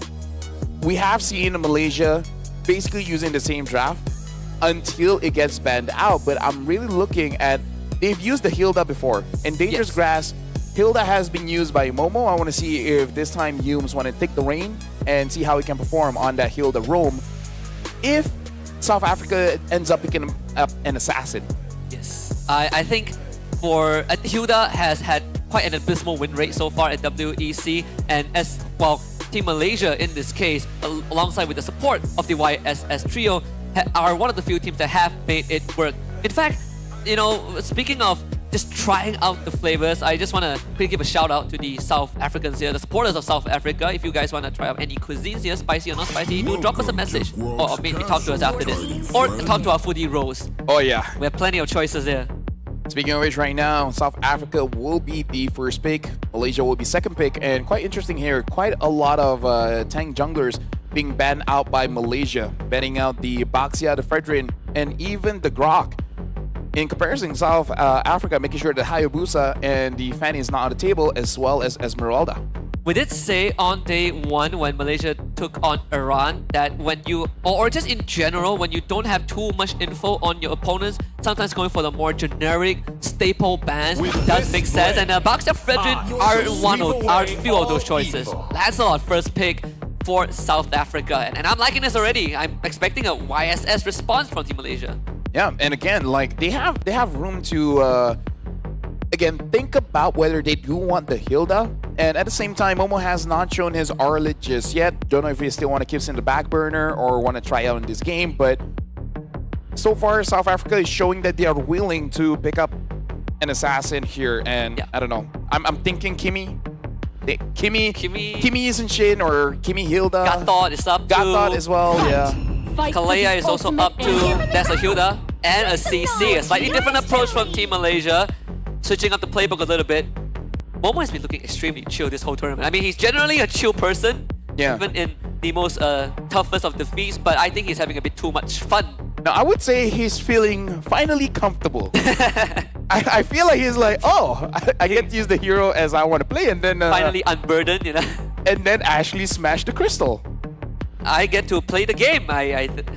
You know, it's just a unique experience. You know, he hasn't been on international for quite a while, even though yes, it's in Malaysia, but you know. You can see the moment that some of these players get set free. Get them let in. I mean, Loliao is also a very good example. His ironically, his last trophy lift was also WEC with the same team. That time it was the Gojas in the roster. The Kalea that comes out and the Uranus, like what South Africa is bringing to the table. They are not scared. So now Malaysia, they do have the option in terms of the mid. The Kimi is still there, and I think it's still going to be fine, but there isn't an option for them to pick up the Lunox.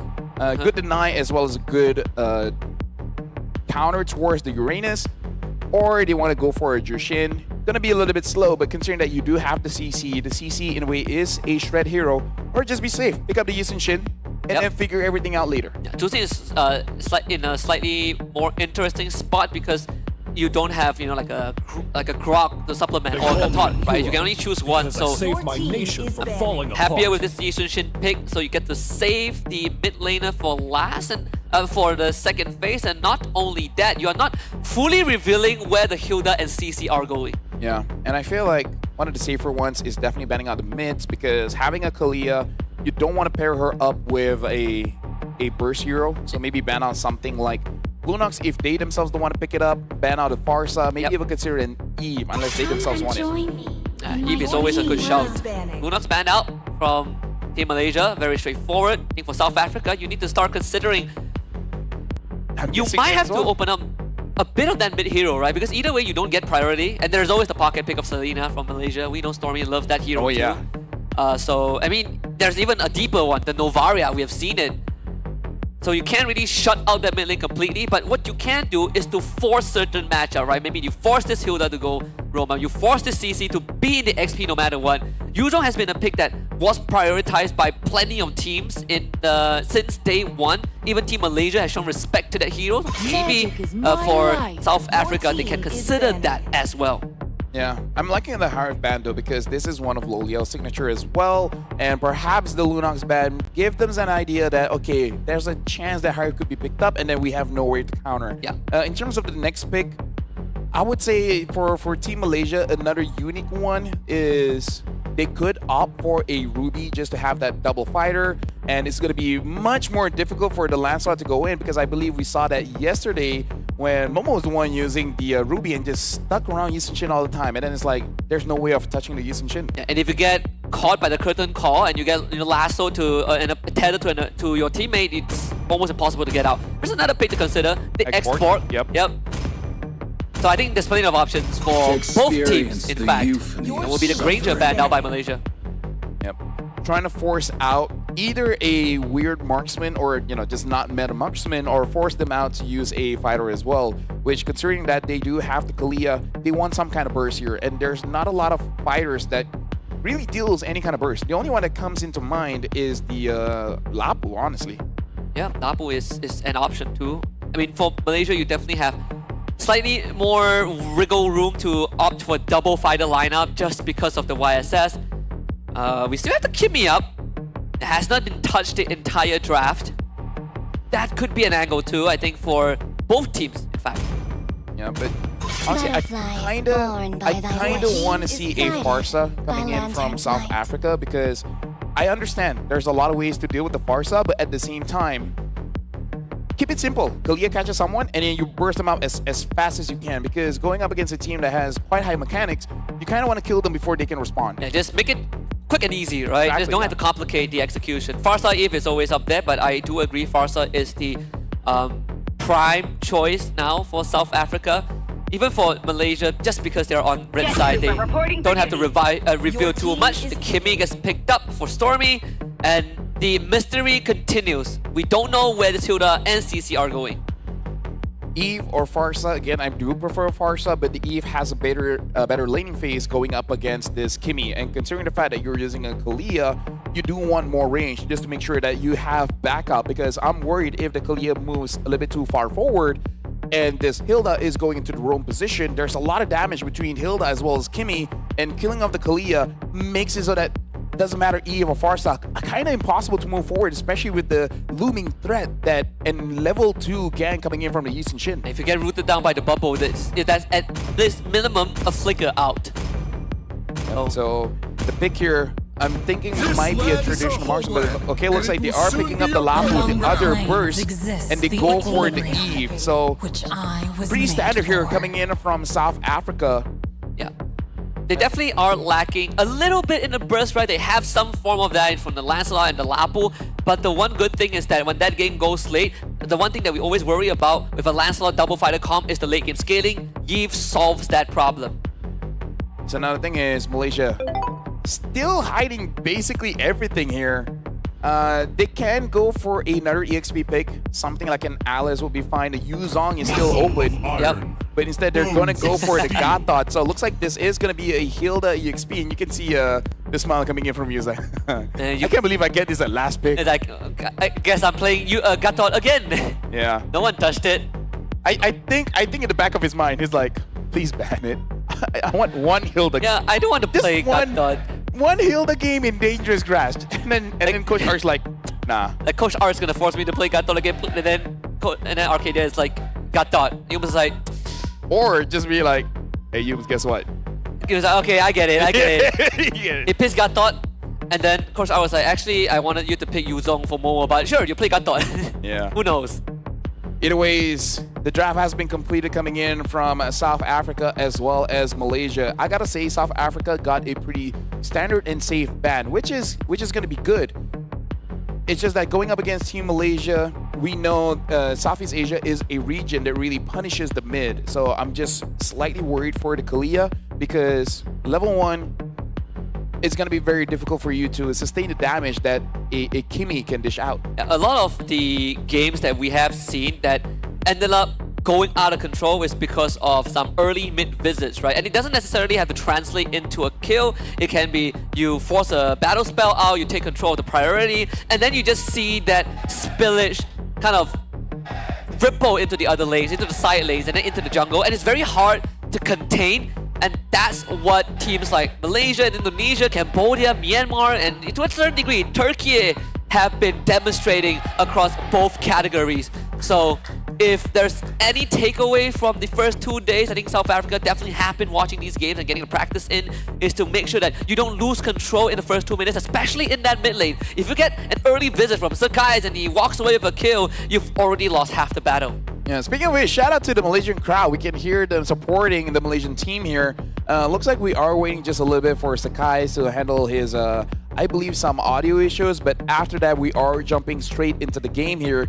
And yeah, I think it's really the first 2 minutes here, Husky, right? If the first 2 minutes, South Africa is able to deter any kind of aggression coming in from Malaysia, considering the fact that you have a Kimmy, you have a Hilda, and a Yeast and shit. If they can survive the first 2 minutes, there's hope. Yeah. I guess the upside is that at least they don't have a Hayabusa to deal with. Yeah. Right? Like compared to a Lancelot, Hayabusa definitely is slightly cheekier with how he can throw his cross shadows out across the wall. But aside from that, we say the first 2 minutes, but it technically is the first minute, right? Because by the time the turtle spawns, if there's already damage to your mid lane, you lose control very, very quickly. And that's sort of what happened to Team Romania against Indonesia, and what happened earlier on as well. All the teams for all the have teams. lost, yeah.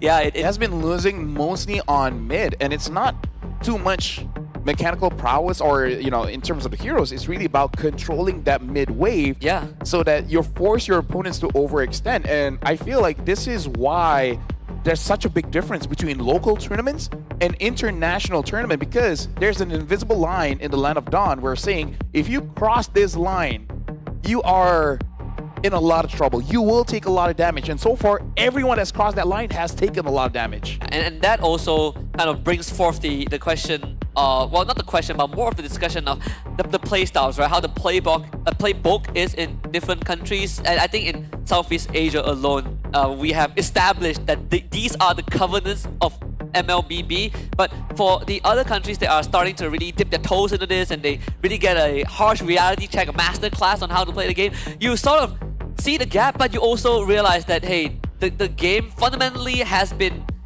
designed in a way where you just cannot lose control of certain elements of the game. Yeah, it's one thing to hear about it, it's one thing to see it, and it's one thing to experience it yourself. Yeah. Because even us as casters, like, we see it all the time, but then when we go in game and then we're like, oh wait. When we actually, you know, like 5-stack and we meet another 5-stack that knows how the game works. The enemy has a Grok Selena, and then we just die first blood. It's like, oh well. Yeah, and you see how quick the game spirals out of control. There's another pick that, you know, I hope to see maybe, you know, deeper into the playoffs and on the weekends. The Luo Yi has been missing for quite a while. I mean, Dangerous Grass is probably the one that we'll see her the most. Definitely a pocket pick, yeah. Yeah, a Stormy pocket pick. Actually, there's not much Luo Yi players. Now that I think about it, right? At least in WEC, we haven't seen much of the players who are known for having that Luo Yi when they want it. Selena is as far as we go. And this is why we don't see a lot of mid-range mages anymore, right? Because again, the invisible line, the Valentina, the Louis, the kind of melee-ish range heroes are having just a bit of trouble. That's why we see more Farsas, Eve, the Kimis. So it's like, even if you do lose out, it's not that bad. I have a clickbaity YouTube title for anyone who wants to make a video on MLBB. Kimmy has ruined mid lane laning. Hey, you know what? Depends on how you look at it. Yeah, it depends on how you look at it. If you're on the receiving end, I can totally understand the frustration. Yeah, imagine she just got nerfed and she's #1 picked. As a Kimmy player, womp, too bad. Alright, let's head to the game 1 between Malaysia and South Africa. Malaysia on the red side, South Africa on blue. And we get inverse jungle, both junglers on the purple buff. Yeah, looks like they are starting on the opposite sides of the map. I wonder which side is gonna spawn the Little Wanderer. But I'm guessing Sakai's, with this kind of rotation, I feel like we've seen it before. Instead of going for the Little, he might go for a early invade. But no, it looks like he is closer to the Litho, so they are going to challenge for that. Stormy taking quite a bit of damage coming in from Lindo. But look at that, super light, taking punishment from Momo. There's a lot of damage from the Void Crystals onto Stormy and Sakai, so have to be quite careful. Yuzu will be forced to use the Revitalize. And Velutizi trying to run away will have to pop the Flicker. Sakai, I think, gets the camp as well, so alongside with the Litho, gets a bit of that experience injection. Look at where Yums is, man. And like I said, Kimi has ruined mid lane for MLBB, because that was kind of not fair. Lindo, trying to secure the orange buff, is able to do so, but this is just the first minute of the game, and the jungle as well as the mid is suffering quite a bit. Same as Super Light here. having quite difficulties going up against Momo on this Hilda. And Momo might be able to deny him of at least 2 minions. And with the reduced backswing of her abilities, now she hits even faster without having to trade any damage in return. And not to mention, if she gets the full stack of the passive mark on you, you will literally start taking extra damage. And the fact that this sort of happened in XP lane is going to cause a bit of inconvenience to South Africa, right? As a Uranus is like, whatever. When I hit level 4, I'm willing to take the punishment, but if you're down in XP, then you might see Momo moving around the map a bit more. I feel like the worry is not Uranus losing, it is the fact that Hilda is winning, right? It means that she will get level 4 first, she gets out of lane first, it means that she can scout for the Lancelot first. Lancelot is already having some trouble, so Momo, if just torpedoes straight towards Lindo, and then gets a kill, doesn't get a kill, doesn't matter, as long as you hurt him enough, force our recall, free turtle, and we know how Malaysia likes to establish a zone. Yep. The zone just gets bigger and bigger and bigger, and they just keep on denying every kind of farm for you. And I'm going to quickly talk about how Malaysia approached that first 30 seconds, leading to the invade and the Little Wanderer. We saw Sakai start on the purple buff, path towards the Beetle, and even before all of that was happening, we saw Yums and Stormy set up the invade, right? They were playing towards the bottom side of the map just to make sure that, hey, we've got control of this area, we are guaranteed to have our jungler move here, and if you want to contest, you have to go through us. And it's these small details that can make the difference in that early game if things go 100% well. In that case, Sakai walks away with a Little Wanderer and a Beetle and a Golem, but in the grand scheme of things, it allows you to sit at the orange buff, watch the Lancelot take it, and then Momo wins his lane. Yeah, despite honestly doing quite a lot of trades over to Stormy. Stormy did take quite a bit of damage, same as Yums. But one of the advantages of Gato Kacha is that you can bring out the Revitalize, so in case things goes bad, you have a healing there. And by the way, quick shouts to Sakai. We've seen him when he just entered MPL looking very young, but now he's looking very matured and looking very comfortable on the international stage. Even when you look at the club that he's been playing under, right? He's the only retained member up till now, and he has gotten 4 local trophies and 1 international one with the squad. It's a long future for this young kid. Back into the game we go. Turtle spawning on the bottom side. Yeah, and this time Sakai's the buff is gonna spawn closer towards the turtle, so he can actually go for that. But Lolio doing a lot of damage onto Super Shady, forcing out himself to actually go for a recall. And look at that minion, completely denied. That's not good. Super Shady was trying to force the wave, but unfortunately it ends up losing a catapult. Again, it's these incremental things, these small details that allow Team Malaysia to get the lead. Traction pulse does get thrown out, doesn't really vacuum anyone back, and Turtle secured by Sakai. South Africa cuts their losses as Super Light goes down. First blood for Momo. And this is where the zone really starts. They start taking out the front line, and look at this, they go for Super Shady, taking a lot of damage, not level 4 yet, and misses the flicker. Lolio gets the kill. Lindo still able to get the purple buff, but again, Malaysia, they don't force it out. They just take one by one, and just slowly chokes you out.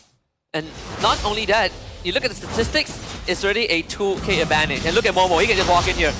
What are they going to do about it? They could probably take down Momo as he's a bit far from home, but it took 4 members of South Africa to make that happen. The kill goes over to Lindo. Yep. Look up Castle Curse, and that clip will probably show up. When you say, probably is alright, but either way, right now. What's the worst that can happen? Well, Lolio now does have that War Axe, and I feel like if possible, South Africa, hold on, Lindo is able to dodge that. Wow. Hume's not gonna hit anyone with the ult. And again, I kind of feel like they gotta try to help out Lapu Lapu here because he's not getting any farm. Lolio's not allowing it. It's all for the Little Wanderer, and look at the conversion. These small, minute details that Team Malaysia is demonstrating is giving them more and more of a lead. Like you said, Super Shady does need some help. Stormy works on the plating. That's extra goal for him. 2.3k goal lead for Malaysia. 4 minutes in, and it's only a 2 kill and 1 turtle advantage. That's it. Yeah, but we've got to talk about the level of EXP here. Momo's level 7, Super Light's level 6, Lindo's level 6, Sakai's level 7. So all across the board, everyone basically has a 1 level advantage for the side of Malaysia. And if it looks easy, if he catches anyone, especially when he's able to pull them inside a turret, he can get a kill. But it is going to be quite quite a difficult struggle here to basically isolate one member from Team Malaysia, considering the fact that everyone has a fast way to re-engage. Yeah, like Team Indonesia, they would go for these aggressive kills. They will keep forcing you to fight until you run out of breath. But for Team Malaysia, it's not about the kills. It's about the inconvenience that they are causing, right?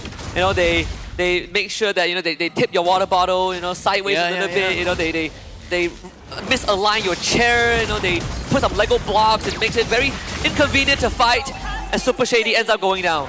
Yeah, it was a valiant attempt. The only problem is it was kind of a solo attempt because you saw that the entire team was more focused on getting the orange buff. So respectable for both sides, right? Because if he was able to make a play, that would really change things up. And Lindo just cannot really do anything. Even though Yums looks like a very juicy target, he still has to revitalize. The RWM is committed. Yums ends up going down. It's going to be super light with the pickup.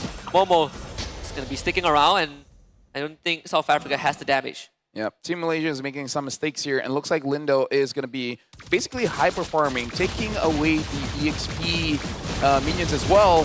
But Lotizi looks like not able to get Stormy there, and no further damage coming in from Juju MC.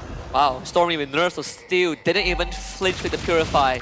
And that's the experience speaking there for this mid laner. I mean, all things considered, Lindo, he's 2 levels behind, but finally able to get breathing room to farm him a little bit. They will have to coin Super Light to front for the team because Velotizi alone isn't enough. Lindo tries to off for Stormy, turns on the Yums. The taunt doesn't really connect, so Momo will not show himself. Velotizi now does have the Oracle, so we're going to have a faster cooldown on his abilities. The only real question here is, who are you going to pick up? Like, of course, Sakai's and Stormy will be the main attraction, but the problem is both have ways to really escape your Tsunami Slam. Like Sakai's with the Traceless and Stormy still has that Purify. I'm thinking maybe try to get Lolio. Speaking of which, Lolio just had a solo kill on Triple Light. And they're not done just yet. They also take out Super Shady. Tsunami Slam finally gets committed, but out of the RWM. Not really what they want for South Africa. There's 4 bodies down. Lindo trying to stay alive, but a killing spree for Loliel secures the full team wipe for Team Malaysia. Eventually, we need a stat of how many solo kills Loliel has had. Yeah, he is. Right? It feels like I'm a GOAT laner, but really, if I need to be EXP, I honestly can. I can do whatever, right? Yeah. Like, this is my moment. Yeah, Loliel really being the silent killer here for Malaysia, not creating such a big fuss, not asking for attention. He's just like, all right, you know, someone's in front of me. I'm gonna kill him, and then I'm gonna move forward. This is for all the internet pundits out there. Yeah. It's asking if Loliel is the pick. I mean, he clearly is. Look at this. Yum's even just tanking up for him, dealing damage onto Super Light. Well, all happening on top, Stormy gets killed by Super Shade, and they're continuing forward. They actually get a kill onto Momo as well. Sakai's is there, but 1v4, probably not the best shot of trying to get a kill there. Oh, that's one way for South Africa to stabilize the situation a little bit.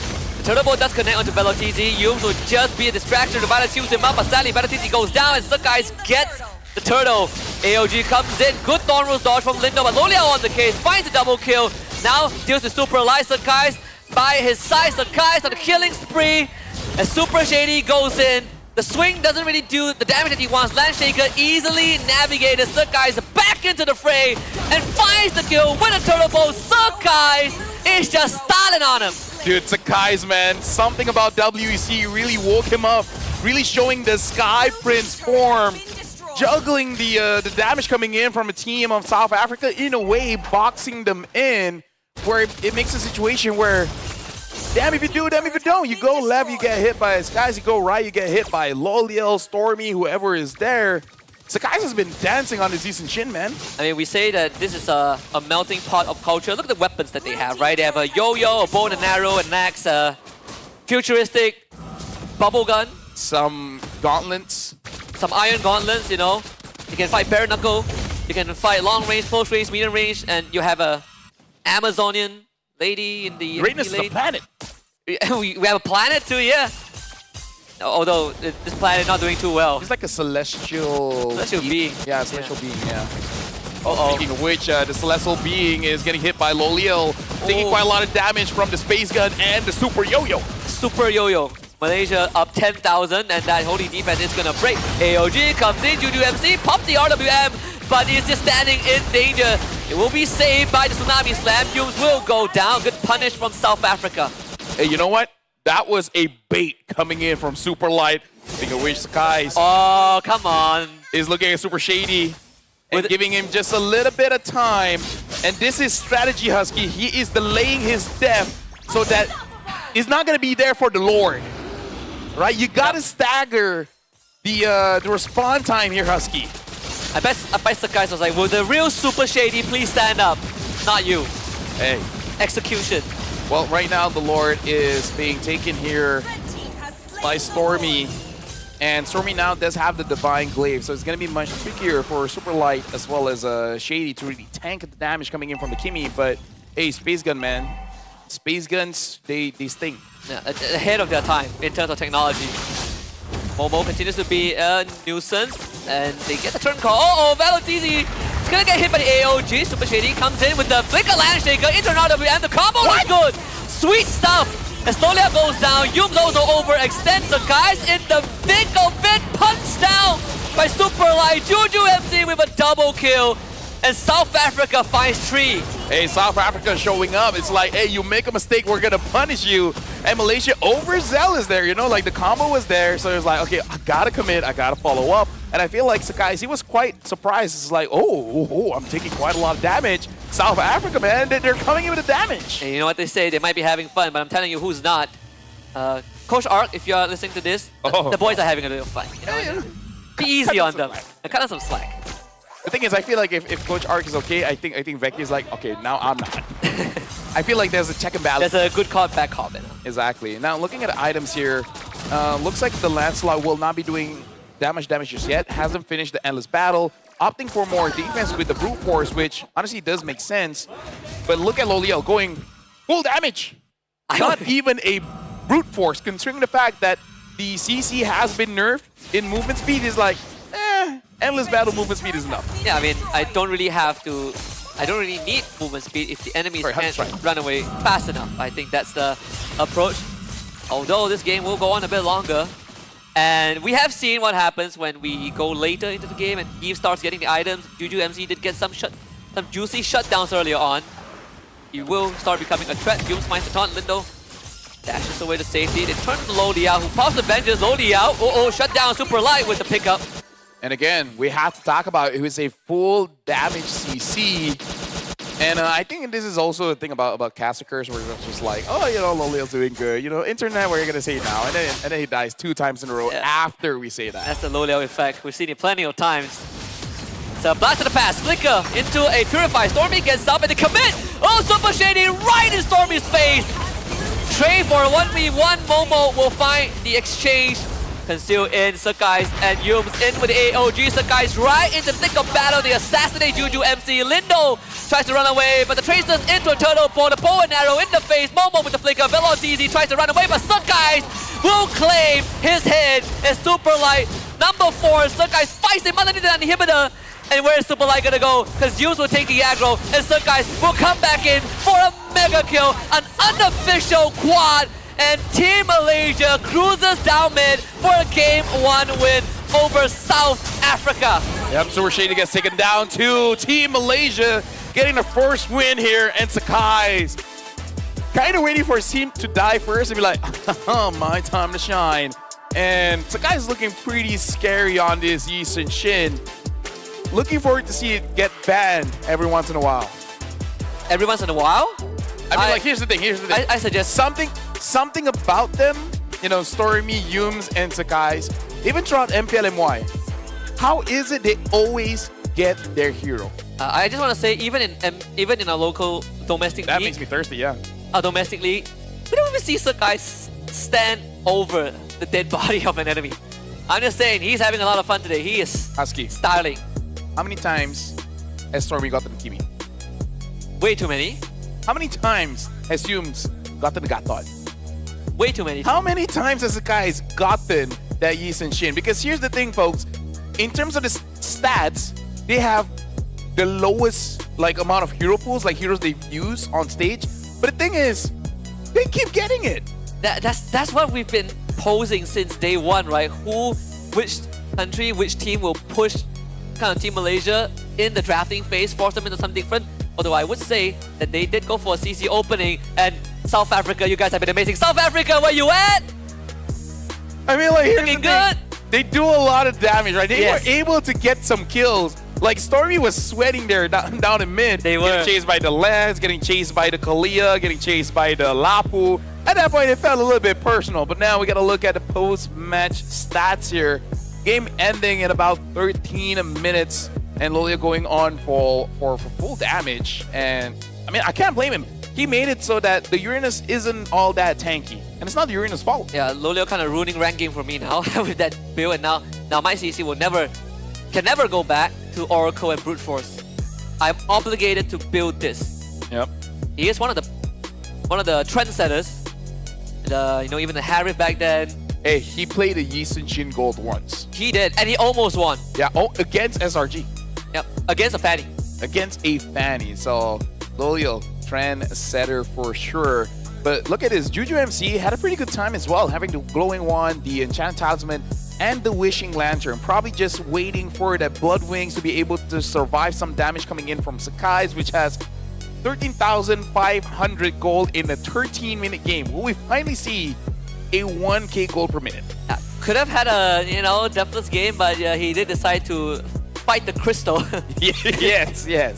That's one way to put it. Yeah, had a bit of fun there, but still, very decisive game nonetheless for Malaysia. Very evident, I think, even from the get-go, we talk about just the minor movements, and even before big team fights broke out, Malaysia has been setting the building blocks of, making life inconvenient for South Africa. Oh, you want to go through this? No, you take this lead for. Look at that, we've gotten our first 1k above gold per minute. Yep, 1,025. It's going to be Sakai's, and he's also the GOAT. 77,000 damage dealt. That is the super light tanking almost 120,000 damage. Still Yunes being the best support with 9 total assists. Coming in with the AOG, helping the team out with the Unbreakable. And yeah, Sakai's, man, I kind of feel like his Sky Prince performance we've been missing for quite a while. In a way, he's resting while playing, but now on the international stage, time for him to lock in. Speaking of which, the MVP, 10-1-8, 1,000 gold per minute, almost 6,000 damage per minute. And the thing is, I feel like he will get this pick again. Not saying like for the game right now against South Africa, but later on in the playoffs. Eventually, at some point, he's going to be able to play YSS again. And honestly speaking, with the accolades and the dominance that Sakai's has shown individually in the jungle, I think it's a good time to just put the argument we have domestically to rest, right? He's definitely one of the greats, and I say he's the greatest of all time we have, at least in that particular role, of just this tenure as a pro player.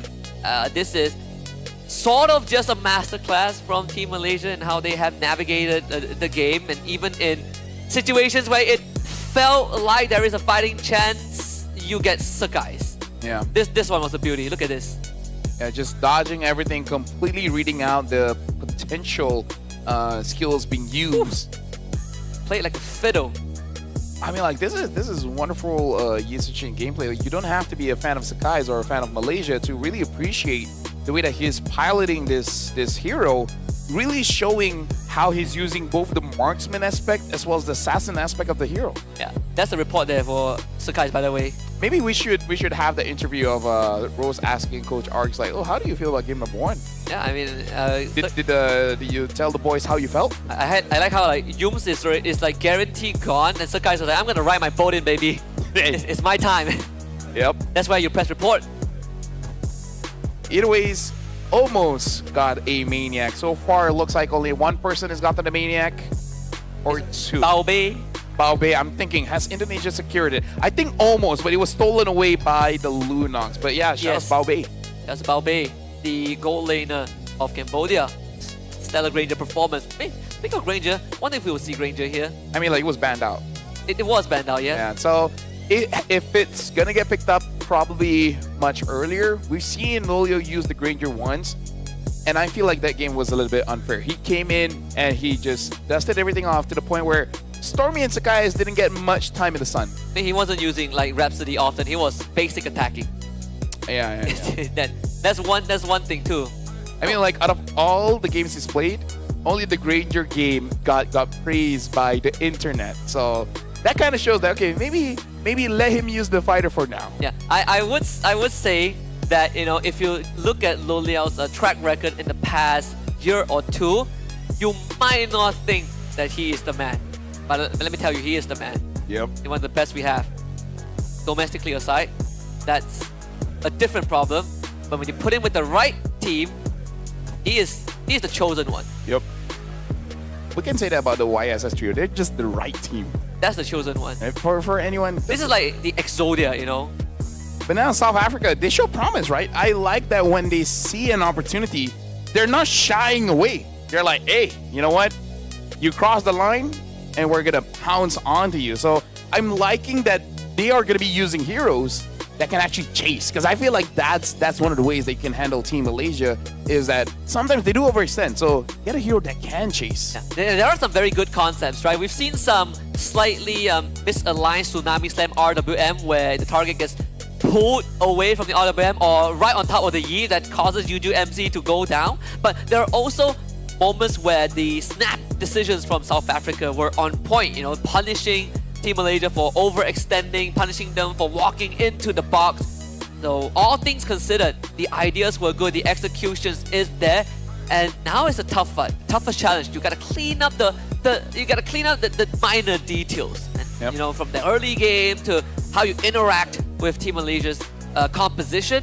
That is gonna be a tough challenge to overcome, but I'm excited to see what else South Africa has to offer. The issue is, I feel like if they were able to pick up a Fredrin or a Boxia, maybe the early game would look better, but we see Team Malaysia just keeps batting it out. And basically forcing an assassin, and assassin is amazing, is great, but it makes it so that you're always gonna face danger. Yeah. Right? Unless you go in Thorn Rose, immediately go out, Hayabusa shadows in, Ogi Shadow kills and then gets out. They're just creating opportunities where if you want to do damage, you got to take some damage. Yeah, and even for assassins, the margin of error is also very small as well. You have to be very precise with your movements. You have to really think 2-3 steps ahead when you're playing, especially heroes like Lancelot, right? Who are you going to hop to? The awareness has to be there. Your spidey senses have to be on point. So let's see, map selection for game number 2. We had a great one, game 1. Now we go to Flying Clouds for game 2. So Flying Clouds, at least this means that even if South Africa was punished in the laning phase, as we saw before, both Momo and Lolio really having good laning phases, they can come back into the lane. And yeah, actually, I do want to see an early Hive or Granger pick coming in from South Africa, and potentially, you know, scale up. I have a feeling that that Team Malaysia would just be like, hey Momo, take the Hilda again. We saw what you did. Heptasis. Now one up that. So Heptasis into no, the best one, Sky Piercer. Ooh, I mean, what if we name the axe of Hilda the Sky Piercer? That sounds like a pretty nice. Okay, the axe don't pierce, the Sky Cleaver. I'm gonna be careful about naming names, just in case if someone else has used it before. Sky Cleaver. I'm taking that. That's mine now. All right. That's us. That's ours. Okay, I share. I share my rights. It's nice that War Axe is a very popular item. Yeah. The user, Owlus himself, don't get to see a lot of him. I actually wouldn't mind having like 4 weeks of Owlus being strong. Like, he is annoying sometimes, yes, but hey, give. You know, one of the heroes that has never ever shown up or even been considered is the Aldous. How about that? Actually, no, I'm fine with Aldous. You're fine with Aldous? I'm fine with Aldous not being a part of the game. You prefer Aldous over Aldous? Okay, here's the thing. Aldous, I kind of want a different change of, instead of stacking damage, stack tankiness. Kind of like a improved version of Thunderbelt. So he is the Thunderbelt. Yeah, so basically like he keeps on stacking, but he just becomes invincible. That allows you to actually build damage items that has Spellvamp or Lifesteal, and then you actually become a problem. And you have a fighting chance. Speaking of which, now Malaysia, They pick up the Kalia here. They banned out the Grok, the Gatot, as well as the Jushin. And South Africa banning out the Fanny, the Boxia, as well as the CC. So this is going to be tricky here. Because this time, okay, not going to give Yums the Gatot. Maybe even Yums himself is like, no, I'm just gonna ban this hero. Yeah, I feel like... I hear the casters keep saying, I keep getting Gatot. Let me use the Kalia, which, by the way, was his signature. Yeah. More so maybe the Gatot wasn't in the plan and he bans it anyways, right? Yep. What can coach do about it? It's like, whoopsies. Oh no, I pressed it. What about YSS here for South Africa? I mean, it's either that or some guys gets YSS again. Yeah, take it away. I kind of feel like take it away would be good. Oh, Yuzong, I'm liking this because again, we want to look at some chase. And and our guy picked up quite early. Wow. Okay.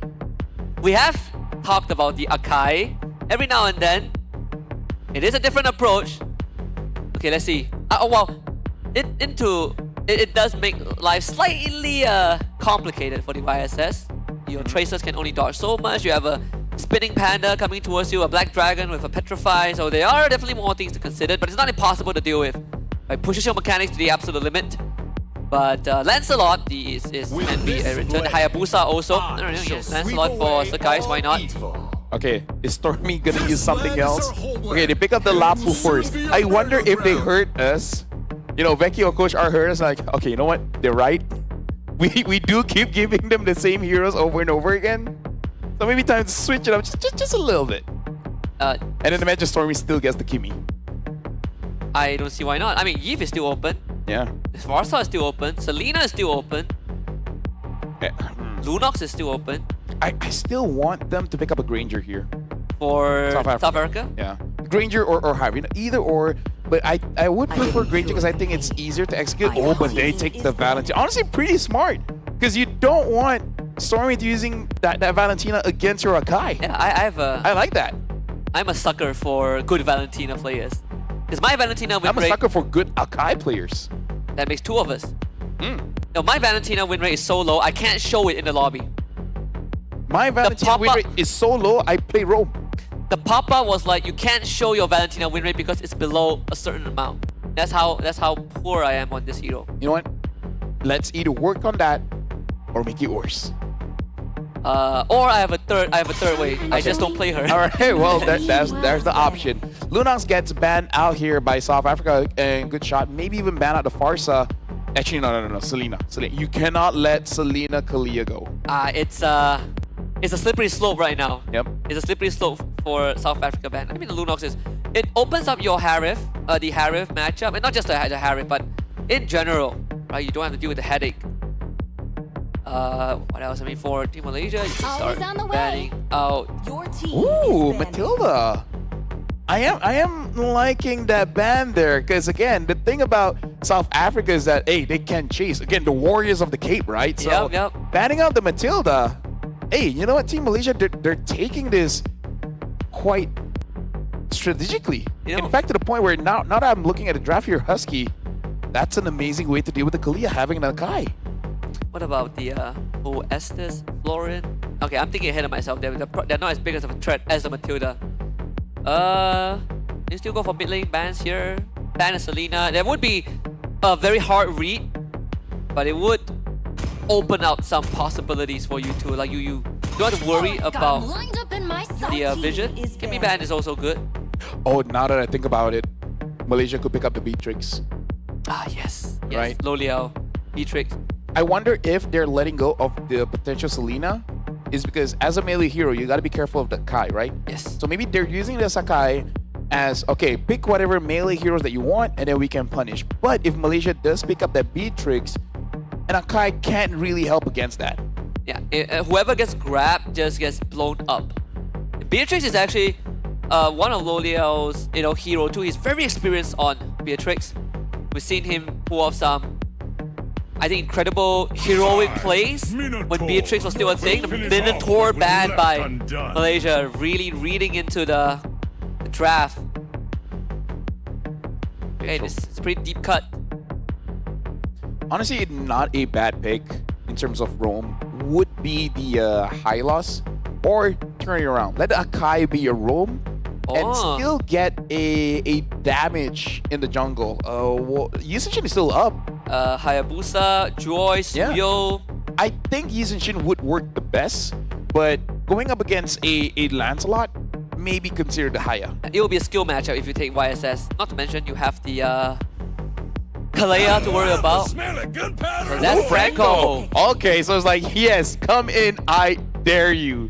It's not just the Akai, it's the Franco now. You know what, at this point, I'm okay if Stormy wants to pick up a Farsa or a Novaria. I mean, if I had to deal with a CC and a Hilda in my face for one whole game, I'm willing to invest. Though they did ban the CC, I don't think Hilda is gonna get picked anytime soon. But you know, it's the after effects, right? It also keeps the gold lane safe. You get to see the full draft of Malaysia before deciding on, you know, what the Super Shady gets to play. So for Team Malaysia, what will be the gold lane as well as the mid here? Kind of feel like Farsa is a pretty safe pick. Beatrix is still okay, I guess. Alright. And the Granger. Okay, you know what? I think they heard us. They'll be like, okay, Stormy, okay. Yep. This will be worth And another time. You know what? I'm liking what I'm seeing. I'm liking it. It looks like the players are liking it here. South Africa is like, you know what? Let's go. We got the draft that we wanted. It is hype. Let's give our very best to Malaysia. And in case you guys are thinking, what? Hey, Nana, hey, Stormy brought this in grand finals before. It was an unstoppable Nana, by the way. It was a championship pick. We've got a game on our hands for sure. I'm liking this. These are the kind of drafts that I enjoy, right? And I look past what the result is going to be and I just focus on the moment because, again, it's the fearlessness that you know the teams bring to the table that really makes it enjoyable. So game 2 is going to be coming up pretty soon. South Africa against Malaysia. A part of me wants this to go game 3. That's how invested I am. I mean, let me just say this, right? Husky, I feel like both of us have the same sentiment. Yeah? It's game like this that made us interested in the game in the first place. It makes us want to be casters. Makes this all worth it. Yeah. So it looks like Team Malaysia going up against South Africa here. Going in with a unique draft, really showing the flavor of each country. We're jumping straight into the land of Dawn here, and looks like it is going to be Lindo using the Kai in the jungle. We'll see how both teams perform in the land of Dawn. Oh, there are some pretty interesting ultimates that can be stolen by Juju MC. First of all, the Molina Blitz from the Nana. That could be a big boon. We've seen Bravest Fighter before, we also seen Tsunami Slam, but again, the minor movements from Team Malaysia securing them the Little Wanderer, and sadly, as a Franco, you really cannot walk up to these areas, not with a Valentina as a mid laner, so they will have to take a bow and just concede the priority. I think part of the reason why they pick up the Nana is that in case anything happens, you're not going to die instantly, right? Yeah, you have basically a get out of jail free card. Though Momo continues to put on pressure on Super Light. Yums showing some presence. Always going to be faster in terms of rotation compared to a Franco. Yeah, Velotizi almost gets the rapid boots as well to make sure that he moves around faster in the map, which honestly doesn't make sense. How does a Franco has one of the highest movement speeds in the game? Oh, not to mention he has regen when he's out of combat too. Well, right now, Team Malaysia as well as South Africa here. Looks like South Africa understands that an early rotation will be coming in mid, and that's a smart way to move around the mid lane. Stormy managing to escape that. Yums goes in. Wow, they instantly turn on the Velotizi. First blood for Sakai's. Good Terrify to cancel out the Phantom Execution. Toto is going to be spawning on the bottom side, so sadly for South Africa, they're not going to have the bloody hunt anytime soon. But the fact that they still have the Valentina as well as the Akai, I was about to say maybe they can. Yeah. But considering that Super Light just got solo killed by Momo, probably not a good chance for him to fight. They get a good hook, but Lindo is down in health. And they go for the Flicker Tsunami Slam. They purify, stolen Tsunami Slam. Juju MC forgot that Sakai is around, so Sakai uses him as a launching pad to just jump around onto Lindo. Juju MC doesn't get out. Stormy with the follow-up Boomerang Flicker takes the kill. I think even South Africa was surprised, but look at that, Velotizi gets Yums, and Yums is able to get out. GGMC purifies out and basically says, no, you.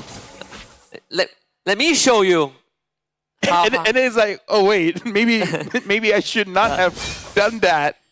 Yeah, Sakai just launches himself. Oh, that's a Molina Blitz. Uh-oh.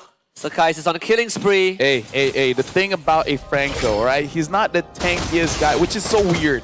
And now Super Shady gets solo killed by Loliel. And again, we need a counter here by the solo kills that both Momo and Loliel has been getting. Speaking of which, another one. Decapitated. Sky Piercer for Loliel, by the way. And as the first item, Sky Piercer. Oh, cheeky little fella, Loliel. Yeah. Velatizi. There. I don't think he has enough damage, even if he does catch us. All right, hook into Tsunami Slam. Yep. Into Bloody Hunt. It's good for the. It's good for. No, okay. Hook into Tsunami Slam. Hold on. He can't get away here. He can't get away, but can he fight back? Okay. Okay, listen. Hook. Okay. Tsunami Slam. And then Akai spins them away. Yes. Right? Yeah. You push them all the way into the base. If they can complete that and push one guy into the fountain, I take that as a win. If you want that, you need a Louis.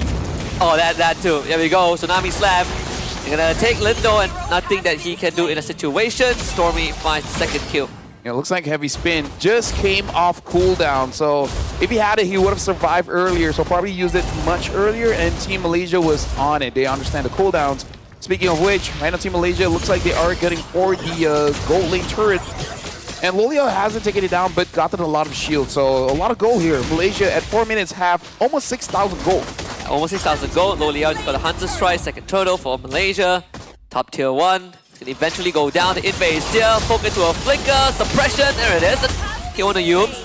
Molina Blitz will come through. Velatizi taking too much. As Stormy will claim that one. Lindo doesn't really want to interact with this. Juju MC does show up, doesn't find the opportunity for a grab, and both teams disengage. Yeah, Stormy even respecting that, using the flicker quite early, making sure he doesn't get grabbed. Super Light trying to get as much farm as he can, because at level 7 is okay, but compared to Momo, which is level 9, definitely not ideal.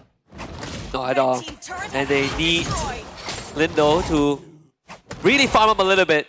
Can still use Malaysia 7k gold advantage in under 5.5 minutes. The guys will claim another camp for himself.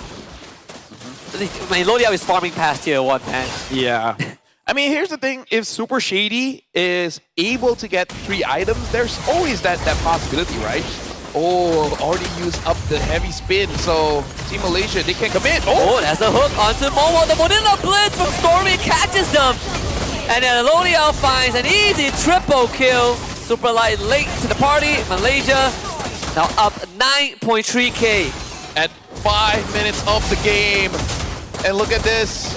Super Light taking a lot of damage here. Loliel, he's in. He's out for blood. Momo on a killing spree. Super Shady cannot get the pickup on the Loliel, who flickers to safety. And they are looking for mid-tier 2. Flying Cloud brings South Africa back into the fight, but a Tsunami Slam committed by Yubes on the Lindo. They get the hook on the Yubes, but Yubes escapes. Momo flickers forward with the Land Shaker and just destroys Super Shady. Juju MC is the boomerang. Stormy walks away scot-free, and 3 more bodies drop. Yep, using the passive to make sure that he still gets a kill and gets away with it. 10,000 gold, 11 at 6 minutes and 30 here. Team Malaysia is really pushing their advantage, and Velatizi using the Winter Crown to survive the onslaught from Sakai's. Take that ball, Momo. Come on, you committed the ult. Get it. It's too good of a man. Yeah. Hey, that's why they choose Momo. That's why they choose him. You know what? Momo will not take my ball. He's too nice. Yeah, he's too nice. Speaking of which, right now Malaysia 12,000. And they're going forward. And Lindo trying to spin away. Loliel can't chase him down just yet. So there's a disengage from South Africa. Let's see if Velatizi can land that hook. We haven't seen that combo yet. Hook into a Tsunami Slam. Come on. I want to see it once. They're trying, okay? They're trying. I know. All right. First things first.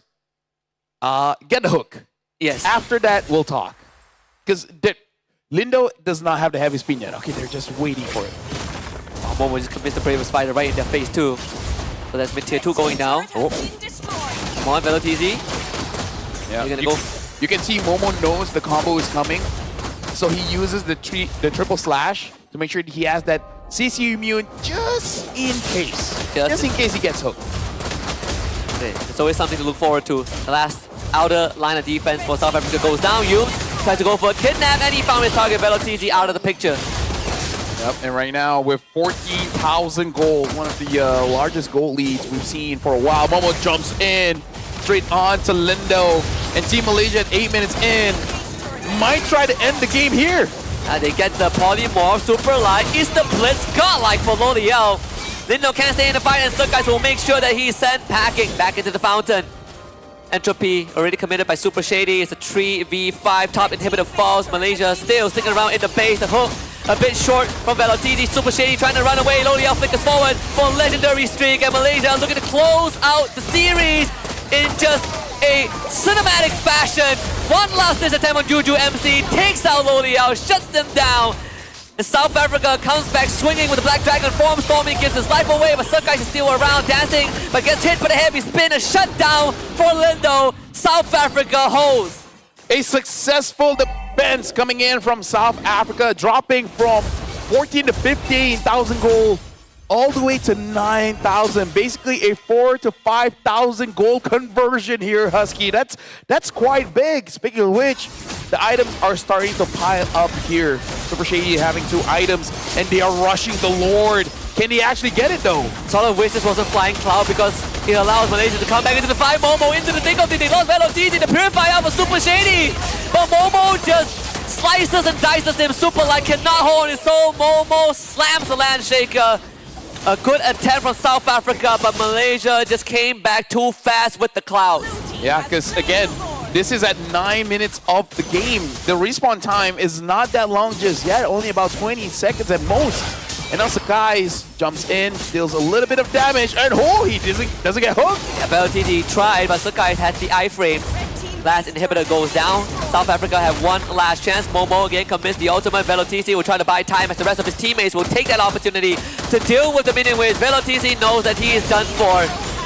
A worthy sacrifice. Landshaker on it too. Momo swings away, gets terrified. Oh, super light. Tries to look for a finisher, but Momo instantly fights back. The Furious dive gets a 2-man knocker into a kidnap right there. Sukkais though still escape, and Malaysia now turns onto the crystal. Playtime is over. 2-0 for Malaysia and a flawless group stage run. At 10 minutes and 24 seconds, Malaysia has successfully won against South Africa. And you saw that they were trying to kill Sukkais, still able to get away. This kid is too good. This kid's too good. And with that, it's a flawless 3-0 record, clean in the group stage. They are guaranteed quarterfinals, which makes it even more interesting, right? One step closer to defending the trophy, but good spirits on stage regardless between both teams. South Africa know that they've been bested, but it was an enjoyable game to watch. It was enjoyable. Shout outs to South Africa being good sports. I mean, it looks like they're all having fun on stage, so hey, looking forward to see more MLBB coming in from South Africa. Yeah, and we get to see the combo. We get to see the hook and the tsunami slam. Shout out to Juju MC. Great Valentina showcase. It has made me very happy. Yep. And with that, we're throwing it over to the stage with Rose as well as Team Malaysia for the winner's interview. You guys have it. The home ground heroes continues their journey to WEC 2025.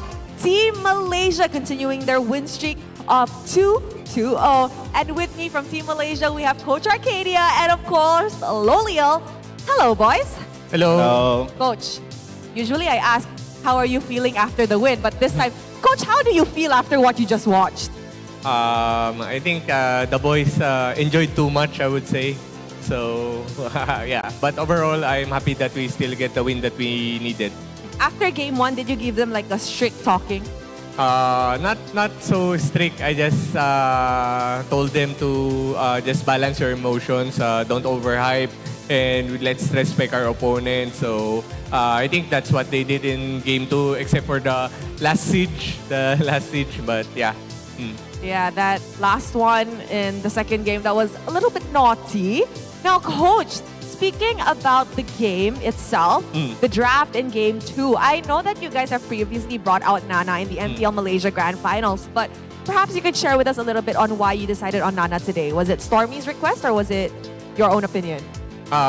Stormy miss playing Nana because the last time we played it, I think 2 seasons ago. So he requested to have another cute hero. So Cute hero. I want to play Nana. Was he like, Nana coach, promise, promise? Yeah, Diana Chomel. Diana Chomel.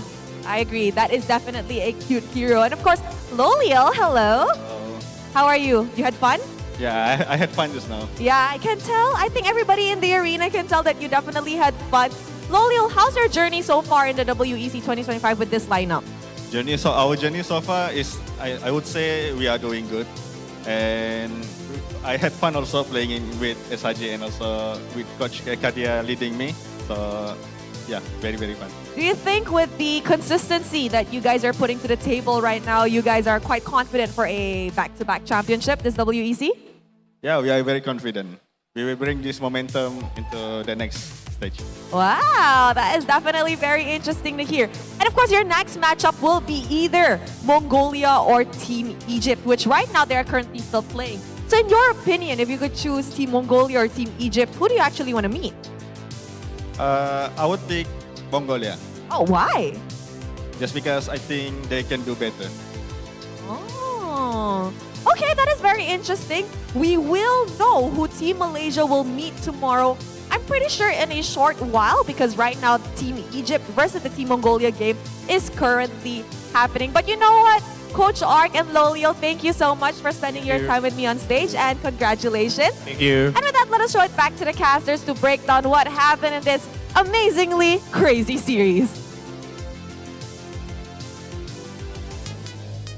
Thank you very much, Rose. And again, congratulations to Team Malaysia. Speaking of which, shout outs to Loliel, man. Like, his English has a flow now. You know, he's been practicing the interviews. Yeah, he brings a tear to my eye. He's all grown up. Yeah. My boy. Still with the deep voice. Still with the deep voice. He's like, thank you, Rose. Yeah, we can do it. I mean, he has had... He doesn't get much opportunities, right? This is one of the few times that he gets to play. Get interviewed? Well, not just get interviewed, but, you know, play with this current lineup. And nearly making the back-to-back run is the goal. And so far, I think they're on track. Yeah, for sure. Looking pretty good, pretty strong. But again, the real test will be happening in playoffs. And even Coach Ark's like, no, I didn't scold them that much. Just like, remember not to overhype. Remember your roles. Remember your jobs. I think showing respect to your opponent is also a mentality that has been instilled, which is good. And maybe in game number 2, maybe even South Africa's like, you don't need to respect that much. You know, you just play around a little bit. Because game 2, relentless. Yeah, it's just pure fun. Just everyone is trying their best and, you know, enjoying the moment. But in this case, Team Malaysia came out the other end. 25-6 in 10.5 minutes. Yeah, 10 minutes, 25 seconds. Almost getting the fastest game at WC. Still unbroken yet. The time is 8 minutes and 24 seconds. Yep. Which they couldn't have broken because they were at the base around 8:40. But either ways, still amazing performance. Both Momo and Loliel getting multiple solo kills in their own lanes. And then Stormy, he said he missed using the Nana and he showed up. Yeah, he basically made life very inconvenient for South Africa again. They want to get engaged. They get polymorph very sadly. Not only that, I think this game probably has the largest goal lead in a single game. We capped off at 16.5k at one point before the unfortunate, you know, 4-man death in the base. But still, it was very enjoyable to watch. Hall of Famous, we got Loliel as our Go Hunter and the GOAT. Lino is the tanker and Yums is the best support. Yeah, Loliel's really showing up here. But again, the eye is still on the prize. We got to see how they perform later on in the playoffs. But still, congratulations to Malaysia being the top of the groups here in Group A, getting a clean 3-0 match win against Iran, Turkey, as well as South Africa. Now we see what else do they have. Because personally for me, if I was Coach Ark and Coach Becky, is like, you know what? If Stormy wants to use a Nana and he plays like that, you know what? Yeah, sure, take it. Give him whatever he wants, right? Make him feel comfortable. And also one thing worth noting that since we are concluding our group stage very, very soon is that the playoffs is single elites. We only have a bronze medal match. So it means that tomorrow onwards is do or die, right? You lose that series, it is going to be the end of your tournament lives. And for Stormy, the prodigy of Malaysia, this MVP of the game, is a casual 4-1-11 Nana. Yep. Coach Nana promise and doing quite well. Malaysia has a big target on his back because they have shown up against all of their opponents. All 3 games were broadcasted, so quite a lot of information for the other countries, the other teams, other nations here. But again, it's part of the good and bad, right? Being the defending champions. Yeah, I mean, you get a lot of screen time, but the bad thing is you get a lot of screen time. I think watching how they dominate Turkey yesterday also was a big eye-opener, right? I think even for the players themselves, they expected it to be a slightly closer match. This highlight was another master class from Team Malaysia. Overall, there were some fun moments like this one. I enjoyed this one. I enjoyed the attempt. Yep. And again, I kind of feel like even he was like, wait, was I supposed to do that? And then the entire team was like, were you supposed to do that? It's like, whoa, this works. Because he's like, guys, the combo, remember? The combo. And he's like, no, I already used my heavy spin. But either ways, this shows mechanical prowess from the Malaysian team, the macro, and the flexibility in draft. Because changing up just a little bit, Loliel is showing up. He can use a fighter. He can use a marksman, right? Momo can use a front line. He can use a diver. And then Stormy can use a Nana. And see Momo playing literally fighter, XP laners, and just going in for the kills instead of focusing on, oh, gotta get those final slash setups, or the Uranus where you're just frontlining for the team. It's a breath of fresh air. You know, Momo gets to really showcase his chops. This was the attempt. South Africa would go onto the Lord. But unfortunately, it's Flying Cloud, so Malaysia instantly got back into the action. Yeah, if this was, say, I guess, Broken Walls, maybe, right? Maybe. Yeah. But still, a good attempt coming in from South Africa, so shout-outs to them. But this is not the end of the day, Husky. No. We still have one more game. The Cambodia male team, as well as the Dominican Republic team, will be playing later on. And personally, after seeing Bao Bei perform with her teammates, Cambodia was able to beat out Malaysia. A little sad, but still, want to see how the Guy team performs. Yeah, and you know, Cambodia alongside with Indonesia are one of the 2 countries that still have both categories in the tournament, right? Cambodia in the lower bracket for the female category, and for the male category, I think they have almost 90% secured playoffs, and now is to see what the record will look like by the end of this evening. And up against Dominican Republic is another blind box opening, another chance to see what the other countries have in store. Yeah. I have no idea what's gonna come up. And I like that every single time we say like, oh, we have no idea what's gonna happen. Even South Africa trying out that combo right is a treat. So I hope we get the same energy coming in from Dominican Republic. Of course, trying to win, right? Yeah. Trying to win, trying to beat out Cambodia, but Cambodia is really not a rising region anymore. They have established themselves in the MLBB map. Yeah, and not to mention that they have fell short in the recent times on the international stage. The target is not just to get through Dominican Republic, but the target, again, unfortunately, is Malaysia. They've gotten rid of our female category team, and now the open category, they are coming straight for us. Yep. And that being said, we are going for a short break. But after this, there will be one more match in the open division, which is, again, going to be Dominican Republic going up against Cambodia. So, my name is Abel, and this is Husky, and we'll see you guys right after break for the final match of WC 25. To be in the zone, gamers need true support. One that's insane. To be in the zone, gamers need true support. One that's in sync with your body at every angle. Takes your weight without pressure. Fully adjustable to cradle your spine and adapts as you shift in your seat. True ergonomic alignment to achieve your perfect gaming form.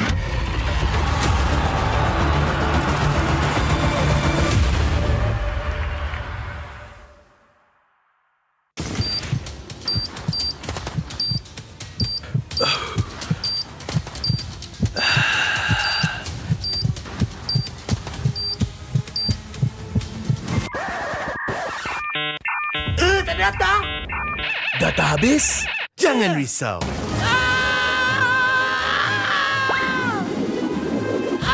Tukar ke Red One Mobile untuk data pantas 5G Extra. Nak peran data telefon, Red One Mobile kan ada.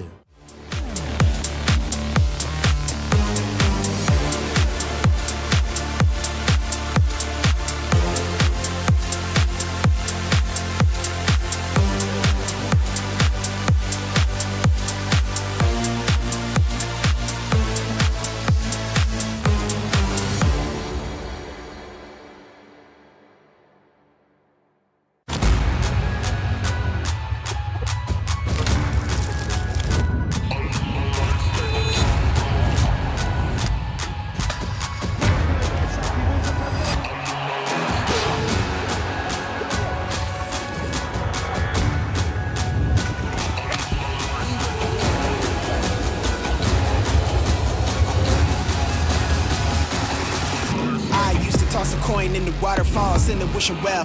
Now I get plenty coin, but I'm self-made. You ain't gotta wish me well. You ain't like me then, but I guess it's past tense, cause you tapped in. You was never who you said. I see the facade when looking, it really be that good to tell. My guard up, I ain't taking nails. If it's not in my favor, won't sign a deal. I got the royalty in the mail. I got authority in the field.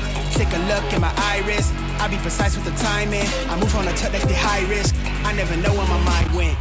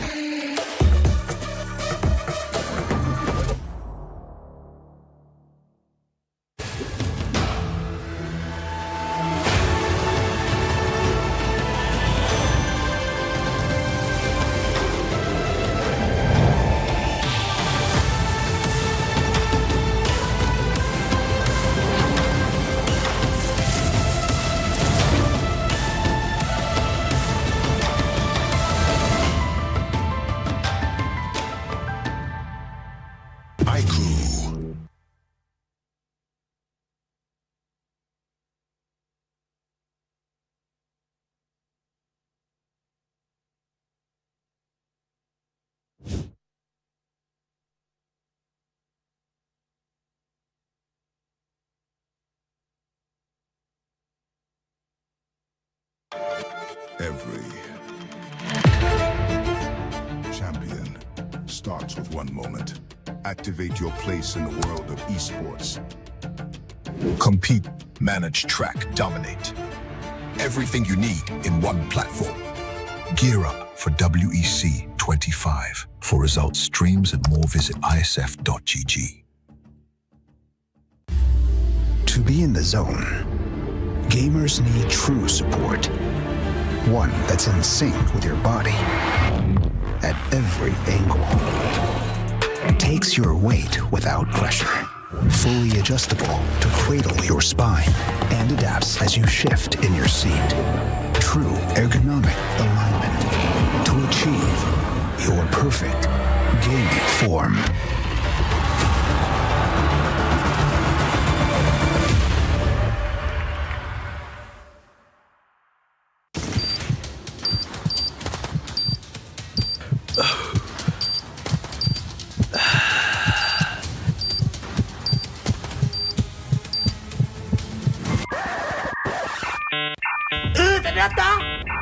Data habis?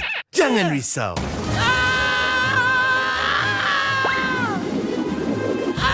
Tukar ke Red One Mobile untuk data pantas 5G Extra.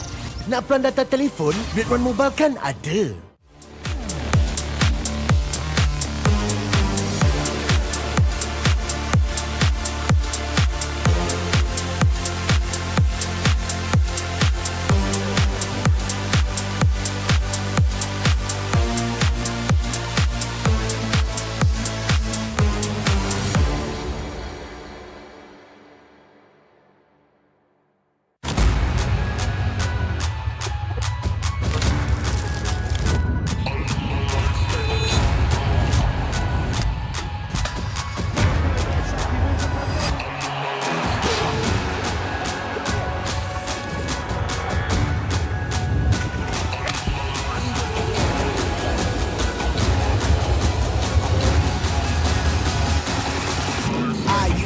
coin in the waterfall, send the wishing well. Now I get plenty coin, but I'm self-made. You ain't gotta wish me well. You ain't like me then, but I guess it's past tense, cause you tapped in. You was never who you said. I see the facade when looking, it really be like you could tell. My guard up, I ain't taking L's. If it's not in my favor, won't sign a deal. I got the royalty in the mail. I got authority in the field. Take a look in my iris. I be precise with the timing. I move on a touch that's the high risk. I never know where my mind went.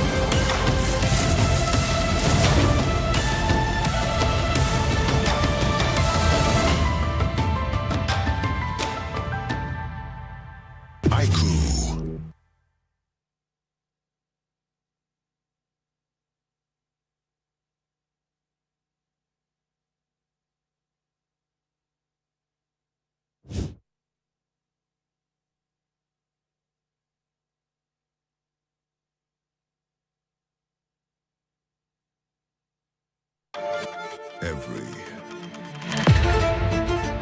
champion starts with one moment.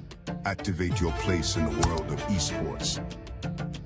Compete, manage, track, dominate. Everything you need in one platform. Gear up for WEC 25. For results, streams, and more, visit ISF.gg. To be in the zone, gamers need true support. One that's in sync with your body at every angle. Takes your weight without pressure. Fully adjustable to cradle your spine and adapts as you shift in your seat. True ergonomic alignment to achieve your perfect gaming form.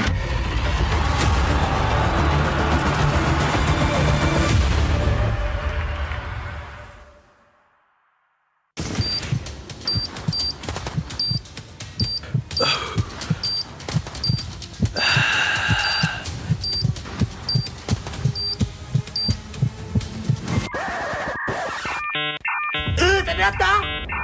Data habis? Jangan risau.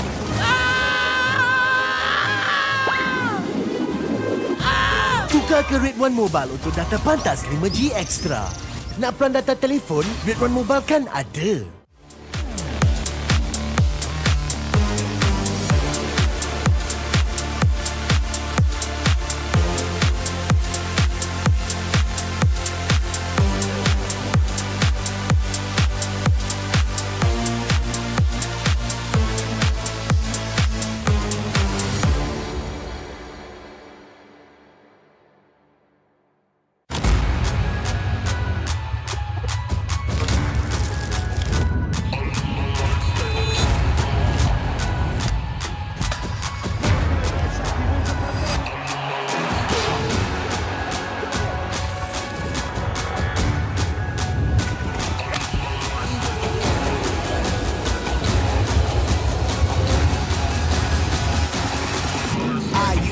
Coin in the waterfall, send the wishing well. Now I get plenty coin, but I'm self-made. You ain't gotta wish me well. You ain't like me then, but I guess it's past tense, cause you tapped in. You was never who you said. I see the facade when looking, it really be like you could tell. My guard up, I ain't taking L's. If it's not in my favor, won't sign a deal. I got the royalty in the mail. I got authority in the field. Take a look in my iris. I be precise with the timing. I move on a touch that's the high risk. I never know where my mind went.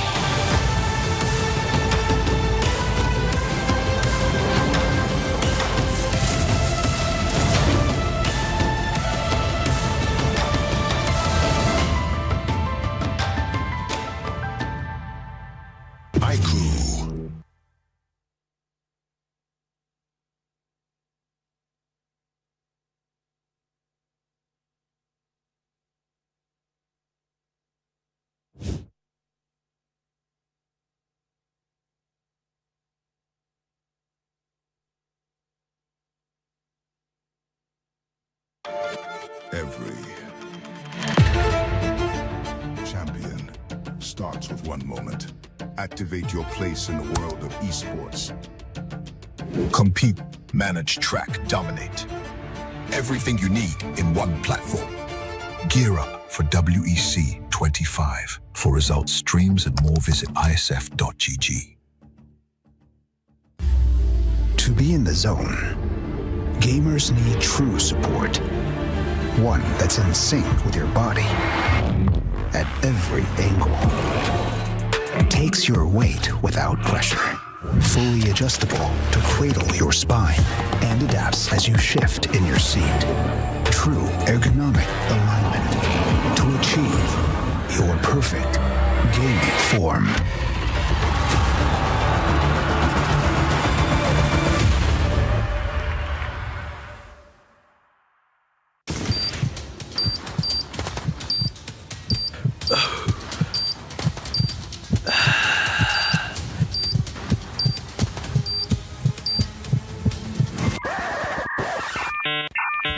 Data?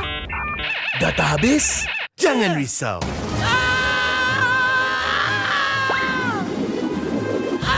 Tukar ke Red One Mobile untuk data pantas 5G Extra. Nak peran data telefon, Red One Mobile kan ada.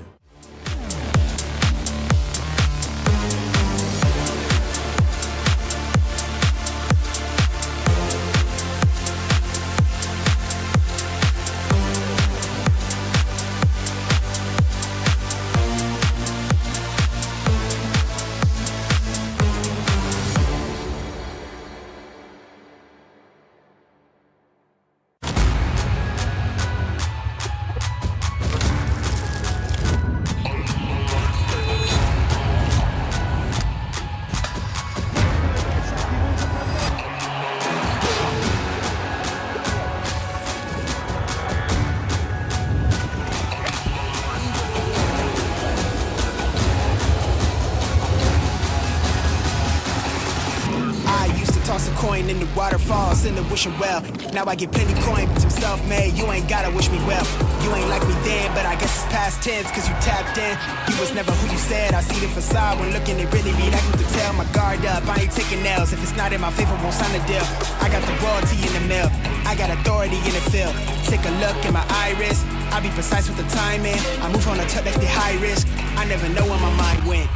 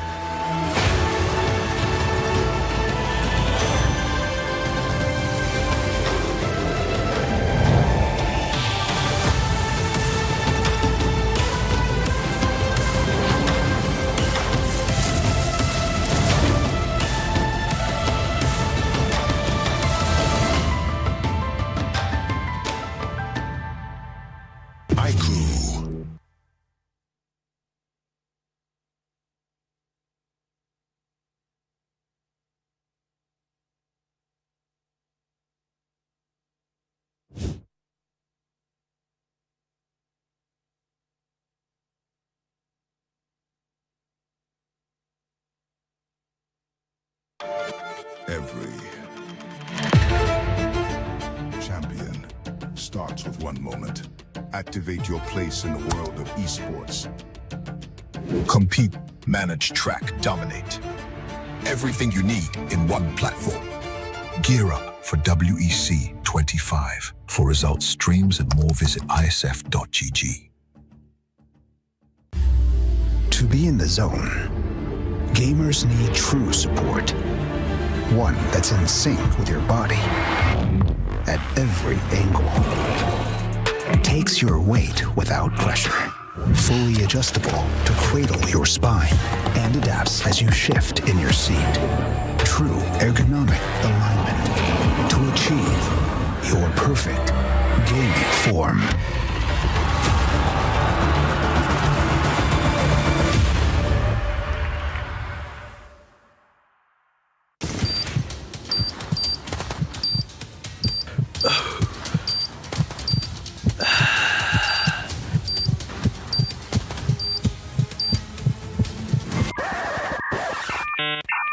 Tak ada data? Data habis? Jangan risau.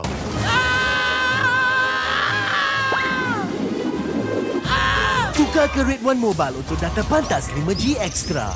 Nak peran data telefon, Red One Mobile kan ada.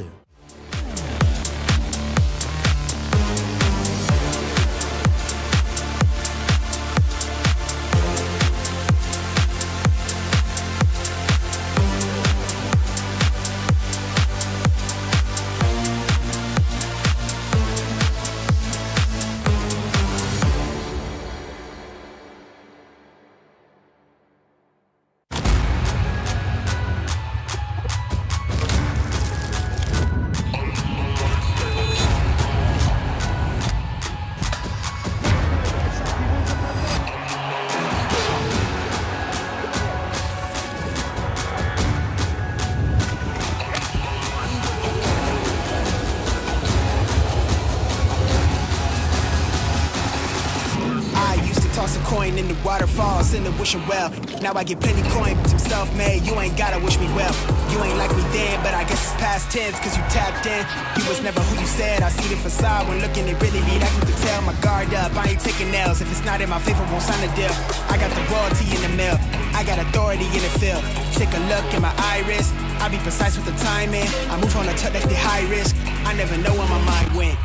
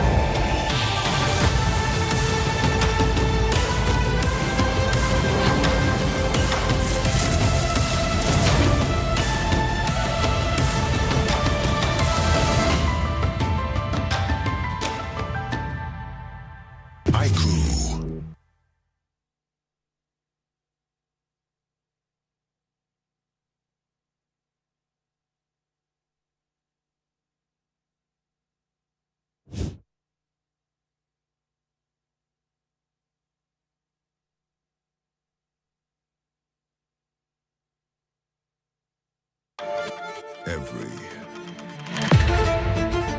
champion starts with one moment. Activate your place in the world of esports. Compete, manage, track, dominate. Everything you need in one platform. Gear up for WEC 25. For results, streams, and more, visit ISF.gg. To be in the zone, gamers need true support. One that's in sync with your body at every angle. Takes your weight without pressure. Fully adjustable to cradle your spine and adapts as you shift in your seat. True ergonomic alignment to achieve your perfect gaming form.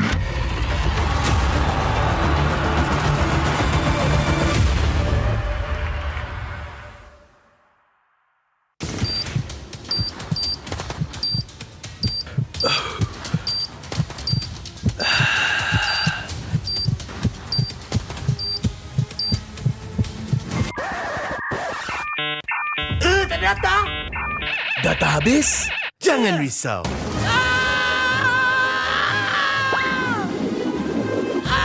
Tukar ke Red One Mobile untuk data pantas 5G Extra. Nak peran data telefon, Red One Mobile kan ada.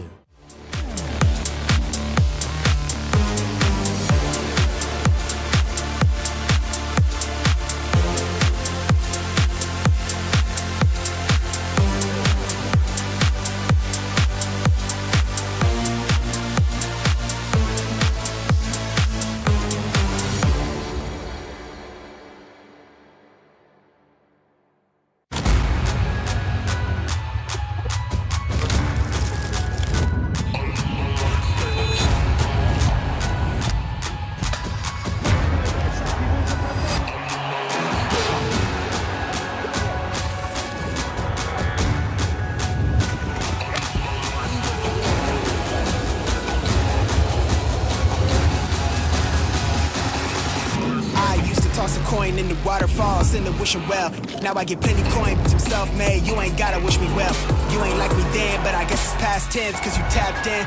You was never who you said. I see the facade when looking, it really be that to tell. My guard up, I ain't taking nails. If it's not in my favor, won't sign a deal. I got the royalty in the mill. I got authority in the field. Take a look in my iris. I be precise with the timing. I move on a touch that's the high risk. I never know where my mind went.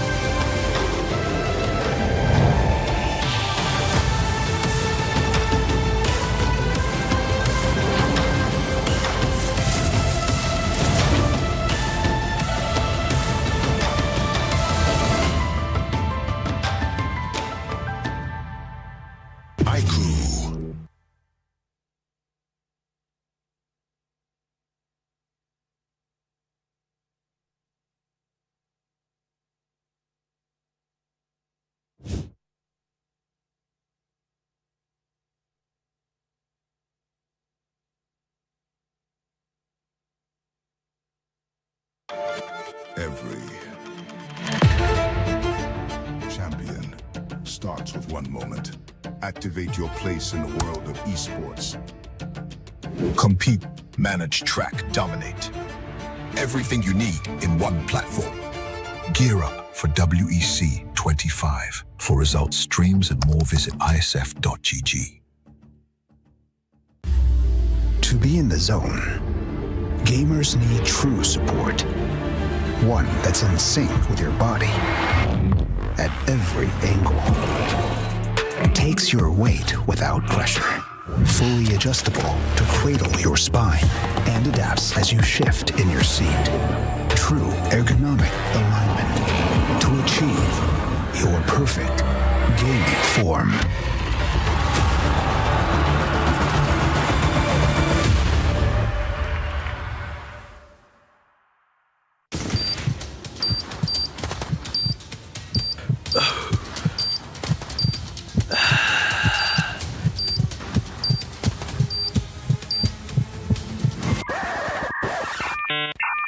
Ternyata data habis? Jangan risau.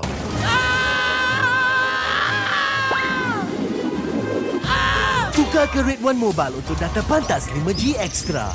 Nak peran data telefon, Red One Mobile kan ada.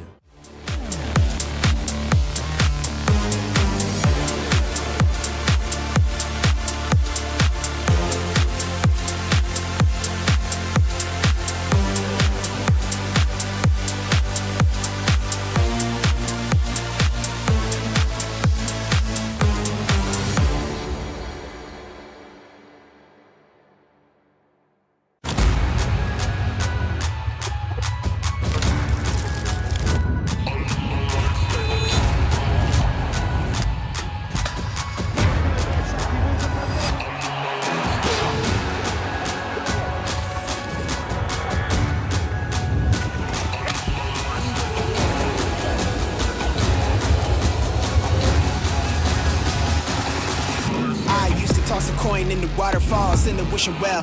Now I get plenty coin, but I'm self-made. You ain't gotta wish me well. You ain't like me then, but I guess it's past tense, cause you tapped in. You was never who you said. I see the facade when looking, it really be that you can tell. My guard up, I ain't taking nails. If it's not in my favor, won't sign a deal. I got the royalty in the mill. I got authority in the field. Take a look in my iris. I be precise with the timing. I move on a touch that's the high risk. I never know where my mind went.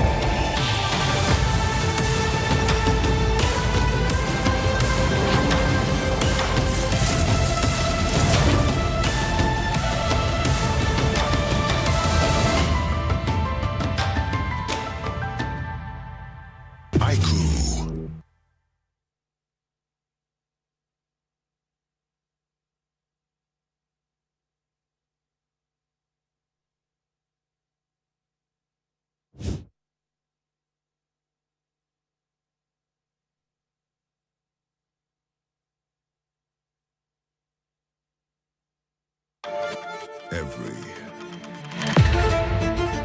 champion starts with one moment. Activate your place in the world of esports. Compete, manage, track, dominate. Everything you need in one platform. Gear up for WEC 25. For results, streams, and more, visit ISF.gg. To be in the zone, gamers need true support. One that's in sync with your body at every angle. Takes your weight without pressure. Fully adjustable to cradle your spine and adapts as you shift in your seat. True ergonomic alignment to achieve your perfect gaming form.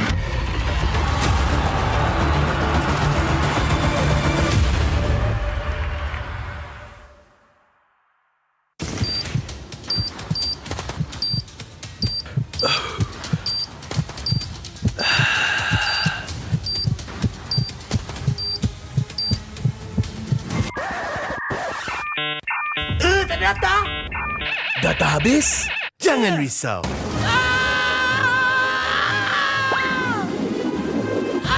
Tukar ke Red One Mobile untuk data pantas 5G Extra. Nak peran data telefon, Red One Mobile kan ada.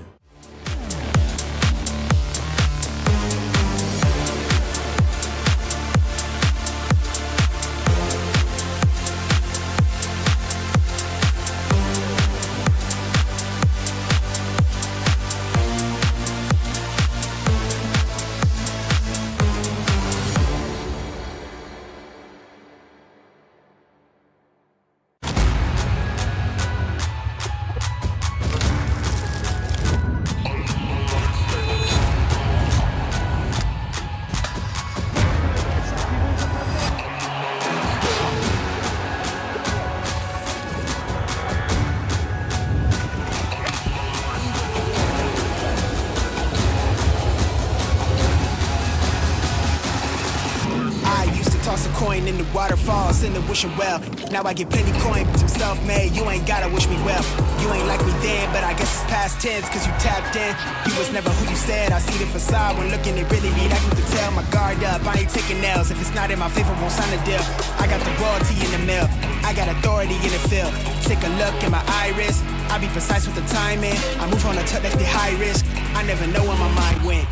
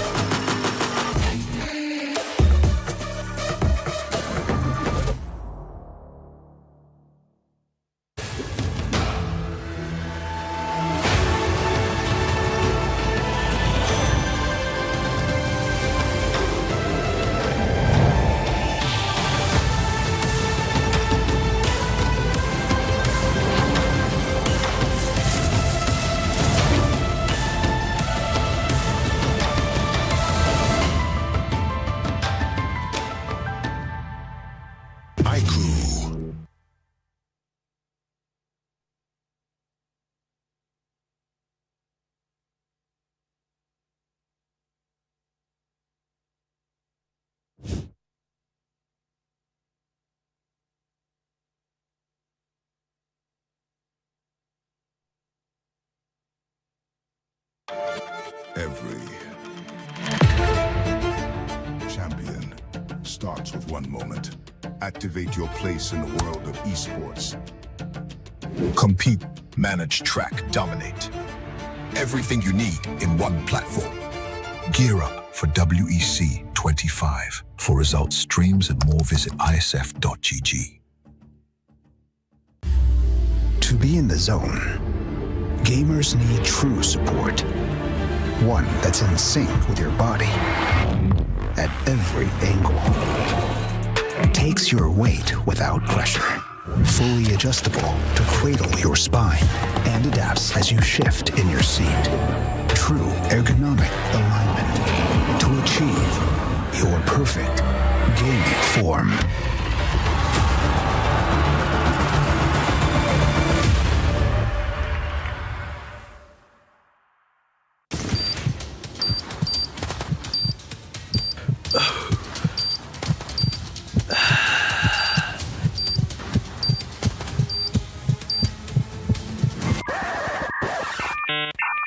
Ternyata data habis? Jangan risau.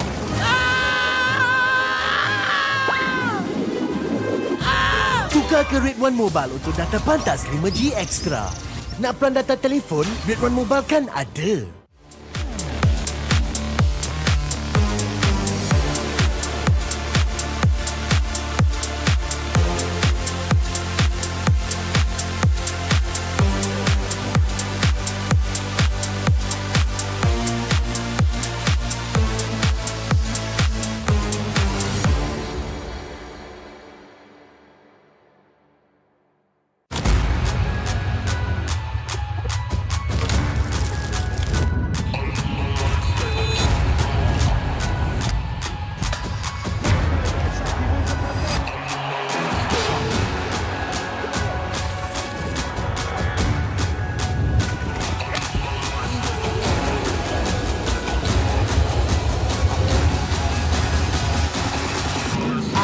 Toss a coin in the waterfalls, in the wishing well.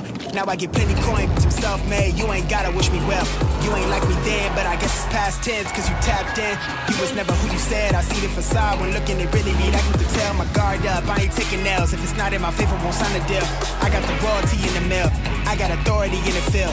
Take a look in my iris, I be precise with the timing. I move on a touch like the high risk. I never know where my mind went.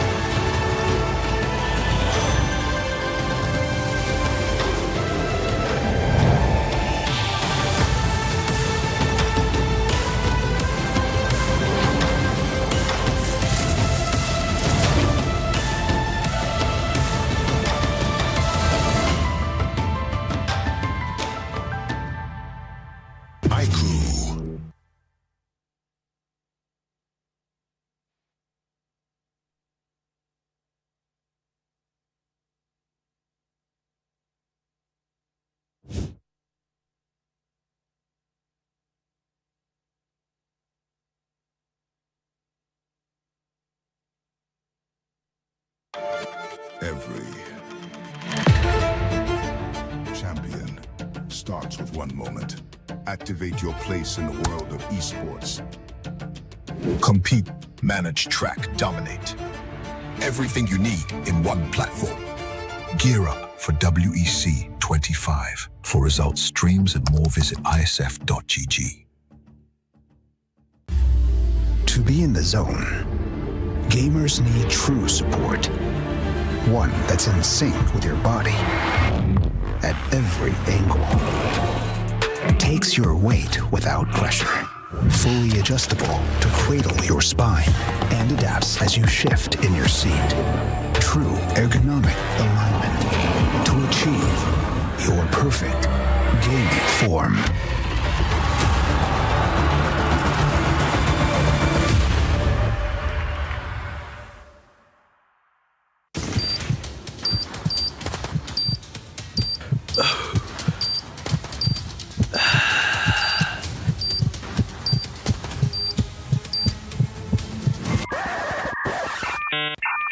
Ternyata data habis? Jangan risau.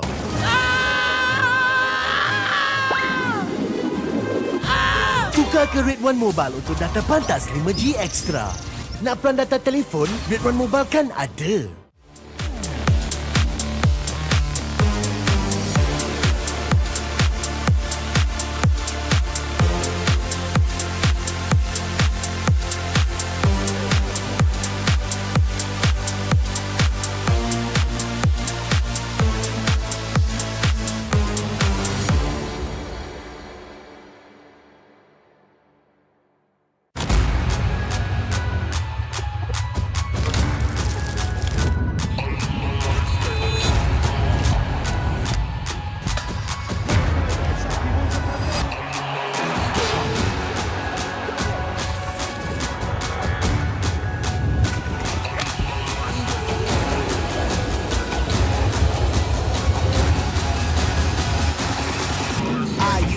coin in the waterfall, send the wishing well.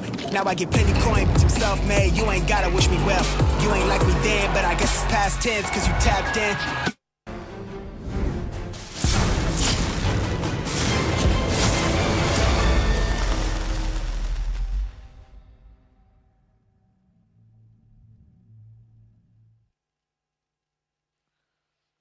Hello, ladies and gentlemen, and welcome to the final game of today, which is we're going to be concluding for Group B here. Cambodia will be going up against Team Dominican Republic. We just finished basically Group A of Malaysia going up against South Africa. Shout outs to South Africa, by the way.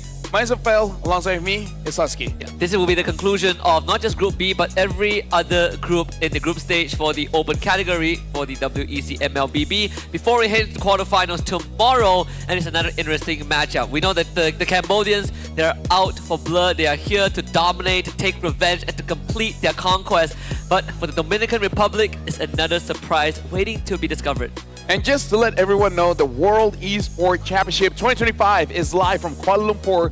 This global event is proudly organized by IESF, MESF with ESI as our strategic partner and generously supported by KBS, Rakan Muda, Rakan Digital, and our official partners, Red One, IQ, Solos Merch, Monster Energy, CK Music, and of course, our official gaming chair partner, which is Razer. Again, thank you very much because we get the opportunity to talk to the players, and they're amazing sport, man. Like, they love the game and they just want to get better. Yeah, and they also know how to have fun. I think that's the most important thing. That's the spirit of MLBB. And we would have the honor to be the host country for WEC, if not for every single party out there. I think it's time to get down to business because this one is quite a doozy, pretty one-sided according to public opinion at least, but surprises is what I live for. Oh yeah, for sure, because if we're looking at Group B so far, Cambodia has won all the games, and Dominican Republic, they're coming in with a 1-1 victory. They're able to take a game off of Belarus, and I believe they lost against Nepal, and now it's going up against Cambodia, which again, Cambodia, it does look like they're coming in with vengeance, so kind of don't want to get in their way. Yeah, they're on a war path for sure. Here's a recap on the state of the groups. Group A has already concluded with Malaysia up in first place, followed by Turkey in second. This will be the final series for Group B before we conclude that. Same for Group C as well. It will be playing off stream. And for Group D, we have Myanmar on top, followed by Mongolia in second. Yeah, and again, the groups have been, I would say, more or less, we predicted what was going to happen. So far, it's shaping up as most people would predict. It's just that later on the playoffs, as I said, is single limbs, right? So if you're just having a bad day, you don't have time to recover. And now we're going to be looking at today's schedule. And again, just to confirm everyone, this will be the final game of today.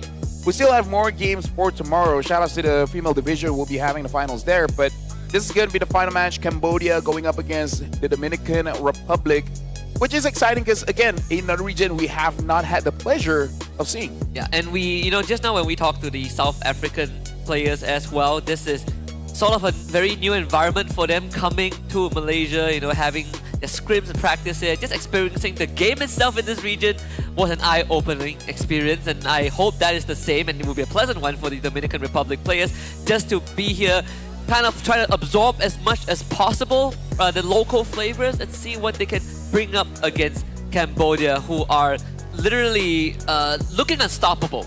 Yeah, honestly, shout out to the rankers that been playing for the past week or so, because you guys might be actually playing with some of the players here. Yeah. And hey, they say they're having fun. It's like, hey, this is much different from the games that we experienced back in our region. And hey, shout out to Malaysia. Yeah, they also shout out to all the Amon players out there. They don't like you guys, but I can understand why. Yeah, especially mid laners. So Cambodia, we saw earlier that in terms of the flair coming in from the female team, still liking those marksmen, the Granger. Definitely we saw that Lolgil put up a very good show on the Granger as well. We're going to see whether Cambodia will do the same here. And I spent almost a month in Cambodia before, and in their ranked games, it was not an assassin meta, but assassins are everywhere. So I feel like you got to be careful with the junglers. But for now, we're going to be inviting both teams onto the stage so that we can officially start off this match. And first, let's invite Dominican Republic.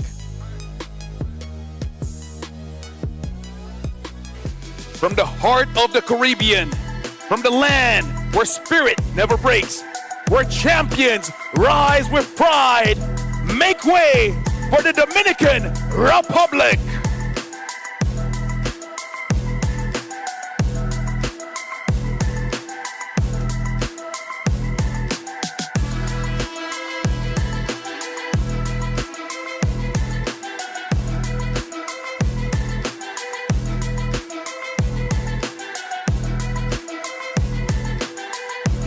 From the cradles of an ancient empire built with stone that remembers glory. Their radiance like the morning sun on temple stone. An empire carved with the spirit of the Khmers who stands tall through every storm. Your warriors from Cambodia!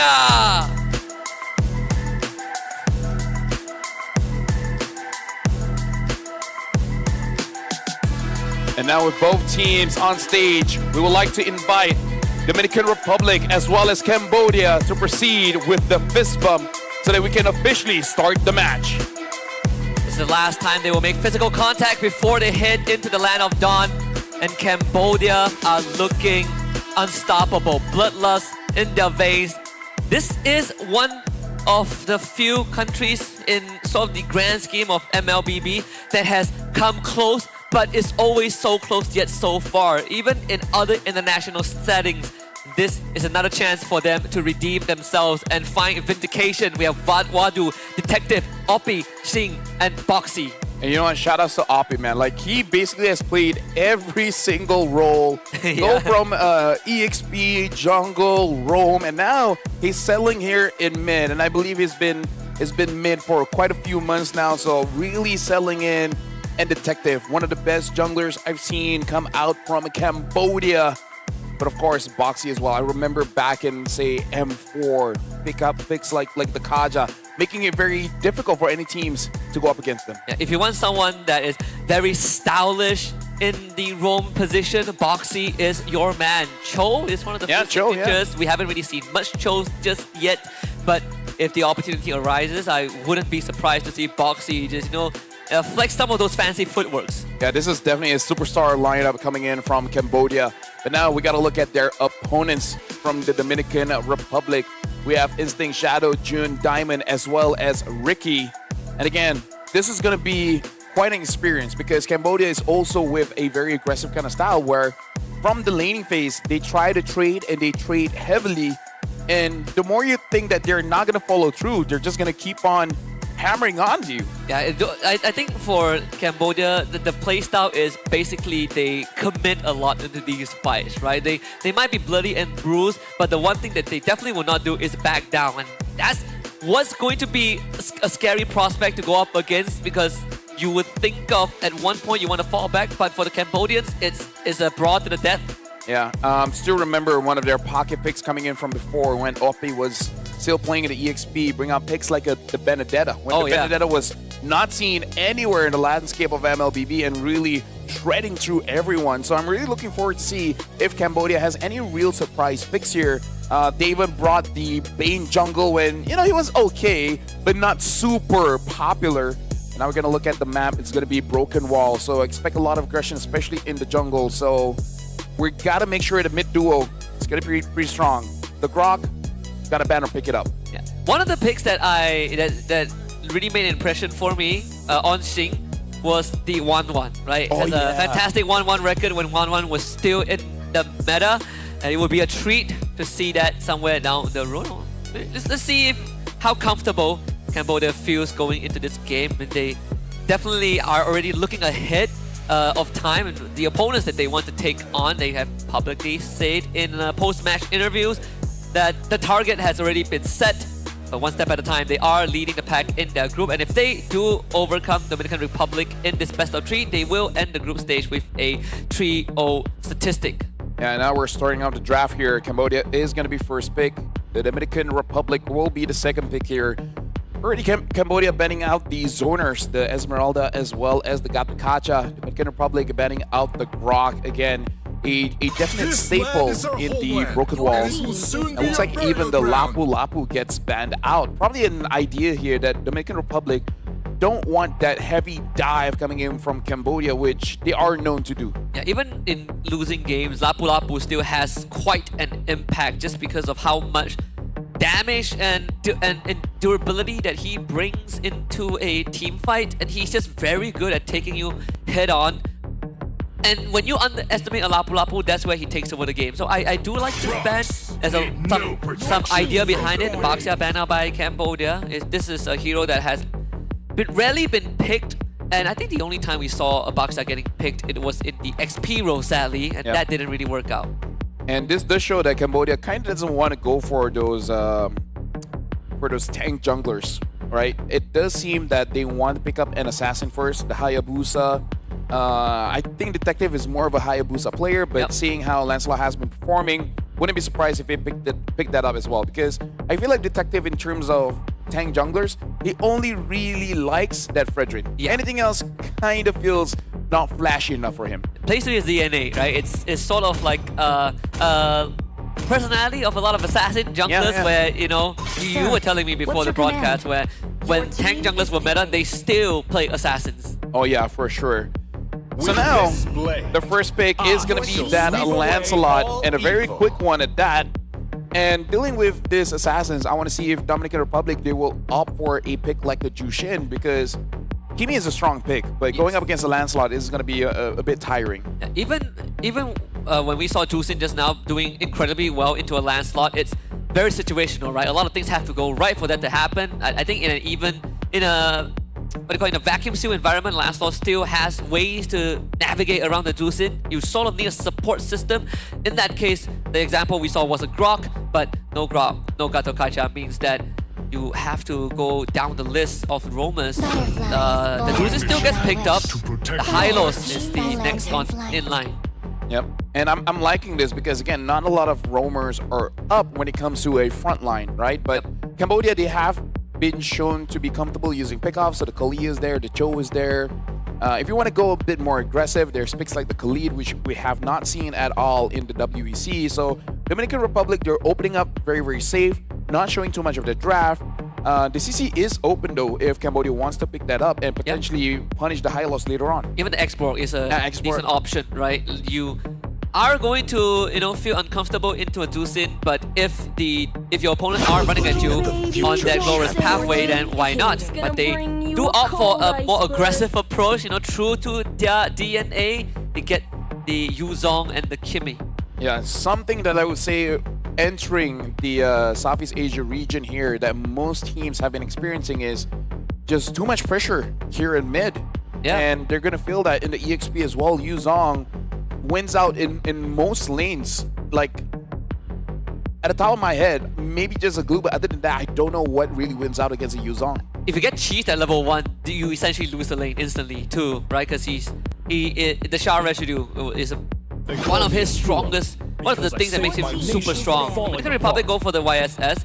Another thing that I feel like is an eye-opener for other international, non-Southeast Asian countries when they come and play in the server, just in SCA alone, is how fast things progress, right? You don't really get much time to kind of dilly-dally and set up for your objectives. People are very fast on the ball, and that's where you kind of get overwhelmed in terms of pacing. So now the Dominican Republic, they're going for a pretty well skill here, and I feel like Light me up and watch it's good that they're batting out the export. I'm looking forward to see if they need someone to basically dive towards the Kimi. And Cambodia, they ban out the Ruby because Ruby would be an amazing pick for the Dominican Republic. Pick Ruby in the gold and then have someone, honestly, I like Alice or Arlet just to get onto the Kimi because the Kimi is going to be the main problem here. Yep. Just not a marksman because going up against Yuzong and Lancelot, I don't think a Granger, maybe a Harv, but other than that, I think it's better go for a fighter goal lane. If you want to be safe, then there's the Claude, right? There's always like that fallback option. I like the export ban. We did talk about it being quite a pain for Dominican Republic to deal with if the export goes through. They can opt to ban out another fighter. I mean, the CC can be a good shout. Fight! fight for the And ultimate Hilda. answer. I can work with that. I mean, it's already a very aggressive lineup. If Hilda gets priority, then suddenly you have Cambodia running all over you. So CC gets banned out by Cambodia themselves, really understanding that the real threat is if Dominican Republic picks up a fighter, and there's really not a lot of fighter goal lanes still available. Yeah. Because Exborg is not there, the Ruby's not there, CC, Esmeralda, even the Lapu. I think it's all banned out, right? It's all out of there is no more options for that. Meaning that any other fighter will be a surprise here. Yeah. We've So seen it should be Gwyn hard. once. We've seen Gwyn once. We've seen Benedetta once. Hey, Alucard. Alucard go. That reminds me of one of the Academy Division games that I had the pleasure of commentating. So that was it quite should an be Harif? experience. Should be Harif, yeah. Because there's really not much options here unless you really want to try force out that green. Harif, Granger, Lunox. They see the Alice first, okay. But it does mean that they're giving the opportunity for Cambodia to pick first, which I hope that means that there's going to be a bit of a surprise in gold, because there's a lot of marksmen. It's just that there's not good ones. Like Natan is there, but Natan doesn't want to go up against a Yuzong or a Lancelot. Yeah. Not the Bruno, not Iratel either. We saw Obsidia. I don't think Obsidia will do good against Yuzong and Kimi as well. Unless you really catch them. Well, we did talk about the Cho and the Khalid. Yep. And it's a Cho goal for Cambodia. This is why we do the international. We roughly remember what they like, and it's a good thing people don't change too much what they like. Yeah. They're loyal, right? Yeah. Loyalty.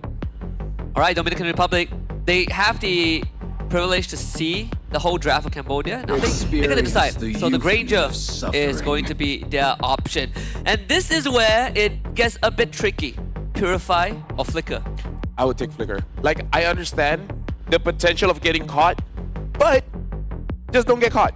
Because if you get caught, you're dead anyways. Yeah, exactly. So the thing is, as a Granger, if you don't have a Flicker, you kind of feel like a Nana in terms of how you want to protect yourself, right? So I feel like you got to go Flicker all the way. I agree. I think with the draft that Cambodia brings in, it really doesn't.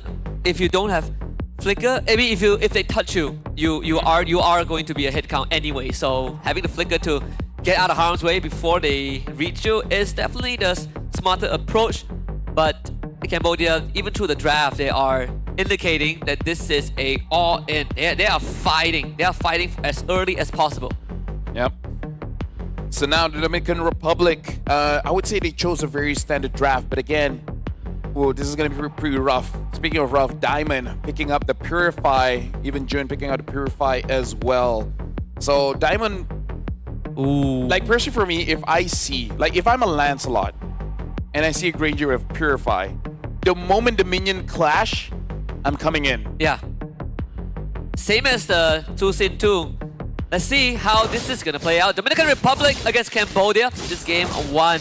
Cambodia on the blue side and then Dominican Republic on red side.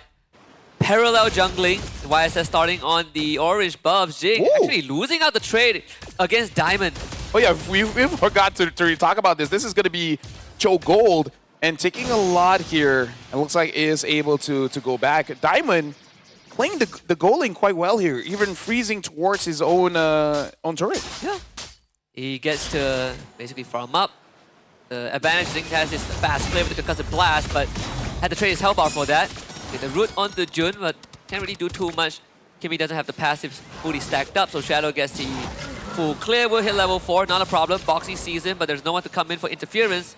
It will bring in Jing, but with Ricky around, I don't think Cambodia can make a move. Yeah, Cambodia right now, it looks like they are trying to find any angles for them to go in, but the Dominican Republic, they're positioning in itself that they're inside the jungle. So if you do want to go in, you got to take the extra damage penalty when you're inside the opponent's jungle in below 2 minutes. But the protection is going to be gone in 20 seconds. So Cambodia is probably looking at this turtle fight.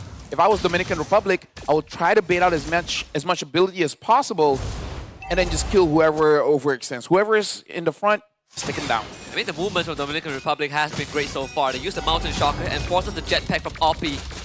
Turtle Boat is available. They're going to jump instantly onto Cambodia, forcing the Flicker out of Boxy. Black Dragon form gets used, and Wadu has the Petrify to work with instantly. Just takes the first blood. Jun goes down. As the turtle gets secured by Shadow, Wadu continues with the help of Bobby and finds 2 on Dominican Republic.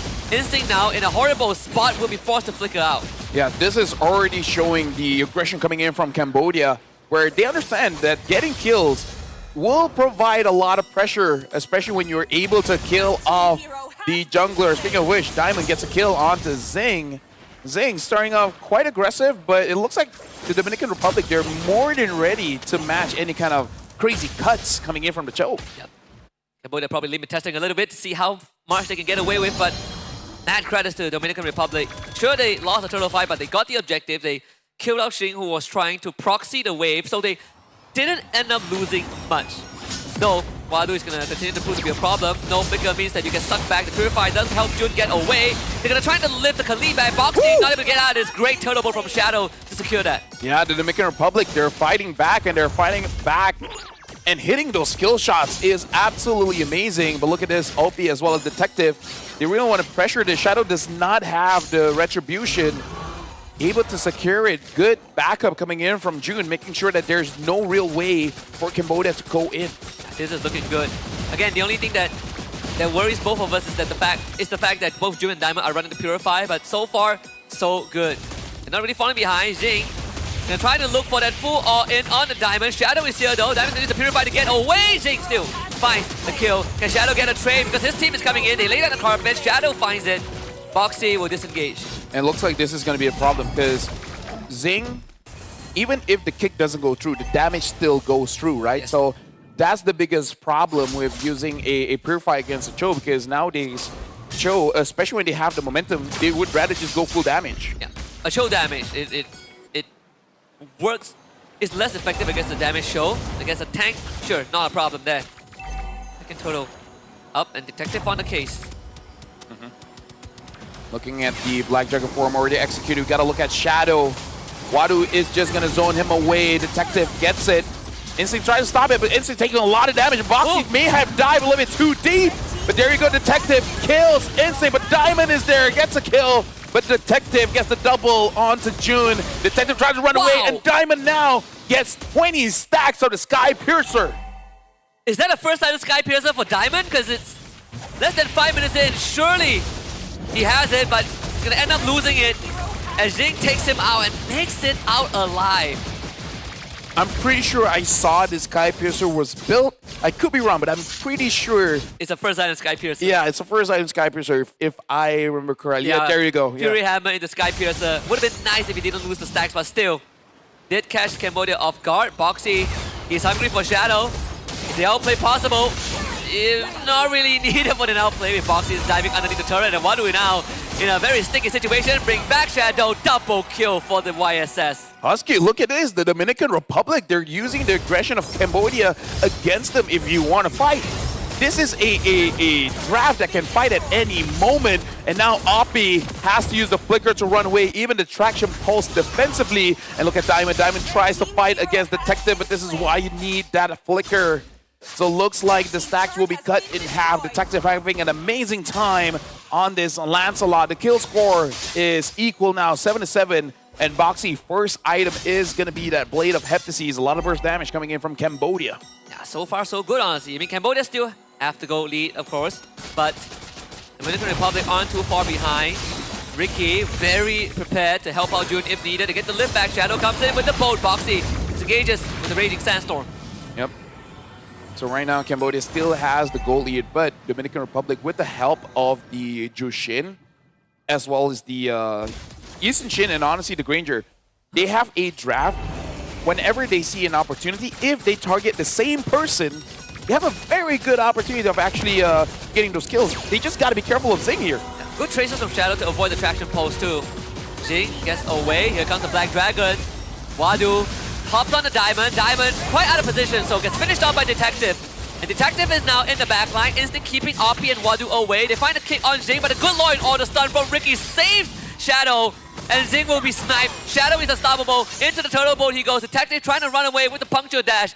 Dominican Republic keeps that distance. Final Law and Order stun again from Ricky. They are just on the ball with how they juggle these fights. Can I just say, I'm very impressed with the mid trio of the Dominican Republic, because They're really moving as a unit, and the positioning of June as well as Ricky is impeccable. They're making sure there's a lot of room for Shadow to perform. I mean, Ricky has been doing a fantastic job in just keeping his backline safe. And the one thing that's keeping Cambodia ahead is the macro, right? They've got the bottom tier 1. They've gotten 2 out of 3 turtles. But all things considered, you also have to credit Diamond's awareness with how he's checking the bushes to see if Jing is just hiding in there ready for a one-hit combo. So this 2.5k goal lead definitely does favor Cambodia, but in the grand scheme of things, the Dominican Republic isn't too far behind. I can confirm that this is going to be a damaged Cho, already having the War Axe. It looks like going for the endless battle. Ricky finds Detective. Detective goes on to Jun. Jun is Sissy immune, and Detective gets caught. Doesn't get hit by the turtle, but Instinct jumps in. But look at Foxy diving onto 2. Diamond gets taken down by Wadu, and Shadow gets chased by Zing. Shut down. Zing gets the kill there, and OP goes on to Ricky. And only June is the one alive from the Dominican Republic. Cambodia executing an amazing fight. The first true team fight win for Cambodia, and that's going to extend the goal lead to more than 5,000. But honestly, the only difference maker was how Cambodia took that team fight. They just did it slightly better and cleaner in terms of target selection. The Dominican Republic were going even up until their cores got isolated. Shadow was separated from his team. Instinct was trying to zone the backline away, but Detective was already in the backline. Jing was coming in from a flank. It was very hard to pay attention to the members of Cambodia if you tunnel vision. I feel like Cambodia has some experience of ranked games here in Malaysia, because we're seeing a 5 damage lineup here, because Boxing not only does have the Blade of Heptases, but now even having the Malefic Roar. So all in, we can die if they die first. Yes. They can never be too much damage, they call it. They should be able to get this Lord unless Shadow makes a miraculous steal, but they are already late to the party. And with Wadu in the bush, it is an impossible situation. Instinct will learn that firsthand. So Lord number 1 for Cambodia. Yep. The only problem here is that Diamond is having a rough time. The lane phase is good. He was able to trade quite well with Zing. The only problem is, this is why we were hesitant with the Granger pick, especially with the Purify. There's too many dives. There's too many problems. And with just one Rondo, it really isn't enough. It really is not enough. If you get hit by the Traction Pulse, that already is a problem. So, let's see. I mean, Cambodia, they're going to try and sync up the waves. There's a bigger wave in the bottom lane, and Detective has essentially arranged the crash. Mid-tier 2 will go down. And Cambodia looking to see how much damage they can do with this siege. Yeah, the most amount of damage is coming in from Wadu. Almost 40,000 damage dealt in the first 10 minutes. And now look at this. Detective is just styling, trying to get a kill on Shadow. Shadow traceless wave. He's going to survive. The Lord is already crashing in. Wadu with the Black Dragon form zones them away, able to get the inhibitor. And now it looks like Cambodia, they still want to fight. The Turtle Bolt hits onto Api. And now Dominican Republic still protecting their base well. Very patient from Cambodia. They're not expanding too much, just enough to deal structural damage. As Detective is in for freestyle, stunned by the Law and Order, but goes into the Dawn Rolls and Phantom Executions out of the way. A successful dance in the base of the Dominican Republic. 7 out of 10 times, Lancelot dies there. Because you know, like, everyone has tried. And out of all the experiences, I'm pretty sure most of the time they die. But then when you survive, they're like, they look good. Calculated. I mean, it was a good attempt, but unfortunately, they only have 1 hard crowd control, and that's not enough to stop a Lancelot. An attraction pulse, this one doesn't pull anyone back. Another Black Dragon form, the Red Carpet thrown out very early on, and Diamond forced to instantly retreat. Death Sonata doing the work, and Wadu not able to really threaten anyone, so the mid wave gets cleared out again, but Cambodia continues to siege. See if they can take this mid inhibitor. Turtle Bolt will crash, and the wave gets cleared out. Cambodia forced to back off. Dominican Republic, they're taking this very smart because they understand if they go in for a fight, you're playing into Cambodia's win condition. They got to make sure that Jun and Diamond is safe, right? So make sure that everyone dives in. The fact that Cambodia, they're basically building full damage makes it so that there's a very big possibility the Dominican Republic can actually come back. And look at this, they're already starting off the Bush of Death, or in Southeast Asia, you know, the Kumar Bush. The Kumar Bush. Right? Whoever goes through might get taken down. They're gonna try and look for a target. What a gank on the RP. That's what you want. But Diamond, he's under threat by Detective. The fight splits into half. Boxy comes in with a dunk on the 2. Diamond gets solo killed by Detective. As the Black Dragon comes in, Jun will be the target for Wadu. Instinct trying to peel him away. As Shadow safely returns to the base, Jun also backs off. Instinct disengages. 1-4-1. This is the problem. Without Shadow, they clearly don't have enough damage, especially going up against Wadu, because no matter how much they deal, he'll just heal everything back. And Detective, he just goes in. No one is stopping Detective on this Lancelot. So hard to catch him. He's too mobile, too dexterous. As long as there's no law and order from Ricky, or he's not in range of the law and order, it really doesn't matter. Second Lord should go into the hands of Cambodia without any contest. Now Dominican Republic have to start worrying, because this Lord could either end the game or at least take away all of the inhibitors. Yep. Detective having that Blade of Despair kind of feels like Diamond will not be able to contribute much here. Oh, but look at that. They're able to get onto Oppie. Zing, unable to get anyone, but Boxy hits onto 2. Oppie gets taken down by Shadow, but Wadu coming in with a Black Dragon form is on top of Jun. Jun is going to get taken down by Detective. Diamond is all alone.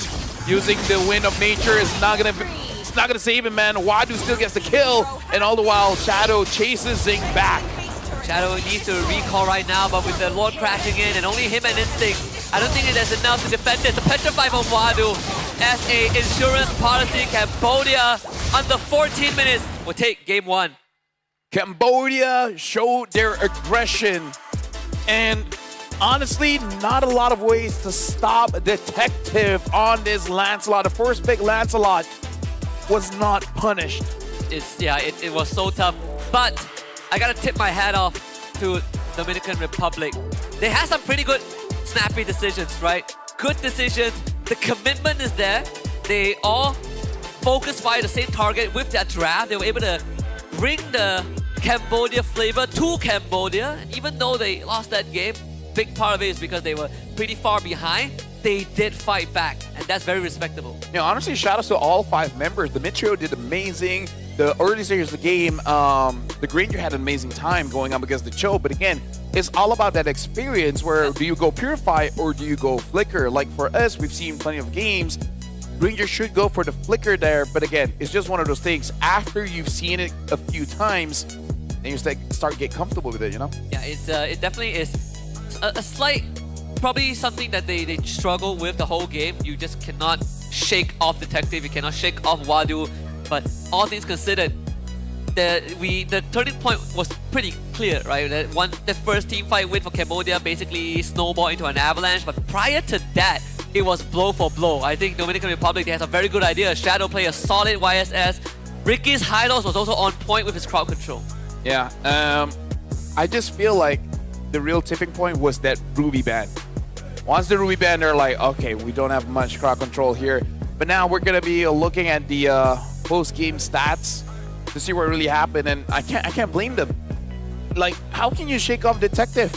There's healing from the Endless Battle, there's healing from the War Axe, there's, you know, improving his own defenses with the Brute Force Breastplate. You're even having that resistance to crowd control. So, like, even if you had more crowd control, it's not going to be enough for Detective. Even with Diamond's investment almost paid off as well, right? The first, he Fury Hammer into a Sky Piercer, he got like 20 stacks, but he afterward instantly lost it because he got ganked by Oppie and Zing. But that aside, I think, again, the idea for Dominican Republic was good. They were able to stop early aggression from Cambodia. They were able to fight back and actually punish Cambodia for overstepping. Zing trying to proxy the wave, he gets punished. You know, Wadu not paying attention to the front to back, he gets punished too. They even caught Oppie a couple of times. So all things considered, a very good fight put up by Dominican Republic. Yep, Detective is the goal hunter as well as the GOAT. Ricky took 100,000 damage, and we've seen high losses today. Honestly, one of the better ones, and Wadu with an amazing Yuzong, practically unkillable, dealing quite a lot of damage come mid-game with 8 total assists. Team Cambodia, though, not smooth for every situation. Like Zing on that Cho did his job, but has been caught quite a few times. Yeah, and I think this has definitely set the expectations for the upcoming game. At least in Cambodia, they continue to show their flavor of just liking the fight and pushing the envelope of what aggression truly means. And one of the enablers of that is certainly Wadu, Wadu alongside Detective. Yep, Detective being the MVP for this one. 5,500 damage per minute. And again, the problem is, even if you ban Lancelot, look at how many assassins are there. Up to a point where I feel like, you know what? I feel like Nolan. Right? I feel like Suyo. Yeah, we haven't even seen the Suyo come out yet. All of a sudden, like, you know what? I want to be a fighter. Give me Lucas. Oh, I haven't heard that hero for a long time. Yeah, for sure. I only said that because Suyo is back. So you want that Suyo Lucas matchup? Maybe after M7. After M7. Yeah, for now, let's settle with the meta that we have right now, right? We're going to be looking at the highlights here, and the highlight really is in the fact that the mid trio of the Dominican Republic were able to respond to Cambodia. The problem is no one can stop Detective, and then once Detective takes down Diamond, there's going to be no damage. Yeah, there definitely was some weird moments like this one when Boxy decided to just tower dive. No, Shadow had a pretty solid start. And again, the response time from Dominican Republic was actually on point, right? And that means that the communication was also there. This is the first big fight that Cambodia won, and just because they were able to split the battle lines of Dominican Republic, Shadow was isolated, Detective was basically running circles around them, and there really wasn't much that Dominican Republic can do. Not to mention that they are dealing with a Yuzong, a Khalid with the Raging Sandstorm. I honestly kind of feel like I want the Dominican Republic to run this draft back, changing the EXP for something with more catch potential, and be a little bit more careful on that gold lane. If they pick up the Granger again, swap it out with a Flicker, and maybe can do a little bit better. Because I kind of feel like Yushin Shin and the Jushin is amazing. If the Gatot is open, take Gatot. But if all roamers are down, sure, Hylos actually did pretty well. Yeah, I mean, the whole game was just brawl after brawl after brawl. I definitely feel for the Granger. A lot of times they just wasn't any way to save him, and he was left to dry on his own. Like we saw even in the second last fight where they gun straight for Oppie. It looked good, and then you look at the far edge, it's just Detective 1v1ing the goal laner. So definitely some things that the Dominican Republic can look back and be happy about. But I'm happy with what I'm seeing. I gotta say, the only real change for the EXP that could have potentially stopped Detective is picks like the Arlet, right? Where you can keep on chasing and then just chain CC against Phoveus. Something we haven't seen for a while, but with the Jushin could pair pretty well, is something like a Terizla, right? Slowing everyone down with the Glorious Pathway. Jushin slows people further, jumps in, and then try to get kills there. But either way, I kind of feel like Alice is an amazing hero, but now that they see what Detective can do, they gotta pick a hero that can help Diamond out. Yeah, so it's either in the XP lane or in the roam, right? Yeah. We say the Kaja. But I'm guessing it's gonna get banned, the Gatot and stuff. But maybe Kalia could be the next one. Kalia was open. Kaja Franco is always out there if you want some uncancelable crowd control. I think, again, the ideal. Although I do have to say, I hate Kaja when I'm fighting against a Lancelot. Because they just know how to time their Thorn Rose, and then the catch is gone. And you waste your ult. Exactly. It's happened quite a few times where, like, okay, I flicker and I don't do anything to force out the Thorn Rose, and they never Thorn Rose. I'm like, bro, come on. Yeah, that's what makes it scary, right? Like, who flinches first? Exactly. And usually it's me. It's usually me. I understand. Yeah. I feel like it's easier to use the Kalea Flicker Tsunami Slam, but that is much easier. Yeah, it's much easier. Yep. Oh, there's another one, the jaw hit. Harder to pull off. Now you're thinking. Harder to pull off. Now you're thinking. I want to see the YSS Lancelot matchup again. I think it's a very, very fun matchup between these two junglers. It's more of the rest of the support staff. Because again, it's not that the Hylos was bad. It's just that the team doesn't need that just yet, right? Because Hylos Jushin, so much pressure. They were able to basically dive. Just head spear into a fight, and then they did well. If an Arlet is in the arsenal, pick it up. I think it's going to be good. If not, Phoveus. Phoveus after a few games, it's not that difficult of a hero to pilot, honestly. I mean, perhaps practicing here and playing the game in this region also gave them a bit of an eye opener, right? It's like, oh, what? These guys can't. They like to fight a lot, so let's do that. You don't want to know why we like to fight? No, I don't know why. Okay, because usually we Asians here, we have to keep up appearances, so we always have to be polite. Right. We always have to be nice. We always have to be, attentive. Right. So we have a lot of pent-up aggression, pent-up frustration, and that's all translated inside the game. So you buy damage items, you play heroes and one-shot everyone else. Did you not see Cambodia going 5 damage heroes? Basically, yeah. Even their roamer had a Heptasis and a Malefic Roar. It's about sending a message. I use Minotaur BOD. Do you? Does it work? It can, but if I'm using a BOD, then the opponent's gonna be like, okay, you know what? It's our fault. Like if I'm using Minotaur and I'm using a BOD, it's not that I'm good. You need help. So it's basically you're indirectly shaming your enemies. Exactly. Again, a lot of pent-up aggression that we cannot, throw out in the real world, and that's why you have MLBB. Yeah, that's why people play Alucard, One Trick, Amon, Jungle, Natalia, Roam. Show damage, Amon. Jaw hit, Saber. Saber. Cyclops. Honestly, I feel like those Zilong mains. Argus, Tamus. Basically, most fighters, actually. Yeah. Most fighters. Tamus still manageable, but Argus is just... You throw yourself at everyone else and you have like 6 to 8 seconds, That's weird because my brother-in-law is Argus main. And he's one of the nicest person that I've ever seen. So... as long as he's nice outside of the game. Exactly, yeah. So I think my theory is correct. One of the employers I work with, I didn't know this at first. And I found out that he's a Chang'e main. And I have a special place for Chang'e players. And then he plays Chang'e and wins the game. And I'm like, maybe they're not all that bad. Maybe some of them are alright. Yeah, some of them are alright. My mission. Okay, another one. Selena players. Hey, Selena players are... No, they have something deep inside of them that they can't channel out. So they practice Selena. Selena players that...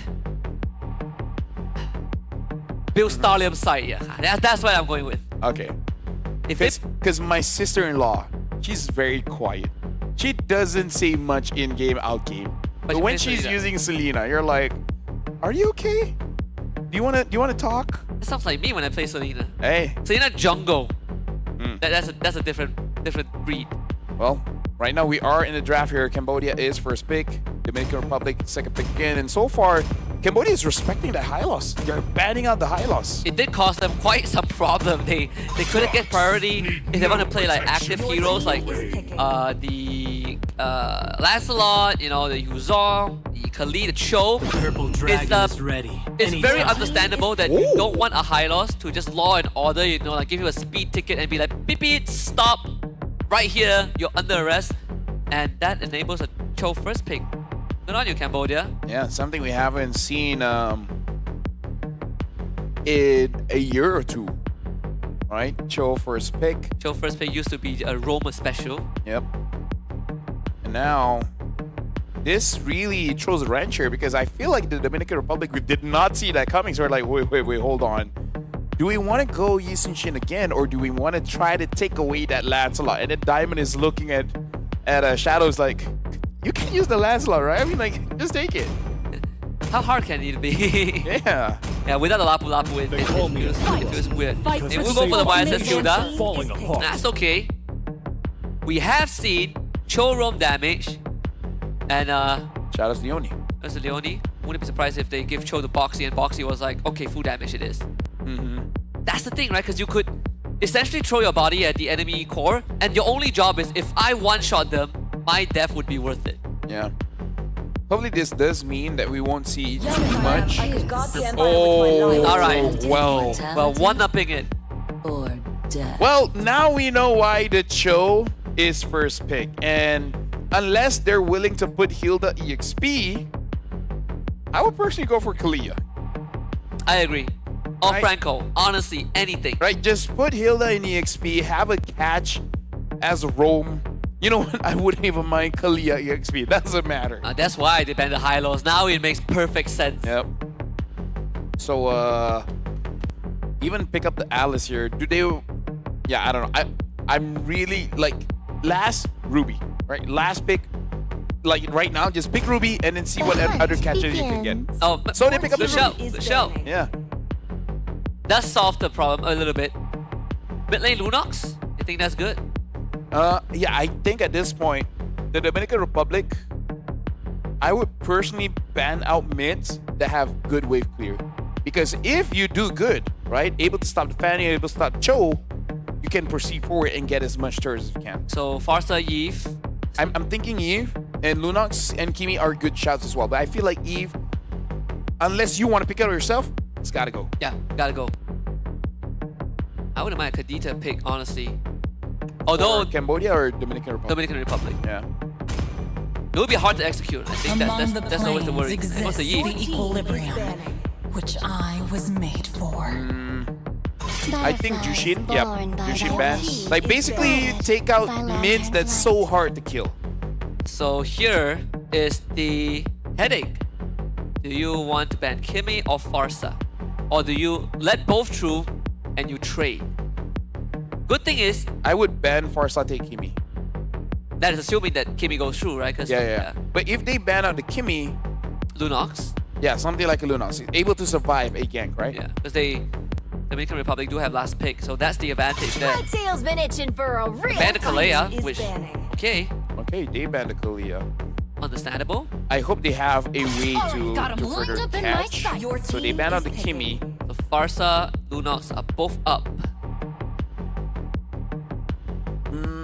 I want to say Selena, but again, it's not easy to pull off. Yeah, we don't know the capabilities of the player. I would honestly am more frightened if Cambodia picks up the Farsa. I agree. So that's like a consideration. Like our Farsa is so, but Farsa on them is gonna be scary. The safest pick, I want to say Valentina, but it's not even like a good spell to take right now, except for the kick.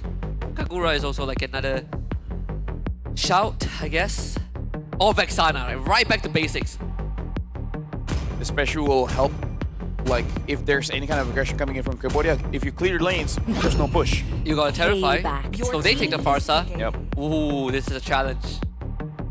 Into Alice, Fanny, and Cho.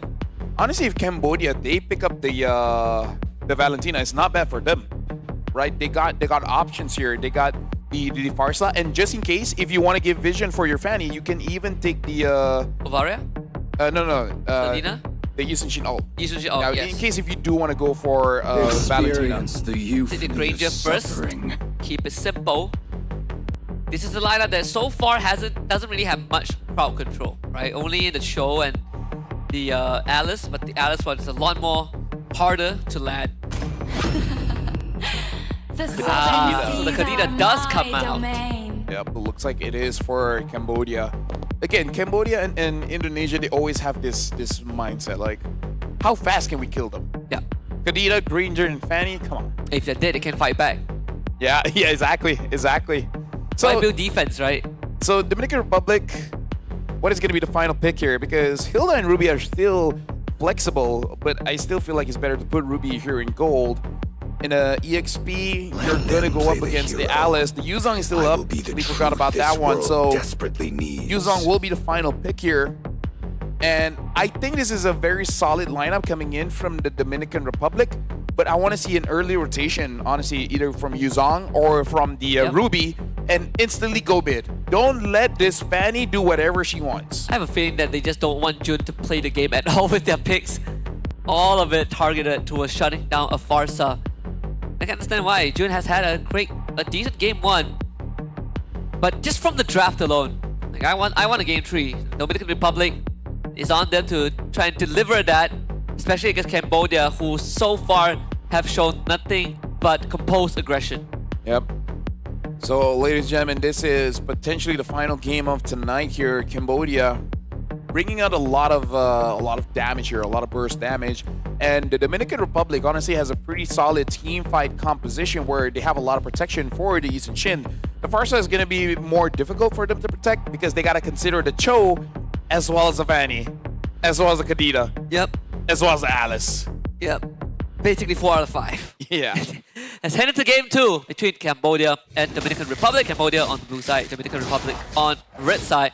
Both junglers this time will start on the purple. And right off the bat, priority mid given over to Dominican Republic. Yeah.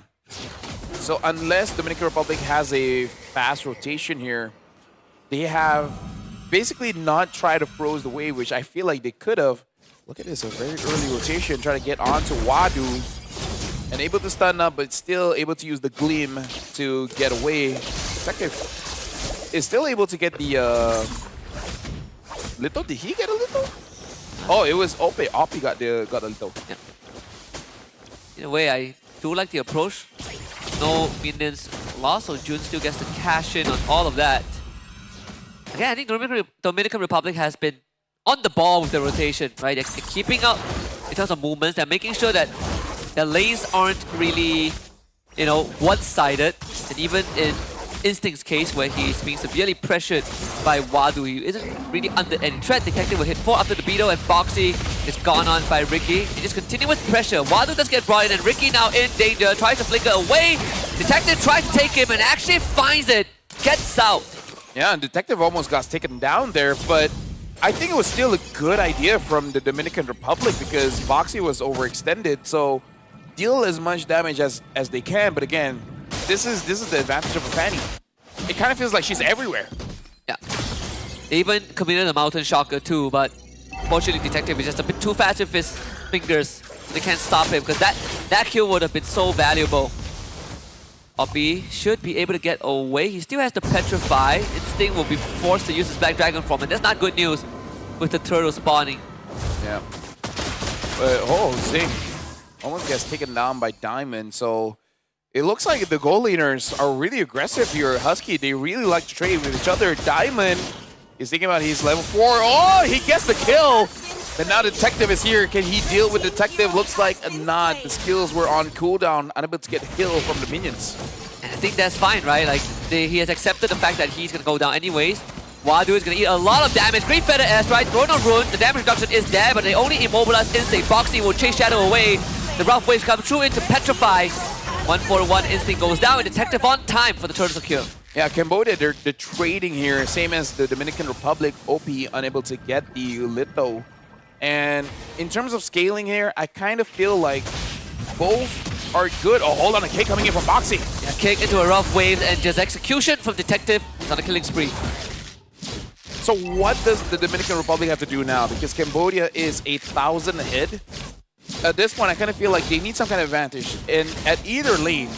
And I feel like considering that Diamond has a favorable trade, maybe try to back him up a little bit and extend that lead. And as Instinct, just don't die to a 4 to 5 man gang. Yeah, it's once he gets the War Axe, it will be easier for both of them. Oh, Shadow. You see this Jing, he's gonna get instantly eat the damage. Again, Dominican Republic reading some of the movements like a book, and Instinct able to get away. That is the best case scenario. Detective does show up in top lane, but I don't think he can fight this. Ricky will make sure that will be the case. I like that I'm able to call out the shot call coming in from the Dominican Republic. And they're doing it quite well. Zing does have the Sky Piercer, but 0, 2, and 1 in 4 minutes. The Dominican Republic, they're taking charge. They're getting this turret. Zing is here. If they can get this is a huge advantage for the Dominican Republic. Yeah, great Traceless from Shadow to get away. Flicker expanded from Ricky. He's going to try and bait out Detective, and does more than enough. The Feather Airstrike is here. Ricky, with the help of Jun, finds the shutdown. Oppie, very deep in enemy lines, going to take the turret shot. And that would be Diamond finding the kill too. Shadow does end up going down, but Cambodia had to bring Jing and Boxy in. I would say that's worth it. Detective and Oppie got taken down, and the Dominican Republic, hold on, Boxy gets onto Diamond.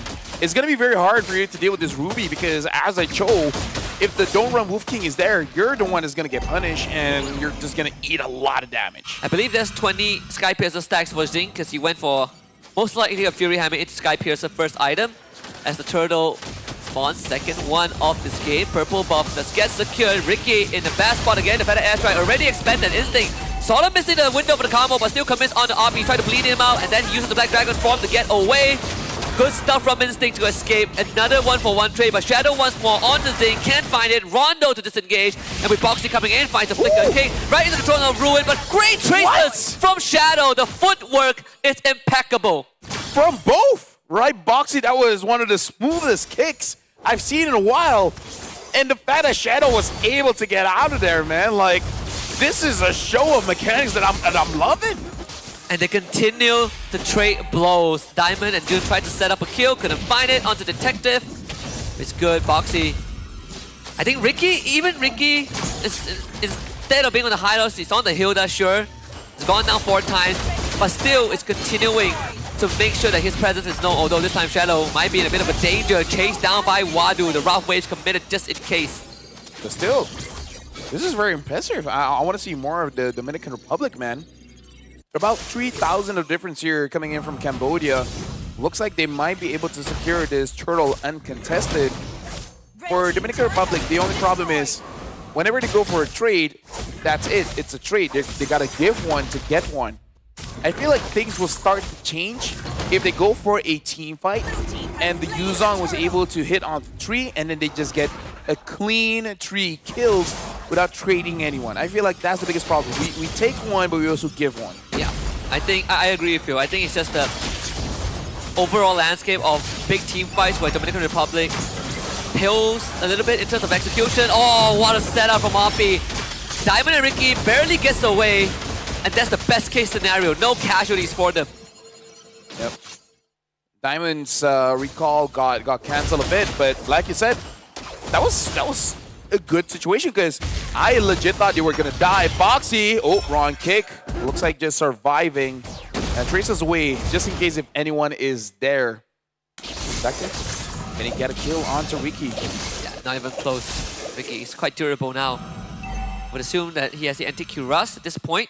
Lord up in around a minute, the bottom side of the map.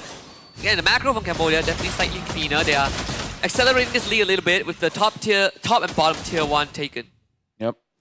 So for Cambodia, I think looking at top here, they're trying to basically end this a little bit fast, right? They're trying to get the turret, but Boxy, he's doing this. So is he going damage? I did not notice his items. That could... right, because that's damage, right? That is damage, yep. Yep, that is damage. So again, 5-man damage. Well, Atlas, not so much, but hey, still, a lot of damage coming in from Cambodia. And Wadu is so deep in. Jun wants to run away, but he is the target. And a cutthroat would do it. This mid tier 1 going down. Cambodia now has full control over the Lord Pit. Ricky also can't really stay there for too long. Yep, Boxy now having the endless battle as well. At this point, I feel like he can one-shot Shadow. So this is going to be very, very difficult. Jun and Shadow, the main damage dealers. You know, it's kind of a meme for everyone to go damage, but in a game like this, bro, damage is king. Damage is king. And Detective, with the solo kill on the Shadow, is going to definitely secure the Lord. Diamond eats the full rough waves and survives. But Cambodia have essentially taken command of this game. And it's only going to get harder for the Dominican Republic. This is not great because you want to sustain, but when the damage of your opponents is much higher than any kind of sustain that you really have, like the best way they can sustain is with minions. Yeah. And in hindsight, Cambodia has been taking fights mostly in the jungle, so minions aren't helping the Dominican Republic to get as much heal as they want to have. And also, you can only sustain if you have health bar, but if you get blown up, it really does not matter. 7.3k. I'm surprised that Cambodia is not working on the Lord. They're really taking a sweet time and just continuously putting pressure in the lane. See the Mountain Shotgun from Shadow, and that will confirm that the Lord hasn't really been worked on just yet until now. Shadow does have the War Axe. Almost got taken down. The burn is there. Ricky and Diamond, can they really do anything? But with no retribution, there's just no shot. Detective goes in. Jun, wings by wings, try to get away. And Wadu just being a nuisance. And as of this point, Cambodia, they're waiting for an opportunity, but Dominican Republic, they're not giving it to them. And for good cause. I feel like they still can defend with that Farsa. And Cambodia, they have a Granger, so the siege should be quite clean here. Yeah, it should be very straightforward. The base defense from Dominican Republic isn't exactly the best. They try to control Detective, actually caught him! Good shutdown for Shadow. And now they look to fully commit Black Dragon for Instinct, but not able to reach his target. So Dominican Republic, they're gonna fall back. Boxy in the wings, looking for a target. The flicker kick is there, full damage. Petrify answer from Instinct. Boxy bleeds out. Ricky gets chased down, but he was able to escape. And now Diamond look for a pullback. Good follow-up from Jun. And they take Jing out of the equation. There's 3 bodies dead for Cambodia. Wadu continues to fight it out, but Dominican Republic has successfully held back the assault. That was beautiful from the Dominican Republic. And again, with the damage that you have no defense. And Wadu gets taken out by Diamond. Look at the Dominican Republic catching Cambodia whenever they're feeling super safe here. This is great. As a 4K goal swing, by the way. And Oppie, great patience, looks for Instinct, but the damage not fully there. Ricky will take the punishment. Detective, can he get out of this? Because it's him against Shadow. Oh, he will just fight this. Oh, right into Instinct. Bro, what was that? Dude, like, even Shadow, you see him just tailing the fan wherever the fan is flying. He follows, man. He was like, I'm not letting you go, man. You're in my territory now. That's a 5K goal swing, by the way. Dude, that was intense. I'm liking this trade. No inhibitors go down. Successful base defense. Multiple shutdowns. The odds are almost evened out. The only difference, in fact, most of the goal lead that Cambodia has is on Boxy, who just got a BOD. Endless battle for Jing. Okay, so right now looking at the once the endless battle is built up, which has been built up now by Shadow, it's gonna give him more sustain, but more importantly, that burst coming in from the true damage of the basic attack. It's looking pretty good for the Republic here. It's pretty exciting game. And some of the targets aren't the easiest to burst down anymore. Ricky will find Oppie, not the easiest target to find. Oh, the Petrify into rough ways. Oppie getting a buy one, free one, and now Cambodia definitely looks to re-engage. Boxy is concealed. Dominican Republic out of position. Detective going straight for Shadow, but Shadow will be out. And unfortunately for Jun, he's not that lucky. Even with the Purify, Jing will escape with his life too. Just as the Lord spawns, Cambodia gains control. And again, we did say this is going to be a difficult draft for the first to perform because Cambodia just basically takes all the counters. Detective now having that War Axe does mean if there's another extended team fight, he should actually be fine. Ricky does have the Dominance Eye, so Oppie just took a lot of damage coming in from Shadow. Wow. They will get the lore, and that's the saving grace. Detective not looking for round 2, not with that hellfire. They have a second chance to do some structural damage to Dominican Republic. Yep. So this is... It's only 30 minutes, but hold on. Look at that. Ricky got caught. And I feel like he was just scouting, trying to give Dominican Republic a chance to catch on to anyone. But as a Hilda, this is the point where you're just there opening up the map, so it's fine. Diamond has completed the brute force breastplate. Boxy looking for positions. The instinct goes in. Black Dragon form used. Tries to get onto Wadu, and Boxy Zing is so far away he can't catch up. Probably a good choice to back off. Instinct is the Furious Dive waiting for it to come back off cooldown. No Black Dragon form for this base defense. Top inhibitor has gone down. Respectable attempt. Jun will get his Purify back up in just 5 seconds. Let's see if they can at least hold one inhibitor. That will be the challenge because they're not the best at clearing out Lord. Thankfully, it's only 14 minutes in, so this is very manageable. Yep. They do have all members here. The Black Dragon form is not there, but still... Oh, hold on, engage coming in from Instinct! Oh, Purify out. Jun will escape and back off. This allows them space to deal with the Lord and also deal with the minion wave in the middle lane. Thankfully, Boxy didn't get pulled back by the I'm Offended. Bottom wave needs attention. Shadow doing his very best. The Retribution used to take out the catapult. Boxy is going to try to finish off the structure. Oh. But there is backdoor protection, so Boxy a bit too ambitious with that. Yeah. Good try, though. Good try.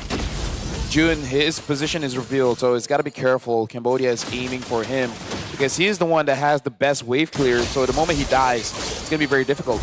Wow, they actually flinched. They used the Feather Airstrike, but for a good cause. Clear the way. Bot inhibitor will go down thanks to Boxy. Offie comes in, finds the pick onto Diamond.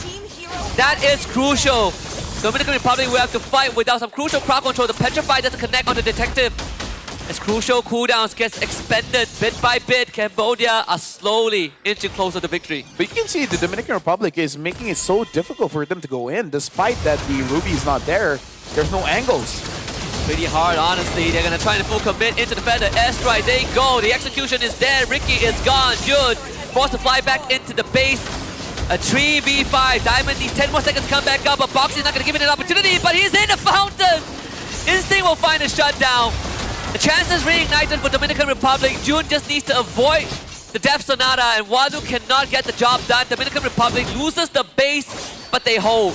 How fast does the players process the information? Seeing that the Cho is onto them, diving into the fountain, forcing the Cho to follow suit. This is insane. And Detective, he's basically running out of time as well, because soon the damage that he can deal is not gonna be enough. Everyone's getting tankier and tankier and tankier. They find Wadu. They want to chase on the Wadu. Can they burst him down? He was able to get away with the gleam. The timing's unfortunate for Dominican Republic because that was an important kill. Oppie has also been getting some crucial assassinations with this Kadita, just making it harder and harder for Dominican Republic to formulate a good response. And Diamond, oh, got blocked the shots, buddy. Shadow with the save. Ricky onto Oppie. Not the easiest to take down. Oppie finds the knockup, and Ricky can continue to chase, but Oppie now disengages, and Ricky is in a very weird spot. Detective coming in for an assassination. Judy to get away. Winter Crown, good stuff. Instinct again, doesn't connect with the Petrify, sadly, as Lord gets secured by Boxy alone. Boxy soloed the Lord. As damage show. I have not seen a roamer solo a Lord for a long time, Husky. Oh man. I mean, no one has seen it for a long time. Shadow, the traceless back is not the baddest idea. Wadu from behind as the flank. Now it's up to Diamond to keep it alive. Jing, she's from the top lane. They're coming in from all angles. And Boxy finds a double kill now. Ricky flickers to safety, but Cambodia looking for the cleanup. Triple kill for Boxy, and Cambodia sweep the series and a clean slate to end their group stage run. I gotta say, shout out to both teams on stage. That was an amazing showcase of mechanics and determination. Both did not want to give up, both showing the absolute best. Detective was just a little bit too much, and Boxy, shout outs to a roamer soloing the Lord at 17 minutes. Look, Boxy, I know that you guys have history with Malaysia, but please don't ruin our rank games like that. Oh, you know what? That's right. Rank games tonight, man. We got Nana. We got Rome, Cho, Solo, Lord. It's going to be quite an experience for the next few days, or at least for this weekend. But again, good effort from the Dominican Republic. I really enjoyed the fight that they put up. They are bringing in the aggression, and they're going toe-to-toe. Yeah, and with that, we are going to be throwing it over to the stage with Rose alongside with Cambodia to see how they feel with an amazing win going up against the Dominican Republic. Team Cambodia with a clean sweep of 2-0 against Dominican Republic. And with me here on stage, we have Detective and Boxy. Hey boys, welcome back to Malaysia. It's been a while. How are you guys doing? I'm doing great. What about you, Boxy? How are you? Good. Boxy, I'm gonna ask you, why did you decide to solo Lord in game number 2? That was crazy. You're a roamer. What made you decide to?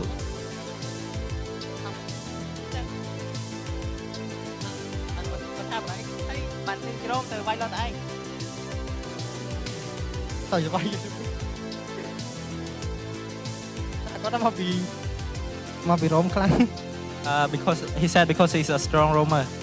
Because he's a strong roamer. You know what? I agree. That was a pretty strong roamer move. I don't think I've ever seen a roamer doing solo Lord. I was watching the game, and at the mini-map, I'm just like, oh my, you guys look over there. Boxy is soloing the Lord on a 1v1. And hey, he got the Lord without dying. Are you proud of him, Detective? Of course. You know, when I tried to help him, he said, "Go help the team." I solo lot. Oh, really? Yeah. That happened? He was confident with his cho. But you know what, Detective? I have a question. Here at the WEC 2025, you guys have been meeting a lot of teams that are up and coming and rising, right? A lot of developing regions.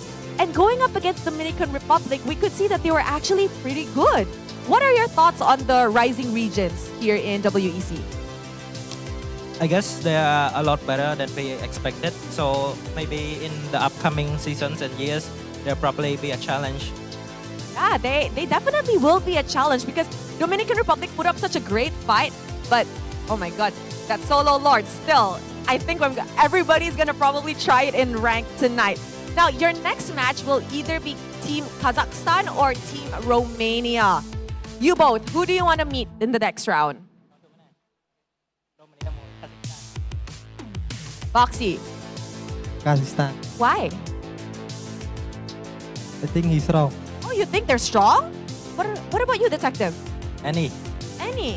Why, you're confident you can beat them? Of course. Of course! Wow! That is the confidence I like from you, Detective. I haven't seen you in a hot minute, but I'm really glad to see you here and I'm really glad that you're doing well. Is there anything you want to say to all the Cambodian people who are supporting you guys, the Khmer people? I can speak Khmer. Go ahead. Just translate it back to me, okay? ដូចតែអញ្ចឹងខ្ញុំគ្មានអីក្រៅពីម្រាមដៃ10អរគុណទៅដល់អ្នកទាំងអស់គ្នាពួកខ្ញុំនឹងខំប្រឹងអស់ពីសមត្ថភាពដើម្បីយកនៅស្ពានហើយនឹងមេដាយមាសមួយនេះដើម្បីជួយអ្នកទាំងអស់គ្នានិងសង្ឃឹមថាពួកខ្ញុំនឹងមិនធ្វើឲ្យអ្នកទាំងអស់គ្នាខកចិត្ត I totally understood that. Thank you very much, Detective. And my friend Poji, he taught me a phrase. It's like Chayok Khmer. Is that true? Is that right? What? Chayok Khmer? Is that right? Poji, we have to have a little bit of a chat after this because what you taught me was wrong. But congratulations once again on the win. I will see you boys tomorrow.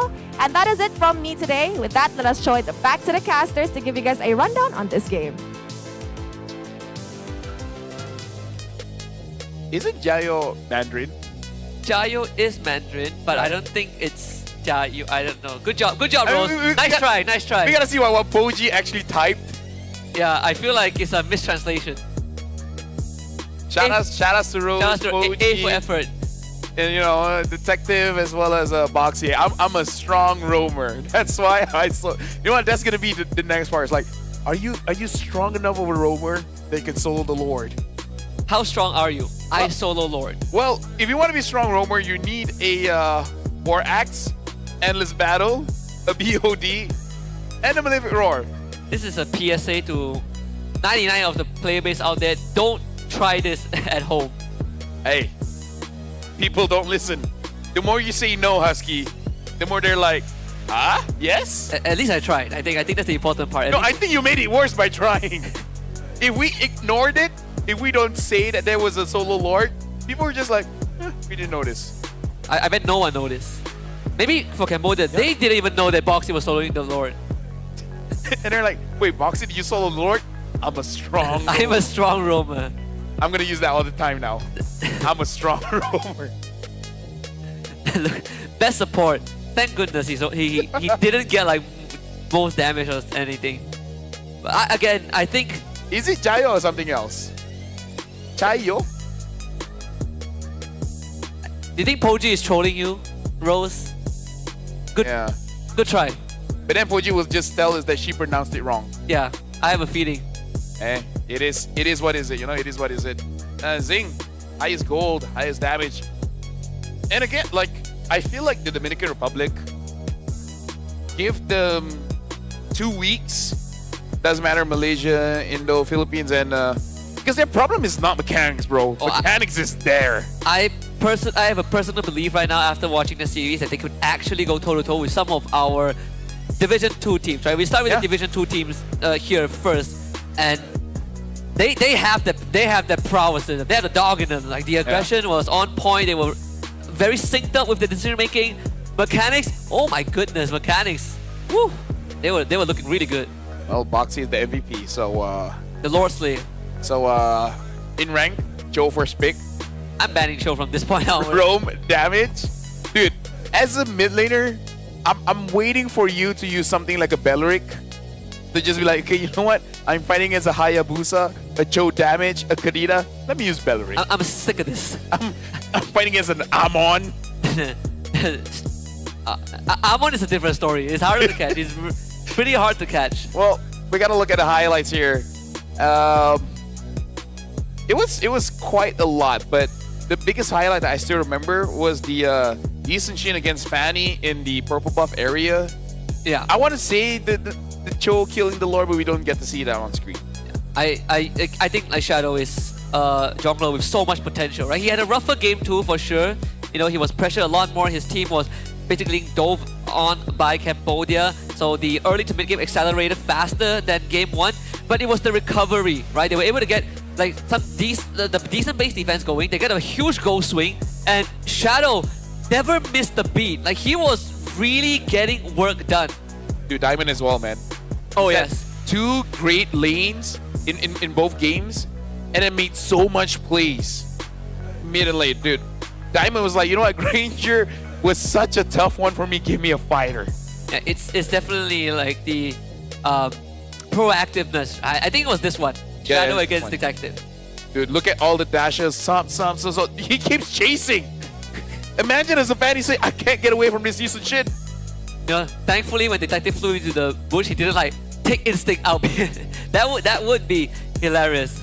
But again, Cambodia a lot more experience in terms of creating controlled chaos. But I gotta give flowers when flowers are due, man. Dominican Republic, I want to see more of them down the road. We need more entries for, you know, the other leagues. We need more international tournaments. And here's the thing. If money is no issue, I really want an international tournament where the teams are able to stay there for 2 weeks before the tournament starts. Yeah. Right? Not just fly in, we're starting tomorrow, you know? If WBC has shown us anything, it's proof that some of these teams out there, these players are full of potential, right? They're just uncut gems waiting to be discovered, and we have seen some diamonds in the rough in these past 3 days. It's been See you great. tomorrow. Yeah. Alright, just saying bye, churros. It's quite late. She bought us churros today. Yeah, It's pretty nice. Been a fun day. Yeah. Been a fun day. And that was a fun game to end it out. Yeah, we had Dominican Republic were blessed. South Africa South was fun to Africa. watch. Yesterday we had Romania as well. We had Kazakhstan, we have Iran. Wow, all of them have such different approaches to the game. And people might just look at the result and be like, yeah, they got steamrolled. What's good about it? But hey, you have the spectacle that they put out, the show that they have shown us, and just the potential. Yeah. Right? It's something that you experience as a caster. Based on comments, you can tell whether they watched the game or not. Oh yes. Right. Or they just read the results. It's 99% of you guys out there. Well, to be fair, I can say that, but the people I'm referring to probably won't know because they won't be watching. We can say whatever we want. Like, oh, the game's over. All right, see y'all. Speaking of which, we should probably end the show. Yeah, it's been a. Well, tomorrow is playoffs, and I think it's a good time to just remind everyone out there that the playoffs format is slightly different for both categories. For the female category, it's a double elimination format. They're gonna have the grand finals tomorrow and the lower bracket finals too. But for the men, it's a single elimination format with a third placement game, and we're gonna get all 4 quarterfinals tomorrow. How cool is that? Yeah. I wonder what the matchup is like. Who is Malaysia gonna face? Who is Indonesia gonna play? Here's the thing. I think I took a look at the bracket earlier. If Malaysia and Indonesia wins their first match, they instantly meet. If we beat Indonesia, it's trophy for us. No, I'm just saying. Sorry, Indonesia. Sorry. You know, it's a hard topic to open up before we clash. Let's take a look at okay, the people bracket. aren't seeing it. You are right. So yeah, see? Malaysia plays Mongolia, Indonesia plays Nepal, Cambodia plays Kazakhstan, and Myanmar against Turkiyye. So, if Indonesia wins against Nepal, Malaysia wins against Mongolia, we meet at the semi-final. So, we got to look at the other side of the bracket. Cambodia going up against Kazakhstan, Myanmar going up against Turkey. Cambodia and Myanmar are the favorites here and looking pretty strong. But we can't forget about Turkey as well, man. Yeah. Well, woo! We got a match. I personally want Malaysia against Cambodia. You know, I only get to pick one, sadly. Because we've already seen Turkey, right? like Malaysia going up against Turkey. Yeah. I want to see it going up against Cambodia. But tomorrow, here is the schedule. We are starting off 10 in the morning here, GMT +8. Malaysia going up against Mongolia, and then Myanmar going up against Turkey, Indonesia, Nepal. But yeah, those are the games for tomorrow. Interesting things going on, Husky. Can't wait for tomorrow. You know what? Let's arrive in the morning. Yeah. Right? But, Let's come in the morning. I can't wait to come early. I'm gonna come early. I'm gonna get ready. We got some great games coming out tomorrow.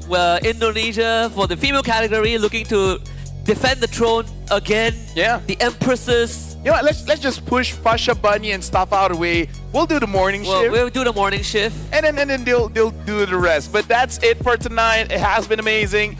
Thank you very much, Husky. Thank you, LaFell. And thank you to all of our sponsors. You guys have been amazing. We'll say more thank you to you guys for tomorrow. But for tonight, that's it. Oh, bye-bye.